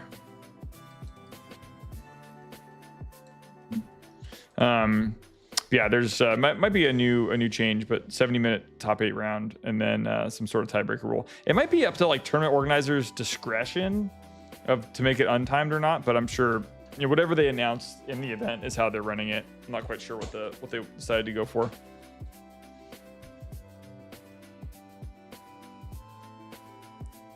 And we are doing it. We're doing the thing in top 8. Clarabelle and Isma for James. Yet again. Really seeing a lot of their decks in game 1 here.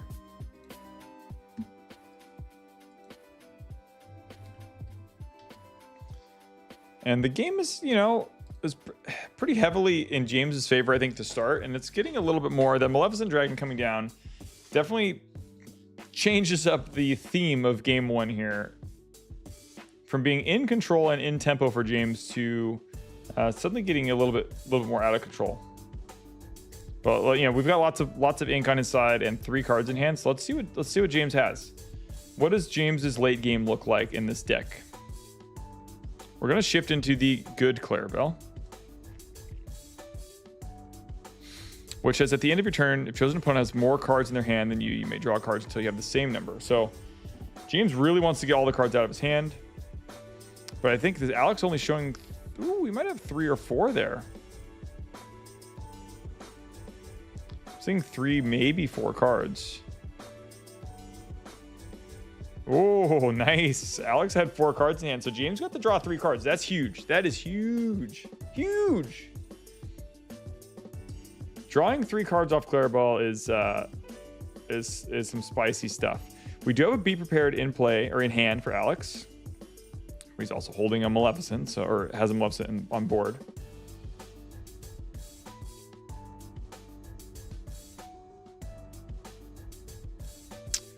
Gonna quest the Broom to 6. Is that what happened there?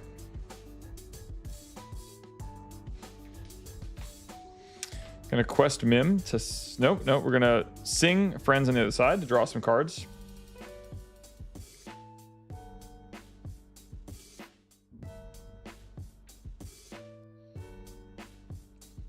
Grindy game one. Grindy game one.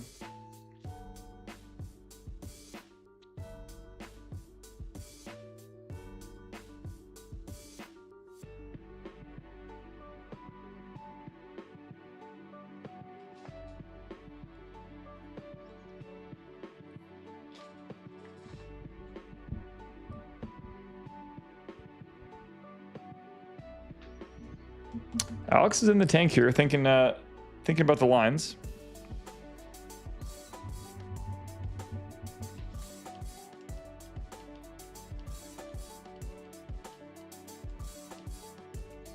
And gonna go ahead and quest to 8.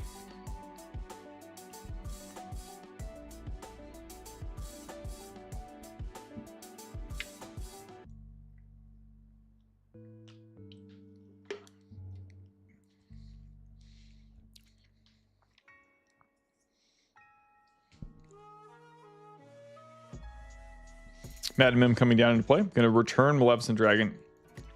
Giving Alex that spot removal again in hand. And for those curse, that is what Maleficent does. 9 drop and has removal right on the body. Be prepared happens. So Alex protecting the dragon by returning it and then being prepared to remove the board. So this is where James's value comes into play because he was able to draw 3 cards last turn. Was he able to draw something that is going to help him power through and get 10 more lore here? Eric, how are you feeling about the matchup? How are you feeling about this game? Is there a line here that James could escape with a victory? Because I feel like the longer this game goes on, Alex's deck is looking a little bit stronger, especially with things like Maleficent in hand. We've got Ursula. Going to look at removing something out of Alex's hand. Are there any targets? Yeah, take your time, James. Make sure you can. There's no reason not to sit there and stare at his hand for as long as you want. Are you allowed to write down their hand? In Magic, you would be able to write that down for whatever that's worth. Wrong Ursula, I think.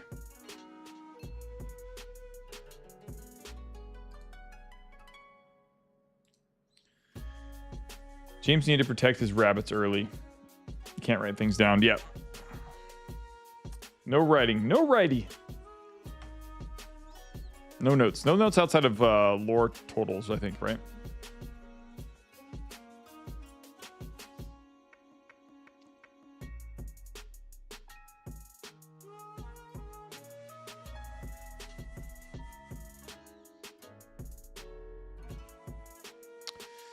Okay, looks like James is going to go and ink Friends on the other side. And he did go kind of wide here, which is nice.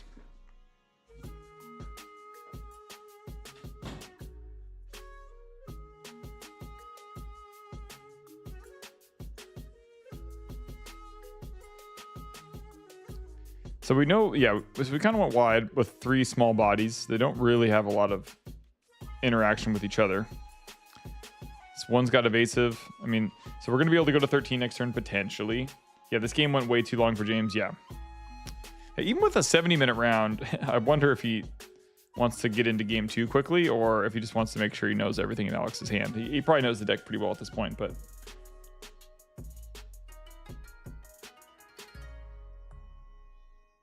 yeah.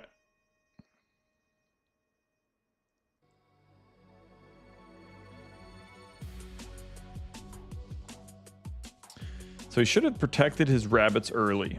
And that would have been with more Madam Mim to bounce the rabbits, to replay the rabbits, to bounce the rabbits, to replay the rabbits, I imagine, is the thought there.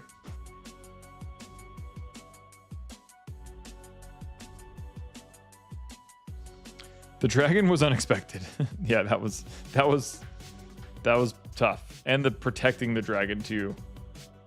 If you can get an Ursula and flood, he'll be in a better position. Yeah, if you could just go wide. I mean, I think the problem is Alex has another Be Prepared in his hand. And he's taking this. He inked a snake to play the bonsai. He let a rabbit die. Okay. So maybe play the rabbit instead, or play Madam Mim instead to bounce the rabbit. Can't let the rabbits die.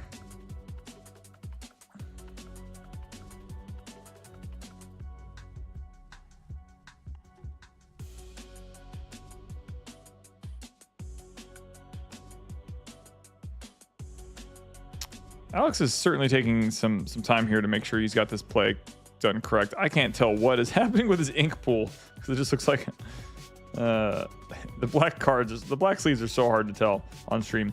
So he's gonna hard cast Friends on the Other Side to draw some cards. I mean, this turn is pretty good for James because Alex didn't really do much.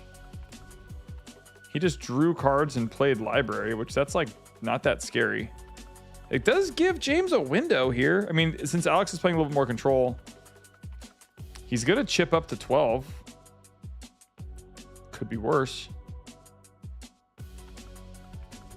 Yeah, if James gets a big Ursula. Okay, we're going up to 12.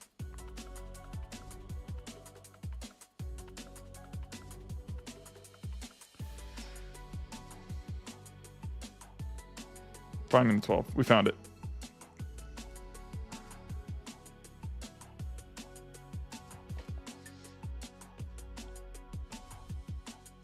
Ursula coming down. Checking the hand again. There's no be prepared. Yeah, come on, take your day, Alex. Yeah. Make sure we can observe. Alex, so quick to sweep away the hand there. Alex, so quick. I'm just giving you a hard time, Alex. Alex, who I longingly referred to as a long lost friend that taught me how to play Yu-Gi-Oh, who is not the right Alex. But like he's like, you want to see my hand? Ha! It's like, well, can I take a longer look? Clarabelle coming down. That's important because that means James is going to get to draw 3 cards, and he's going to go wide. And he knows that Alex doesn't have a be prepared. There's a chance that James can get this out. I mean, this is a 35-minute game 1 in top 8. 35 minutes in. I like when my opponent shuffles in a way which reveals every card in his deck to me. Oh, yeah, I've seen that before where they're like, yeah, do it, yeah. Like, okay, cool. Okay, you're playing one of those? Playing one of those too? Okay.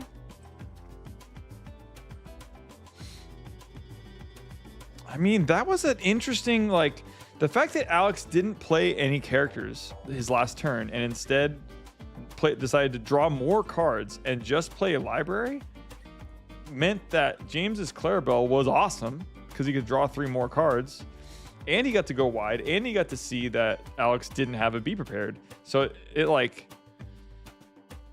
kind of like fudged up the plan. I mean, if Alex had one more be prepared there, the game's kind of over. If he played characters instead of playing friends and library, I feel like the game is in such better shape.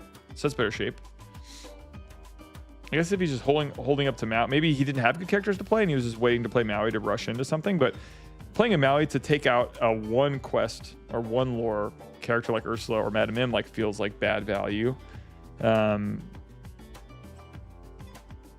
this feels a lot of turns are kind of shifting back for James here. Yeah, being able to replay Maui, that's good, but that's still like not the most. That's pretty okay. This turn's getting more efficient for Alex.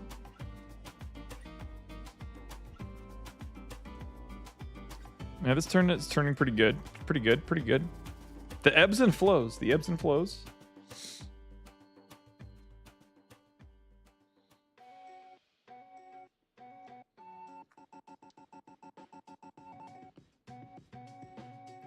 flows. I like how excited is Eric right now in Japan watching his testing buddy over here grinding away a top 8 game 1. I bet Eric is like hyped. What time is it in Japan right now? Let's find out. Time in Japan. It's 8 a.m. I guess I was gonna. It's not that. I mean, it's early, but Eric got up early to watch his buddy over here jamming away.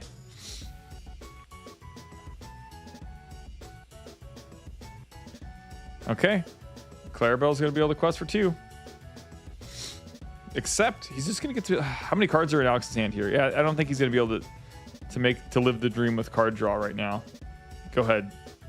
Oh, we're swinging. We're swinging. Do we like that? Oh no, I don't know if I like that. Do we like that? I guess it depends on what he plays. Okay, Madam Mim. I like that. I like that a lot.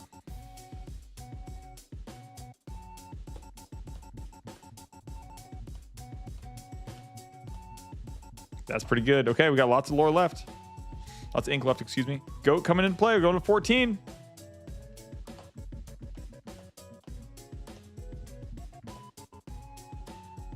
All right, Bonsai coming down. All right. Does Alex have a B prepared? Because that would be backbreaking right now. And Panapa, what's going on? Good to see you. Thanks for popping in. Giveaway is live. Giveaway is happening. Sometimes that command doesn't work on YouTube, but it's happening. We're doing all sorts of fun stuff. I mean, getting to the wire. What's this 40-minute round? It's a 40-minute game right now. It's actually a 70-minute round. Game 1 has been 40 minutes long. That 10-minute timer is a little deceiving. I didn't adjust it to 70 minutes. I probably will for top 4. But yeah, we're 40 minutes into game 1 here.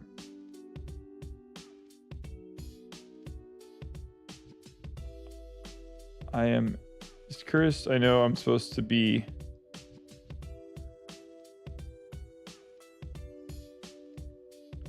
So Rutro Lorcana says, why is ink different sleeves and different sleeves different? So he uses like ink markers instead. Like, so he has a pile off camera for when he inks cards, and then he uses these like other cards to I can't believe how long this game is.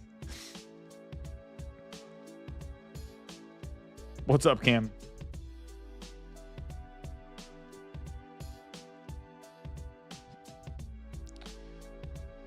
Maui comes into rush. I mean, this feels like a finals game 3 match for how long this game is going. Yeah, when this hits 0, I'll just start a 20-minute timer. Yeah, for some reason when I was changing it to 70 minutes, it like wasn't working, so I have to like troubleshoot that. But I'll wait till if we hit 0, then I'll add 20 minutes because we're gonna need those 20 minutes. Imagine it's like a 70-minute game 1. Is that what we're in for right now?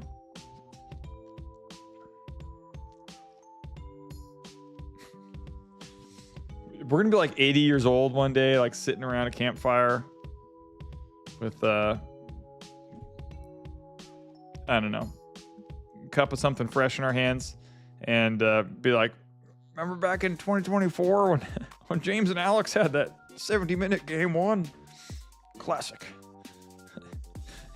And he's got a mitt full of cards still.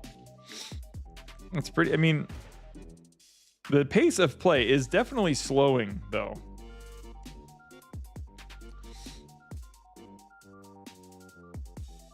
But yeah, Ice-T, you're definitely in the giveaway for sure, if that's what you're asking. I couldn't really tell what the last thing you said was. But 14-9 are the lore totals. The goat is going to quest to 15. And we've got lots of stuff happening here. Panic bag TTV, but we've got a lot of ink to spend. All right, that's Belle. Belle has hit the table. And some hydration happening. Appreciate that big time. So Belle's hit the table. Belle is a, when you play this character, move up to 3 damage counters from chosen character to chosen opposing character. I don't think we had any damage counters to move, so we're just gonna be, he's just putting down a body. We also have a rabbit coming down to draw a card. That's important. Especially the place of the game is right now.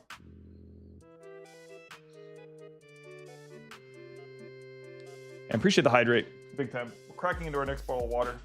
And I got to use the little boys' room at some point. I was going to go after game 1, but holy crap. This is a long game 1. We are 44 minutes into this game 1.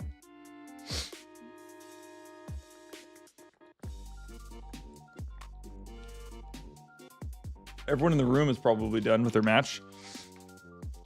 I'm glad we got the long match on stream. And what is up, Panic Bag? Welcome to the stream. We do giveaways every time we stream Lorcana. We usually stream on Thursday nights at 6:30 Pacific time. We're doing our set championship live from Lake Forest. And yeah, this game is getting out of hand. 9-15. There's a chance here. I mean, Bluffson's going to get rid of Bell. Sure. What is that? That's a Pegasus. I was like, what the... So James is going to be able to go to 18 next turn. Maybe 19 with some goat mechanics. With double goat, maybe he can get to 20. But oh, he moved the damage off the fox and onto the Maui to kill it. Okay, nice. Okay, I missed that.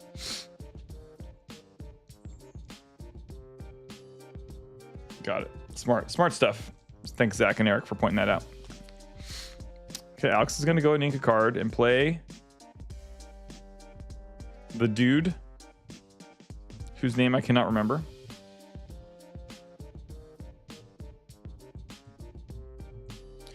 Panic Bag, nice to see you. I used to play Pokemon at your shop in Fountain Valley like 4 years ago. Nice. Oh, thanks for popping in, Panic. Yeah, we do streams every Thursday for Lorcana. We've done Pokemon streams in the past. But yeah, our Pokemon scene is awesome. If you ever want to get back into it, we do Pokemon at all 3 of our stores. Yeah, without the 70-minute rule, then you're here till 3 a.m. Indeed. 45-minute game 1. It's gonna end. It's gonna end though, because, well, I guess it doesn't have to end. I mean, if he killed the goat, James is going to 16. And James can go to 18 here on his next turn. Untapping. 2 cards in hand, drawing a card per turn. Think you got friends? Is that friends on the other side? That's a pretty good... I think we'll take that. Oh, it's a Flynn Rider. Thank you. Appreciate that.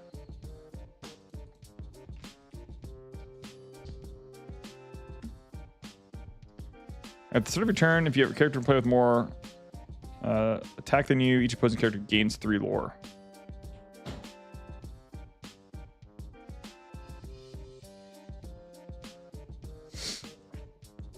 All right.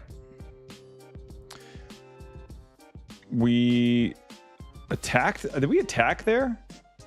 Oh, did he? Wait, I think he got the game, right? James got that. He went goat, mim, goat, right? Quested, goat, mim, goat. James got game 1. I started playing Union Arena with my son, so slowly getting back into card games. Nice, that's awesome. Yeah, have you played at Fountain Valley or yeah, the Union Arena's been really popular at the stores so far. The pre-release was like mid popularity, but then ever since we started our weeklies, it's been really, really busy. Goat bounce for the win. Nice work, James, on game number 1. That was exhausting. I need a nap after that. But we can't stop, won't stop. We are going into game 2. James is up 1-0. And I'm going to go ahead and start a...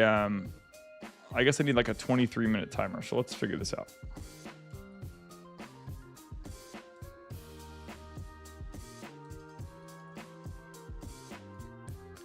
That's how much time left in the 70-minute round. I'm going to be right back. And once they're done with the mulligans, we'll get right into game number 2. This is kind of a crazy match, and they don't have infinite time here, so they definitely want to get through at least one more game, hopefully 2. I moved to Riverside 1 year ago, but would love to stop by your shop sometime soon. Awesome, nice. Yeah, I think if you're in Riverside, I think TDK Top Deck Keep is probably your best option, based on I know Jeff over there really well, but it's a really good spot if that's where you're playing. If you're not playing there, I recommend it. But I'll be right back.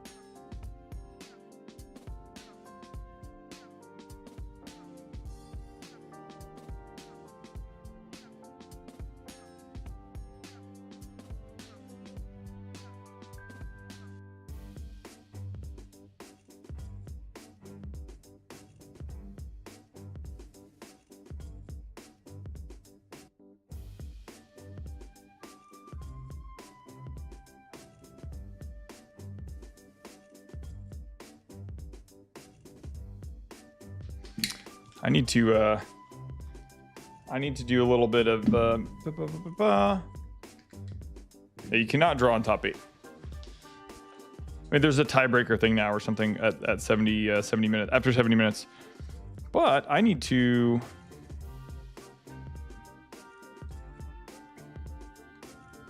post a tweet.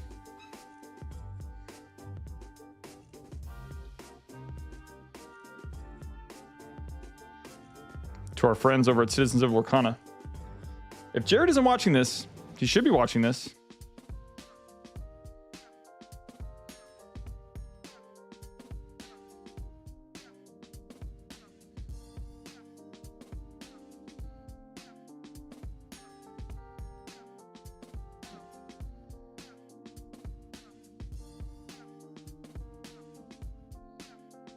Let me find. Oh, we're in.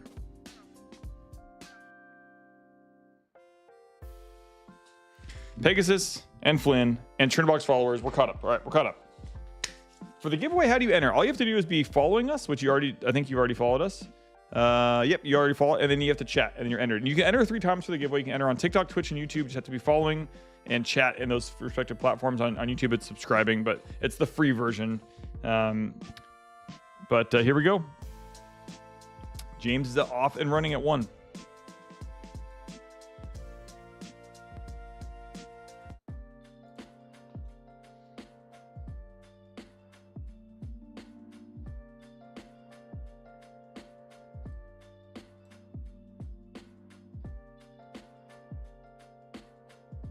There we go. They're playing faster. They're playing with pace, playing with purpose. Chicago, Illinois, what is happening? Thanks for popping in and saying hi. Yeah, we've got 3 local game stores in Southern California. We do streams every Thursday night for Lorcana at 6:30 p.m. Pacific. And it used to be untimed rounds, but I think it might be tournament organizer option to do 70-minute rounds, and then there's like a tiebreaker procedure if they run out of time. This is a 70-minute timer, so there's 19 minutes left in their match, and they've only played 1 game. But James got game 1. He's going to go ahead and quest up. And play out a Madam Mim to protect and serve.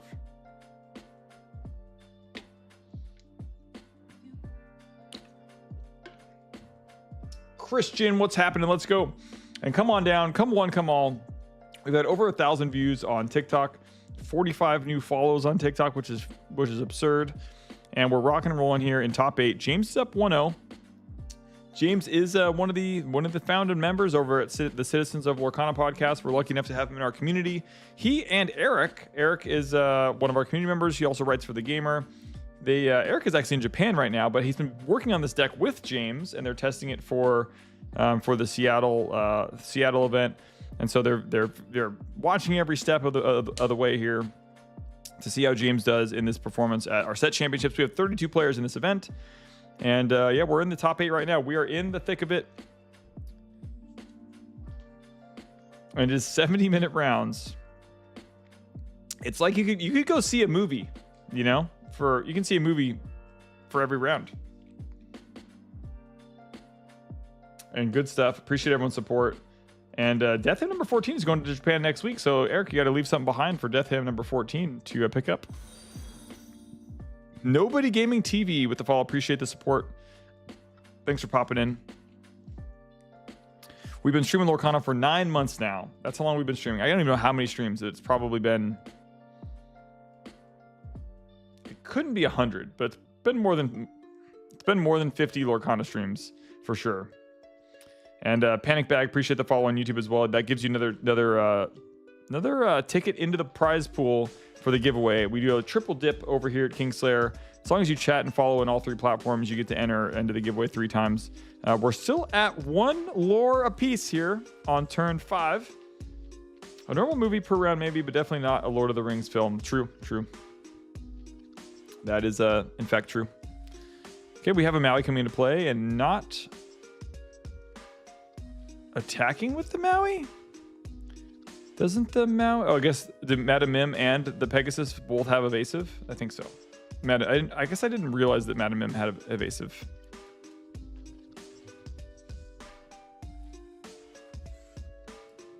Oh, it's not. What am I talking about? They're not. They weren't turned sideways, so of course you couldn't attack them. Duh. James is on 4. He didn't update when he double quested.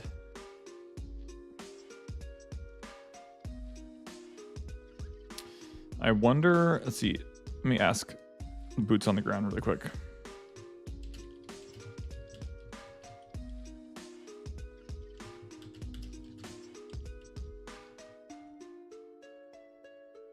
Let's go, James. Citizens of Lorcana, first time chat. What is going on? We've been plugging the podcast for a while. I assume that's you, Jared. Good to see you, my friend. And thanks for popping in and saying hi. But James is up a game. He had might be a Kingslayer record, a 45-minute game 1 win. And it's 70-minute rounds in top 8. He quested with Bonsai and Baby Pegasus before the Fox bounce, right? I'm assuming so. I'm asking our boots on the ground if they I think James may be at 4 here. He may just not have recorded it correctly. Oh yeah, no problem for the tag. I figured someone would have already tagged you since I was putting it on stream, but you know, if they hadn't, I wanted to get you in there. But hopefully you're doing well. Hopefully life is good and family is safe and happy and all that good stuff. And Lyle is here. But yeah, we're here doing, we stream every single Thursday at 6:30 Pacific, and we have giveaways every single week. So it's something that we're, you know, I'm obviously super passionate about Lorcana and the community.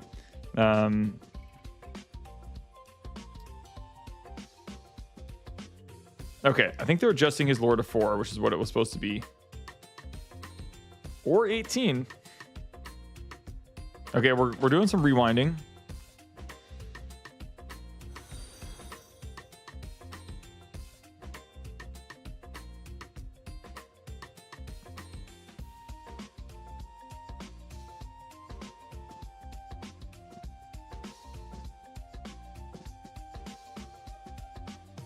Okay. I have no way of knowing if that is accurate, but I feel like they do. I feel like they know what's happening. Can you explain the numbers on the cards? Are they power and toughness? Yeah, let's do this. So looking at Lyle here, it's strength and willpower in this game. So it effectively, if you play Magic, since you said power and toughness, I assume that you play Magic. It is effectively the same thing as power and toughness, attack and defense or health. But it's strength and willpower in this game. And then the number in the top left corner, that's how much. That's the casting cost. If you're used to Magic, that's how much ink it costs to play that card. And then that diamond symbol in the bottom right, that's when you quest with that card, that's how much lore it generates. And this game, you win in this game by getting to 20 lore. So right now James is at 9 lore, Alex is at 3, and every time James quests with one of his cards that has that little diamond symbol on the bottom right side, which I think almost all characters do have that. Then his lore goes up. And Alex didn't lose the lore for the Lyle when he killed Fox.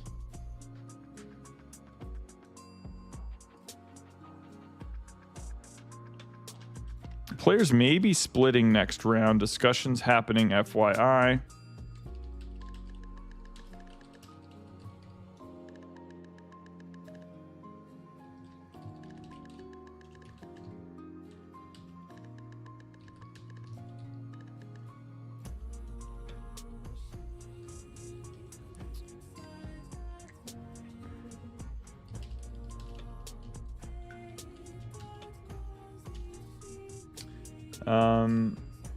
Yeah, if Alex ran Fox into Fox with Lyle in play, he should have lost 1 lore.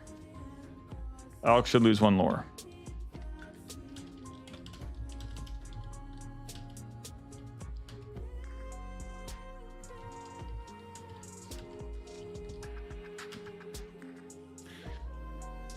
I don't know if they already caught that, but maybe they did.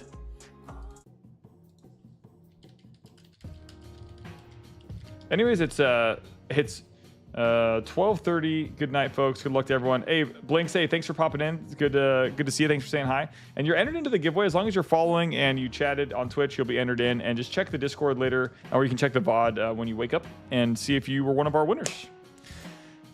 Looks like yeah, the players are talking about splitting and discussions are happening, but I know there are rules about splitting in top 8 that Okay, it looks like they caught that lore lost. And they should have lost all that lore from the Be Prepared too. And see, I think maybe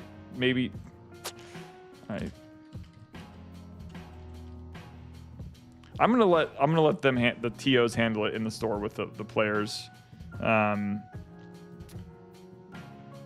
Yeah, I know. I don't want to split. We have a champion mat. I don't know if there's weird rules about splitting too. I mean, they can ID, but like the way that they're supposed to do, like prize splits in top 8. Like once top 8 starts, at least in again, sorry for comparing everything to Magic. That's where my experience is. In Magic, before top 8 starts, at least this is how it used to work. Before top 8 starts, if the players want to split before top 8 starts, they can do that. But then the tournament's like over. But once top 8 begins, the discussions about splitting become more muddy and gray with pricing, because the pricing. So I think I'll just leave it at that. I would like to see them play it out.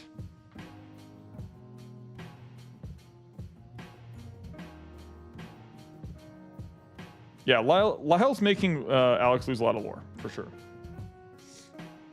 Yeah, top 2 can split sometimes if first place doesn't want the championship's mat, so they'll take the second place mat to save time. Yeah, I think that makes more sense. But it's nice to have a champion, you know? I think we play to win. We play to win the game. Like they don't get imagine they get to the Stanley Cup Finals and then NHL and they're like, you know what, guys? Let's just share the Stanley Cup. Like you get it for the half of the summer. I'll get it for the second half of the summer. It's a win-win, you know? No, they don't do that. They fight, and blood, sweat, and tears. Blood on the battlefields. Blood on the playmats. This is Kingslayer Games. This isn't Split Slayer Games. King Split Games. Does willpower regenerate after combat? So damage is permanent. There's ways to heal, but it doesn't reset. Like magic damage falls off at the end of every turn. Intentional draws. Okay, Britt is sending me some stuff here real quick.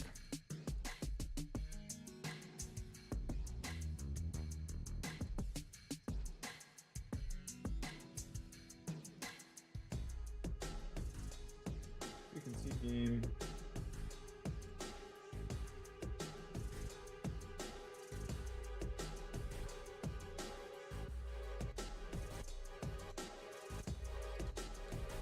I'm gonna find stuff about prize splits.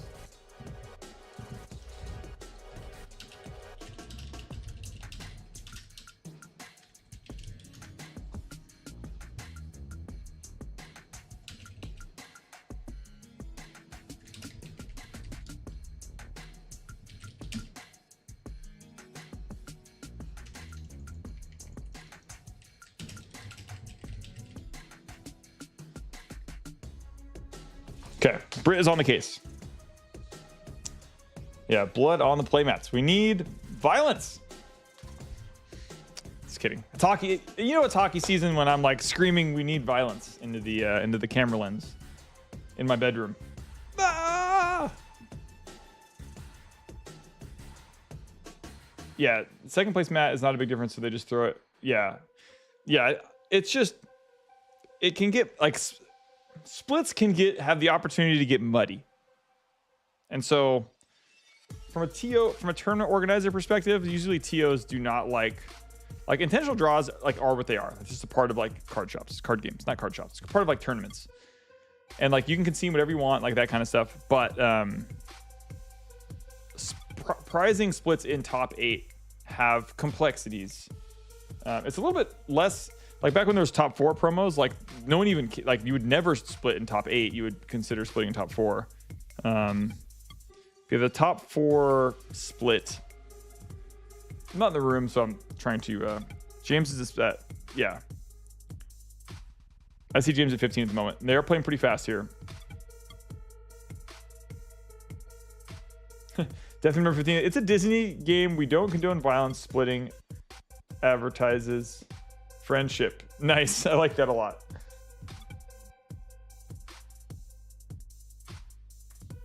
Yeah, I like that a lot. I know. I'm over here just wearing a hockey jersey, spewing ignorance and violence. Just kidding. We are all about kindness and community at the store, but it's a little bit more fun if we can watch champion be crowned, not a champion be split in 4 ways. In that case, splits could be very violent. Yeah, and so Pony Boy, all you gotta do to enter the giveaway is chat and follow. So make sure you're following us on Twitch, and make sure you chat. You've already chatted, so you're good there. And you can also enter on TikTok and YouTube. Same rules apply. Just make sure to subscribe and chat, and you can triple dip. You can enter 3 times. Looks like James is at 16. He's gonna go to 18 here. Maybe. Okay, draw on some cards. He's gonna draw cards and go to 18. I imagine is his play here.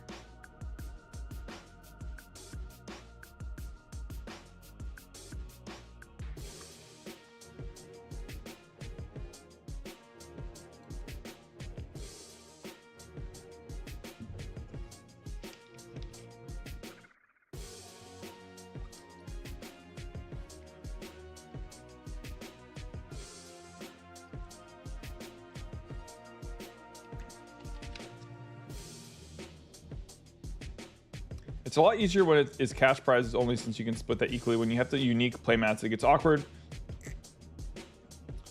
Tomagwin says, just talk or type anything like you just did. Can we suggest that to the players that they set up hockey goals and just do a Lorcana themed shootout? I like that. How do you get lore? You quest. So like this, I've had Lyle up for a while, this card here. In order to gain lore, you quest, which you just turn the card sideways when it doesn't have summoning sickness effectively. Okay, Alex is going to go ahead and concede here. That means James wins his top 8 match.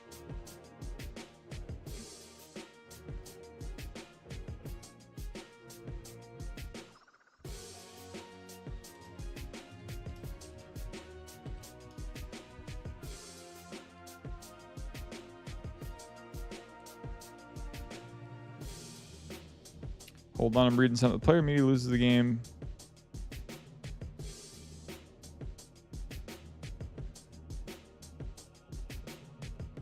The round's being played in 2-game format.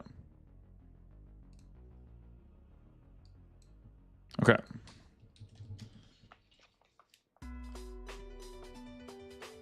When you quest, what determines the amount of lore you receive? Oh, it's that. So on this card, for Alex, the bottom right of this card, see like diamond symbol? However many diamond symbols are on that card. So like Lyle right here only quests for one lore.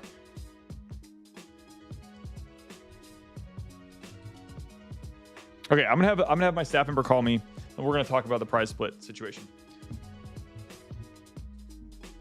It's gonna be fun. At least it ended without going to time. Nice job to James. James when it got up. Let's see here. James got that match 2-0. Well done, Alex. It was fun watching you play all day, Alex. We got to see you a couple times. And sorry I got you confused with a different Alex I thought you were. But James moves on. James of... There we go. Yo. Okay, so I've got you on speaker again just because it's fun that way.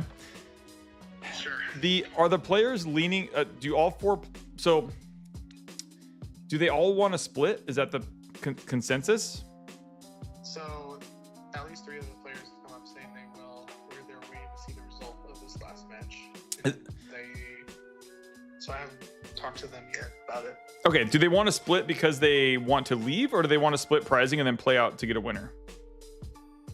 That's a good question. I can ask them right now. So yeah, I would say like, if they want to split prizing, but like play it out for the playmat, because the prizing they're talking about splitting is probably the pack prizing, right? Yeah, booster boxes and stuff. Okay. Yeah. So if all 4 players, this is my recommendation, and I would use. I like their answers to be anonymous for this phase. I was learned this by another judge. So get like 4 mountains. No, 4 forests. And 4 mountains. I know those are magic cards, and someone's gonna get mad at me for this. But get 4 mountains and 4 forests. And the mountains means that, excuse me, the forest means that they're like green for go, means they want to split, and then they split prizing. If mountains is that they're gonna play it out. They're gonna fight. Okay. Okay. Is it any amount of mountains equals? Any mountain equals. There's no split. And then it can be anonymous. Then they don't have to get mad at the person that wants to play it out. Because one of the 4 might be like, no, I'm going to get first. I feel confident that I'm going to get first. I don't want to be encouraged to split. Okay.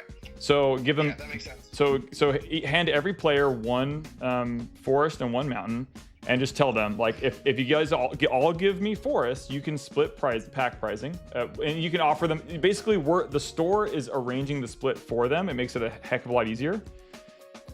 So you would just, do the math of what, I'd say, tell them like, hey, you need a minute to figure something out, and then figure out what the split would be, and say, hey, we're offering a split. Basically, as Kingslayer, we're saying, hey, if you guys want to split pricing, this is how many packs everyone would receive. And then you guys would still play it out for the champion playmat. Okay. And then if they all give you 4 forests, then you can split pack pricing. That you guys can do that all like while they start top 4. If one person does a mountain, then there's no split. Everyone plays it out just as advertised by the tournament event. Okay, sounds good to me. But I'd love to have them play out.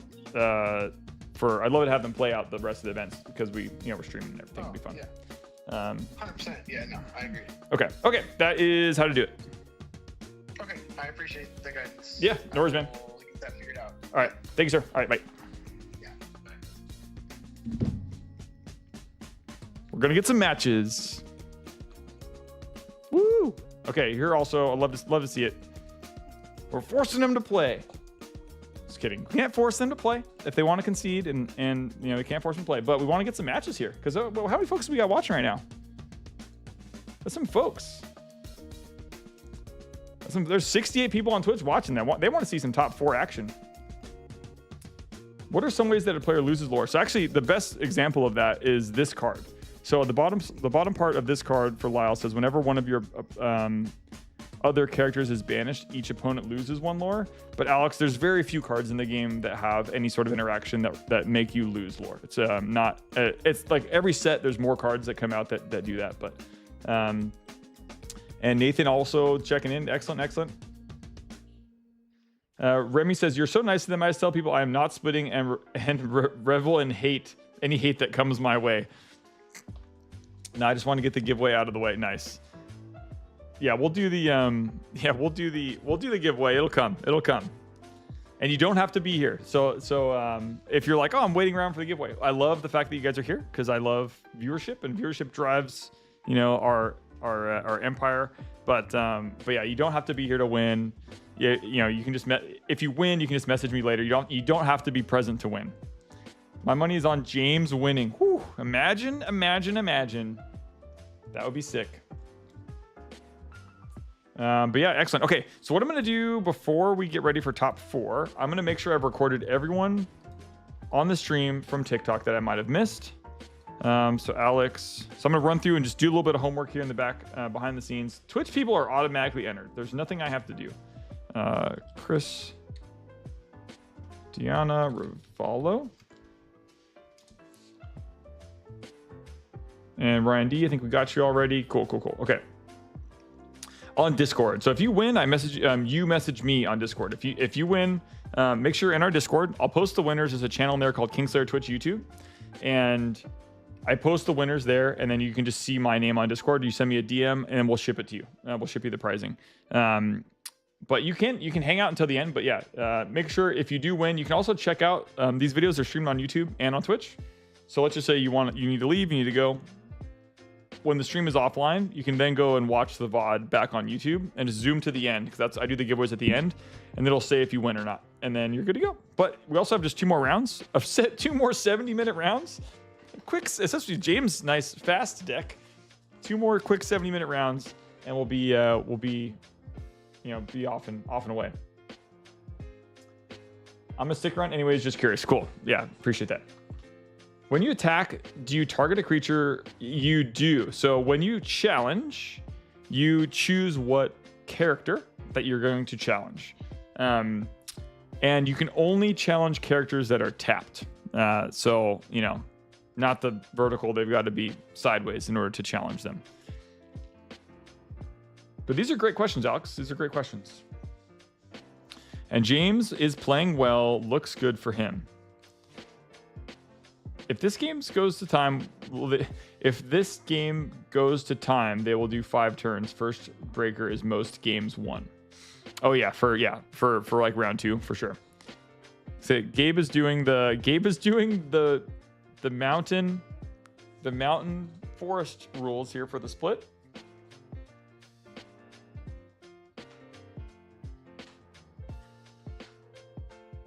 I can see the 2 cards. There's a mountain there and there's a forest. Will they split or will they play? Either way, we're getting a top 4 in a finals match. I hope. Unless Gabe fumbles the bag. If Gabe fumbles the bag,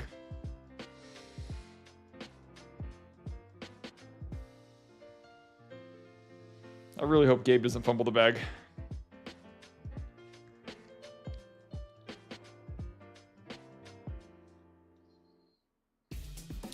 Can multiple creatures challenge a tapped? Yes. Mm-hmm. Yeah, if you have multiple creatures that are able to challenge, they could challenge. You do it in sequence. So like this one challenges, then this one. In Magic, you just like declare all your attackers at once. In Lorcana, it's like more surgical. You like this you can have this one attack. Like the main phase in Lorcana is like one phase. So you could play a card, you could ink a card, you could attack, you could play an action, you could then attack again. It's not like Magic where there's like specific windows, like this is an attack phase, this is your main phase, that kind of stuff. I told myself I would never download TikTok, but I'm downloading it now so I can comment and follow. Nice, nice. Okay, looks like we've got some action happening over here. Yeah, it's one of those things like it's like such a, once you use TikTok, like there's so many people on that platform streaming constantly. And yeah, it's pretty, you know, it's pretty sticky. Sticky is a good way to describe it. Splitting is happening. Okay, a split is cool.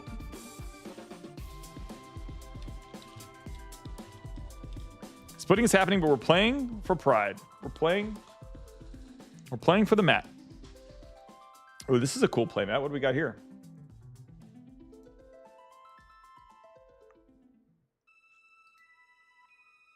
Tyler is pulling down TikTok. Love to see it. Now would be a good time to tell Alex about the learning stuff you mentioned earlier. The learning stuff, like the stuff about how I learned that he wasn't the Alex I thought he was. Are there a limited amount of actions you can do in a turn? No, it's not. Oh, that is a Pixelborn mat. Nice. Not a limited amount of actions. Not some games have like, oh, you have 3 action points that you can spend this turn or whatever. Or like Flesh and Blood. Oh, actually, let me fix my timer. Flesh and Blood and Union Arena both have like an action-based thing.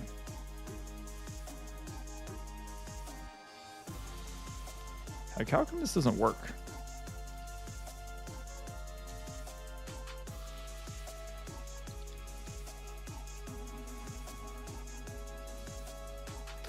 I think it's because I'm a fool.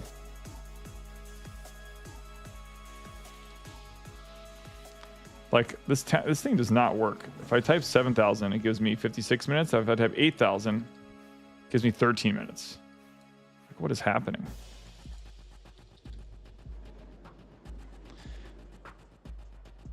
If I put another 0 there, does that matter? Nope.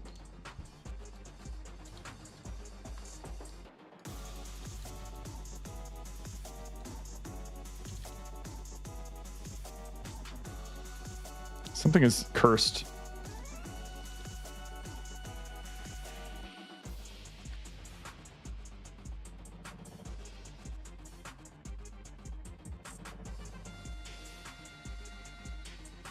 Confused, but that's okay.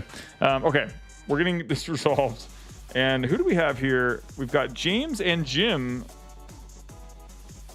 playing for Matt. Is this what?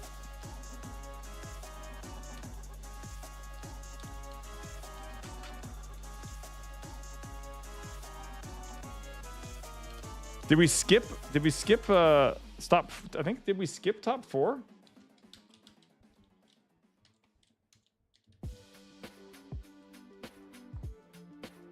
We're gonna get some answers here. We need some answers. Triple dip baby from Tyler. Set champ hype. Nice. You're now a TikToker. It happened. Let me record that while it's Tyler.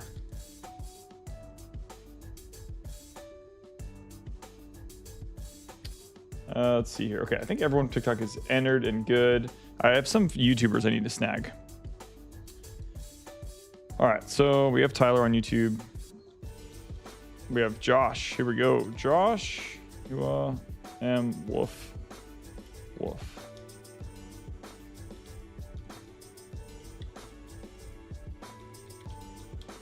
Nathan, you are there as well. I got you. David Nguyen, I got you. Panic Bag TTV, you are in.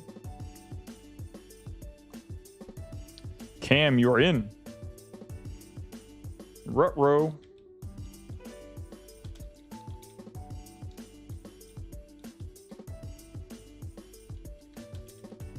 We're gonna get maybe our finals match here very, very soon. Essentially, yes, the two players who didn't want the playmat are leaving and they're okay, cool. Okay, so all good. We are going to crown a champion. That's all that matters. There were some concessions and splitting that led us through top 4 all the way to the finals. That is awesome. I will take it. That's good enough for me.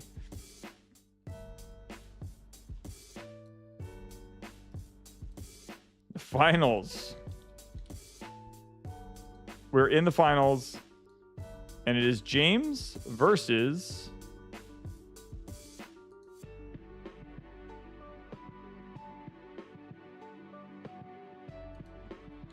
cool. It is Jim. James and Jim.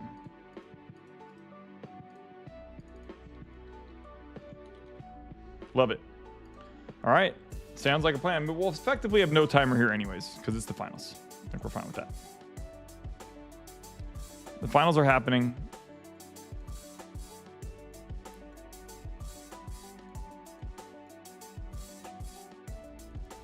Love to see it, and we're here for it. And it's been a long stream, long day, so I appreciate everyone hanging out with us today. Could you ink multiple times in one turn? Yeah. Oh no, sorry. No. You can.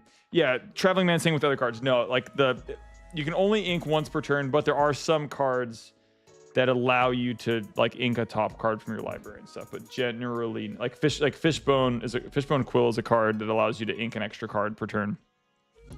But technically, no. The rules of the game just say once per turn. So, and Saucerosi, what's going on? And Eric's saying exactly what I'm thinking. At least we're getting a finals, which is good. I like the champion mat to be earned. You know, if some folks had a long day and they're like, oh, let's split and get out of here, and they don't want the champion mat, like, you know, that's all good in the hood. But someone gotta be crying. I love that Pixelborn mat on stream. Looks so sick. Love it. Thumbs up from Jim. Appreciate it. I'm gonna use the restroom really quick while they're shuffling up and resolving mulligans, and we're gonna kick it in to the finals here. Be right back.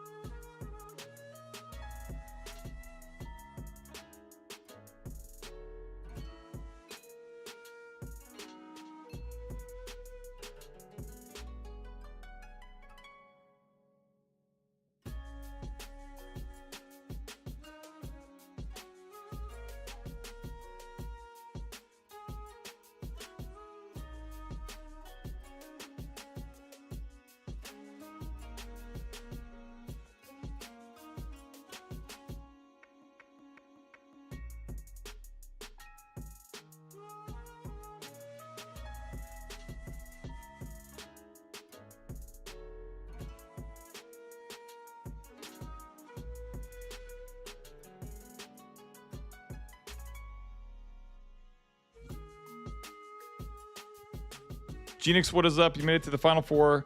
Congratulations on making, or excuse me, congratulations on making the finals. You're in the finals. This is it. This is for all the marbles here. The finals are beginning. We're resolving some mulligans. And I'll go ahead and start this timer, although it isn't super relevant.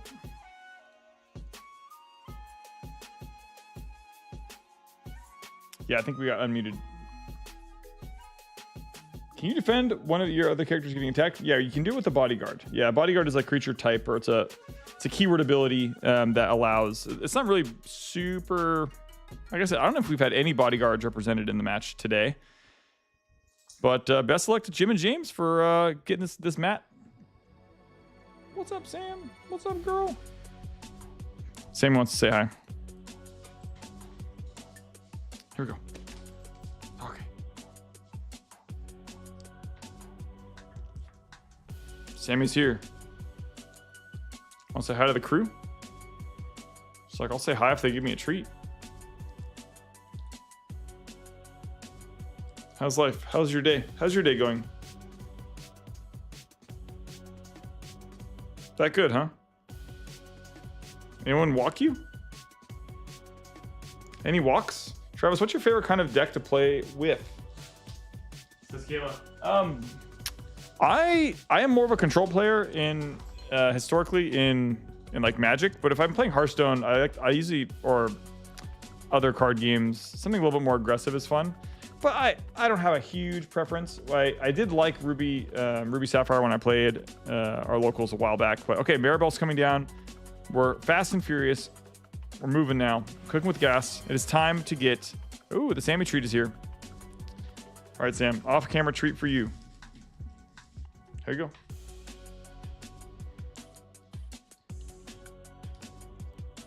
And as fast as she came, Clarabelle left. And we are doing, just so folks can see what that is. Let's put Clarabelle up on screen. And looks like Ursula came down and is going to look at the hand of Jim and make a decision about what to do there. So when do the Ducks play the Maple Leafs this year in the regular season? I don't know. We got to find out. Oh, Matt was playing Bodyguard Baloo for sure.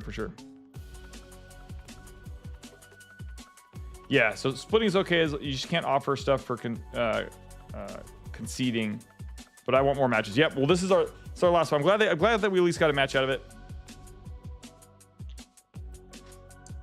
But it has been a long day. We have been live for 6.5 hours, so I will take a one round shorter. Works for me. And the mirror match for the finals. Here we go.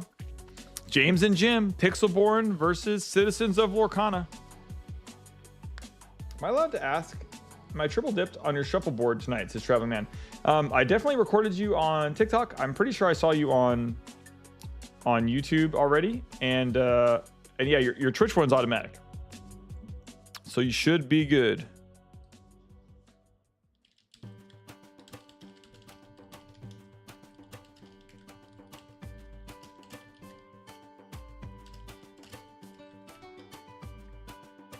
Cool.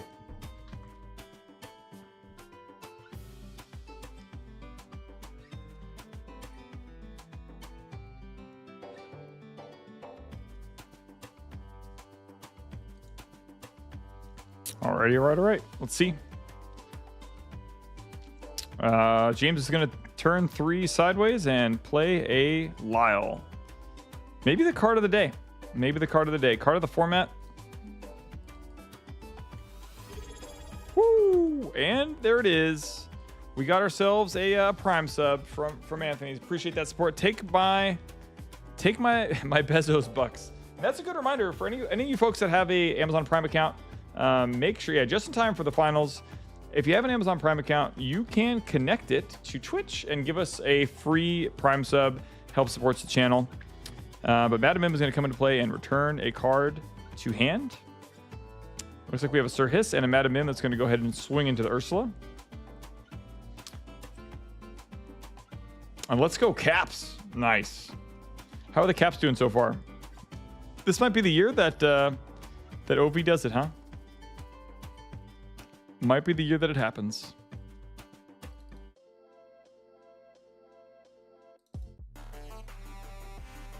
This is one of my favorite Favorite tunes, turbo mode. Strike the Earth, turbo mode. Yeah. Let's go Ducks. Let's go Ducks. None of this cap stuff. I mean, they're East Coast. It doesn't matter. Yeah, I'm not sure when they play the Leafs. But it's good. If a creature with 2 power is attacked by multiple creatures, would it do 2 damage to each creature? Yes, it would. Yeah. If it had enough like willpower to survive all those attacks, yes.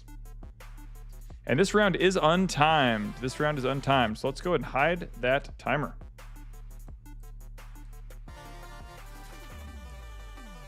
Timer's gone.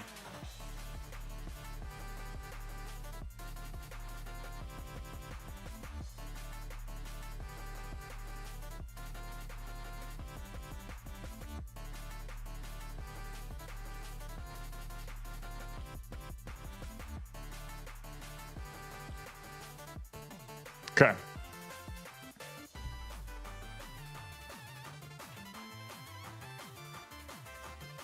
Good preseason. We shall see. Yeah, I'm hoping he can do it. That'd be cool. Great hockey player.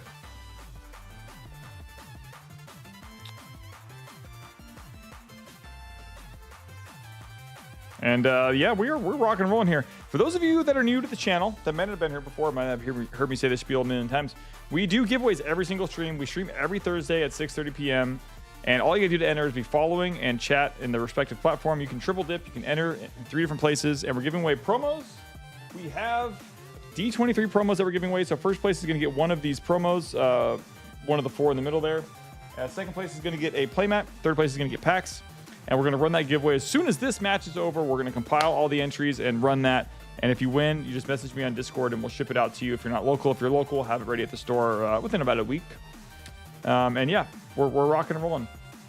Everything about holding a tabletop game or board game night at any of the shops, we've done that in the past. Definitely not opposed to it. We run out of days of the week for all of our card tournaments. Like our TCGs do so well that, and they do so well in the very positive revenue generating experiences for the store because we have paid events. So paid events for board games and for D&D and is like not, because card games have performance-based pricing, it's really natural to have like an entry fee, prize support, revenue flow, people buying snacks and drinks, organized play support from the brands. And board games don't really have like organized play support from the brands, and like doing a paid entry fee for a board game feels kind of weird. So it isn't, the economics of a board game night don't work as well as card game nights, and their card games are doing so well at our stores. Like we do organized play for 11 games now. It's 11 different card games that aren't called, including Magic and Pokemon and One Piece and Lorcana and Flesh and Blood, Dragon Ball and Digimon and Sorcery and Union Arena and Yu-Gi-Oh! It's just endless.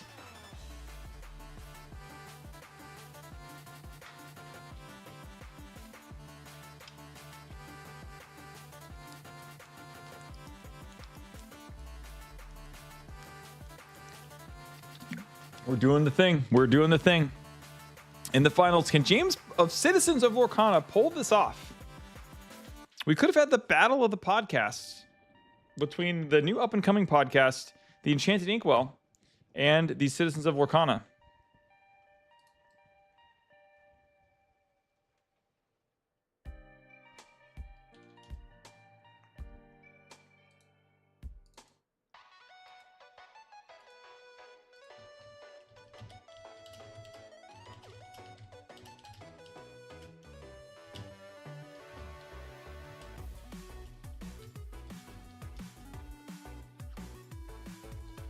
I'd be down for board game night. Store credit pricing would be cool. This game will be a slog. Yeah, I think it'd be a lot of fun. Yeah, maybe like a Sunday night thing could be cool for board game night. That's like the one night that hasn't been cannibalized by other card games at some places. Like some Sunday nights are somewhat cannibalized. But how does that? I mean, that pixel board mat looks pretty darn fresh on stream, eh folks? If both are running Lyles, yeah, you're right. If both are running Lyles, this game will be a slog. You lose lore. No, you lose lore. Wow, not keeping Clarabelle to get rid of the Chromacon.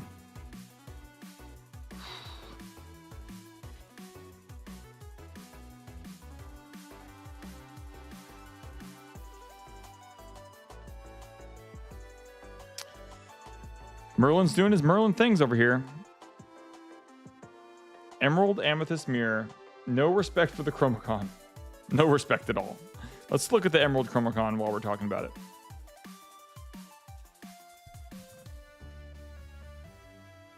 The Emerald Chromacon. During opponent's turn, whenever one of your characters is banished, you may return chosen character to the player's hand. No respect.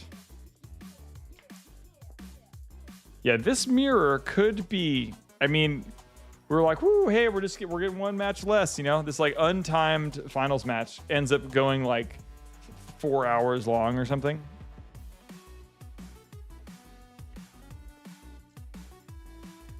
It's okay. We're 6 hours and 39 minutes into the stream. It's all right. Finishing at 5 is works out. And my camera doesn't overheat. I love this camera.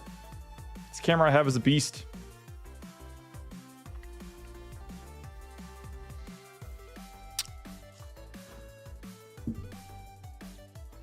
All right, James, how are we doing it?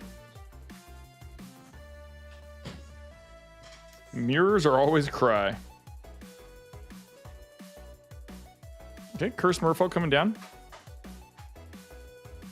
Looking good, Eric. What do you think? You think he's going to be able to pull it out?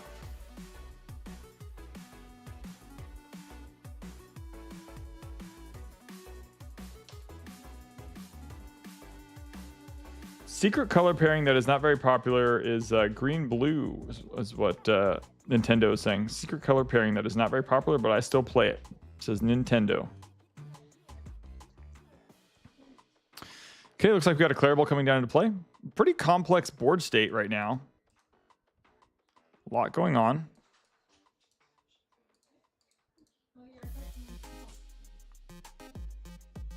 There's a lot of evasion in play, as Eric says.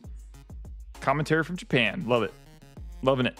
I'll take all the help I can get, especially on hour 7. I'll take it. Okay, turn goes back to James. It's 5-3 on the lore totals, and we don't have a Lyle in play.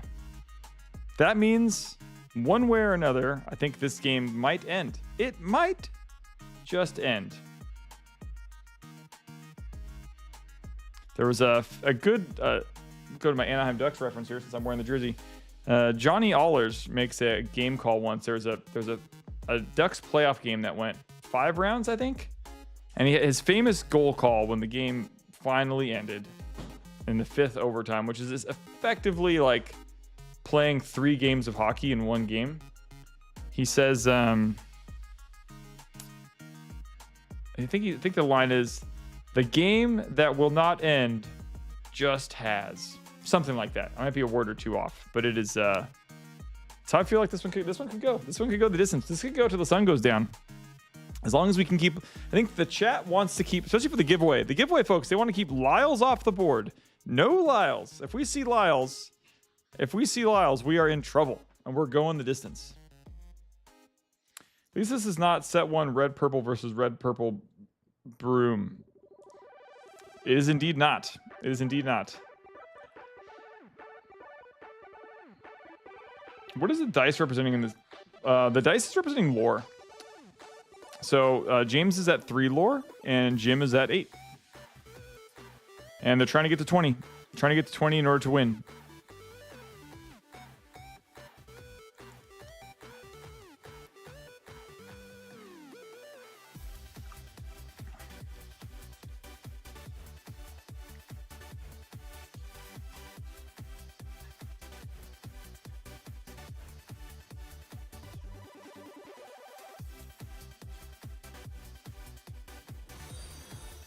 And the follow, there it is. Died at birth with the follow. Yeah, that's sorry to hear that. And we're gonna go ahead and quest over here. James is questing it up, trying to make sure to think of all the right decisions. You got a lot of options here.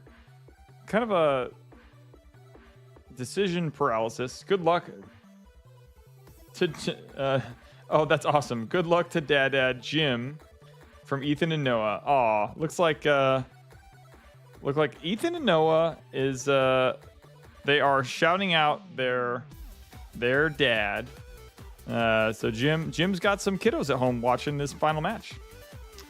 Oh, now I don't know if I can root for James anymore. Tugging on the heartstrings a little bit there. Awesome stuff. So good luck to Jim from Ethan and Noah.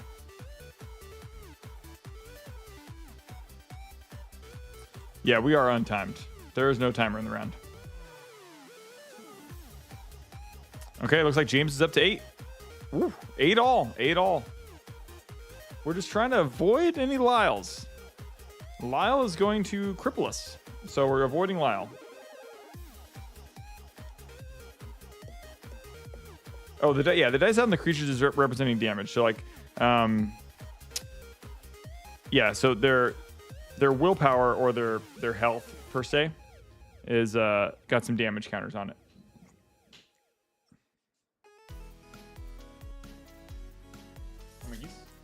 There you go. You're welcome. This is James from the Citizens of Lorcana channel. Indeed. They both get mats, so they both already won. That is true. They just they're playing for the champion mat, or sometimes players prefer the one that does not say champion on it. But they are playing for the mat currently. This is the finals. They've already split pricing in terms of like pack pricing and the sort. They're just playing for the pride and the mat. The mat of choice. And Hershey714, appreciate that follow. Appreciate the support big time.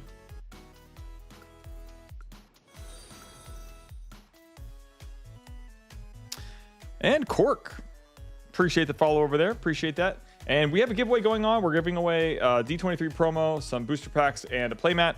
All you have to do to enter is make sure you're following in chat, and we'll run that giveaway as soon as the finals are over. We're gonna compile all the entrances, all the folks that have entered into the giveaway, and we are gonna spin it and see who wins. And we'll call it a day there. And let's go, Jim. Some more Jim fandom coming into the stream here in the finals here at Kingslayer Games Lake Forest. We got James from the Citizens of Lorcana podcast versus Jim, father of Ethan and Noah.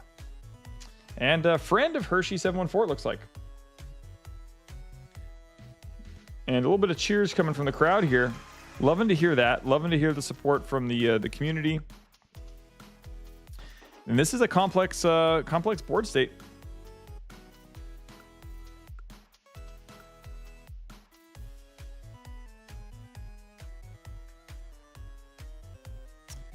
The game is afoot. The game is afoot. Indeed. And all you got to do to enter is chat and follow, which y'all are doing a great job of that. And we got 45 new followers over on TikTok today, and probably something like 25 or 30 on Twitch. That's fantastic. Every single Thursday night, 6:30 p.m., we stream Lorcana, and we're going to be upping our streaming game across all three, one of our other stores in the coming weeks. And Pete the Viking has chimed in as well. So all Pete's got to do is make sure he's following and following the Twitch channel. He'll be entered into the giveaway too.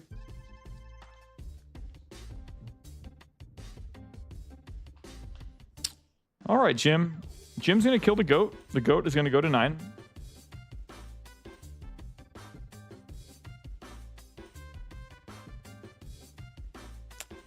Okay.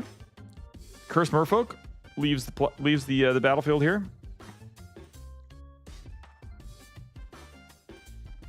And James is going to go ahead and untap. Is at 9. Jim is going the control route where James is really going, win now, I think. LAX Hero 22. LAX Hero 22. You're either a cab driver or you're just relaxed, potentially. I assume maybe it's just relaxed. But I'll take it.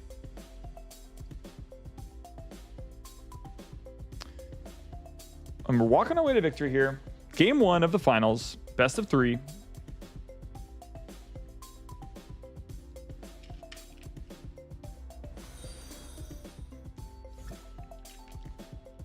Zaveris85, thanks for popping in. You followed, and all you gotta do is chat just like that, and you're entered into the giveaway. We're giving away D23 promos, and we're gonna do the pricing is actually pretty soon. We're gonna be doing the giveaway here really soon. And the next, within the next, well, I guess with these two guys, it's hard to tell. I won't make any firm commitments. But tonight, for sure, after this match is over, we'll be doing the giveaway.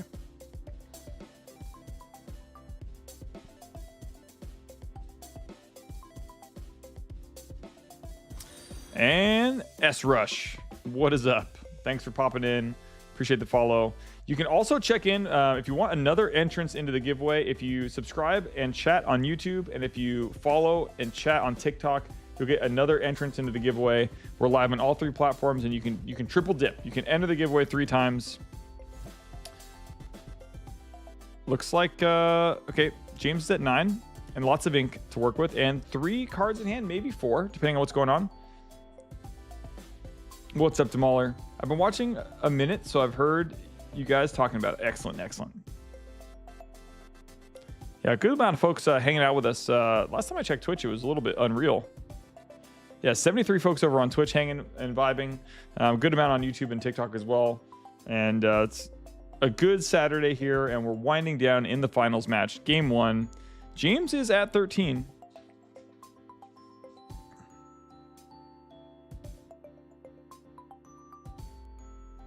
Well, long haul here. We're cruising, and we made it. We made it to the finals. We are living the dream. And dropped frames for the day. Less than 0.1%. Triple streaming to 3 platforms is pretty cool. I'm glad we're able to make that work. And let's go, James. Coming in from LAX Hero. So we got some James folks and some Jim folks. James and Jim in the mirror.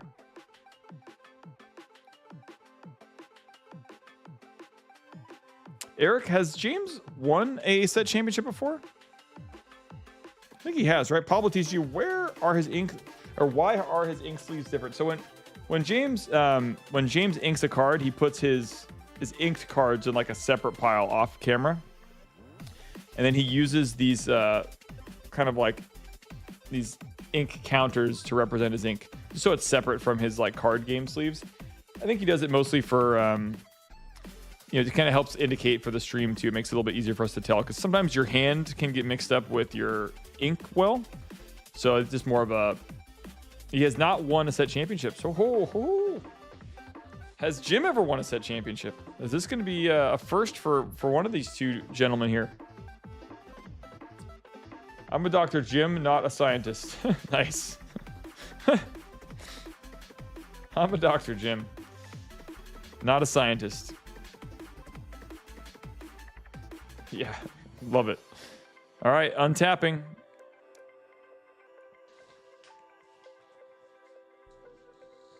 What are we doing here, Jim?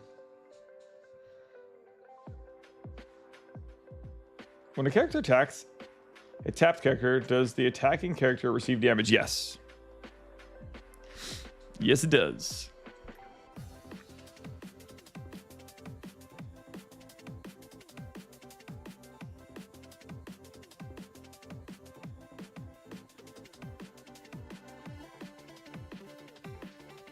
Oh no. Oh Lord help us. Jim just played a Lyle. Yeah, Pablo, yeah, so he uses tokens to represent his inkwell instead of his sleeves, just so he doesn't have to get his hand and his like inkwell mixed up. And it's actually easier for us to like commentate on his match when I can see those cards are so much easier to see, because like in Jim's inkwell, for example, if he has cards like stacked too close to each other, it's hard to tell like how many cards he has. I love that you guys broadcast this. Just got home from mine. Hey, thanks for that. Appreciate that big time. We love to do it. It's we stream every Thursday, and then we do the set champs from our Lake Forest store as well. So it's a ton of fun.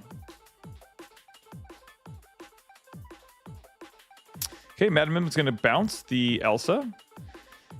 That Lyle in play is such bad news for us, because it does mean that this game 1 is going to last.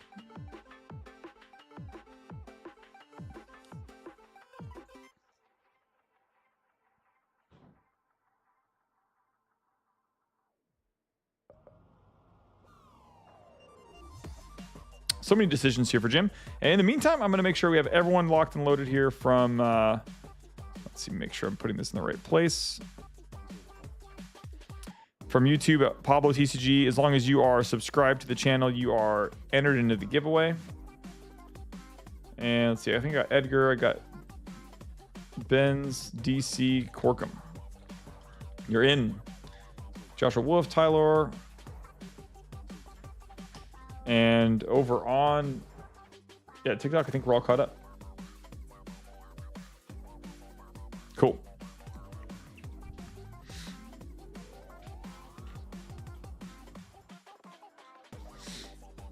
And Rakumar, what's happening? I think you mean great news.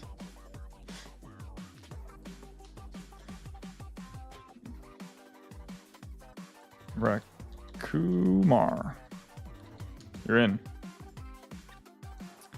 Great news that the Lyle is here? Because it's going to slow the game down. They're all going to go to 0 lore. The starting hand size is 7. What's up, Britt?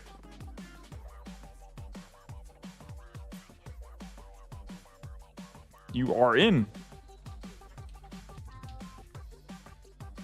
Oh, Isma comes into play. Maybe it was there. I just didn't see it before. No, it was there before. I just didn't see it. There's too much going on. All right, James. I mean, I guess you just don't attack things, right? You just have to like race at this point. Is that why it's great news, Eric? Because they have to race. They don't have a choice. They can't just like start knocking stuff out. Yeah, stuff is on tap. I was gonna say it. 1, 2, 3, 4, 5, 6. So he's at 19 right now. He can go to 19. Oh, is it 12 or 13?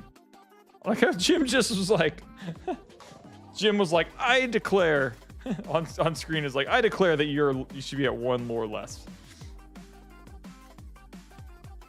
I'm just kidding. Just what it looked like. It is an exciting game, especially because James is in it. Testing partner.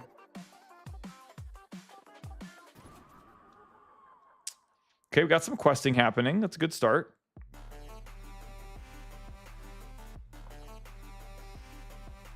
Got some trading happening, but then doesn't lore get lost?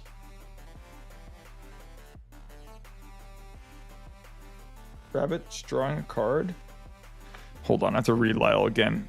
I know I've read it like 3 times today, but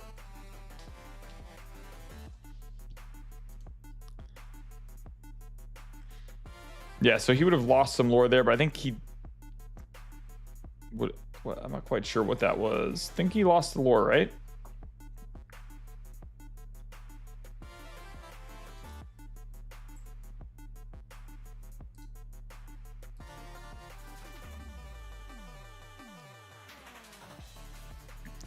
Did James miss a lore lost from... Oh, Ursula's coming down. That's big.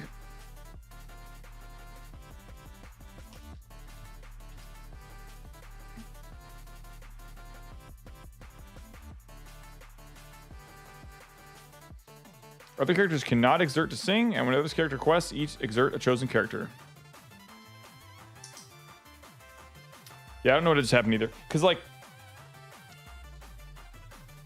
Hopefully they know what's going on. Looked like he quested but didn't add it. I know he quested and then wrote it down on his notepad but didn't add it. But then then one of Jim's characters died and he didn't adjust that either. So I think he should be at 13 because he gained 2, lost 1.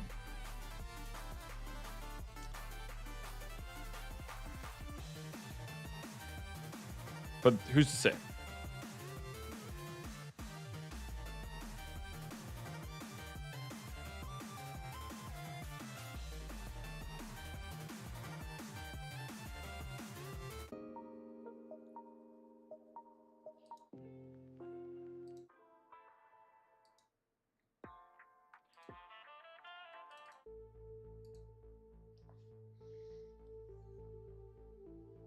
It's like we got Ursula got frozen down.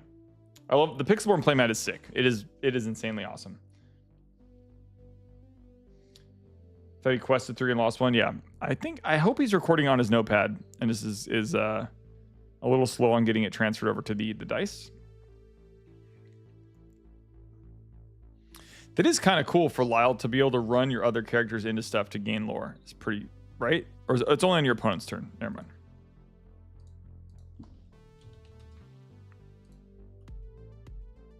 No, it doesn't matter what turn it's on. It's whenever one of your other characters is banished. Okay. We may have to check the tapes on this one.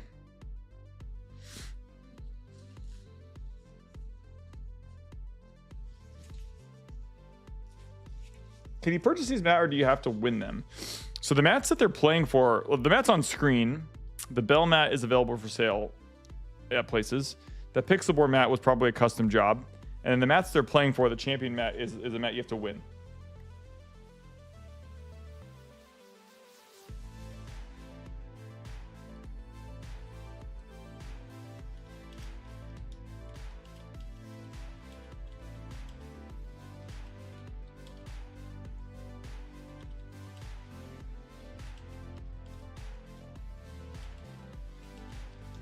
I'm asking Britt to see what James's lore is because I think he's he might have stopped updating it, but I'm trying to get an accurate update on that soon.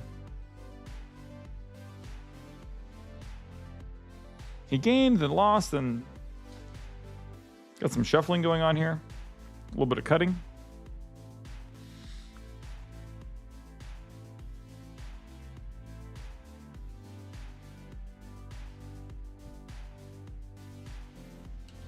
Okay, James is at 16 lore. He's at 16 lore. I know it says 12. They stopped updating it, so it's an intense moment.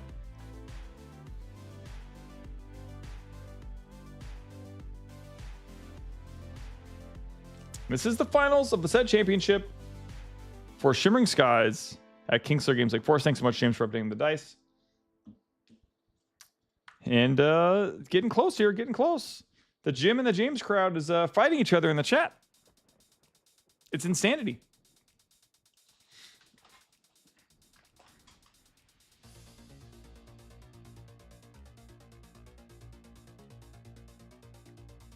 Jim is in the think tank a little bit, thinking about the options.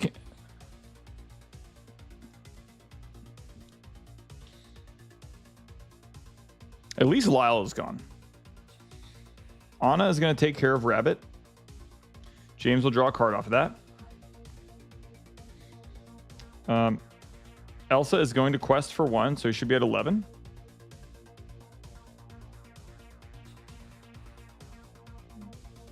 We found it.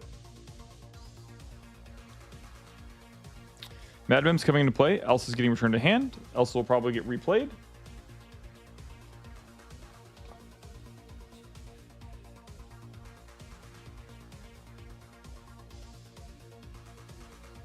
I love how Eric was like, I honestly don't know. I honestly don't know what happened there either. Like, okay, cool. If you don't know what happened, then I definitely don't know what happened. But we're back on track.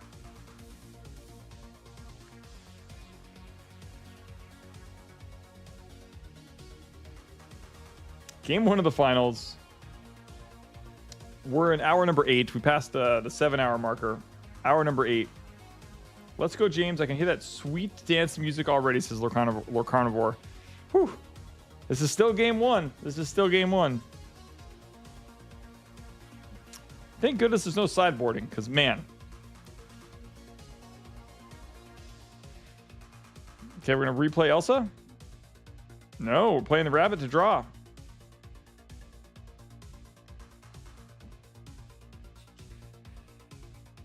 I'm just going to cheer as long as he doesn't play a Lyle.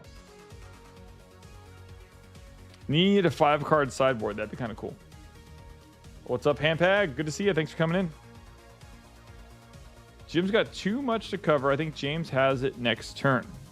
Yeah, I agree. That's looking pretty good. Unless Lyle comes into play and he removes the Rabbit. Like, then I think there might be a line of play there, but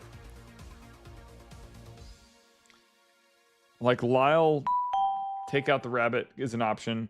But Mr. Kitten sent the Rave Dance. Appreciate that. I'll take that all day. And Brandon sent a Rose a little earlier. Appreciate that big time. Who started this game? I don't know 100%. Let's go, Dada. says the children of Jim. The children of Jim are rooting him on. A little bit of cheers there in the crowd. Wow, it's like they're in the room. It's awesome.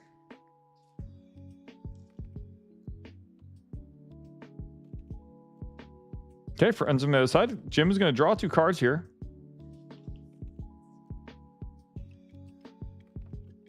He's got like 18 cards in his hand. It's a good sign for Jim. Triple good luck to everyone competing. This is it. This is the finals. Everyone has been reduced to 2.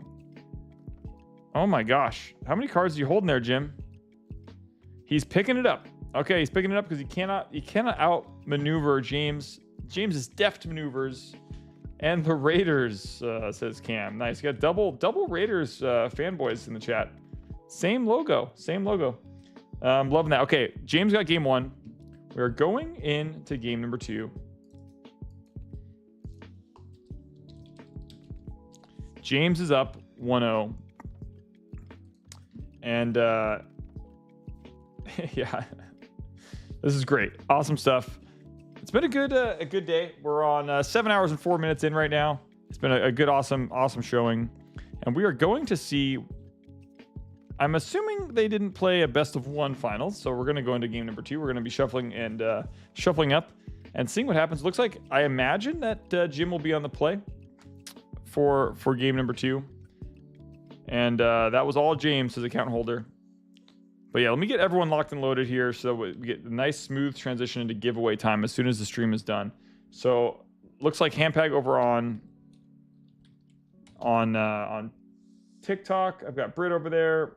I think I got everyone there. And then the last folks I need to snag over on YouTube, we've got account holder, Handpag, and I think we got Cam already over there. Maybe not. Nope, I do now. And let's see. Pablo, I think we already got you. Rekumar got you. Yep, everyone's in. Yeah, we're going to be pretty much ready to rock and roll, ready to cook with some gas. As soon as this match is done, which if James wins this game, we'll be wrapped. Or if Jim wins, we'll have to go to a game 3. And as soon as it's done, we're going to go into giveaway time. And we'll go watch some hockey. Ducks are going to open up the season, and excited to watch that. Here we go. Resolving some mulligans. Best of luck to James. Best of luck to Jim. Thanks so much for being here and having a great time with us today. This may be the final game. We might have one more afterwards, but let's find out. I'm gonna do a little bit of stretching.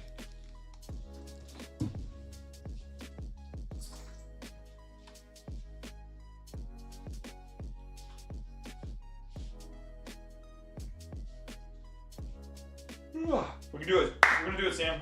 Wanna hop up? Sam, you wanna get up? Hop up. Hop up here. Come on. Sammy wants to cast the rest of the stream, but she's not tall enough. You're not tall enough, Sam.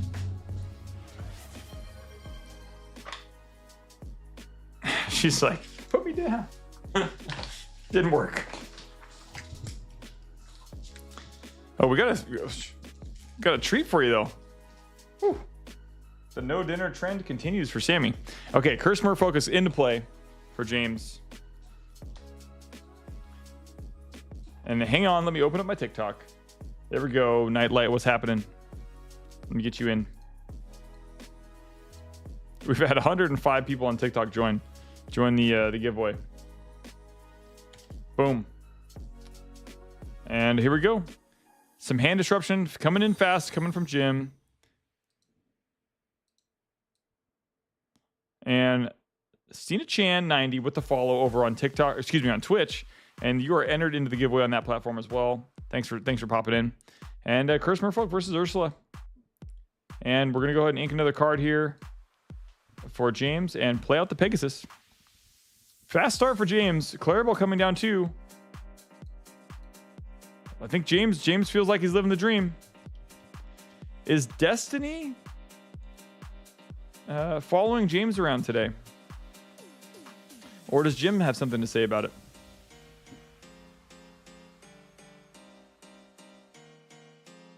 Let's go. We got this. We're doing this.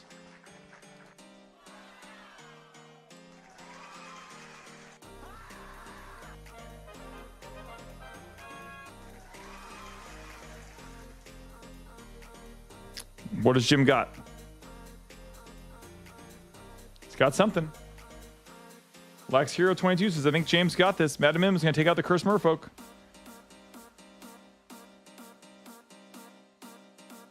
And here we go. The dream is on.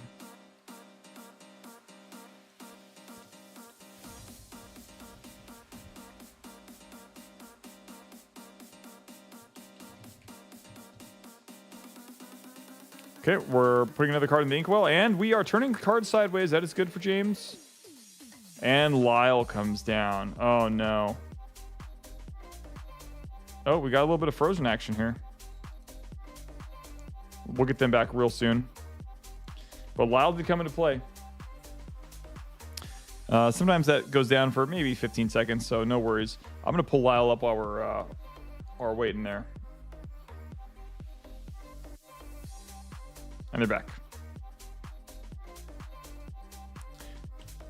That is the slow the game to a crawl card. We'll see. I mean, James is off to a pretty good start here, being on the draw. I will definitely say. Is that the Maleficent that came out? Whenever the cards are foil, my eyes just go like, what is happening?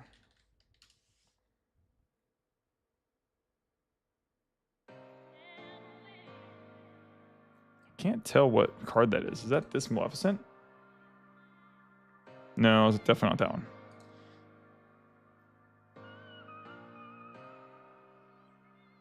Peter Pan Shadow, you're right. Thank you.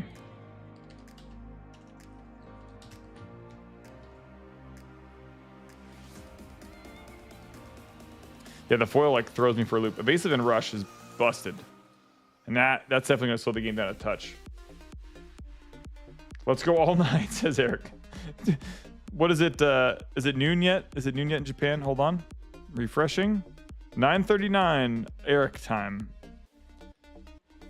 From Fountain Valley, or from Lake Forest to Japan to Antarctica and Germany. Apparently today we've got lots of people from different places. Oh, but this is covering up the whole screen on TikTok. My bad. There we go. A little better. Let's go all night. James did have a really good on-curve opening hand. But, Jim is kind of gaining him a little bit here.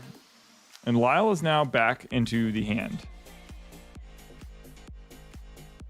Cloud Kicker just kicked, Lyle back to hand, I think is what happened there.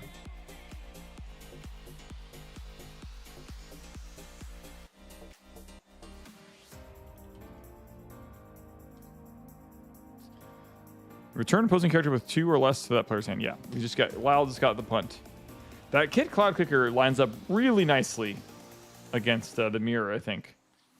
I don't think James is playing. I don't think James is playing Kid Cloud Kicker, right? It's not part of the list.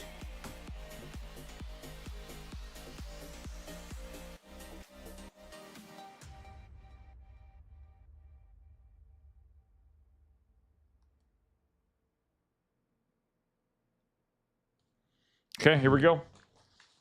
Eric is in the future. This is true. It's 5:41 p.m., but Eric is a day ahead in the future of Japan.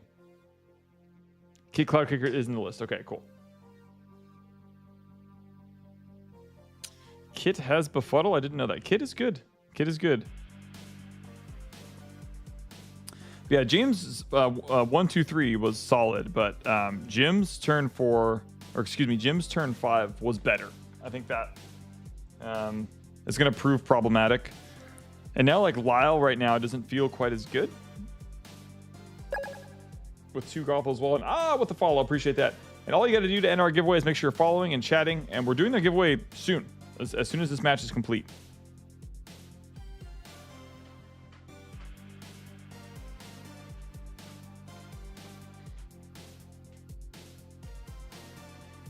As Peter Pan gives Rush the Peter Pan Rush evasive is busted.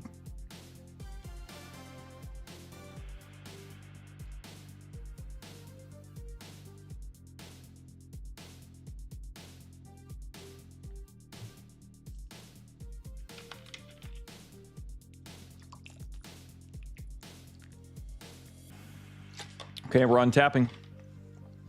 This is a scary board for Jim because Jim's got so many characters on the battlefield, and he's going to have 6 ink in the inkwell.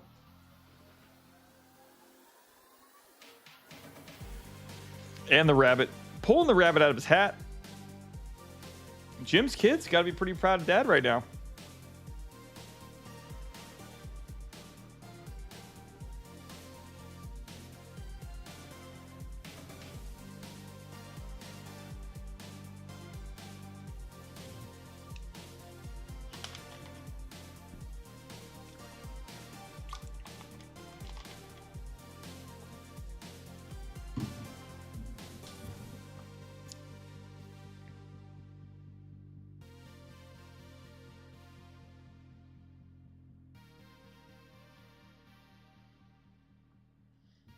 Passing the turn back to James. After doing some mim and choosing not to, I think Jim just kind of chose not to quest a lot there, right? I looked away for a second. And it seemed like Jim was kind of protecting some assets. Eric says, sorry, Jim's kids, we're going to crush Dad's dreams. Just ruthless. We'll see about that. We'll see. Those sound like fighting words. Jim's got some. I mean, Clarabelle came down for James, but Jim's got some stuff happening over here that's a little scary.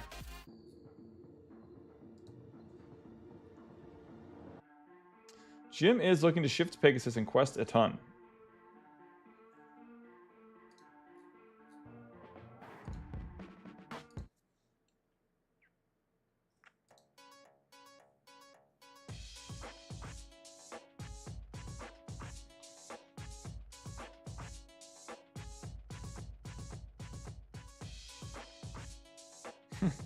Sorry, Jim's kids. That was good.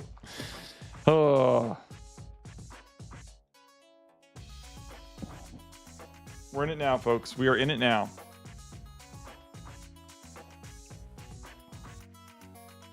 Madam Mim is going to trade with the other Madam Mim. Has anyone done Commander format with Lorcana yet? There is a multiplayer format, and people have been talking about doing a singleton format of sorts. But it's been all talk and nothing really super incentivized by Ravensburger yet. But I think they're starting to hear. I imagine they're starting to hear that request more and more. We still love him. He made it so far. Very proud. Says Jim's kids. It's good. I love that. Gotta love that. It's good to be proud of Dad. Dads need all the support they can get. Coming from a dad. And James's board just kind of disintegrated under him. So he really needs an effective turn here. He's going to play the rabbit to draw. He probably has to ink something.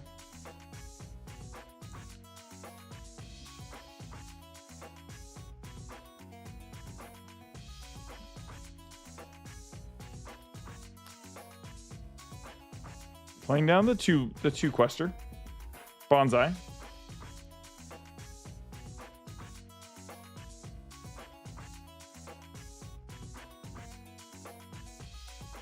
Does James run Under the Sea in the list?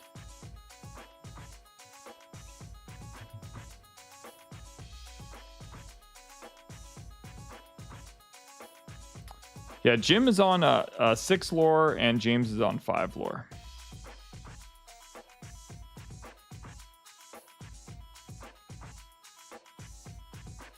And I don't know. Let me see. What is Under the Sea? I have not seen Under the Sea. No, there's no Under the Sea in the list. Put all opposing characters with 2 or less in the bottom of their players' decks in any order. It's an interesting card. I think James is thinking what we're thinking. How am I going to get out of this mess? There's so many characters on Jim's board. Yeah, the D20s are convenient, but sometimes tough to read. Yeah. It's kind of funny. This is the first time I've noticed that when they're on the edge of the table where they are in that position, it's actually harder to read. When they've been on the opposite side of the table, it's been a little bit better, but the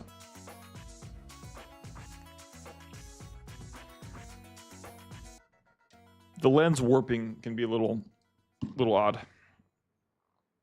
So you play Under the Sea in yellow-green, Eric says. Poofy Fish! How we doing on your match, Poofy?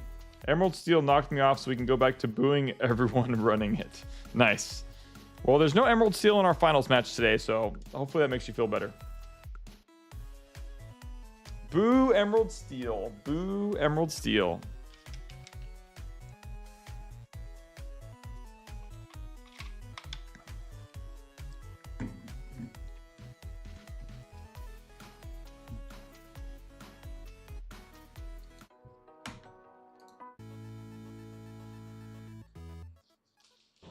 And Emerald Steel won my local, says Joker. Yeah, we should just make it so people are not allowed to play Emerald Steel. I had Under the Sea played on me with 4 characters on my board, under 2. Not fun. I got to be drained. I'm a little on the drained side. Sammy and I are holding it down. You know, we're living our best life over here. But it's all good. It's all good. You know, we do this once a quarter. And I think the positive vibes that are gained from streaming are immeasurable in some ways. So I think it's all for the greater good of the community and the biz. So it's all good. But I'm a little bit drained. But hey, I got the Ducks game coming. The wearing a Ducks jersey during the stream, the whole stream was a choice because it is a little bit warmer than I wanted it to be. So I'm like fighting with like running the AC and keeping nice, and I gotta look fit, you know. I have to have my fit, I should say. If I get knocked out next week, I'll join the stream. Nice. Yeah, if I'm streaming, I'm not sure if I'll stream the set champs. That's a TBD. Doing back-to-back weekends of streaming set champs might not be in my not vitality, not stamina. You know what I mean. You catch my drift. Pack Titus would come in handy here. Yeah, this is where you crack away the pain. Oh yeah, okay. The wife will kill you. Yeah, she. I think I would just be. I just need a break sometimes, but especially I want to be streaming more during the week next week potentially. If I can get the setup ready for Oceanside for like weeklies, like it'd be fun to stream Wednesday or something. So it's but yeah, these are they can be kind of a slog. But it's a lot of fun. It's super fun. Pack Tactics, the card. Hey, the lines are blurring. I thought you were talking about Pack Titus, like when if you lose a lot of matches, you gotta have to crack a bunch of packs. Maybe I just coined a new phrase accidentally. What's up, Sam? What do you want? You want to go out? I can't get up right now. It's the finals. I'll get your handler.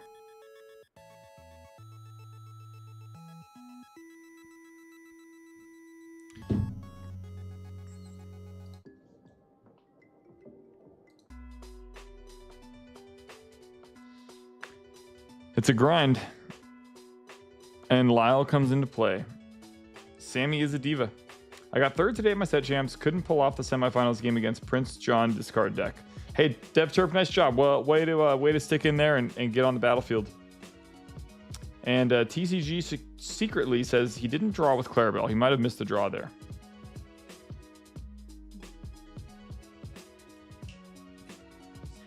Ryan is summoning the dog.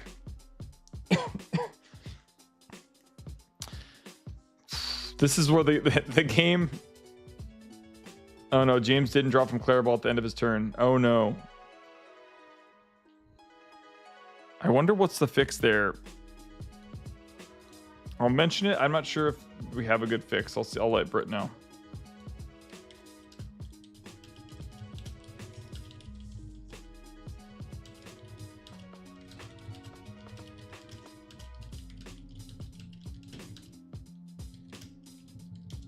Yeah, Britt is and Delore's at 5 and 18. So Jim is at 18, James is at 5. It may, yeah, I guess that may not matter.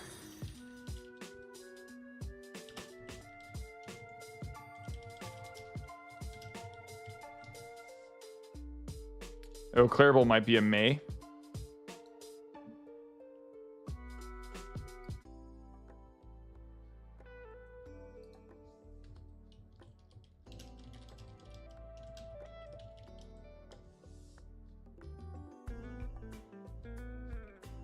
Is anyone playing locations in their deck? I don't think. I think they were playing library. I think.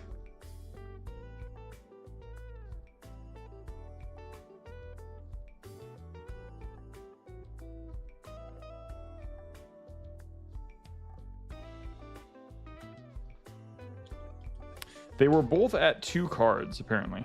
I see. That's why he didn't. That's why he didn't draw. Eric. And TCG, they were both at 2. That is why they did not draw.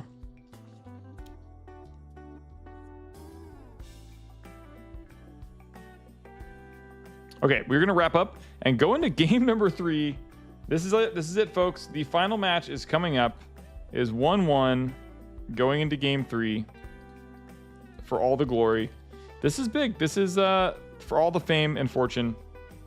Best of luck here. They're gonna shuffle up and go into game 3. I'm gonna be right back in 60 seconds, and we will kick this into gear for the final game. And yeah, make sure to chat to enter, follow, all that good stuff. Be right back.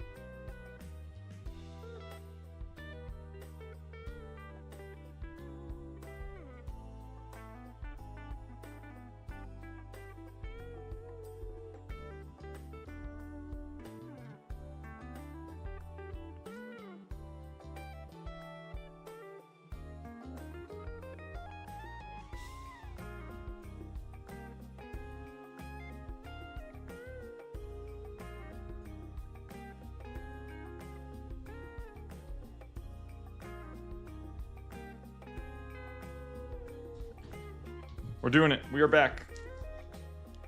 Mulligans are being resolved. It's great to see that. Great to see the resolution of the old mulligan. And let me go. Yeah, the Persona 5 stuff was really good. I was a fan of that. Let's listen to that one again. That was a nice long song too. We're doing the thing. Yeah, we also have good news. We have good news. Kings were slain today.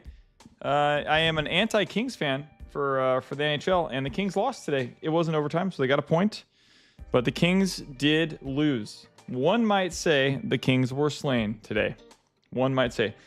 And in Council, not surprised they're both playing Amethyst Emerald. Plenty of card draw, especially in the Emerald lately. And Demoler, you're here. I love it. Pack Tactics is a card, not Pack Titus. And here we go. Resolving mulligans in game 3 of the finals. We made it all the way to the top, folks. To the final game of a long day. We had 8 rounds, cut to 7 rounds of Lorcana. And we did it. We made it to the finals. The final. There are no more games after this game. This is the last game. Hello over on YouTube, says Disturb. And Caps are down 4-2. Ooh. I'm okay with the Caps winning. I'm all right with that. And Disturb, you're in over on YouTube. And I don't think I missed anyone else on YouTube and TikTok. I think I got everyone. We're good. We're ready to go straight into giveaway time as soon as this match is done. And it's been a nice healthy stream. 69 people watching over on Twitch. YouTube, it's hard for me to tell how many people are watching on YouTube when I'm live. Let's see if it'll show me. Oh, you know, there's that one window I could open on the, yeah, hold on. There's a dock here, I think. YouTube live control panel. Does this tell me how many people are live?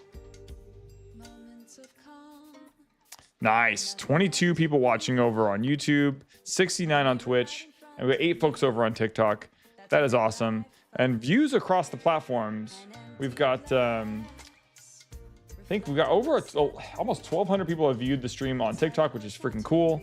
We have 300 views over on YouTube, and Twitch is usually in like the 600, 800 range at this point of a stream this long. So, getting 2,000 eyes on the community playing card games at the shop is super fun.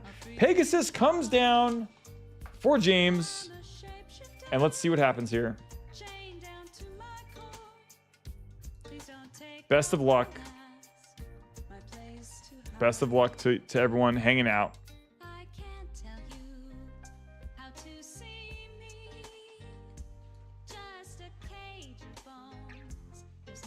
Ursula coming down for some hand disruption. Jim versus James. So you named the shop for your hatred towards the Kings. I did. I also like Game of Thrones, and I'm a Jamie Lannister fan. My fantasy football team name is the Lannister Lions. So yeah, I would be House Lannister if I was in the Game of Thrones universe.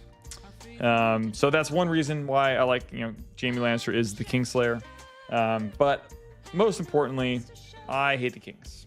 And, Kings fans, hey, at least they like hockey. I'm a fan of hockey, so that's okay. Hatred is strong. I definitely don't hate them, but strong dislike. And Ovi has not scored, apparently. Got it.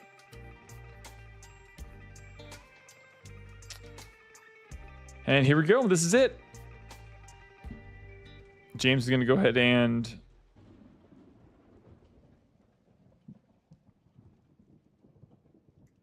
he's at 1. He's now making sure he hasn't drawn for turn. He's drawn for turn. He has another Pegasus. May or may not be what he wants to see. The Kings did get slayed, one might say. The Kings did get slayed. Slain. Tyrion is greater than Jaime. This is true, but Tyrion did not kill a king. I don't know what. I guess if we were if I was to name the shop after Tyrion, it would be called. There's little ones watching. I cannot say what I think my card shop would have been named if I named it after Tyrion. Something in Broken Things or something like that. Bran the Broken greater than Tyrion. That's debatable. No, but he did get his dad. He did get his dad. That's true. His dad was his dad king at the time, or was his dad hand of the king? I can't remember. I drink and play games. That could be the name of the card shop. That's true.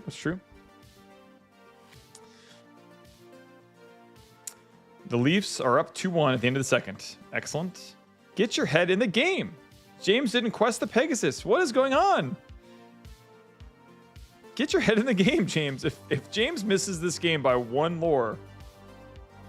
Dev Terp, Oh, Terp never grew up on. Oh, here we go. Let me get you really quick. I didn't yet, but I will now. Terp never grow up. Got you. He was the hand of the king. Yeah. He wasn't the king at the time. He was the hand of the king to his son, right? Yep. Yeah, Tyrion, I think it would be B-word and Broken Things. I think would be the name of my card shop. It's not that bad of a word. It's not that B-word. There's little ones watching, so we'll have to use our imagination. We have to make sure the little ones have a safe place to watch Dad potentially win against James here. We have the citizens of Lorcana, James, local legend at Fountain Valley and Lake Forest, versus Jim, father of 2, hanging out. Bronn can sit in chairs and lay down and speak with ravens. That's pretty cool, right? It is pretty cool. It's pretty cool, but Tyrion is funny. And the power of humor cannot be beaten on the battlefield, you know? I think that's, I think he can talk his way out of a lot. Seeing the future and the past is like, I guess he sees the past, is pretty powerful as well.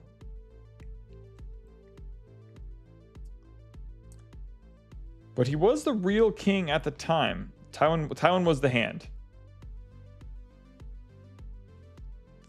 Yeah. But he's not the Kingslayer. Like, you can't say Tyrion's the Kingslayer. That doesn't make sense. He's awesome. And now, like, if I had to start another card shop business, maybe I would try to name it after Tyrion. But Kingslayer also synergizes with my dislike for the Kings. One might say I had a jersey when I was in my 20s that said Kings suck on the back of the jersey. One might say that is a jersey I've once owned. And one might say that I might have worn that jersey to Staples Center. One might. Tyrion the Brothel Slayer. True. And DevTerp says, I've now triple dipped on all platforms. This is great. This is great. Love to see that. I'm going to cheer that on big time. And get your head in the game. Get your head in the game, James.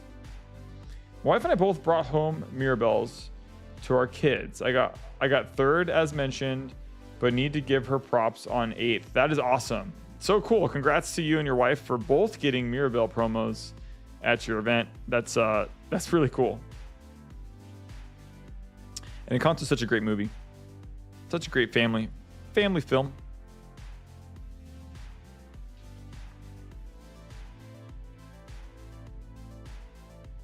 And my daughter Maddie wants to chip in and help with the giveaway, so we're going to do a little bit of that tonight too.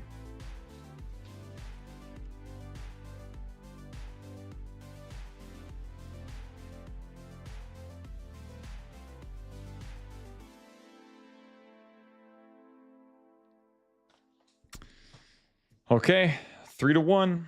Chromacron versus some old staples here.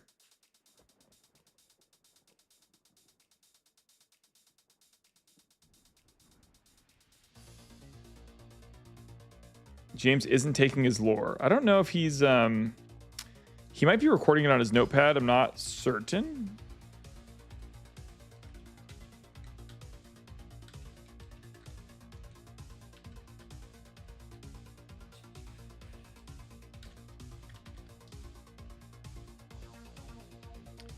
My nieces are a little too young for Lorcana. Yeah, I think it's still a game that like probably mostly adults are going to play at like a competitive scene, but it's kind of fun to open packs and build decks and learn. It's good like math, good math training and stuff like that.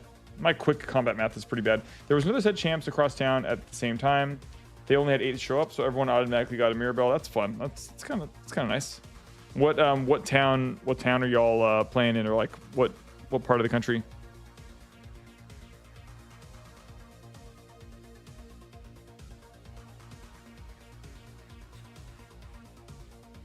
Get your head in the game. I need an Eric shirt that you get for James that just says "Get your head in the game."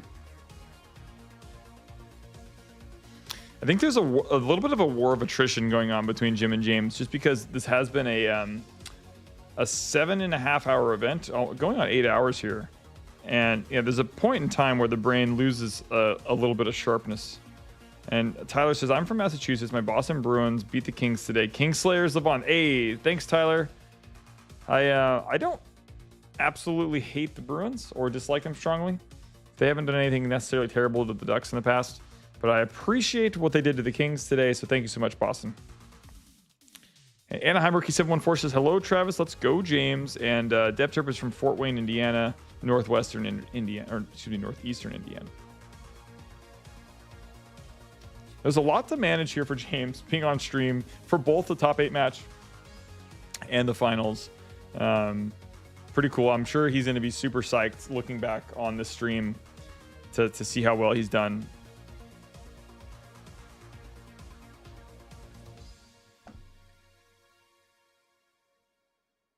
And yeah, I mean, the game is pretty tight here. At this point in game 2, Jim had a really nicely developed board, and it was going to be tough for James to overcome that.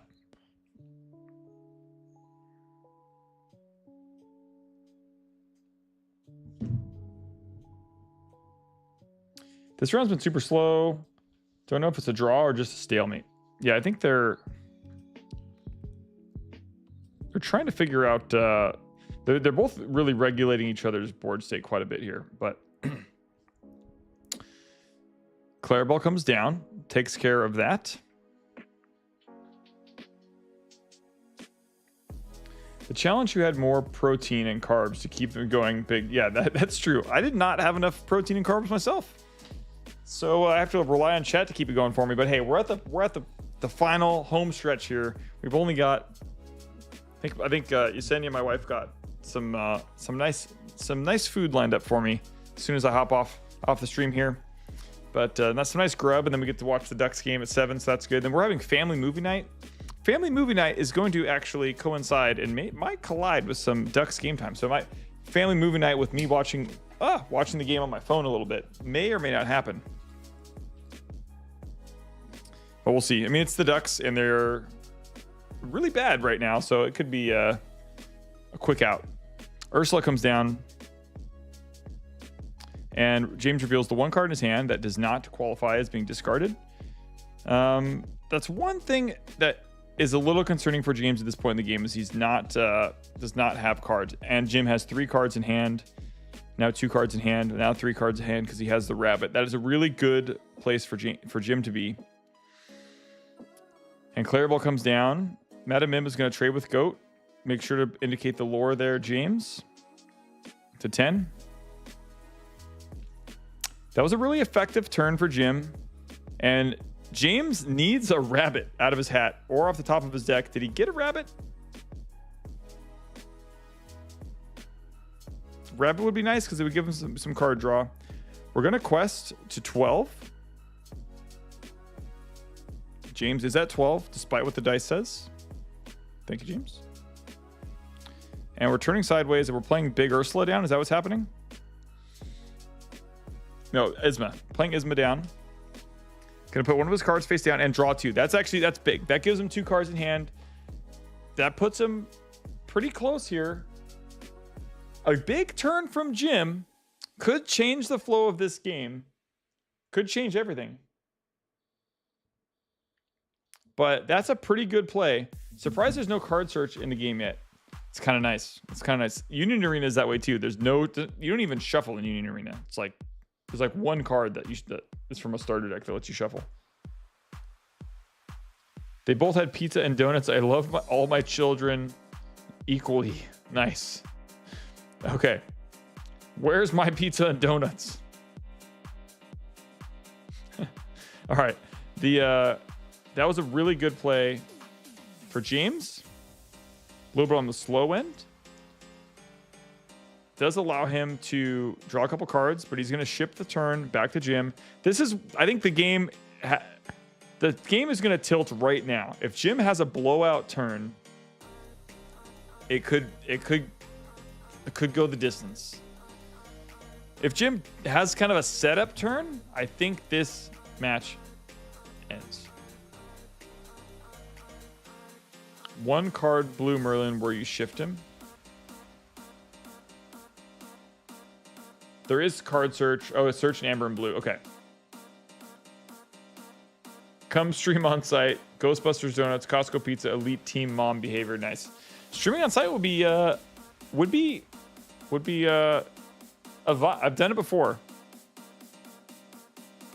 It's nice for certain things, like for judge calls and stuff. I can like run out there and be like, no. Okay, looks like the Queen's Castle comes down.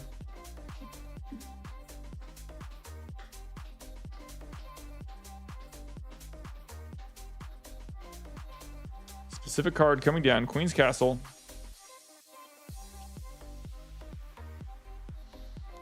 Not necessarily that is almost exactly what James wants to see, because it is a slow it's a slow mechanism that is a setup turn. So I think that could set up James for success here. Because he's going to draw a card. He's got options. He's got 4 cards in hand. He's going to go up to 15 right now and go wide, I'm expecting. And that is kind of difficult for Jim to deal with. And the Queen's Castle is more of a setup turn than an action turn. which maybe he didn't have a whole lot of ways to interact with the board here, but I think James just might be a little bit too close to wrapping up the game. Gonna go ahead and quest up to 15. Oh, no, he's not. He's gonna attack Queen's Castle. Eric, what do you think about that? I feel like we're so close to the finish line here. Was that the correct play? Was that the correct choice?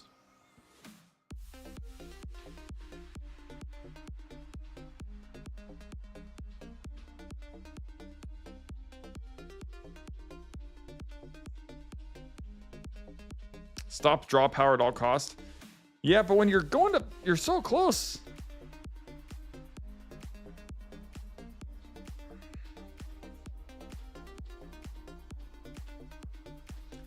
And here I am with this Amethyst Sapphire Sword in the Stone deck. Interesting. Okay, Goat comes down. He's gonna go to 13. I don't know about that, Derek. Yeah, that's the going for the throat versus like going for Queen's Castle there. I feel like he was so close anyways. But maybe that was the correct play. Oizel, what's going on? Happy Thursday. I mean Saturday. Thanks for popping in, hanging out. We're in the final game, game 3 of the finals. And then it's happening. Thanks for saying hi. Thanks for stopping in. It's a crazy time. Crazy time. I cannot believe. I'm glad I was kind of wondering if Eric, you're like, no, Castle's for sure the play. And the fact that you said I don't know about that in all caps means maybe it wasn't the play. He was so close to winning anyways. But now I think Jim might be thinking of conceding.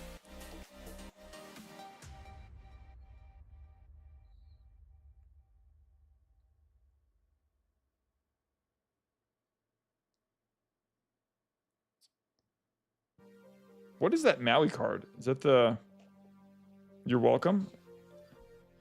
What does You're Welcome do? James is tired, but Jim would get 3 extra cards from Queen's Castle. Oh, James is definitely tired. I'm tired. Yeah, I just wonder if the cards matter because he could go so wide. Because he would be putting him at lethal. Like he would have been at 15 and playing out. But yeah, maybe the math doesn't math. So Jim played a You're Welcome, ends up drawing some cards.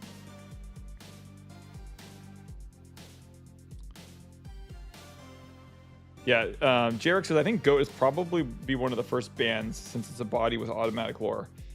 Yeah, I wonder what... yeah, I think it makes the games... The pros is that it makes this like engine that you kind of build around. But yeah, it isn't as miserable. Lyle, on the other hand, which is just played, is pretty miserable. But yeah, maybe not ban worthy. I think it's like probably pretty healthy for the game.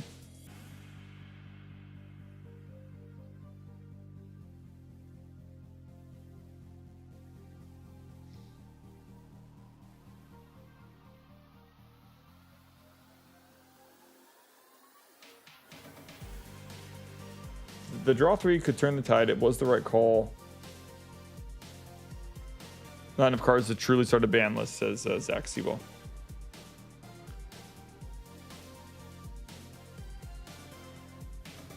Okay, so Jim is choosing to swing it kind of poorly demonstrated there, but choosing to swing in to get rid of the Isma and pass the turn.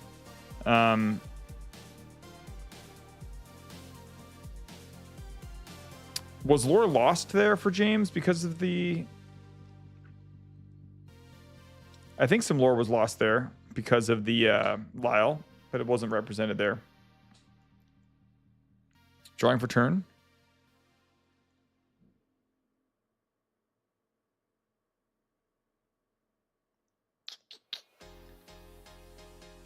Goat is the goat.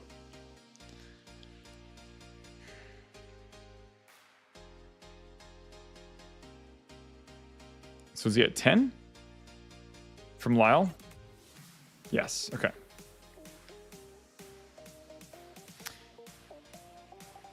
And let's see. Looks like 1, 2, 3 cards in Jim's hand. Maybe 4.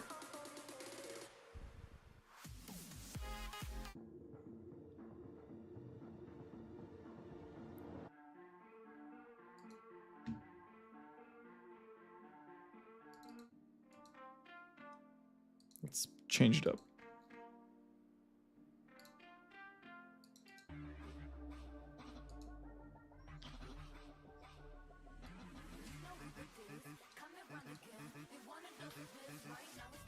Everything's good on paper, but sometimes they have to check the dice. Okay, got it. All right, so we quested up to 13. And James passed the turn with leaving 3 ink up.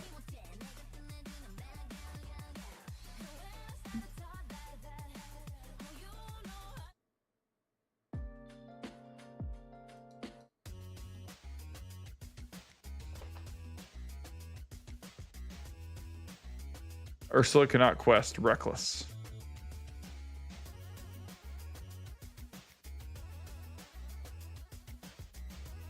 Okay, Rabbit comes down, draws a card.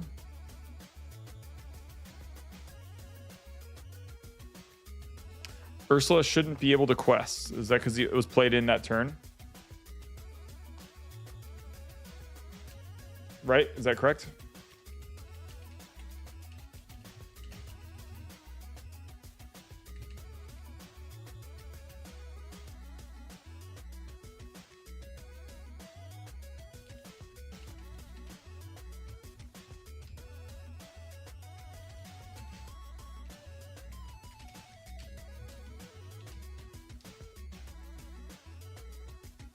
Okay, I'm letting them know. Okay, yeah, we got it. Cool. Changed. Got it. A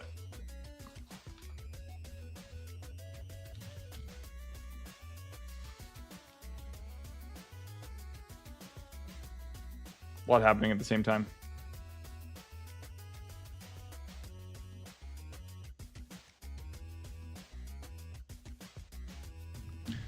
$12-1 is the lore total. And Jim is doing a pretty good job of keeping this thing interesting. We've got double Lyle in play. This is where the game can slow down. Great stream as always. Thanks so much, Jamal. I appreciate that. Yeah, we're going on. We're going to touch hour number 8 here. We're going to hit it. Or complete hour number 8 and touch hour number 9.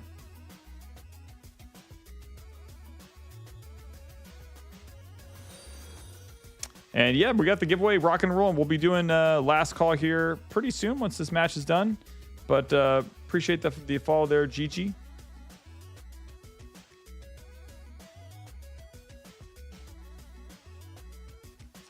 James is in the tank a little bit, trying to find the right line of play here. I think you just got to go gas, right? You got to go all gas.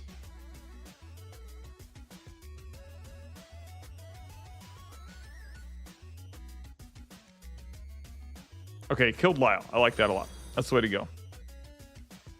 Pooski with the follow. No Goku with the follow. Loving it. Bring it on in. And we've got giveaways happening. We'll be doing it here soon. So as soon as this match is done, we'll be wrapping up and doing our giveaways. You just got to chat and follow to enter. You can triple dip on Twitch, TikTok, and YouTube. Clarabelle comes into play.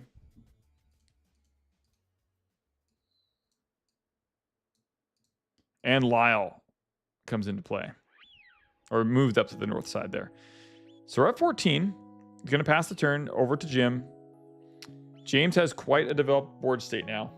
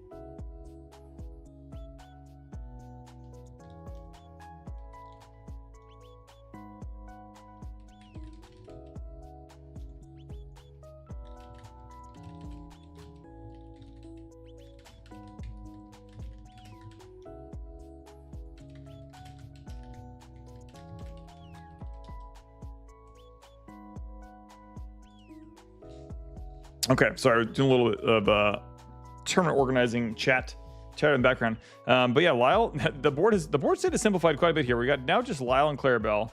And with all that removal, Jim's lore total has now gone down to 0, and James is at 15, which is a grindy match. And this has been a long match. But that's where we ended up getting to. There's a lot of damage counters on. It looks like an enchanted Ursula there at the top, if I can see correctly. But it is the game state is boiling down, and because of the Lyles in the game, it has given James a little bit of a favor here. And as we've noticed, the player, I believe James went first in round 1, or excuse me, in game 1. So going first is a pretty huge advantage in this matchup, especially with the way that the meta is shaking down. Yeah, the slower matches are better because they're more interesting. Yeah, quick aggro matches don't make for great streaming content.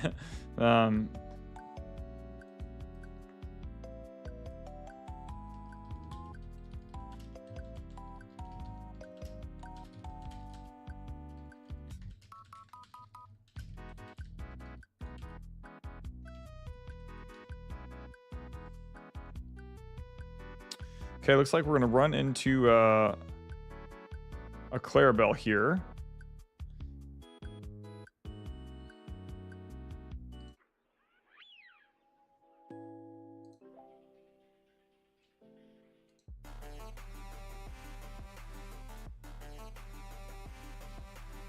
It's the final countdown here, the final moments of this match. Jim's got to find ways to really interact and shut down the Lyle and the Clarabelle and to regain control of the game. And is it lost? It's very much in favor of James right now based on the lore total, but it's not completely overthrown yet. Yeah, Nokoku says, "But he needs to quit Silent Hill." Yeah, it's the camera is, I will say, is like pretty sensitive to, because it's mounted to the table. It doesn't take much like touching of the table for the camera to get a little bit jostled, I should say. It would be better if we had it mounted to the wall or the ceiling or something, but the current setup doesn't allow for that at the moment.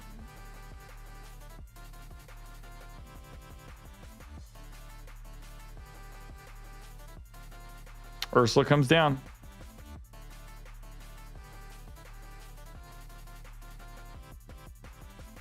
Passing the turn. James is at 17 and on the precipice of his first ever set championship win. Maybe just one turn away. Lyle does come down. Does target. Does have lethal on. Not quite on board.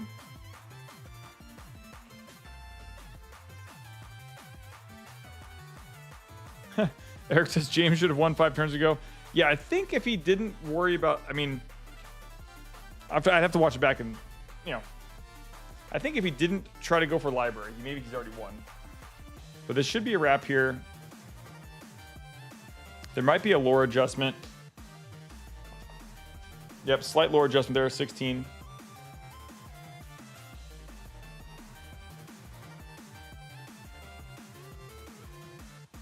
The mirror match slowdown. Lyle v. Lyle.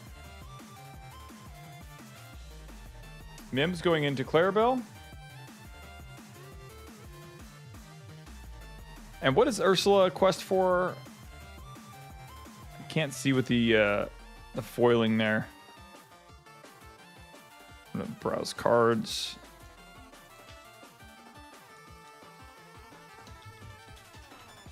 Oh, 3, but she's reckless. That's right.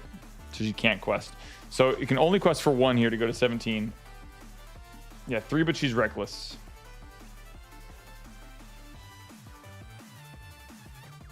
Lyle is just gross.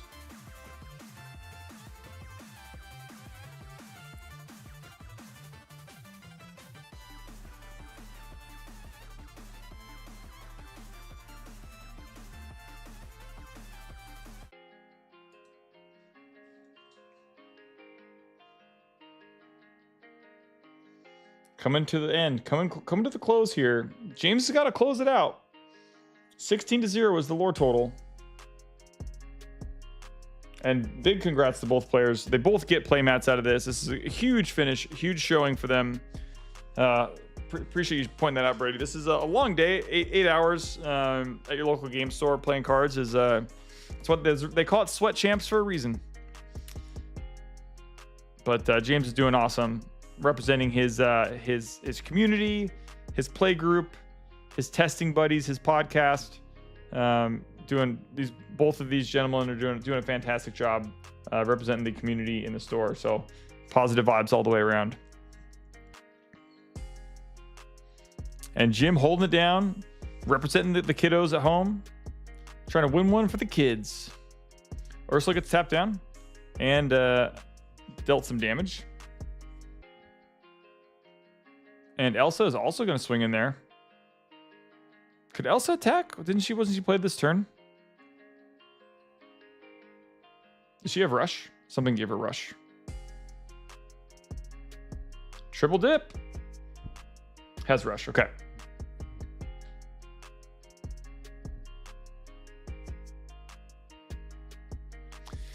There it is. The fist bump across the table. James, the Dan Regal Citizens of Lorcana with the W. Huge congrats to James. Huge congrats to Jim for holding it down as well. What an awesome showing from both of these players. Great sportsmanship, great time, and I really appreciate them streaming their match and allowing us to watch their feature match, and for sticking it through, because it was a long run. They could have split and gone home, but they gave us an extra match, and it was a doozy. That was a matchup that was gonna be a long match, and they went the full distance. They did 3 games, so I appreciate their time and hanging out with us. We did it. Congratulations, James, for holding that down.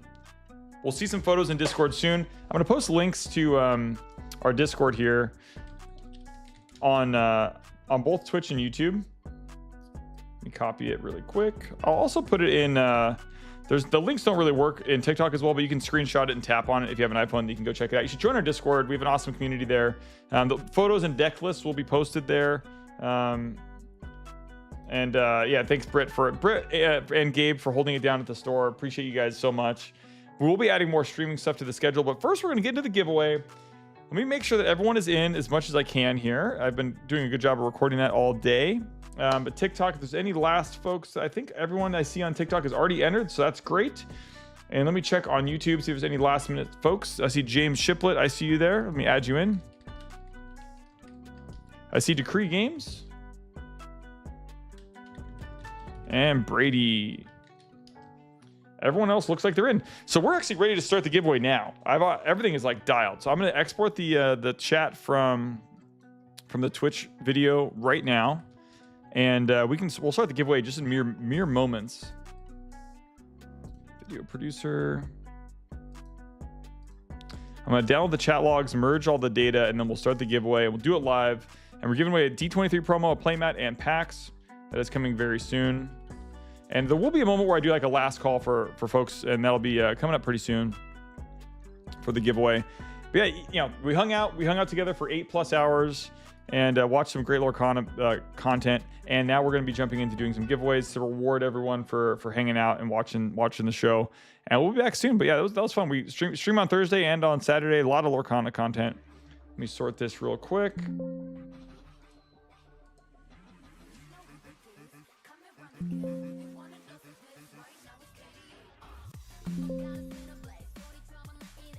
Hold on. Remove duplicates. 133 unique folks chatted on Twitch. That is fantastic. Might be a record.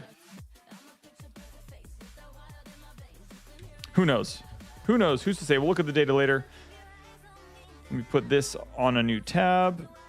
Do a little maintenance behind the scenes. But basically, most of the hard work is already done. We got that all sorted out pretty quickly. Let me get everyone from TikTok and YouTube over onto one spreadsheet, and then we will start giving stuff away.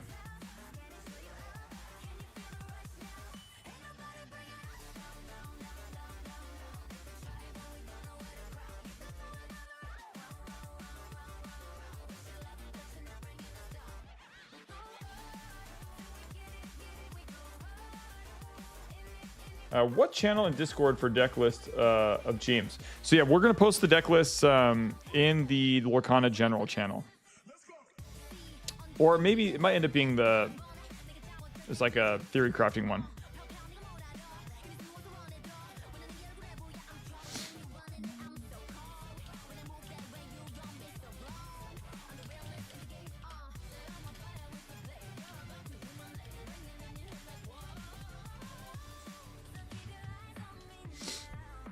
What's up, Maddie?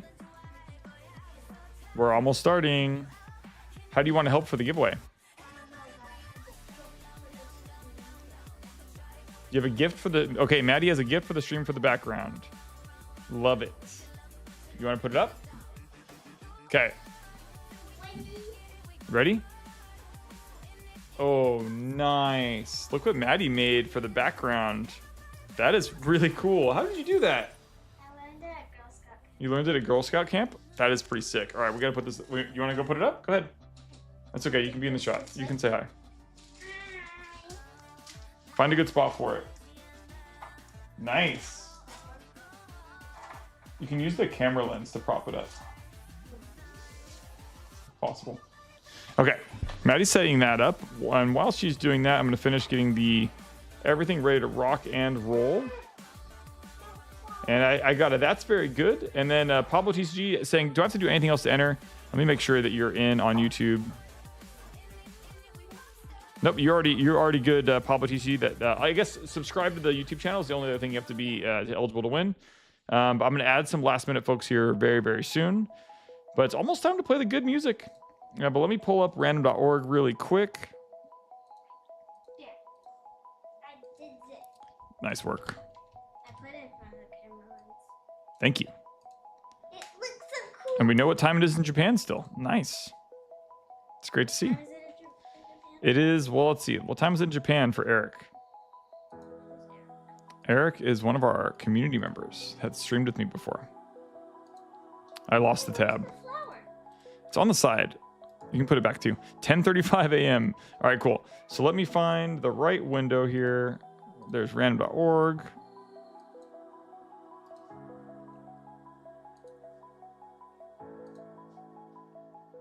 Like losing my mind.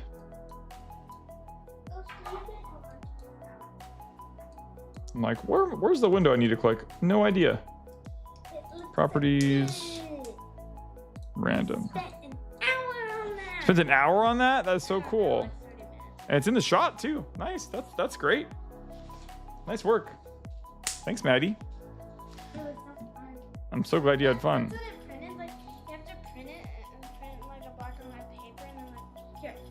Teach you guys the steps. Okay, teach them the steps while I'm pulling this up, okay? Okay. So first you need one of these things, like the things that you put in like binders or something. And then you like pick a photo that you want to like draw in color. And then you print it out. It doesn't have to be colored in. And then you print it out. And then you like outline. Make sure it's easy enough for you to outline before you choose it. Okay. And you like outline the picture. And then take the picture or like you put the picture in the thingy and then you outline it and take it out and color it. And then you get like a piece of cardboard and then you like crinkle up tin foil and don't be super careful not to rip it. And then you spread it out across the cardboard and then put it back in and it looks really cool. That is really cool. I like the colors. It looks a lot cooler than without the tin foil. Brandon says, I could spend days on that. It would still look so bad. You are talented. Nice. Positive vibes. Thank you. And Citizens of Lorcana says, love it. Positive vibes for Maddie. So does Ghosty. And great job from Ryan and from Nightlight says, good job. Nice job, Maddie. Positive vibes. Okay, I think we're ready. We're ready to give stuff away. What are we giving away? We're giving away a promo from this box. Ooh, what's a promo? So first place is going to get, we'll do a random roll to see. We've already given away Brave Little Taylor. We've already given away Oswald. But one of these four in the middle, we're going to roll dice. And whoever gets first is going to get one of those promo cards. And they're like expensive. So that's cool. And then Expensive. I think like $50, something like that in that range. But I opened a card that was $4. You did. Maddie opened a surfing stitch. If you ever want good luck If you want good luck on your cards, have Maddie open your cards. Okay. I'm going to go over the giveaway. I'm going to get the music going because it is time for the good music. Wait, you think the card would be a good thing?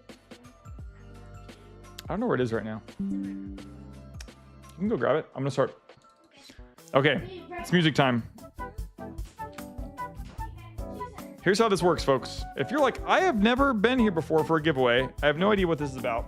This is how it works. At the end of every stream, on Thursday nights usually, but tonight it's a Saturday, we do a giveaway. And we have lots of people that entered that did triple dips on TikTok, YouTube, and Twitch. We'll get a last call here towards the very, very end of this step, of this explanation. But the first thing we need to do is roll some dice to see how many times we're going to randomize the list. So let's roll some dice. And what? Okay, well, you can click right here. Ready? Maddie's going to roll the digital dice. It's Maddie's Stitch. That she opened. God, I missed the giveaway music, says Nintendo. Here we go. Third place. Here we go. Just one open pack, says Nightlight. Okay, Maddie, ready to roll the dice? I think everyone can see the dice. Yep. This is how many times we're going to randomize the list. Come over here and click that roll dice thing. Other side. Over here. Right here. The roll dice right there. Oh, 11 again. 11. We're going to randomize this 11 times. Last on Thursday, we also hit an 11. Okay, so I'm going over to list randomizer. I'm going to go grab our list that I've compiled from the 3 places. I'm going to go ahead and sort it. You can hop in. Go for it. This special time, Maddie wants to be on stream. And she's choosing not allowed, but what the heck? It's set championship. Come on in. It is the weekend. There's no school. Okay. That is that. I've got the pasting the list. Maddie's doing the dance. She can't even hear the music, but she's doing the dance. That's what you have to do to win. There's music playing in my headphones, but you can't hear it. Oop, I got to make sure I didn't have loop on. Going back to loop. There it is. Lorcana is for children. This is true. Excellent. I like it. I have my own box thingy. Excellent. Okay, here we go.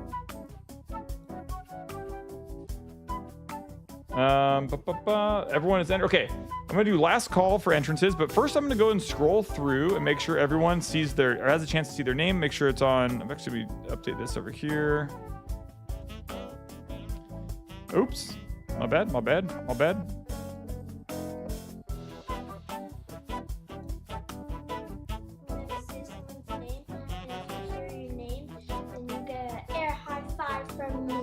Nice. Hold on. I need to do something really quick, Mad. Okay, I'm going to scroll through and make sure you see your name. If you don't see your name, let me know. And if there's some last calls, I'll get them in a moment. I'm just going to look at a random one and say,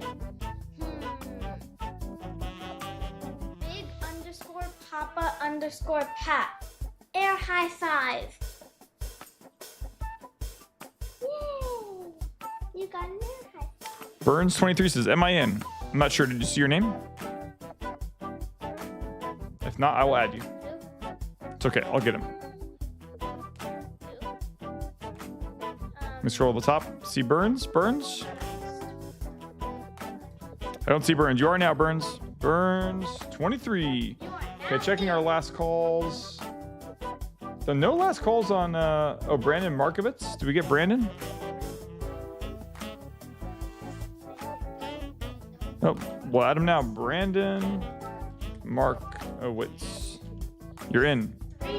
And LRMB 10, we'll get you in there. LRMB 10, you are in. And Joel, you are in. They can be in. I'll go back to the case.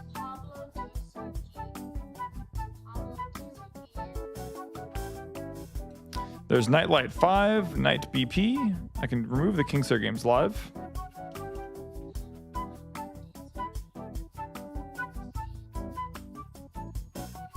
I got Nightlight 5. I think you're in there. And checking over on Twitch, there's some the legacy. Let's find out.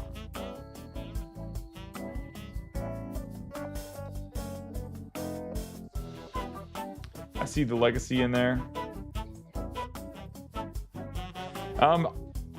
There's a chance I might stream the Oceanside Set Championship, but not 100%, not confirmed.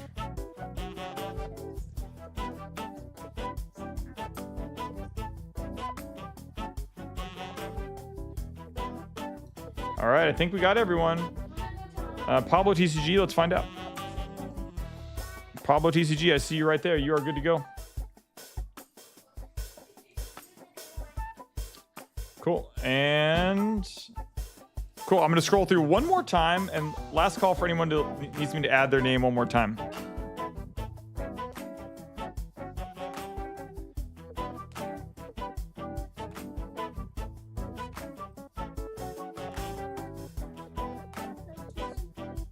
ICT. Yep, you're good. I see you. ICT. Oh, don't bump the chair.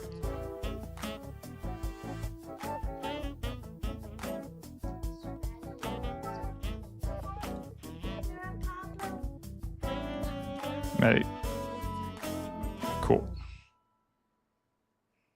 Okay, we got everyone. That's it. All right. Oh, Seth McQuaid. Seth McQuaid. Let's make sure I see Seth McQuaid there.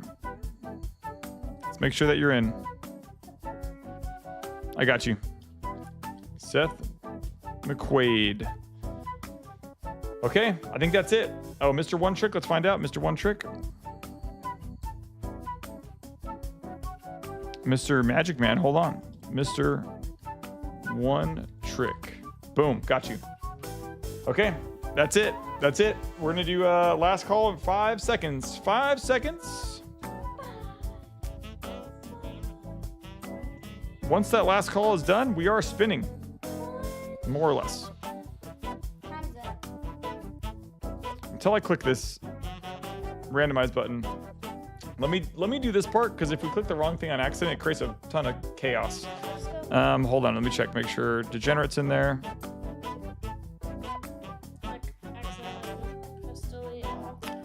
Degenerate? There should be a second Degenerate. Let me check something really quick. Oh, does that mean like regenerate it?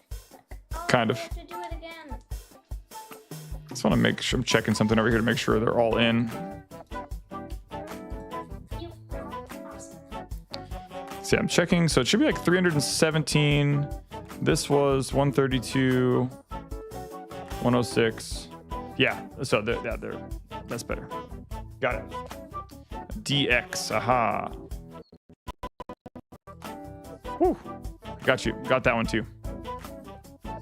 I guess you probably, I'm not sure if you did TikTok or not, but we'll count the win in there. Okay. Here we go. Here we go. It is time. It's time to spin. It's time to click. Okay, don't wait. Checking all platforms, making sure there's no more last calls in 5, 4, 3, 2, 1. Click it. Okay, so that was the first randomize. We have to do this 11 times. 11 times. That was 1. I'll do these and you can do the last one, okay? That was 2. And if you can see and you're like, oh, what is this giveaway thing that you're doing? This list says we've randomized it 2 times. Let me make sure that this is visible. Randomized it 2 times. You can see that. Yeah, they can see that. Cool. And we're going again. Let's go. We're going to keep on going until it hits 11. And oh yeah, I forgot to mention, if you don't dance, you reduce your chances of winning. If you do dance, the chances of winning go up. So make sure you're dancing. And it's Saturday. Why not? There's all sorts of reasons to dance.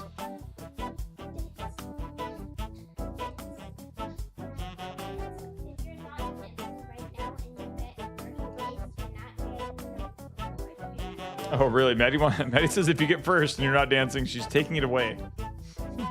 So at least say that you danced. Okay, that was 5. That was 6. That was 7. Dubious claim, says Anthony. Dubious claim. There's a lot of people in this giveaway. 8. And Kayla's dancing. See, Kayla's dancing. Decree's dancing. Phoenix is dancing. Lorcana is dancing. That was 10. Okay, we got one more spin, one last spin. Here we go for the final spin. And thanks everyone for hanging out. It was a lot of fun. We streamed for 8 hours and 19 minutes. And oh yeah, we will have to spin one more time to randomize the prize for first place. So we're gonna do that in just a moment. All right, ready? You can click it, Maddie. 3, 2, 1, click. Dom's Hawk, User 404, and Perez C13 are the winners. Go ahead, Mad, say it. Do it again. Okay. Congrats to Dom's Hawk, User 404, and Perez C13. Tell them again, Maddie. Okay, guess not. I guess you wanted to do that part. My bad. Let me post this in Discord. Coming in hot. I missed it again, says Zach. Missed it again. It happens to the best of us. I'm gonna go ahead and post this in the Kingslayer Twitch YouTube channel. Winners, and we need to see Dom's Hawk. Dom's Hawk, we need to see. And Bob says, congrats to the winners. Yeah, it's Bob's heart. Yep, congratulations to Bob for being a good sport. And we have one more roll to do. Can I say the names? Well, we're not doing the names. We're going to do which card wins. So we're going to do a dice roll. It's going to be a D6. This is a practice roll. This does not count. So we're going to roll this dice one more time, and it's going to determine what prize is won from the cards over in that box. Grab that box, Mad. Okay. Bring the box closer. They said I can have all the prizes, says Ice-T. So from this box, Oswald is gone.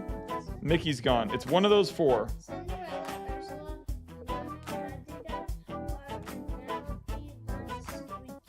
So we're going to roll a d6. If we roll a 1 or a 6, we re-roll. Hold that. Here we go. 3, 2, and this is for who got first place? This is for Dom's Hawk. Dom's Hawk. 3. Yes. 3, 2, 1. Click it. Number 5. What's card number 5?